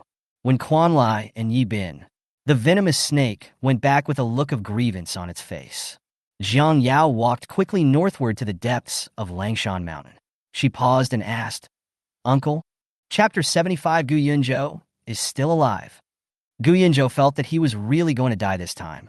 Although he had been cursed to die countless times by netizens, there had never been a moment when he was so close to death. He closed his eyes. What appeared before my eyes was a girl with a white veil over her eyes. She is so alike to him. A pair of brown eyes, so beautiful, so beautiful. Gu Yunzhou would secretly go to see her. He loved her so much. But what a pity he didn't have the chance to hear her call him uncle again, before she had time to remember what he looked like. Gu Yunzhou felt that his physical strength had disappeared. After nearly 4 days of fasting and without water, he could no longer hold on. Gu Yunzhou was not surprised that Yi Bin and his companions did not come to see him. When it comes to life and death, everyone is selfish. "Uncle." Gu Yunzhou felt like he was hallucinating. He smiled bitterly. But the girl's voice became more and more urgent. "Uncle." He was finally sure. Not an illusion. Gu Yunzhou wanted her to leave. Langshan was too dangerous, and he had no time to think about why she appeared here. He opened his mouth, but no sound came out of his throat. He moved his fingertips. The bushes in front of me were pushed aside, and a beam of light shone in. Behind the beam of light is the girl's beautiful, innocent, and delicate face, incompatible with the vicious environment around it. Gu Yunzhou's fingers froze. He pursed his lips, unable to utter a word. There is only shock and disbelief engraved in the bones. The silent blood in the body began to flow. Jiang Yao heaved a sigh of relief. She half knelt on the ground and hugged him carefully. "Uncle, it's Yao Yao. It's okay. It's okay." Gu Yunzhou hugged Jiang Yao tightly with his stiff arms. The cold face was buried in Jiang Yao's neck. He pulled his lips, but my eyes were wet and hot. He couldn't imagine how long she had been searching alone before she finally found him, who was in despair. Then, become a beam of light and illuminate him. Jiang Yao put her fingertips together and felt for Gu Yunzhou's pulse. She frowned and pulled out a large bottle of black pills from her backpack. "Uncle, eat this first." Gu Yunzhou didn't ask what it was. Even if it was poison, he could eat it without changing his expression, as long as it's given by Jiang Yao. "Is this black thing a sesame ball?" "I give up. Gu Yunzhou is almost dead. Can't you give him some water and bread first?" "Uncle? So this is the relationship between Gu Yunzhou and the top student girl? Am I the only one who feels that Gu Yunzhou is pitiful? He was abandoned by the team and was scolded by the fans of Mr. Yi." Gu Yunzhou couldn't see the barrage, nor did he know that their every move was being broadcast live. The pill melts in your mouth. After eating 3 pills in a row, Gu Yunzhou's pale face slowly regained its color. Jiang Yao unscrewed the mineral water bottle and said, "Uncle, drink some water." Gu Yunzhou's lips were extremely chapped. He said hoarsely, "Okay." After resting for a while, a clear and comfortable current like a hot spring flowed through my body. Gu Yunzhou felt like he was alive again. Jiang Yao held his hand, felt his pulse, and breathed a sigh of relief. Uncle, this place is very dangerous. Let's leave first. Good. After his strength recovered, Gu Yunzhou's voice returned to its usual clear, cool, and pleasant tone. When we walked out of the depths of Longshan Mountain, the sky was already dawning. The wolf howls faded. When they saw Gu Yunzhou, when Quan Lai and Yi Bin were as surprised as if they had seen a ghost. Gu Yunzhou? You are still alive? What a lucky person. Yi Bin gritted his teeth, shaking with anger. However, he didn't dare to move at all. The venomous snake's vertical pupils stared at him dimly. Yi Bin felt a tingling sensation on his scalp. Okay, stop bothering them and go play by yourself. The girl's voice was gentle. The tone was nonchalant.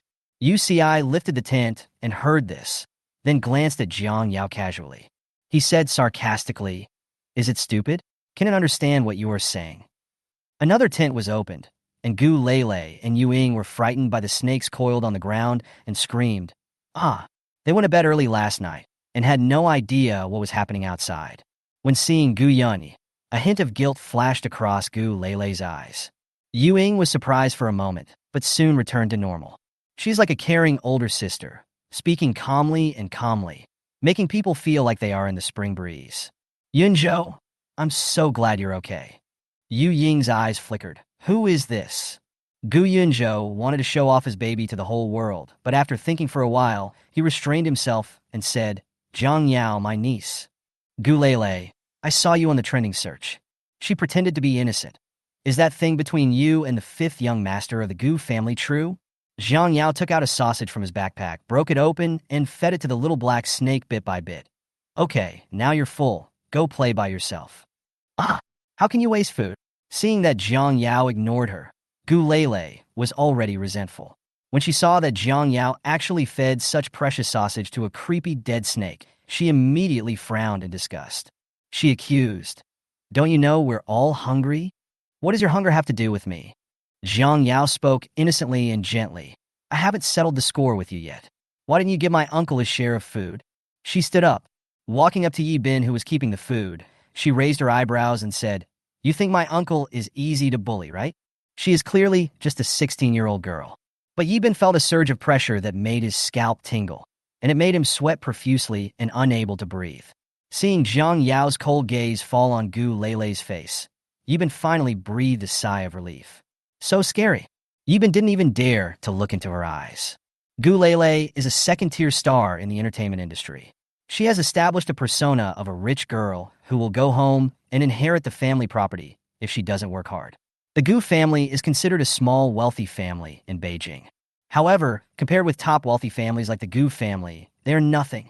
Meeting the girl's brown eyes, Gu Lele couldn't help but take a step back. She cursed inwardly, thinking that Gu Yunzhou was just a poor fellow from the countryside, and that Gu Yunzhou's niece was naturally a country woman who was not presentable enough. Relying on her looks to seduce the Gu family, she thinks she can become a successful person. Gu Lele sneered. How could such a top, wealthy family recognize a country girl like her? Away from the camera, Gu Lele simply stopped pretending. She taunted. Why, do you think the Gu family will support you? This really makes me laugh. Fifth young Master Gu is just playing with you, and you really take yourself seriously. Gu Yunzhou's delicate face turned cold. He stood in front of Jiang Yao, his brown eyes half closed, and said in a lazy tone, The Gu family doesn't support my son, but they support you? You are so shameless. Of course the Gu family must support his children. Gu Lele was choked by the retort. Oh, you'll be a plaything abandoned by the rich sooner or later, she said disdainfully. The smile on Gu Yunzhou's face disappeared. He frowned, his facial features too delicate to show a sharp aggression. Say it again, damn it. Chapter 76, A Tide of Beasts breaks out. Gu Lele was frightened by Gu Yunzhou's cold and intimidating aura, and she gritted her teeth. Coming to her senses, Gu Lele realized that she was actually afraid of a poor guy, and she felt both unwilling and aggrieved. She was so angry that her teeth were itching. She is the eldest daughter of the Gu family. Who the hell does Gu Yunzhou think he is? How dare he treat her like this? Uncle. Jiang Yao squeezed Gu Yunzhou's cold fingertips and comforted him. Don't be angry. She knew that Goaro was filming. Gu Yunzhou's popularity among the public is already poor. If someone were to make a fuss about this incident, my uncle's development in the entertainment industry would only become more difficult. Gu Yunzhou glanced sideways. The girl's tea-brown eyes were delicate and innocent. The anger in his heart subsided quietly. Sighing, he rubbed Jiang Yao's soft hair, feeling guilty for not protecting her well. Baby, I'm sorry. Jiang Yao curled his lips slightly. She also brought a tent, but she didn't plan to stay in Langshan for too long. First, a tide of beasts from Mount Long is about to strike, and this place is not safe. In the face of these ferocious large birds of prey, human power is no different from an ant trying to shake a tree. Second, she was afraid that her uncles and brothers would worry. Although Gu Yunzhou had never done any housework, he was quite good at hands-on work and set up the tent in no time. Over there, Yi Bin and 3 others were cooking porridge around a smoking stove. There wasn't much rice or flour left, and the pot of porridge looked no different from boiled water. But in the wild, it is already a rare delicacy. The porridge was cooked, but only half a bowl was given to Wen Quanlai, Yi Bin, Gu Lele, and Yuing. Wen Quanlai tilted his head back and gulped down the porridge, still feeling unsatisfied. Do you want to share it with UCI? He asked. There was very little porridge left in the pot. Yi Bin chewed the rice slowly. A sinister look flashed across his eyes. It won't be enough to give him food. It would be better if UCI could die in Lianshan. Yi Bin lowered his eyes to hide the jealousy in his eyes. In the entertainment industry, Yi Bin's reputation as the best actor was earned over time. But UCI is different. As a top idol, UCI not only has outstanding looks, but also has shown amazing talent in the field of music. He has won various music awards in less than half a year since his debut, and is the talk of the town. Among all the male stars in the entertainment industry, UC's popularity is far behind. How could Yi Bin not be jealous? He suppressed Gu Yunzhou in the first place because of Gu Yunzhou's outstanding appearance. However, Yi Bin did not dare to act rashly. After all, UC's fans are very crazy, and if he accidentally leaves any evidence, he will get into trouble. Yi Bin suppressed his thoughts with an impeccable smile on his face and said hypocritically, "You can't blame us for this. After all, there isn't enough food. Who among you is willing to give your share of food to UCI?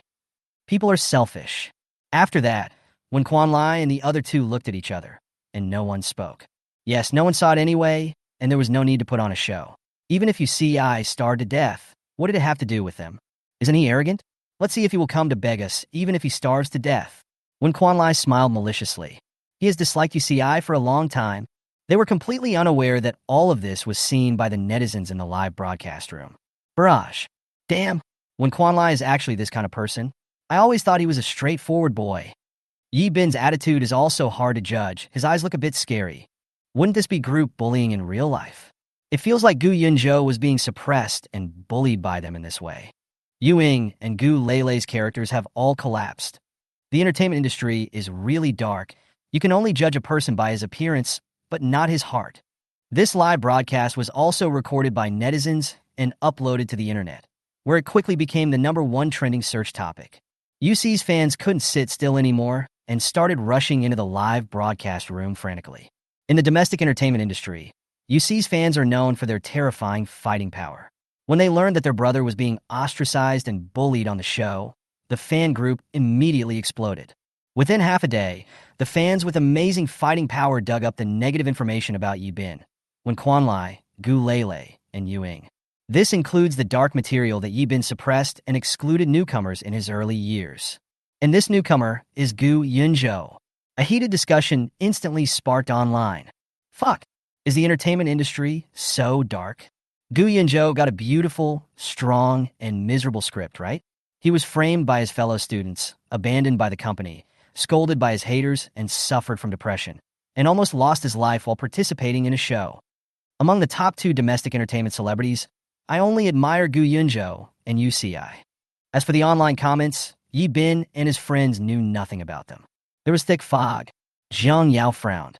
The beast tide has come early. She turned around and said to Gu Yunzhou, "Uncle, let's leave here first." Good. Gu Yunzhou didn't ask why. He packed up the tent and put the backpack Jiang Yao brought on his shoulders. "Baby, let's go now?" Jiang Yao nodded. Gu Lele had been eavesdropping on Jiang Yao's conversation. Upon hearing what she said, She laughed at him without any hesitation. I'm dying of laughter. What about the beast tide? Do you think you're filming a TV show? She has never heard of a beast tide in her life. Besides, they've been here for 7 days and nothing happened. There is no beast tide. It's nothing but sensationalism. When Quan Lai said, Gu Yunzhou, your niece may not be very smart just like you. Bang! Before he could finish his words, a stone the size of a fingernail came flying through the wind. Ah! When Quan Lai covered his head and cried out in pain, the sticky and fishy blood instantly covered his entire face. Jiang Yao smiled slowly, her voice soft and sweet. Very gentle. Just try to say it again. You. When Quan Lai looked up and met the girl's tea-brown cat-like eyes, he suddenly remembered the blue-black poisonous snake and felt a chill down his spine. His teeth trembled, and he kept saying you for a long time, but his throat seemed to be blocked by cement, and he couldn't make any sound. Gu Yunzhou was shocked by Jiang Yao's move. Coming back to his senses, he quickly held Jiang Yao's fingers with concern. Baby, does your hand hurt? Leave the job of beating people up to my uncle. Jiang Yao shook her head and glanced at the sky. Let's go now without further delay. The fog gradually dissipated. The usually gloomy sky even began to show the sun. Seeing this, Gu Lele mocked. A country bumpkin is a country bumpkin. He has never seen the world and makes a fuss over a small matter. Yi Bin's frown relaxed. He looked kind, but his eyes could not hide the sneer. Yeah, there's no beast tide. There are no cameras here. No matter how unique you act, you won't attract fans. Jiang Yao's lips remained curved.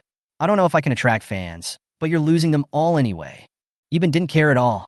I just thought Jiang Yao was speaking in anger. What a joke. He has over 10 million fans online. How could they all disappear overnight? I'll go with you. At this time, I said lightly. The boy seldom spoke. His eyes were dark and cold beneath his thick black hair. Huh. Gu Yunzhou had not forgotten the time he mocked his son for talking to a black snake. He said sarcastically, I wonder who doesn't believe that my son can talk to a snake.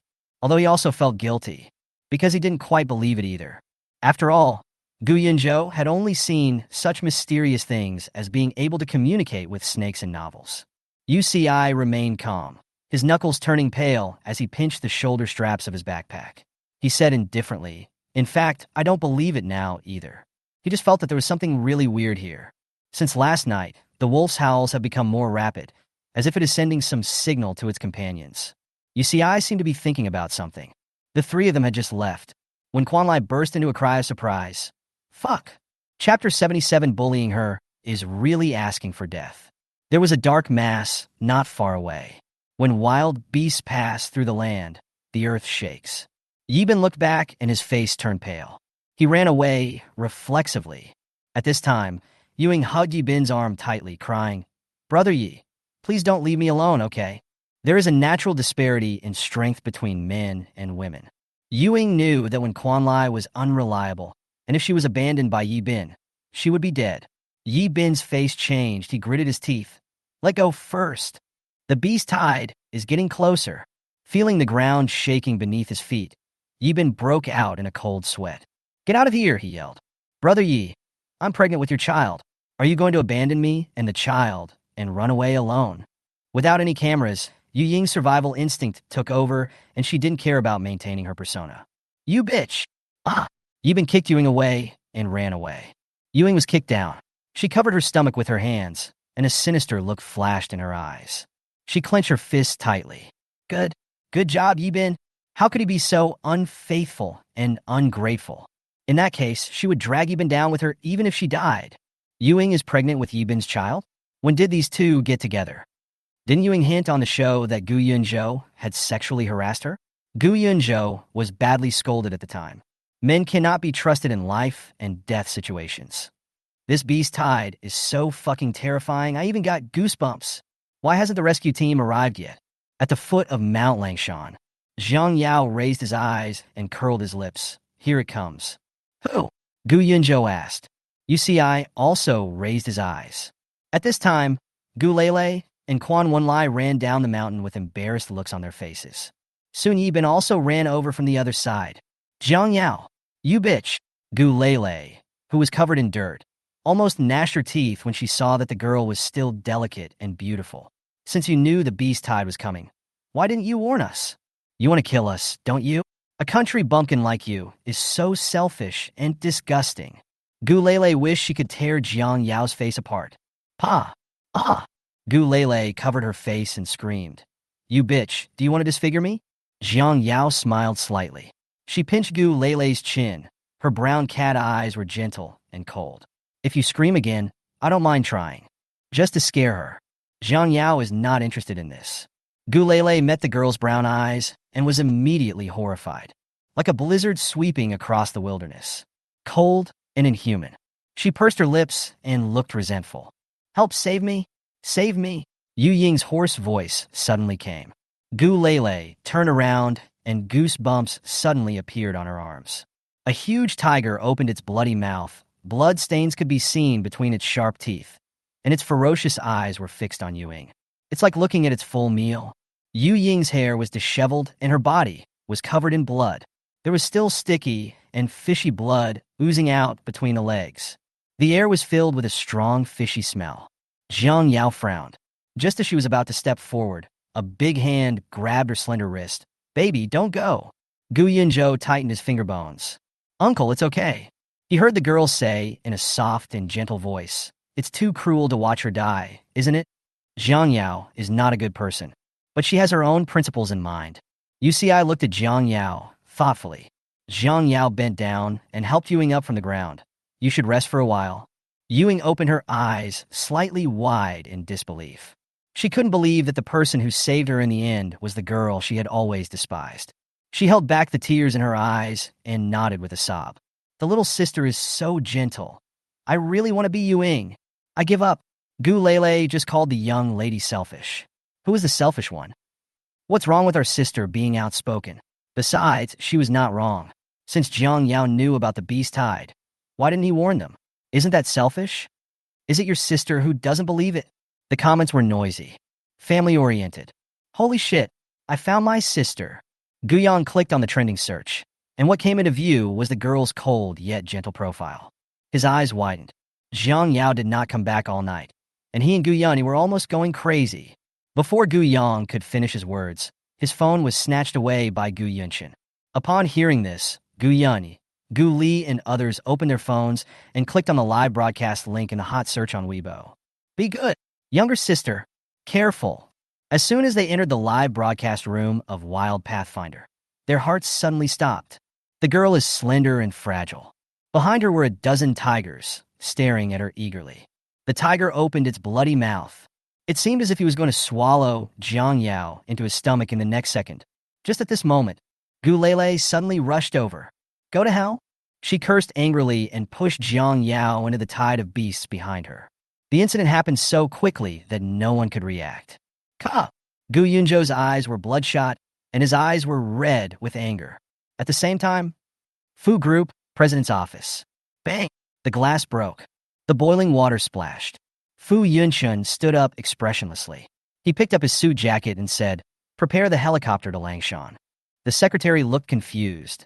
Now. Fu Yunshun's peach blossom eyes were cold, and his face was gloomier than ever before. Right now. Secretary. Okay. Qi family. Qi unclenched his phone tightly, his knuckles turning white. He said coldly, Grandpa, I want to go to Langshan. Mr. Qi was stunned. Lianshan is a very dangerous place. What are you going to do there? Qian put on a black windbreaker jacket. Squeak. Zipping up his pants, he sneered. Someone is looking for death. After a pause, Qian added, Go and support them. Send me the Qi family's helicopter. He rolled his eyes, looking angry. Hurry up. Xie family in the imperial capital. The incense burner is filled with the fragrance of cold plum blossoms. Xie Yan's gentle smile faded slightly. His dark eyes were gloomy and indifferent, bullying her. You're really looking for death. Several forces spontaneously converged on Lianshan in Lu City. Even the military forces were dispatched. The top government officials in Lu City were shocked and frightened. Oh shit! Lu City is so deserted. Why are all these big guys suddenly coming here? Chapter 78. Slap in the face. Strong support. U0014 Silangshan. Facing this scene, Gu Yunzhou's fingertips felt cold and the blood in his body was flowing backwards. He pursed his lips. The beast tide came violently and dangerously. Baby! His voice was hoarse. The next second, he suddenly ran towards the direction where Jiang Yao was submerged by the beast tide. Is Gu Lele attempting murder? Fuck. I really want to kill someone. My sister didn't do it on purpose. Why do you care? This is a Gu Lele fan. Yes, my sister is the eldest daughter of the Gu family. Gu Yunzhou and Jiang Yao are just country folks with no background. Even if they die, what can they do to my sister? Before Gu Lele could feel happy, the ferocious expression on his face suddenly froze when he saw the scene in front of him. How is that possible? How could Jiang Yao survive the beast tide? Everyone saw that the ferocious beast suddenly stopped roaring. The tiger bent down meekly and lay obediently at Jiang Yao's feet, even rubbing them gently like a spoiled child. It's obvious. It is surrendering to the girl. Jiang Yao rubbed Tiger's warm head and curled his lips. Be good. The other ferocious beasts looked at the tiger with envy. Woo woo woo. They want to be touched too. Everyone stared at this scene in amazement. All the beasts are crawling. The exquisite and beautiful girl was like a goddess descending among the beasts. Cup. Before Gu Yunzhou's heart could settle down, he hugged Jiang Yao tightly in his arms, his heart filled with the joy of regaining what he had lost. If something happened to Jiang Yao, Gu Yunzhou couldn't imagine what irreparable thing he would do. Fortunately, touching the man's scarlet eyes, Jiang Yao's eyes were warm. Uncle, I'm fine. Gu Yunzhou's eyes were filled with red bloodshot. He spoke in a hoarse voice, and his fingers tightened little by little. I'm sorry. I'm so sorry. If it weren't for him, Jiang Yao wouldn't have come to Longshan and wouldn't have encountered dangers one after another. But it really doesn't matter. The girl's voice was gentle, with the power to soothe people's hearts. She remembers everyone who is good to her. She wants to protect the Gu family and Gu Yunzhou as well. The beast tide behind him faded away silently. Jiang Yao frowned. Just then a truck came over the mountains and stopped in front of everyone. A 70-year-old man with a cane got out of the car. The old man had white hair and beard, triangular eyes, and a gleam of light in his cloudy triangular eyes. Not long after, a middle-aged man in his 50s got out of the car. He was dressed in a suit and looked a bit like Gu Lele. Daddy, Grandpa. When Gu Lele saw her familiar relatives, she was immediately delighted and said coquettishly, You are finally here. Lele was almost killed. Who? Old man Gu smiled coldly. Let's see who dares to bully my good granddaughter. That's her. Gu Lele stamped her feet and pointed at Jiang Yao arrogantly. It's that country bumpkin. Grandpa, Dad, you have to make the decision for Lele. Gu's father had a daughter in his middle age and doted on Gu Lele to no end. Upon hearing this, he glanced at Jiang Yao coldly. The pressure from his body suddenly poured out. Yi Bin and the others couldn't help but break out in cold sweats. You! Father Gu's eyes flashed with a gleam of light. You are good-looking, but it's a pity that you bullied my daughter. Otherwise... Gu Yunzhou smiled slightly. You're almost burying the person in the coffin. Can you please have some shame? Yi Bin sneered. This Gu Yunzhou must be mentally ill. The Gu family is one of the most powerful families in Beijing. If he offends the Gu family, how can he still stay in the entertainment industry? He must be dreaming. It was obvious that the Gu family came with ill intentions. In the live broadcast room, Gu Lele's fans were overjoyed. Our sister is not someone who can be easily bullied. Show that Jiang Yao a lesson. Our sister is the little princess of the Gu family. Jiang Yao is nothing but a grassroots girl. Some netizens were not used to the style of Gu Lele and her fans, and said, I give up. Gu Lele's fans are so stinky. Mr. Gu looked Jiang Yao up and down and said condescendingly, Apologize to my Lele. Who the hell do you think you are? Gu Yunzhou couldn't control the anger in his eyes. He sneered. Are you worthy enough to ask my son to apologize? The man's delicate eyebrows and eyes were cold and grim. Mr. Gu was stunned for a moment. Then he became angry and said, How dare you? Apologize to Lele. Otherwise, you won't even know how you died. Father Gu said in a deep voice, Why are you still standing there? Hurry up and arrest these two ungrateful people. Four tall and strong bodyguards rushed towards Jiang Yao and Gu Yunzhou. Two fists are no match for four hands. Even though Gu Yunzhou struggled hard, he was still pinned to the ground by the bodyguard. His eyes were cold, and he said, Kill me if you can. Suddenly, Gu Yunzhou's expression changed. Cup, don't you fucking touch her. Gu Yunzhou screamed, the veins in his neck throbbing. Get out! Get out! Don't fucking touch her. The man's hoarse voice was accompanied by a sharp and biting cold wind. The bodyguard felt a chill down his spine and couldn't help but feel his scalp tingling. Seeing Gu Yunzhou being pinned to the ground, Gu Lele felt relieved. She urged the two bodyguards to attack Jiang Yao and shouted in a delicate voice, "What are you standing there for?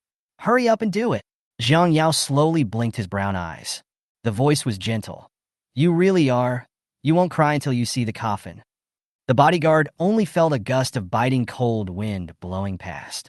Even the bones were cold. The two bodyguards gritted their teeth and stepped forward to grab Jiang Yao's arms when they heard the continuous sound of sirens. Beep, beep. Gu Lele's expression changed, and she looked at Grandpa Gu. "Grandpa, what should I do? Why are you panicking? They are all from my Gu family." Old Master Gu sneered. "Little girl, today I want you to have a taste of what happens when you offend the Gu family. Go ahead." Gu Lele's expression relaxed. "That's right. Anyone who dares to offend the Gu family would probably think his life is too long." The helicopter propellers made a sharp and harsh sound. The young man's flamboyant and casual voice sounded. "I wonder who dares to touch her." The black windbreaker made the boy look tall and long-legged. His dark eyes were chilled by the thick, messy hair. He curled his lips lazily and walked in front of Jiang Yao as if he was taking a leisurely stroll in the garden. He bent down, raised his eyebrows, and smiled. There was a hint of doting in the lazy tone. "Tisk, Jiang Yao, you're being bullied again."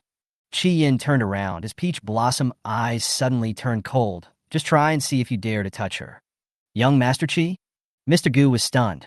The sound of helicopter propellers overhead sounded again. "Oh, why are there people from the Gu family here?" Father Gu looked grim. Old Master Gu frowned and said, "Why are you panicking? Don't the company and the Gu family have a cooperative project? The Gu family must have come here for our Gu family this time." After hearing what Grandpa Gu said, Gu's father's expression suddenly brightened. Gu Lele couldn't even hide the joy on her face.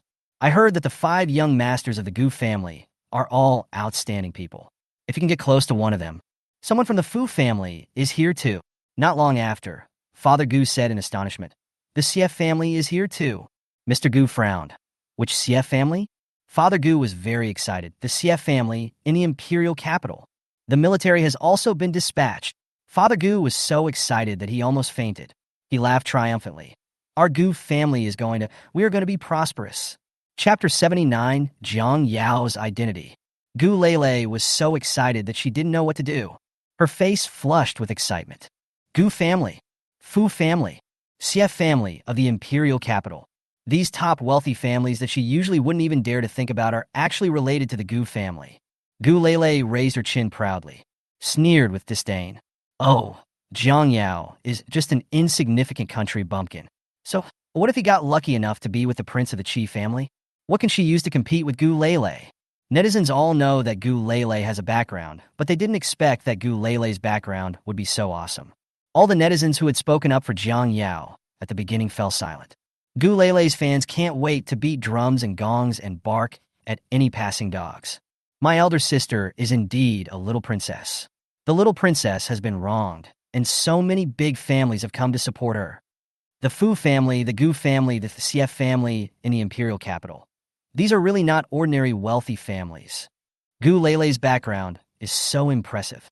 I'm angry, so I'm bullying the little sister because she's alone and weak, right? Isn't Gu Lele too bullying?" The comments are polarized.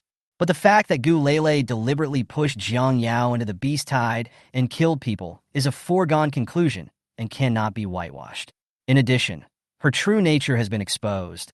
Her character has collapsed, and her popularity with the public has already collapsed to the point where it cannot collapse any further. "Grandpa, is the prince of the CF family here too?" Gu Lele looked shy. What to do? She hasn't dressed up yet. Thinking of this, Gu Lele's hatred for Jiang Yao deepened even more. It's all that bitch's fault for making her so embarrassed.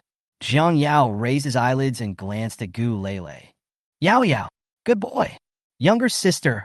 Everyone saw 5 tall and long-legged young men with different but exquisite and superior looks running towards Jiang Yao. Even Gu Li, who was usually calm and gentle, lost his usual composure. The Gu family was stunned. What's going on? Didn't the Gu family come here for their Gu family?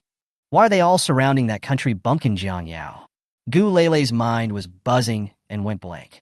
She tugged at Mr. Goo's sleeve nervously. Grandpa, what's going on? Mr. Goo's face has darkened. He limped over to Gu Yunshin and Gu Yunyi with the help of a crutch. With a flattering smile on his face and deep wrinkles on his face, Mr. Gu complimented. Mr.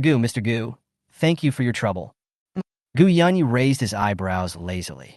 He was concerned about whether Jiang Yao was injured, so he glanced at Gu Yunshin perfunctorily and said, Third brother, I'm going to check on Guai Guai. I'll leave this to you. Gu Yunshin nodded slightly. Before leaving, Gu Yunyi raised his lips in an unfathomable arc. Don't let any of those who bully the obedient ones go. Gu Yunshin's eyes were cold. Naturally, he would not let go of anyone who bullied Yao Yao. Mr. Gu was already confused. What are they talking about? How come he knows every word, but can't understand them when they are put together? Mr. Gu, did you misunderstand something? Gu Yunyi sneered, his eyes cold. Old man, you are so old, don't be so self-indulgent. Gu Yunshin rolled up his sleeves slowly and said, You bully my Yao Yao. Do you think your life is not long enough? The man's voice was cold and heartless. This was a response to Mr. Gu's threat to Jiang Yao. Boom. Mr. Gu's knees went weak. I just feel dizzy. No matter how confused he is, he should at least realize that the Gu family has bad intentions. No. Impossible. There is also the Fu family and the CF family in the imperial capital. It's impossible that they came here just for that wild girl Jiang Yao. Gu Yunyi pushed Gu Yang and the others aside, put his arm around Jiang Yao's slender shoulders with a nervous look on his face, looked left and right, and only breathed a sigh of relief when he saw that she was not injured. He fell behind by one step, his eyes reddened, and said distressfully, My goodness, fifth uncle is late. Yes, sister, luckily you are okay. I was scared to death. Gu Yang said with lingering fear. Gu Li said with concern, I'm glad Yao Yao is okay. Gu Sui and Gu Xian looked at each other and said, My sister has suffered so much injustice. We can't let the Gu family go. Gu Yushin nodded in agreement. When Fu Yunshin arrived at Langshan, there was no place for him beside Jiang Yao. He pushed Gu Yang away. Gu Yang? Why squeeze him alone? He also wants to be with his sweet and soft sister. Fu Yunshin ignored Gu Yang's eyes that wanted to shoot him into pieces. Seeing that Jiang Yao was fine, the tension in his head finally relaxed. Jiang Yao looked at Fu Yunshin. The usually dignified and elegant man had disheveled clothes, was breathing rapidly, and his eyes were full of fatigue and worry. Catching Jiang Yao's gaze, Fu Yunshin let out a faint TSK and returned to his usual lazy and unfocused tone. Little friend, he paused. You really scared me to death this time. On the way here, he had imagined many situations. Fu Yunshin was shocked at this. He couldn't afford any risk of losing Jiang Yao. He will go crazy. Those emotions buried in the wind and snow, buried in the fog, are finally revealed. Fu Yunshin closed his eyes and rubbed Jiang Yao's hair. Peach Blossom eyes are full of tenderness. Get away, you bastard. Don't touch my baby. Gu Yunzhou said coldly. Fu Yunshin raised his eyebrows and withdrew his hand regretfully. After confirming that Jiang Yao was safe, the group of men who had arrived after a long journey finally felt relieved. After I felt relieved, I remembered to settle the account. Gu family, right? Fu Yunshin laughed with an ambiguous tone. Mr. Gu's legs trembled. It felt like a blow to the head. The Fu family. It was also for that wild girl. Gu Lele's face turned even paler. She was not stupid. Seeing the men's gentle and caring attitude towards Jiang Yao, she could guess that they had a close relationship with that bitch Jiang Yao. Grandpa, Gu Lele lost his initial arrogance and said fearfully. Mr. Gu forced himself to cheer up. Don't we still have the CF family in the imperial capital? The CF family in the imperial capital is a top wealthy family. As long as the CF family stands on their side, neither the Fu family nor the Gu family can do anything to them. Gu Lele bit her lip. Tears are about to fall. It shouldn't be like this. That bitch deserves to die. Xie Yin was the last to arrive. Across the crowd, his cold gaze met Jiang Yao's in the air. Xie Yin curled his lips slightly. The eyes softened little by little. I hope she's okay. Xie Yin would not feel that his trip was in vain, as anything involving her was no small matter. Seeing that she was safe with his own eyes always made him feel more at ease. Xie Yin met Gu Yunshin's puzzled gaze, nodded slightly, but did not explain. The CF family's power is not in Beijing, so it will be much easier for you to deal with it than for me. Xie Yan's tone was gentle, but it contained a chilling, murderous intent. Chapter 80, Let Gu Lele spend the rest of his life in prison. Gu Yunshan raised his eyes and looked at Xie Yan. The young man had a gentle and elegant appearance, but his temperament was inscrutable and cold. He seemed to be cruel and indifferent to everything. The wind was strong and the mud was heavy in Longshan, and the air was filled with a faint smell of blood. Gu Yunshan twirled his fingertips slowly, as if thinking about something. When Yao Yao was in danger, Fu Yunshan and Qi Yin rushed to Lianshan. He could understand, after all, these two dogs had bad intentions towards his Yao Yao. The road to Langshan is long, and the imperial capital is thousands of miles away from Lushur. Why did Xie Yin come all the way here? Is it just to confirm Yao Yao's safety? Or is there another purpose? If it was the latter, it would be easy to deal with. But if it was the former, Gu Yunshan's eyes turned cold. He would never let Xie Yin drag his prematurely aged body to delay his family's Yao Yao. Xie Yin is not a good man, but I hope what he wants is not wishful thinking. Gu Yunshan lowered his eyes. At least the Gu family could afford it, and so could he. Xie Yin curled his lips. It was not difficult to guess what Gu Yunshan was thinking. I have no other purpose. Xie Yan's tone was calm and gentle. His dark eyes were like the calm sea under the moonlight. Yunyi and I have been friends for many years. His niece is in danger, and it is reasonable for me to come to Langshan. Gu Yunshan was not a fool, and he would not easily dispel his doubts because of Xie Yan's words. He nodded. I hope so. The netizens in the live broadcast room were so shocked by the successive reversals that they were speechless for a long time. After a moment of stagnation, the barrage of comments began to surge wildly. Damn, isn't Jiang Yao a country girl? How can she be so famous? In front of the Gu family is nothing. Did Gu Lele hit a wall? It turns out that Jiang Yao is the real little princess. Fuck, am I seeing this right? How come the big guy from the military is here too? Before the netizens in the live broadcast room could recover from their shock, they found out the next second that the room had been forcibly banned by the authorities. This live broadcast room contains illegal content and has been banned. This cold line of words gave netizens a shock. Jiang Yao's identity has once again sparked heated discussions online. The terrain of Langshan was blocked, and Gu Yunting got off the military cart. His pair of shiny military boots made a numbing sound when they stepped on the ground. His military uniform was straight, and he glanced at the people of the Gu family with an expressionless face. Gu Yunshan gathered his thoughts and said, Brother. He said calmly, the way down the mountain has been opened. You and Yunyi take Yao Yao away from Langshan first, and I will take care of the rest. Gu Yunting's facial features were solemn and upright, and he exuded an iron-blooded aura that kept strangers away. When his cold eyes fell on Jiang Yao, they suddenly became gentle. He walked up to the girl in his military boots, his eyes reddening in a rare moment. Is Yao Yao injured? Jiang Yao's eyes warmed up, and she curled her lips. The brown eyes blinked slowly. Uncle, can you check if I am hurt? Gu Yunting rubbed Jiang Yao's head. The man's big hands were rough and warm, but his strength was gentle, as if he was afraid of hurting Jiang Yao. I'm glad you're not hurt. Your grandfather is worried about you too. Gu Xian shuddered all over. He had never seen his father smile so cheaply. This is too scary, but it's normal in front of my sister. After all, who doesn't like a sweet, soft, cute, and well-behaved sister? Gu Yunting glanced at Gu Xian calmly, his eyebrows raised. Protect your sister well. This glance frightened Gu Xian so much that he shuddered. He straightened his chest and assured, Don't worry, Dad. Even if a meteorite falls from the sky, my sister won't be hurt at all. Gu Yunting nodded with satisfaction. Not bad. Jiang Yao. Gu family. Gu Yunshan glanced at old man Gu with cold eyes. Mr. Gu suddenly looked as pale as death.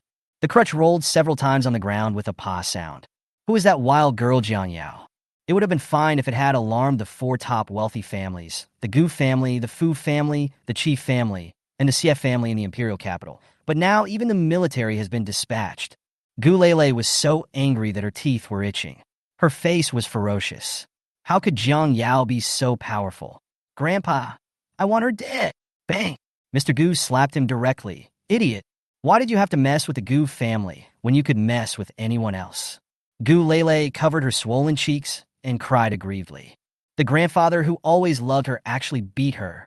Gu Lele gritted her teeth It was all because of that bitch Jiang Yao. Grandpa, why do you think the Gu family protects her? It's because she's hooking up with Gu Yunny. Gu Lele cried hysterically, her tone resentful and creepy. Maybe she slept with many old men behind her back. A brothel-like creature that thousands of men ride on and tens of thousands of men sleep with. The words fell. The air suddenly stagnated. Qi Yin raised his weary brows. The mountain wind blew, making the black jacket rustle, and the black eyes under the fine black hair were chilly. There was no smile on his face. Gu family, huh? You should be glad that I don't hit women. Gu Lele felt as if he was being stared at by an evil ghost and felt a chill down his spine. Tisk. Fu Yunchen looked lazy, his peach blossom eyes sparkling with affection. Gu Yunchen, can you handle it? Why are you still letting these things jump around here and disgust me? He toyed absent-mindedly with the cold metal of the lighter. The little boy is not there for you to bully, said Fu Yunchen. Xie Yin glanced at him and said nothing. The phalanges tightened slightly. Jiang Yao noticed Xie Yan's sticky and dark gaze. She raised her eyes, and their eyes met in midair. She heard the young man chuckle, but the words he said were cruel. To say something so harsh, I guess you must feel that life is meaningless. Mr. Goo's legs went weak again, and he almost collapsed to the ground. Bang! Ah! Old Master Goos slapped him again. He hated him so much. This idiot must not know the methods of the Prince of Xie family. What a sin! What a sin! How could my Gu family have someone as stupid as you? It's obvious that they want to protect Jiang Yao. If you dare to scold Jiang Yao in front of these gentlemen, you are seeking death. Gu Lele's teeth trembled. She clenched her fist unwillingly. Grandpa, shut the fuck up. If you want to die, don't drag the Gu family with you. Facing the warning look from old man Gu Lele shrank his neck. Gu Lele bit her lip in grievance, not understanding why her grandfather was so afraid of that wild girl Jiang Yao. Gu Yang spoke lazily, his eyes cold. Second brother, how is the crime of intentional homicide sentenced? Oh, yes. There are also charges of intentional defamation and damaging the reputation of others. Is that enough to sentence her to life imprisonment? Gu Yu said calmly and smiled. Depending on the specific circumstances of the crime committed by the person involved, the death penalty may be imposed. Those who attempt to commit murder, but the circumstances are serious, shall be sentenced to life imprisonment or imprisonment of not less than 20 years. The tone is even and the pronunciation is clear. Gu Yu lightly touched his glasses with his fingertips, and he was sure that Gu Lele would spend the rest of his life in prison. He smiled slightly. Gu Lele's face was as pale as paper. How terrible! She was shaking with anger. They were all devils. Chapter 81 blocked Jiang Yu. Gu Yunting signaled his adjutant.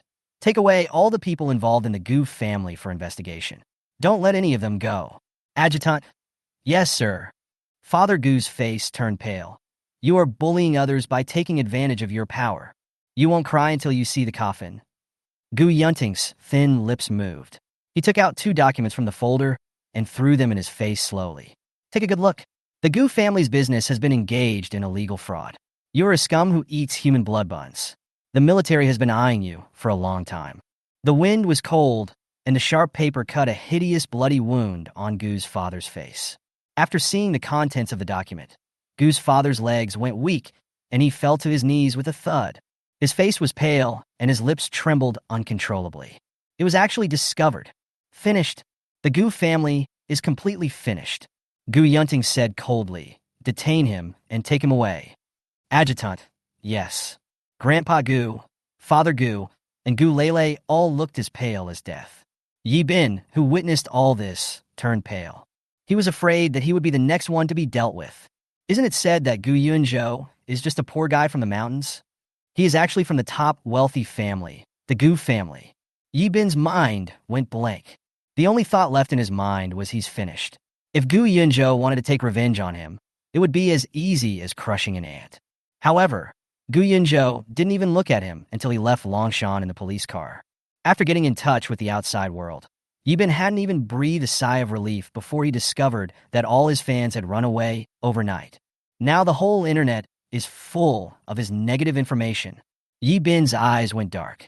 He was a celebrity with a halo and was praised by people wherever he went. How could he have experienced such an embarrassment of being like a rat crossing the street and being chased by everyone? His career path is completely ruined. Not only that, he will also face a high penalty for breach of contract and 3 years in prison. When Quan Lai is not much better than Yi Bin. Because of his selfish behavior in the live broadcast room, after leaving Longshan, he was not only cyberbullied, but his fans also ran away. After Yi Ying returned, she criticized Yi Bin, and after earning enough sympathy from netizens, she chose to retire from the circle. She also publicly apologized to Gu Yunzhou on the social platform. However, Gu Yunzhou didn't want to pay attention to these people. In the dressing room, Gu Yunzhou looked at the message lying quietly in his phone, slightly distracted. Are you coming back for Yao Yao's family recognition ceremony? The signature is Gu Yunxin. He took a deep breath and turned off the screen. Green smoke rises from the incense burner. The scent of cold plum blossoms was strong. Jiang Yao half closed his eyelids and yawned lazily. Xie Yin. The young man's pale fingertips tightened slightly. He did not respond, nor did he look up at her. His eyes were always fixed on the void.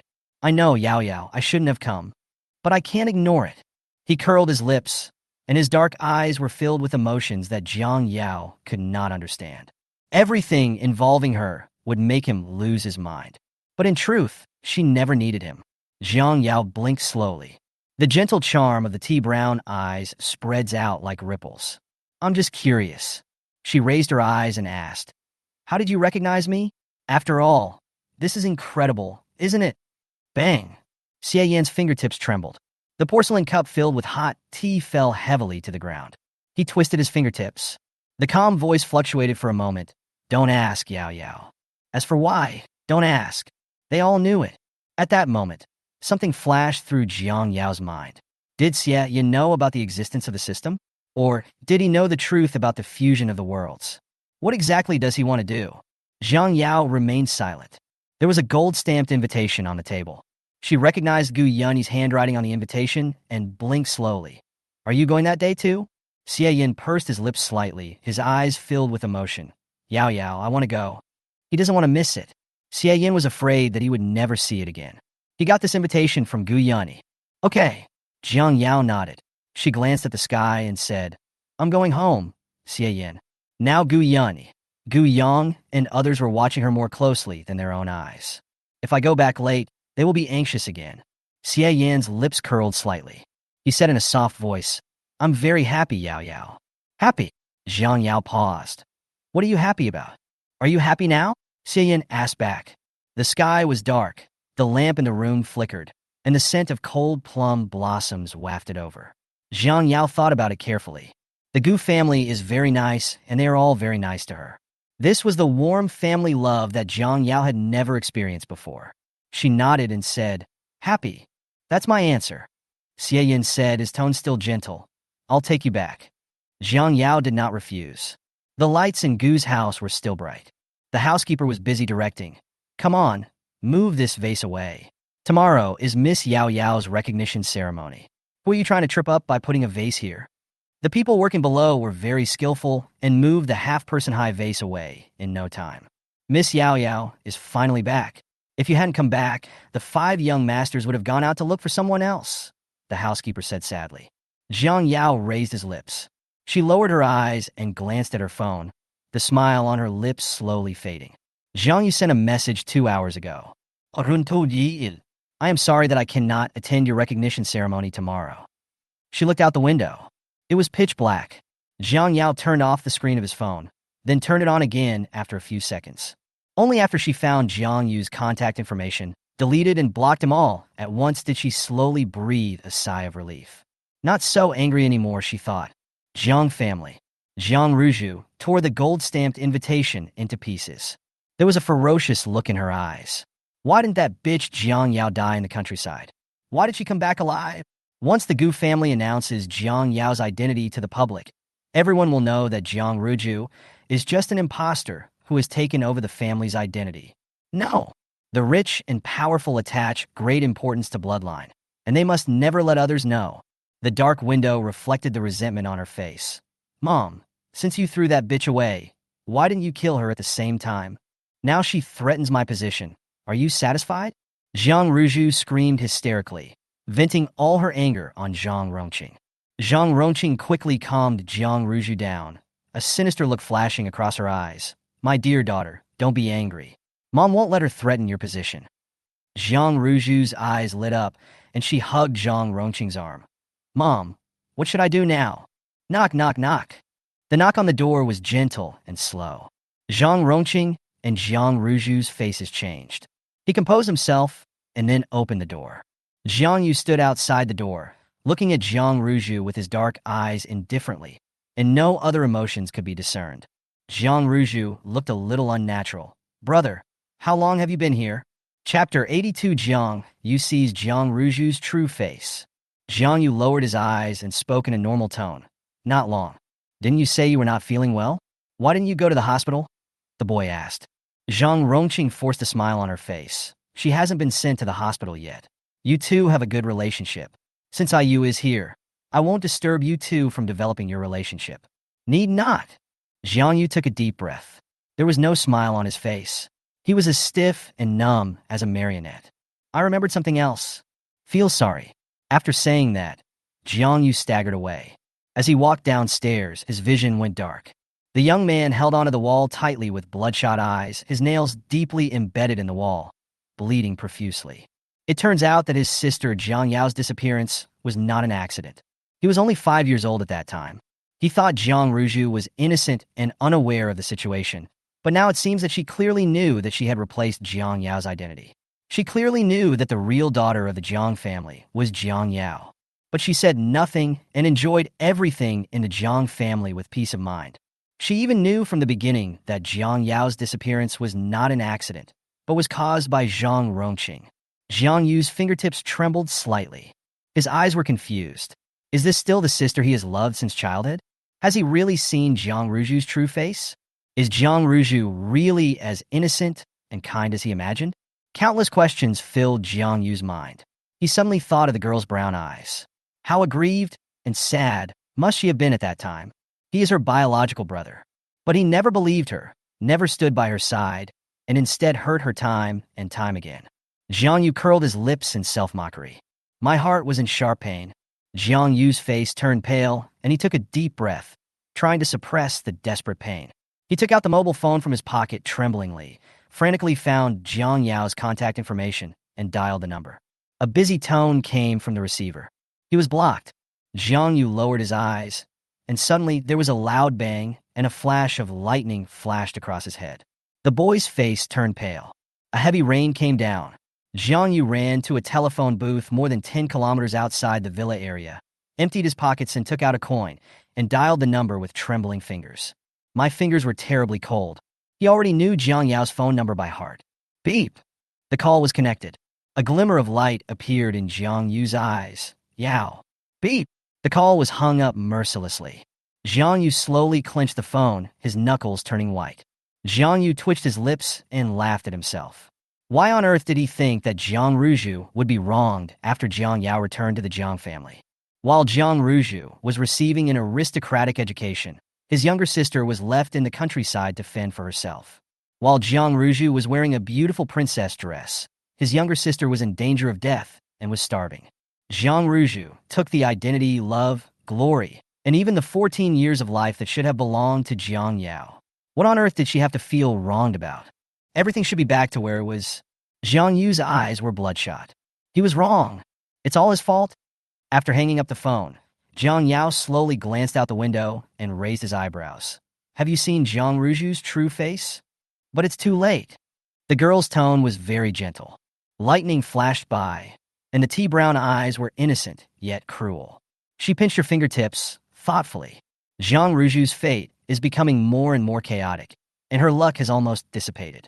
If this continues, Jiang Ruju will sooner or later suffer an unexpected backlash. Jiang Yao slowly lowered his eyelashes, reaping the consequences of his own actions.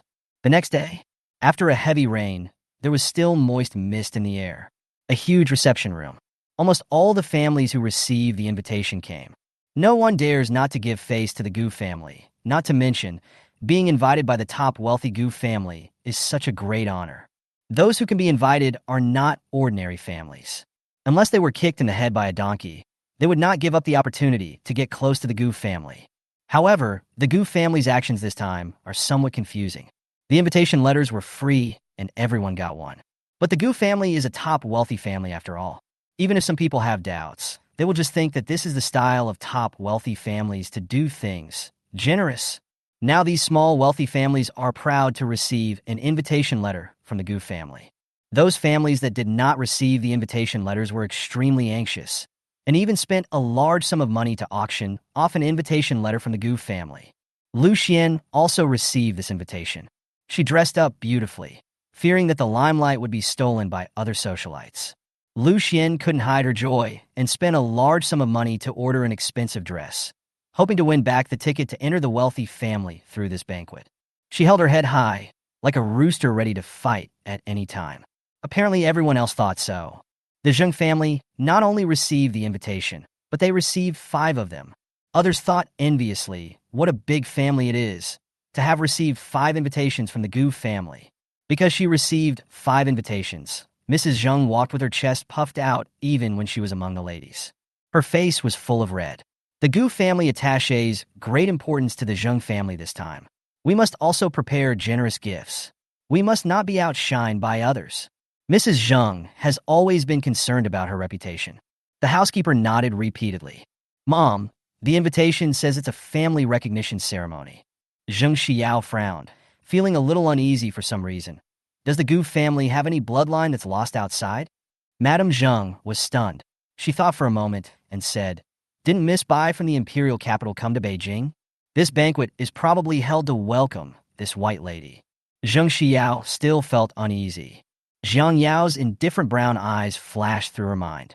Although she also didn't like Bai Xianchu, she hated Jiang Yao, the ignorant country bumpkin, even more. Bai Xianchu? That's possible. Zheng Xiao found Bai Xianchu's contact information and asked tentatively, Xianchu, do you know that the Gu family is holding a family recognition ceremony today? Bai Xianchu on the other end of the phone was stunned. She clenched her palms and asked anxiously, What party? Bai Xianchu also wanted to return to the Gu family, but was not allowed. She couldn't even enter the gate of the Gu family's villa area. She naturally would not tell anyone about this embarrassing thing. Zheng Xiao was also stunned. She thought it shouldn't be an important banquet. Otherwise, how could Bai Xianchu not know about it?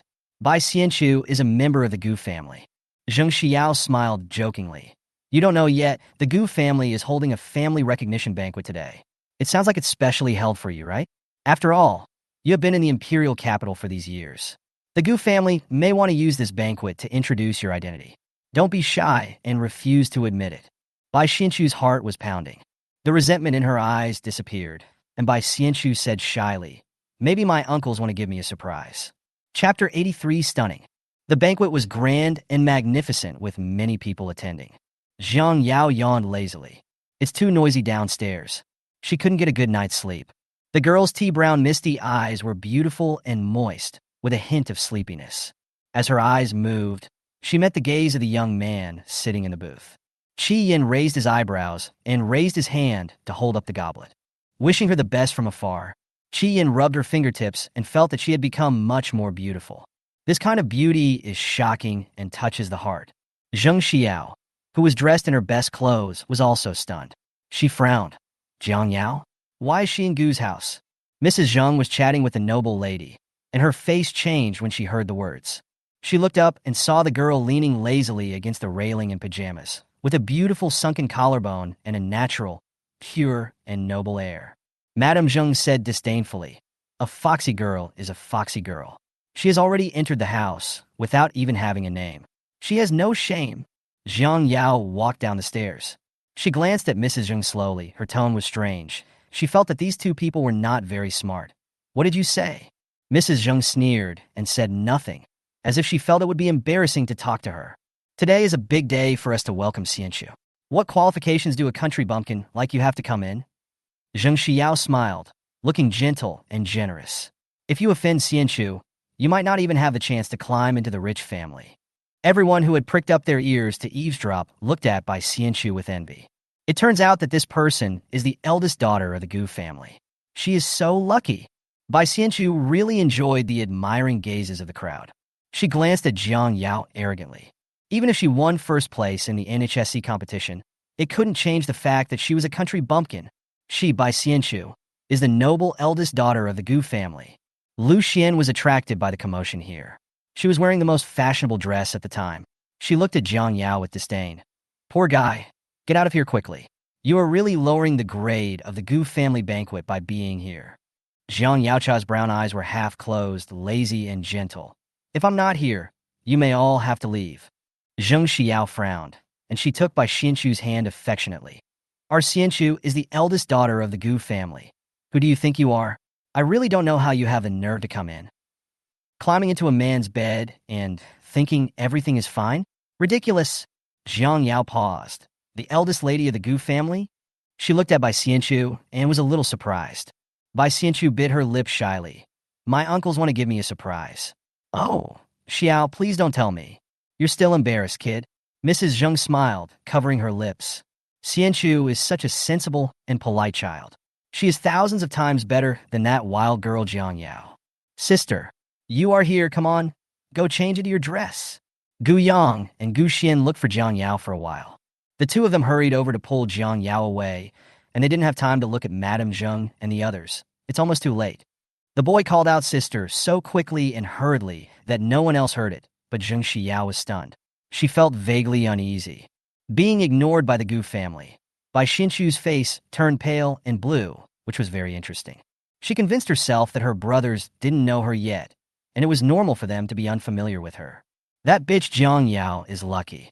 She got the upper hand of Gu Yun, and also got connected to the Gu family. But no matter how much she tries to please the Gu family, the eldest daughter of the Gu family will only be her, Bai Xianchu. Thinking of this, she felt slightly relieved. Sister, you will definitely like the dress. Then you will be the most beautiful little princess in the audience. Gu Yang pushed Jiang Yao into the dressing room.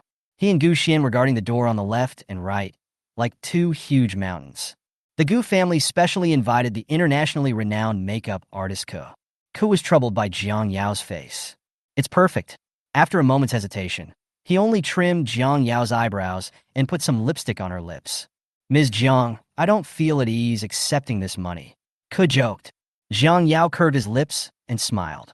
There was a hint of surprise in Ke's eyes. The dark blue, starry fishtail skirt is dotted with countless sparkling diamonds, just like the stars in the night sky. It is the only light in the dark night, so beautiful that it takes one's breath away. The fishtail skirt perfectly outlines the girl's superior curves. Graceful and alluring. She is naturally charming and beautiful. Jiang Yao looked at herself in the mirror, blinked slowly, and curled her lips slightly. The nasal cavity feels hot. The next second, a hot stream gushed out. Jiang Yao. There was a commotion in the dressing room. When they came out after cleaning up, Gu Yang and the others stared in amazement. Sister? Gu Sui blinked and said in a trance, Is my sister a fairy who has descended to Earth? It took the 5 teenagers a long time to come back to their senses. What are you guys standing there for? It's about to start. Gu Yun and Gu Yunshin came. The voice suddenly stopped. My throat seemed to be blocked by cotton, and I couldn't make a sound. Jiang Yao slightly curved her lips, revealing an infinitely charming look. Let's go, Gu Yun said unnaturally. The crystal shoes stepped on the stairs, and as she walked, her white and slender ankles were faintly visible between the grand skirt. Under the huge crystal chandelier, the diamond-engraved fishtail skirt made her look like a mysterious mermaid princess in the deep sea, incredibly beautiful. The girl's exposed collarbone is delicate, and her neck is slender and straight. Her red lips were half-curled, and her tea-brown eyes were so gentle that one could not help but fall in love with her. Just love her. Just love her. Fuck fairy. Qin Bei let out a cry of surprise. Qi Yin leaned lazily against the bar, nonchalantly playing with the glittering high-heeled glass in his hand. He raised his eyebrows, and his gaze suddenly paused. Qi Yan's Adam's apple rolled slightly. The fingers holding the goblet slowly tightened. On the other side, the natural smile in Fu Yunshin's eyes faded, and he looked at Jiang Yao with flickering eyes. After being amazed, he suddenly felt unhappy. I feel unhappy when my treasure is coveted. Pei Yu below lowered his eyes, and his fingertips subconsciously touched the warm neck, as if some tenderness still remained. The noisy reception room fell completely silent. Everyone looked at the girl in amazement. Hiss, someone clearly gasped. It is no exaggeration to say that more than half of the people here have laughed at Jiang Yao. But at this moment, they could only look up at her with infatuated and amazed eyes. Zheng Xiao's mind was buzzing and went blank. She felt as if she had been hit on the head with a blow, her eyes filled with confusion. Why did Jiang Yao dress up so gorgeously? A thought in her mind was about to burst out, but she didn't dare to think too deeply about it. Zheng Xiao took a deep breath and felt that Gu Yunyi was too doting on his lover Jiang Yao. Others apparently thought so too. At this time, Mr. Gu came down the stairs leaning on a cane. He looked at Jiang Yao lovingly and waved to her.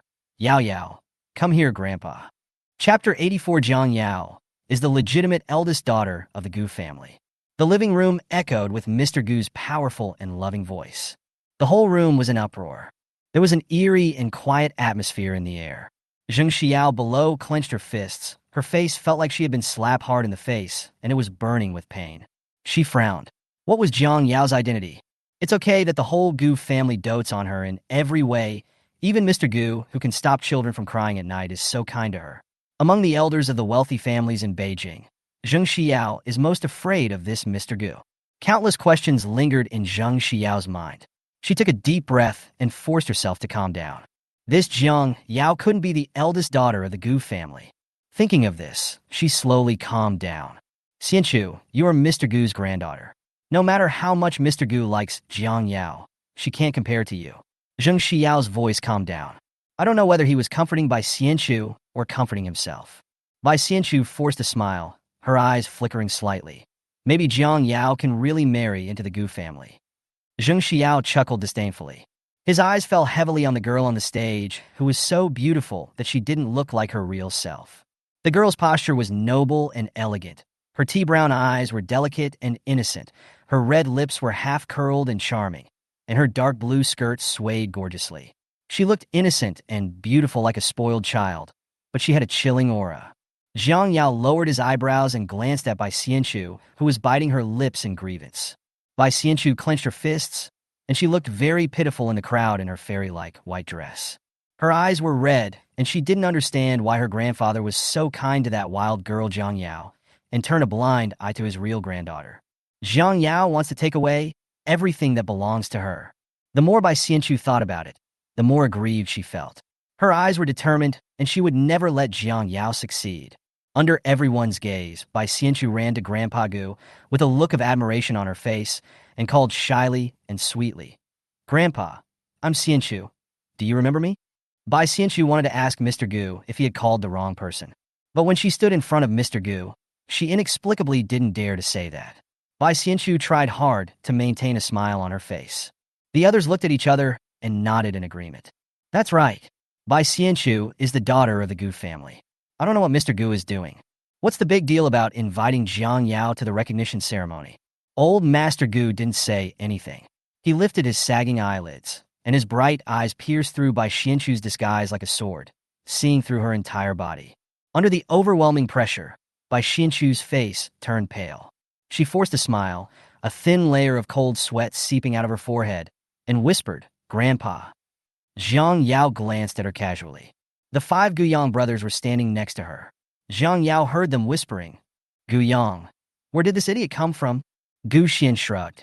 Is she my father's or your father's illegitimate daughter? No, she looks older than us. Gu Sui. No matter who she is, she actually dared to disrupt my sister's recognition ceremony. It is simply unforgivable. Gu Yu nodded. Xiao Wu is right. Gu Li said calmly. I remember she was not on our invitation list. Who brought her in? The 5 brothers were talking to each other. Gu Yunyi felt a headache after hearing this. He said irritably, why not just blast them out? Gu Yinshin seemed to be thinking about something. The old lady adopted a girl in the imperial capital. Her name is Bai Xianchu. As soon as these words were spoken, the atmosphere became completely quiet. Fuck, Grandma. Are you serious? Does Grandma know that my sister is back? Gu Yunshin touched his nose guiltily. It seems I don't know. The atmosphere fell silent again.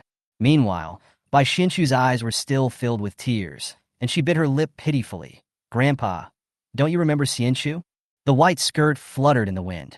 Everyone below couldn't help but feel pity. Old Master Gu glanced at her calmly and said, a girl adopted by an old woman. Bai Xianchu was stunned, and suddenly she felt embarrassed.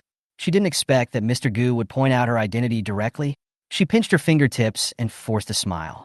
Grandpa, Xianchu has no one to rely on in Beijing, and Xianchu thinks that Grandpa is getting old, so she wants to stay and accompany Grandpa more. Mr. Gu didn't say whether it was possible or not.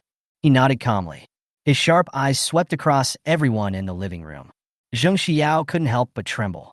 The aura of Mr. Gu is so terrifying. You should all know the reason why my Gu family invited you here today. The people below nodded. To recognize relatives. I'm afraid that Miss Bai is the protagonist of this banquet.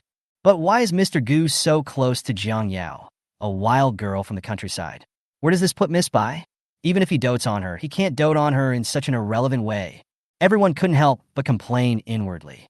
Even though she knew that Bai Xianchu was the eldest daughter of the Gu family, Lu Xian still looked unhappy. She didn't expect that Jiang Yao was so capable that she could coax Gu Yun into letting her into a banquet of this level. However, the next second, a slap hit her hard on the face. Elder Gu rarely smiled. So, today I am here to announce that Jiang Yao is the descendant of the Gu family. She is the granddaughter of my Gu family, who has been living away from home for 14 years. Mr. Gu said slowly, "Please don't mistake me for someone else again. Jiang Yao is my granddaughter, and she is someone that the Gu family wants to protect. Anyone who dares to bully Jiang Yao is going against our Gu family." He swept his sharp eyes over everyone present. If you want to bully my granddaughter, you should first consider the consequences of going against the Gu family. What? Lu Xian's face changed. She clenched the goblet tightly, and her ears were buzzing. Everyone below just felt that the world had gone crazy. Jiang Yao is not a wild girl from the countryside, nor is she the adopted daughter of the Jiang family, but the legitimate eldest daughter of the Gu family. So, what about all those taunts they made before? If the Gu family is a small family, then what are they? A garbage station? Mrs. Jung felt a dark sensation before her eyes.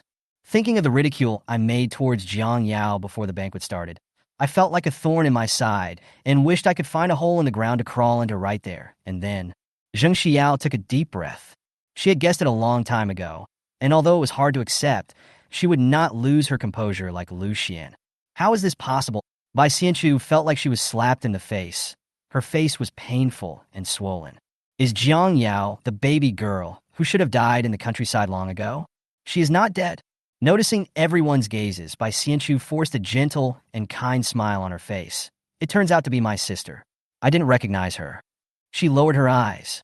As long as Jiang Yao was in the Gu family, there would be no place for Bai Xianchu to stand. No, she still has her grandmother who will help her. Jiang Yaocha's brown eyes half closed wearily. When did my mother give birth to another child? Chapter 85, Qi Yan's Confession. Bai Xianchu was stunned. She frowned. Although Aunt Yun is not my biological mother, in my heart, she is my mother. Old Master Gu glanced at Bai Xianchu. Jiang Yao nodded and said lazily. The atmosphere fell silent again. Bai Xianchu bit her lip, tears welling up in her eyes. Sister Jiang Yao, do you mean to deny that I am your sister? Jiang Yao? Yes. The girl's brown eyes were filled with gentle light, and her tone was innocent and cold. Besides Jiang Yu, my mother only gave birth to me, so it's better for Sister Xianchu not to recognize random relatives. Oh, Jiang Yu is still a moron. She smiled so gently that no one could find any fault with her. Bai Xianchu choked. The system applauded wildly, worthy of being its green tea host.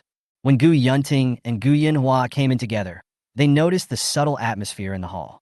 They had expected this, and kept their doting smiles on their faces. Yao Yao, are the eldest and second uncles not late? Gu Yunyi snorted. It's enough for you to have me. It doesn't matter whether you two come or not. Gu Yunting, Gu Yinhua. Gu Yunshin said slowly, Xiaowu, don't be so self-indulgent. Yao Yao likes me the most. Gu Yunzhou's lazy voice sounded slowly. TSK, the one that Zai Zai likes the most is obviously me, his uncle. You guys should stop being so shameless. The footsteps are approaching. The tall man was wearing a black silk shirt with his sleeves half rolled up and a Patek Philippe watch pinned to his wrist. He raised his eyebrows. His eyes were extremely charming. Wow, even Gu Yunzhou is here? How much does the Gu family value Jiang Yao? Sister, it's obvious that I'm your favorite. Guiyang was not convinced. He argued, Sister, do you think I'm your favorite brother? It's me. My sister likes me the most. It's me. Xiao Wu, please stand aside. It's not your turn yet. Gu Sui. Everyone below was stunned. Damn it, who said Jiang Yao has no background? If she doesn't have a background, who else can have one? So Jiang Ruju is a fake daughter? Someone responded, the baby girl that the Jiang family lost was never found. Jiang Jigua deceived all of us by replacing the prince with a cat. How dare Jiang Ruju embarrass Jiang Yao? She has clearly occupied Jiang Yao's life for 14 years. There was whispering below. Among them are many students from Bauhinia University. When they realized that they had all been kept in the dark by Jiang Ruju, a surge of anger filled their minds. Xie Yin stood on the second floor, looking at Jiang Yao calmly. A gentle smile appeared on the pale face. His little girl finally has someone to protect her. Third master, since you are here, why don't you show up? Wu Fan asked puzzledly. Xie Yin covered his eyes. The red mole on his forehead made his elegant and dignified appearance look even more charming. No need. He just wanted to see her. She would get irritated when she saw him. Xie Yin had always known this. Gu Yunyi's eyes flickered, and he curled his lips lazily. Everyone, are you ready? The people below were stunned. What are you preparing for? Gu Yunyi sighed. These people were so stupid. He said, those who have bullied my good boy will be punished one by one. How to settle? This thought popped up in everyone's mind at the same time. They had laughed at Jiang Yao, but the law does not hold everyone responsible. Even if the Gu family was extremely powerful, they couldn't target all of them, right? The people below looked at each other in bewilderment, wondering who hadn't been laughed at before. The Gu family was making a big fuss out of nothing. You can't spoil your children like this. Gu Yang, give out paper and pens. Gu Yanyi waved his hand. Gu Xian excitedly said, I'll do it. I'll do it. Gu Yang, go take a rest. Gu Yang, my fist is itching, who understands? In the blink of an eye, a small stool appeared in front of everyone. Only the knee-high kind. Gu Xian took out a thick stack of white paper from somewhere, threw a piece in front of each person, and handed a pen to another person. Start writing. Gu Yang grinet. Everyone looked at the small stool in front of them, all confused. Right? What kind of bullshit should they write? Jiang Yao was also confused. She slowly blinked her brown eyes. Gu Yang cleared his throat and said, write a confession. Write it carefully, your confession to Yao Yao. If we are not satisfied with your writing, you will not be able to leave the Gu family today. Gu Xian, close the door and let the dog out. Gu Xian said faintly, let you go, I think it's fine. Gu Yang? Others looked at each other in bewilderment. Write a confession? The Gu family is too ridiculous. It's fine if the little one is making trouble, but why don't you try to stop the big one? They set their sights on Gu Yunting and Old Man Gu. Old Master Gu looked up at the sky, frowning in deep thought. Gu Yunting looked down at the ground, thinking about life. Everyone. Gu Yunyi rolled up his sleeves. This was a brilliant idea that he came up with after sitting on a small stool at the door all night thinking about it. Mrs. Jing's face turned pale when she looked at a piece of white paper. Okay. It turns out that the Gu family sent 5 invitations to the Jung family with this idea in mind. She is used to being praised by others. How could she have suffered such humiliation? Mrs. Jung sneered. She just wouldn't write. What could the Gu family do to her? Obviously, Lu Xian, Zheng Xiao, and others had the same idea. Qi Yin, on the other hand, buried his head and wrote very quickly. The wrist bones were slightly raised, and a piece of white paper was quickly written to the bottom. Gu Yang was curious about what he wrote so quickly. He put his hands behind his back and walked behind Qi Yin like an inspector. He looked down, and his face suddenly turned dark. You failed, rewrite it. Gu Yang gritted his teeth. What kind of stone-curling thing is written here? Pa! Rewrite. Rewrite everything. Qi Yin was unhappy. He licked the tip of his tongue and said lazily, How am I unqualified? Shouldn't I repent? I am repenting. Gu Yang was so angry. Look at what you wrote. Gu Xian and the others also gathered around, curious about what Qi Yin had written to make Gu Yang so angry. Looking down, the 5 handsome faces all turned dark. Qi Yin, don't even think about leaving the Gu family's house if you don't write 100 today. Qi Yin raised his eyebrows lazily. Okay, he would love it. Gu Sui whispered, he is so shameless. Gu Li nodded, I think so too. Qi Yin. Jiang Yao's curiosity was also aroused. She walked over with her skirt dragging. Qi Yin's nose was surrounded by a faint scent of camellia, and the tips of his ears turned red. What did you write? Jiang Yao asked. Qi Yin blocked it quickly. Nothing. Sister, he wrote. Confession. First, I didn't respond to Jiang Yao's crush earlier. Second, Jiang Yao should not be allowed to drink in the bar. Third, I shouldn't force Jiang Yao to kiss me. Chapter 86. The whole network is slapped in the face. Jiang Yao blinked in an indescribable manner. Qi Yin really is not afraid of death. Sister, did Qi Yin really force you to kiss her? Goos frowned, as if thinking about how to kill Qi Yin so that he would not get away with it. No, just playing games, the girl said softly. Qi Yin lowered his eyes to hide the gloom in his eyes. Goos said, "Oh," and gritted his teeth, looking like he didn't quite believe it. Just playing games? Qi Yin raised his eyebrows, looking like he was just teasing her without caring at all. Jiang Yao looked at him. Blinking slowly, she nodded. Yeah. Okay. Qi Yin sneered, his peach blossom eyes bright. Those words you said were just to coax me. Jiang Yao felt that he was being unreasonable. The tea-brown pupils were half-closed lazily, and there was a frightening indifference in them. Qi Yin's heart sank. He suddenly felt that he couldn't breathe. He clenched the pen, his knuckles turned pale. She didn't care about him at all, not at all. He took a deep breath, trying to ease the dull pain in his heart. Second floor. In the corridor where light and shadow interweave, a faint smile appeared on the young man's dignified and gentle face, which seemed to be sarcastic, but also seemed to be self-torture. She has always been like this. Xie Yin retracted his gaze, his delicate and cold face hidden in the junction of light and shadow. His dark and sticky black pupils flashed a cold light. Go back to the imperial capital. A few bugs are restless again. Wu Fan was stunned. Yes, third master. Online. Goo's official Weibo account released a video. In the video, a beautiful girl with exquisite appearance appears in a gorgeous dress.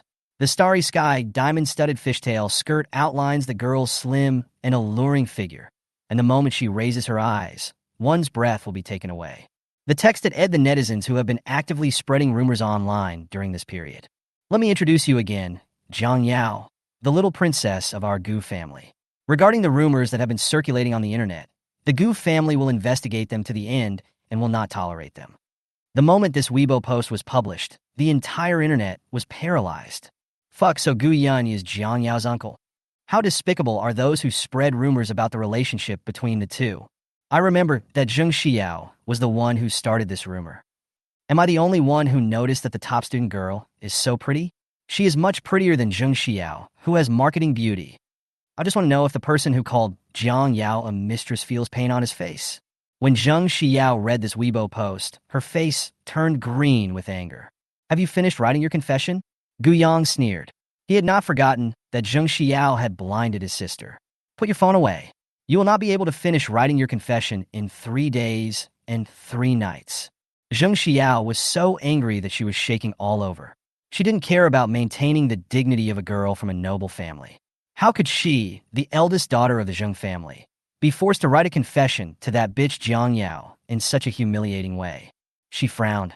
You guys are going too far. The people lying on the small stools nodded repeatedly. They were all very popular and admired outside. But now they were forced by the Gu family to write a confession? If anyone knew about it, they would laugh their heads off. As the #1 socialite in Beijing, Zheng Xiao is well known for her gentleness and generosity in the socialite circle. But now he has been forced to this point by the Gu family.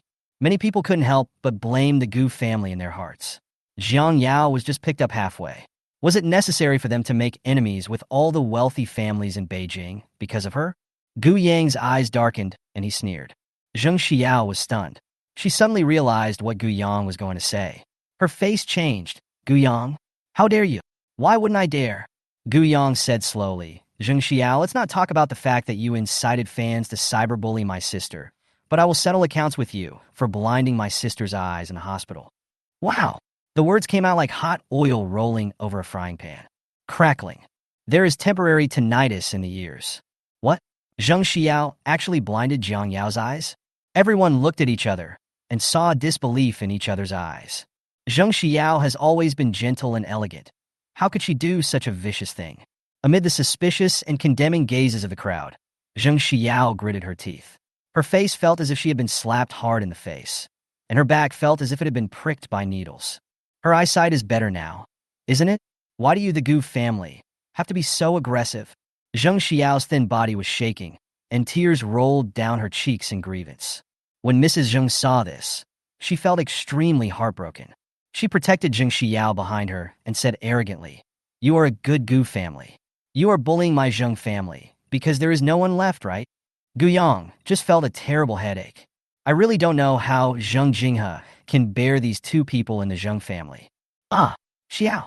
Mrs. Zheng's face changed drastically. When I heard the sound and looked over, I saw Zheng Xiao's eyelids drooping and she fainted. There was a period of chaos and disorder. Hey, why did she faint? Gu Sui came over. Gu Yang was also confused. I didn't do anything. Why did she faint? Gu Sui chuckled, gloating over the misfortune. Be careful, or the Zheng family will rely on you. Don't be such a pessimist. Someone call the doctor. Madame Zheng was so angry that she was shaking all over. She pointed at Gu Yang and said, "If anything happens to my Xiao, you can expect to go to jail." Gu Yang? Doctor? Gu Xian curled his lips and rolled up his sleeves. We have two in our Gu family. They are all miracle doctors. Save one without saying a word. Everyone who has been treated says it's good. Uncle Wu's sister. She's alive. Gu Xian said, "Don't worry with my sister and Uncle Wu here. You can't die even if you want to." Madame Zheng. Gu Yanni put away his phone and came over, looking lazy. What's going on? Fifth uncle. Gu Yang scared Jiang Xiao to faint. Gu Sui said. Gu Yang's forehead veins throbbed. I didn't make her faint because of fright. She fainted on her own. Don't blame me. Gu Sui. Oh. Zheng Xiao fainted by herself. Gu Yanni raised his eyebrows with a half smile, and he sighed, Dear, hurry up and see if the person is okay. Otherwise he will die in my Gu family, which is unlucky. Jiang Yao. She lifted her long skirt and said, Lay Jiang Xiao flat on the ground. Although Mrs. Jung looked down on Jiang Yao in her heart, she had also seen that Jiang Yao's medical skills were excellent, so she gritted her teeth and had to do as he asked. Jiang Yao glanced at Jiang Xiao calmly, knowing what was going on, and said, It's quite serious. Mrs. Zheng's face changed. What? Don't worry. Jiang Yao smiled lightly. His brown eyes were very gentle. 2 injections will be enough. Zheng Xiao, with her eyes closed, trembled. Chapter 87. They beat him so hard. Under the lamp, the long silver needle exuded a cool feeling. Jiang Yao twisted the needle and said, Take off her shoes. Mrs. Zheng was stunned and said quickly, Okay. As soon as she took off her high heels, Zheng Xiao's whole body trembled again. Mrs. Zheng was overjoyed. There is a reaction. That's great. Xiao has a reaction. Jiang Yao smiled slightly. She twisted the silver needle, and in an instant, the needle tip pierced into the painful point on her foot. Ah! Zheng Xiao suddenly screamed. It hurts so much. She clenched her palms tightly and glared at Jiang Yao with resentment. You did it on purpose. You did it on purpose, right? Jiang Yao blinked slowly and asked innocently, What are you doing on purpose? You know I. Zheng Xiao gritted her teeth, but she couldn't say that she was pretending to faint. Otherwise, it would be a slap in the face. Jiang Yao, you are fine. She just shot herself in the foot and considered herself unlucky. My little Guai Guai is naturally very good. Gu Yanni smiled meaningfully. Seeing Zheng Xiao wake up, Mrs. Zheng breathed a sigh of relief. Xiao, you really scared me to death. Zheng Xiao couldn't even laugh. She felt a piercing pain in her feet. Her face was distorted. Mom, it hurts so much. She wants to hurt me. Mrs. Zheng looked embarrassed. Xiao, what nonsense are you talking about? Miss Jiang saved your life. Why are you still? She is putting the blame on someone else. Before he could finish his words, he was interrupted by Zheng Xiao. She said in disbelief, Mom, you don't believe me? You would rather believe Jiang Yao than me? Am I still your daughter? He was caught off guard and pushed to the ground by Zheng Xiao. Madame Zheng's waist hit a sharp object. She ignored the pain and was stunned. She said disappointedly, Xiao, how can you say that to me? When her husband brought Zheng Xiao back to the Zheng family, she was still a baby in swaddling clothes. Mrs. Zheng had just had a miscarriage and was emotionally unstable.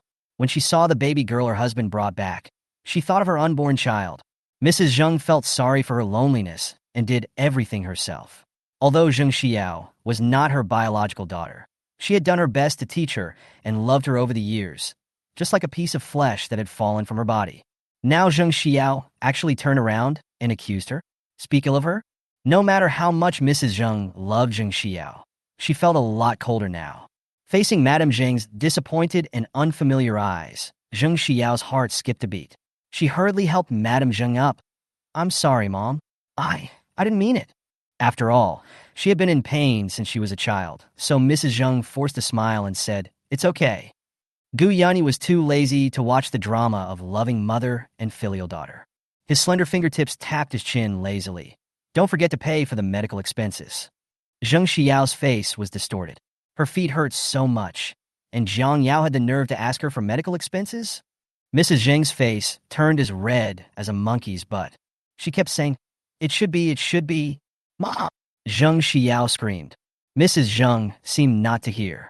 Zheng Xiao's heart sank. She clenched her palms and sneered in her heart. It really is different if you are not a biological child. Haha, does Mrs. Zheng still think she doesn't know? She knew it a long time ago. Zheng Xiao lowered her eyes, hiding the gleam in her eyes. No matter how good Mrs. Zheng was to her, she could never compare to Cui Wan. Cui Wan was just an orphan from a poor family. Mrs. Zheng tried her best all day, but Cui Wan didn't appreciate it at all. If Mrs. Zheng had cared about her, she wouldn't have blamed her like this. Mrs. Zheng didn't know that Zheng Xiao, whom she loved so much, was thinking this way about her. If I knew, I would probably be disappointed again. Madame Zheng was about to take Zheng Xiao away, but before they could even leave the door, Gu Xian and Gu Sui blocked the door with their arms around their chests and spread their hands. Where's the confession? Have you written it? Write it before you can leave. My Xiao is not feeling well. Mrs. Zheng's tone softened rarely. Zheng Xiao didn't appreciate it at all. She just felt that Mrs. Zheng was being hypocritical. Isn't she still alive and kicking? Gu Xian frowned. Hurry up and write. You can leave only after you finish writing. Seeing this, the others immediately buried their heads in writing. The Gu family didn't even do the Zheng family any favors, let alone small families like theirs. What else are you watching? Right now.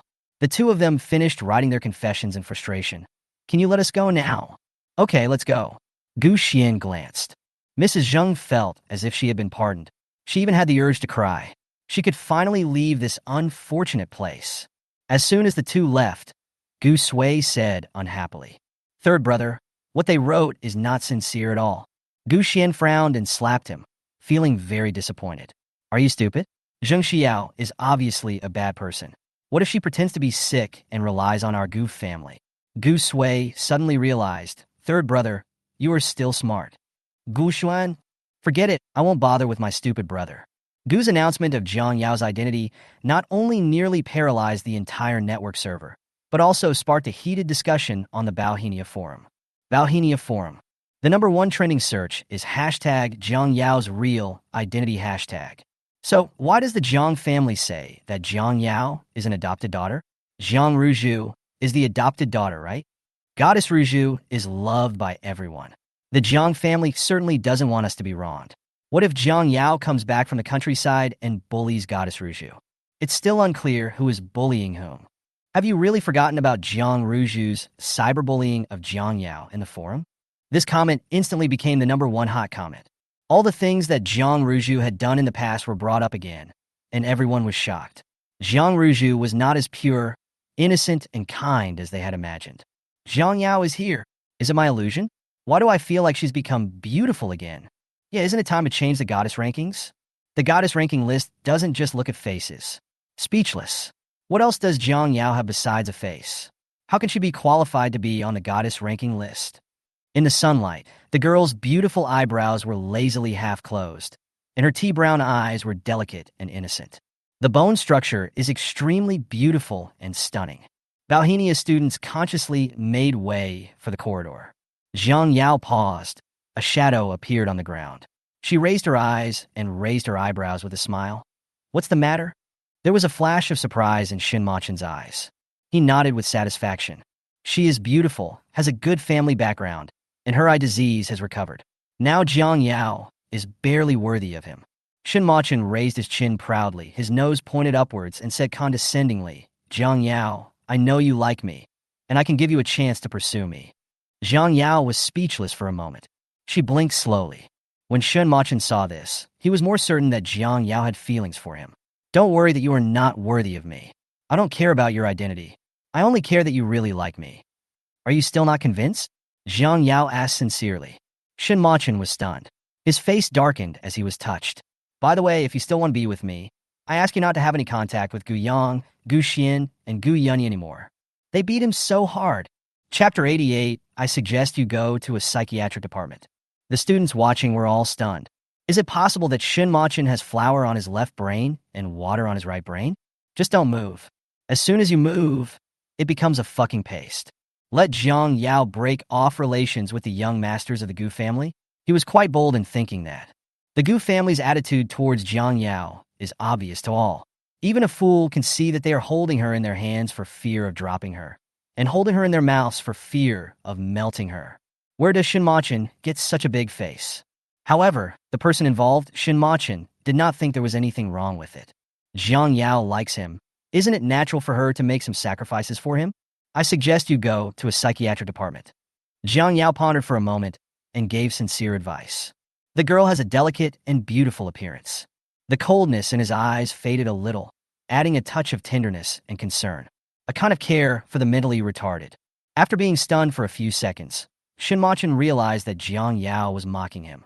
His face turned very ugly. Jiang Yao, I will only give you one chance.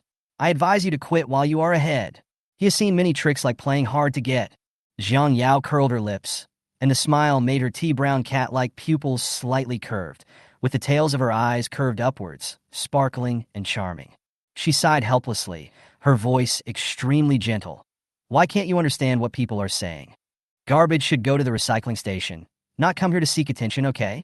She spoke very slowly and patiently, obviously trying her best to take care of Shin Machin's overly touching IQ. Do you understand? Jiang Yao smiled and said word by word, rubbish. Jiang Yao. Shin Machin was furious. He grabbed the girl's delicate wrist tightly without saying anything. His face turned livid. Aren't you the one who keeps saying you like me? Jiang Yao felt pain and frowned. Let go. The girl's unmade-up face was delicate and pretty. When she frowned, her tea-brown pupils were filled with a thin mist, and in the blink of an eye she looked innocent and charming. Shin Machin's heart skipped a beat. He couldn't help but increase the strength of his hands. He finally found a sense of superiority and complacency in the girl's fragile and pale face. Shin Machin sneered. Are you scared now? In a flash, a cool breeze blew in my face. Bang! The young man clenched his fist and hit Shin Machin fiercely. His delicate and noble phoenix eyes were full of coldness. Shin Machin, who the hell are you touching? Shin Machin fell flat on his face. He shook his head. You. The next second, another fist came. Bang! Ah! The corridor was filled with Shin Machin's screams, mixed with the young man's fierce punches. Jiang Yao lowered his eyes with regret, the silver blade in his sleeve reflecting a cold and sharp light. Tisk, it's of no use. She looked indifferently at the two people fighting each other, or it would be more appropriate to say that Jiang Yu unilaterally beat up Shin Machin. The tea-brown eyes blinked slowly. The ghost is still there. She thought she won't appreciate it. You think you can touch her? Jiang Yu sneered. Who the hell are you threatening? Who is not worthy of my sister? Do I want to take back a piece of trash like you? Jiang Yu had a ferocious look on his face. It is very different from the image he usually presents. Everyone was scared, including Jiang Ruju, who was hidden in the crowd. She frowned, unable to believe that Jiang Yu would actually fight with Shin Machin for that bitch Jiang Yao. Did Jiang Yu know something? Jiang Ruju bit her lip nervously. No one would understand better than her that she couldn't lose the title of Jiang family's daughter more than Jiang Yu's favorite little sister. Behind Jiang Yu is not only the Jiang family, but also the top wealthy Gu family. Once she loses Jiang Yu's protection, she will have absolutely nothing. Jiang Ruju clenched her sweaty palms. She stood behind Jiang Yao calmly, her eyes fierce. This was the corner where the second-floor corridor and stairs connected, and behind her were layers of steep steps. Everyone's attention was on Jiang Yu and Shin Machin. No one would notice her movements. The girl's profile was delicate and beautiful. Jiang Ruju's eyes flashed, and a hint of jealousy flashed across her eyes. Why? Do you want to push me? Jiang Yao's red lips moved, and she said with interest. Or do you want to wrongly accuse me? I'll give you this chance. Bang! Ah! In a flash, Jiang Ruju unexpectedly rolled down 10 steps. She suddenly screamed. Everyone's attention was drawn to the movement here. Jiang Yu, who was furious, slowly regained his sanity. He turned his head, and his heart skipped a beat. Like a pearl. Jiang Ruju was seen tumbling down the stairs, her face pale and bloodless, looking frighteningly weak. Her eyes were red, and tears flowed down her cheeks after a moment.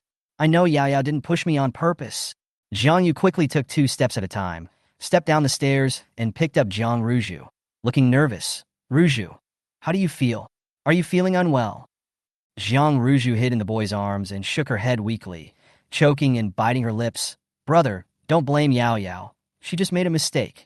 Hearing this, Jiang Yu frowned, and his upturned phoenix eyes were tinged with a hint of coldness. Jiang Yao? A complex look flashed across his eyes. Although he had some grudges against Jiang Ruju, she was, after all, his sister whom he had doted on for 14 years, and the relationship between them could not be faked. Moreover, Jiang Ruju already knew that she had replaced Jiang Yao's identity, but chose to conceal it. Wasn't it because of fear? So, she subconsciously avoided it? Ask yourself, if it were him, his first reaction would only be fear, escape, and silence. He was too harsh on Jiang Ruju. But Jiang Yu couldn't be as free of grudges as before, and there was still a knot in his heart. Jiang Yao, you knew Ruju was in poor health. Why did you still push her? Jiang Yu pursed his lips in disappointment. He wanted to excuse her. But under the watchful eyes of the public, the facts are laid out before our eyes, and all explanations seem pale. I didn't push her. Jiang Yao felt that she needed to explain, even though she was too lazy to deal with these 2 idiots anymore, whether you believe it or not. The girl stood on the steps, slender and fragile. She is more lovable than Jiang Ruju, with a naturally delicate and dignified nature. However, it is this delicate and dignified nature that makes her look a bit more arrogant and keeps people at a distance. A hint of boredom flashed across her tea-brown cat-like eyes, and her face was delicate and beautiful to the point of being bewitching. Compared to a few months ago, she is now completely different, completely reborn. When no one noticed, she transformed into a butterfly silently. Jiang Yu couldn't help but be stunned. A strange emotion flashed through his mind, but before he could grasp it, he was stabbed by the indifference in the girl's eyes. Jiang Yao's eyes are very beautiful, delicate, innocent, and naive, but they also carry a coldness that cannot be melted even under the scorching sun. Jiang Yu inexplicably didn't dare to look at her, afraid of the sarcasm and disappointment in her eyes. He clenched his fingers. You didn't push her. Did she roll down the stairs by herself? Jiang Yu couldn't believe that his sister was lying like this.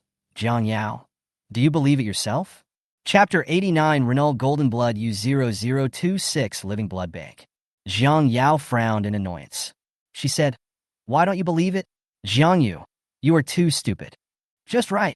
Jiang Yao slowly curved his lips, his tone strangely gentle. You two, one stupid and the other vicious, get along very well.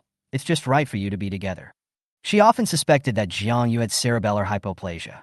Jiang Yao thought regretfully that although she had good medical skills, she couldn't replace Jiang Yu's brain. Jiang Yu choked. He just felt that Jiang Yao was unreasonable. Didn't she consider the consequences of doing such a vicious thing to Ruju in public? Didn't she know what Zijing students would say about her behind her back? Brother, Jiang Ruju said weakly, my legs hurt so much. Jiang Yu's expression changed. There was a palm-sized wound on Jiang Ruju's calf, which was bleeding profusely. Jiang Yao, Ruju has aplastic anemia. Jiang Yu's face was filled with disappointment. Don't you know that she will bleed profusely if she gets hurt? Jiang Yao blinked slowly. Why would I know that? Jiang Yao, I remember that you have the rare Renal blood type. Jiang Yu looked at Jiang Yao's information. If you still feel a little guilty towards Ruju, give her a blood transfusion? Jiang Yao asked back. Facing Jiang Yao's cold eyes, Jiang Yu suddenly found it difficult to speak. Yes. Just this once. I promise, he said. Jiang Ruju has a blood coagulation disorder. Once injured, it is difficult to stop the bleeding. Only Renal blood will not produce a rejection reaction with her. Renal blood is also known as golden blood. So far, there are no more than 5 people in the world who have Renal golden blood. This shows how precious and rare Renal blood is. Jiang Yao gently curled his lips and spoke in a sweet voice. Go away. 2 idiots. Jiang Yu's face flushed. Jiang Yao, you want me to be a living blood bank? Jiang Yao raised his eyebrows lightly. You have a good plan. One word can cause 1,000 ripples. The students finally realized that Jiang Yu just wanted Jiang Yao to be Jiang Ruju's living blood bank. Yes, yes, yes. Even if Jiang Ruju has a plastic anemia, Jiang Yao deserves a blood transfusion? You're kidding. But Goddess Ruju was pushed down the stairs by Jiang Yao. You believe her when she says it was Jiang Yao who pushed her? Didn't she want to kill Jiang Yao in the forum before? Moreover, Jiang Ruju has been taking Jiang Yao's place and enjoying the benefits for more than a decade. Who is she pretending to be a victim for? And no one saw Jiang Yao take action. Many students were unhappy with Jiang Ruju, thinking she was too pretentious and out of touch with reality. Coupled with the exposure of the forum incident, Jiang Ruju's popularity in Zijing dropped sharply in an instant. When had Jiang Ruju ever suffered such humiliation? Her face turned blue and white, and she bit her lips in grievance. Are these people blind? Brother, Jiang Ruju said uneasily. Jiang Yu looked stunned. Yes. Is what Jiang Ruju said necessarily true? He opened his mouth, wanting to apologize, but he was interrupted by a sudden cat's cry. Meow. Vega's pair of blue cat eyes are so distinctive that the students recognized it as Song Huai's beloved cat at a glance. Everyone felt nervous when they saw the fat cat rushing towards Jiang Yao. This cat is fierce and arrogant. He will scratch people if he disagrees with them. He is not someone who is easy to get along with. Careful, someone exclaimed. Jiang Yao blinked innocently. She held Vega in her arms and waited. It's heavier again. I can't hold you if you're any heavier. Vega, meow, feeling aggrieved. It turns out that women are unfaithful and ungrateful. It rubbed Jiang Yao's soft chest with tears in its eyes. Meow. Lose weight tomorrow. Cat food reduced by half. Song Huai came over a step slower and saw Vega taking advantage of the girl. He was helpless. Vega, come here. The man's deep, magnetic voice carried a hint of threat. Vega stuck out her butt and turned her back to Song Huai. He stretched lazily. Song Huai, you are useless except for cleaning up the poop and feeding. Vega's sharp comments. The irritability in Jiang Yao's heart dissipated quietly. She stroked Vega's warm back slowly and thought calmly. As expected, this idiot Jiang Yu should disappear from her life. Younger sister, a loud and passionate young voice was heard. Jiang Yao turned around, and Gu Xian's extremely handsome face suddenly appeared in front of her. She was stunned. Third brother, why are you here? And brother 5. Gu Sui raised his hands aggrievedly. Sister, and fifth brother. And there's fourth brother. Gu Yang came late. He wore sunglasses, revealing his tall and delicate nose and thin red lips. He said jealously, Sister, is it true that you can only see Gu Xian, the idiot who plays games? Onlookers, Gu Xian? Breaking the game? Oh my god! Even people who don't play games should know how awesome Gu Xian is at esports. That was Gu Xian who led the Cove team to win the KPL Global Championship Cup. This is also the first time that China has won the relevant competition. After that, Gu Xian became even more unstoppable. He would kill gods and Buddhas if they stood in his way. It turns out that perverts are all from the same family. Gu Li and Gu Yu are much more stable and reserved than the 3 lively brothers. The corners of their mouths were filled with a calm and indifferent arc, and their tone was the same gentle and doting. Sister, we came to see you. I just happened to see Jiang Yu's stupid scene. That moment, the 5 brothers were all deeply shocked by Jiang Yu's train of thought. They all thought at the same time. If their aunt were still alive, she would probably be pissed to death by that idiot Jiang Yu, right? Jiang Yao called his brothers one by one. Gu Sui was satisfied. Gu Yang was happy. Gu Xuan? 5 handsome young men with their own unique characteristics stood in a row, and everyone couldn't help but stare at them. Song Huai glanced at Jiang Yao with his blue-gray pupils, as if thinking about something. Song Huai, we've seen the people. Can we leave now? It was possible originally. Gu Li shook his head slowly and smiled. But now, I'm afraid it's not possible. Gu Yang rolled up his sleeves and attacked Jiang Yu without any politeness. Jiang Yu, are you mentally healthy? Are you blind or mentally ill? Is Yao Yao your biological sister, or is Jiang Ruju your biological sister? You can't tell which is more important, right? It's fine if you don't believe Yao Yao, but you actually want Yao Yao to give her a blood transfusion? Huh. Don't you even consider whether she, a fake, is worthy of it? Bah! After Gu Yang finished speaking, Gu Xian took over again. We in the Gu family have been keeping a close watch on my sister's blood type, fearing that someone might have ill intentions towards her. But you, on the other hand, said it out loud in front of so many people. It would have been fine if you had just said it out loud, but you actually dared to set your sights on my sister. You also know that Renault blood type is rare? My sister gave blood to Jiang Ruju, who gave blood to my sister? Gu Xian was speechless. Idiot. I really don't know why my sister is so cute, pretty, and lovable, but Jiang Yu is so stupid since they are both born to my aunt. Gu Sui continued, smiling playfully, but without a smile in his eyes. Is it because you guys tasted the sweetness after my sister gave you a blood transfusion that you started treating her like a mobile blood bank? Jiang Yu's face turned pale. Chapter 90 Surveillance Truth U0026 Jiang Ruju is an illegitimate daughter. Hospital. The air was filled with a pungent smell of disinfectant. On the hospital bed, Jiang Ruju looked pitiful. Brother, are you blaming me? If it weren't for me, the brothers in the Gu family wouldn't bully you like this. Jiang Yu paused while peeling the apple. He managed to twitch his lips and said, I don't blame you. Brother, don't blame Yao Yao too much. Jiang Ruju's face was pale, and she looked like a complete victim. After all, she didn't do it on purpose. Jiang Yu nodded absent-mindedly, and an inaudible response escaped from his mouth. Jiang Ruju's expression froze. At this time, the phone rang with a message alert tone. Jiang Yu paused for a moment. Then he opened his phone, and in the message bar there was a video sent by a stranger. Jiang Yu's heart suddenly beat faster. This is a surveillance video. For some reason, he didn't dare to click it. Jiang Yao is his biological sister, and Jiang Ruju is the sister he has spoiled since childhood. He doesn't want to see any outcome. After hesitating for 2 seconds, he clicked on the video. In the video, Jiang Ruju sneaked up behind Jiang Yao. She first reached out to push Jiang Yao down, but then changed her mind for some reason and sprained her ankle and fell down the stairs. And Jiang Yao never touched Jiang Ruju from beginning to end. Jiang Yu's pupils trembled suddenly. The sharp, cold fruit knife cut my finger, and blood immediately flowed out. Jiang Ruju was frightened. She asked with concern, Brother, is your hand okay? Jiang Yu's dark pupils moved, and he looked at Jiang Ruju, who looked weak. He lowered his head and took a deep breath, and there was no smile on his face. Jiang Ruju, tell me again, did Jiang Yao push you? The boy's voice was very soft. The ward was silent. Jiang Ruju clenched the corner of the quilt. She thought to herself that the surveillance in the corridor was broken, and even if Jiang Yu suspected her, it couldn't prove that she was lying.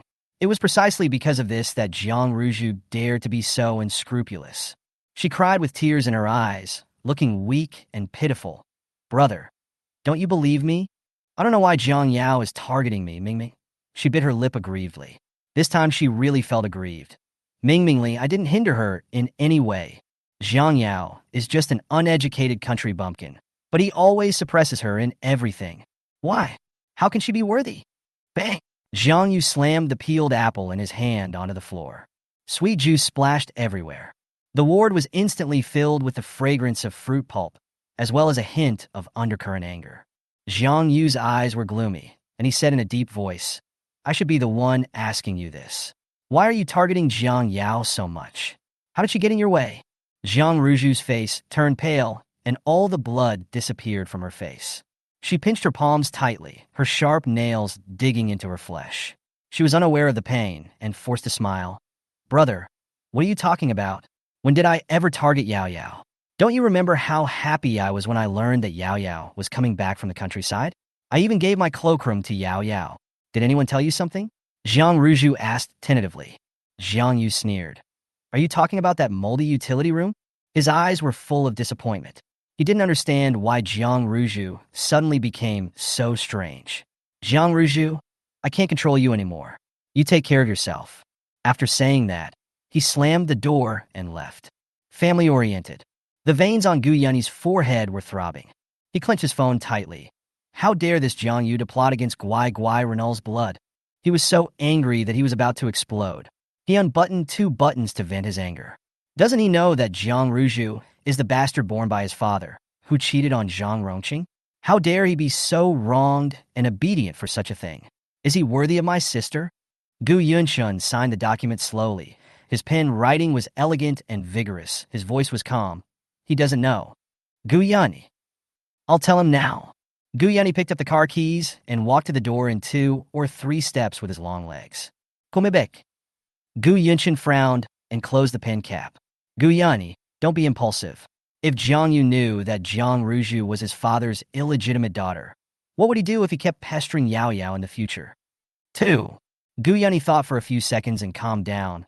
It's something that idiot would do. If Jiang Yu knew that Jiang Ruju was an illegitimate daughter, it wouldn't matter if he had a mental breakdown. According to his bad character, he would probably cling to Yao Yao like a madman. After all, Yao Yao was his only relative in this world. Then when can we tell him? Gu Yunyi was still angry. Gu Yinshin thought for a moment. Wait a little longer. Just as Gu Yunyi's anger had subsided, Gu Xian and his companions came back from Zijing in a rage, still furious. What the hell is this? How dare you ask my sister to give Jiang Ruju a blood transfusion? Not long after the five brothers sat down, they heard a knock on the door. Who's knocking at the door? Gu Yang raised his eyelids, his delicate facial features flickering under the light. Xiao Wu, go open the door. The only person he could order around was Gu Sui. Gu Sui. Master, it's Mrs. Jung, said the housekeeper. Not C. Gu Xian tapped the game skill key with his fingertips and raised his eyebrows. The housekeeper said in embarrassment, Mrs. Jung looks very anxious, as if something serious has happened. How about we meet her?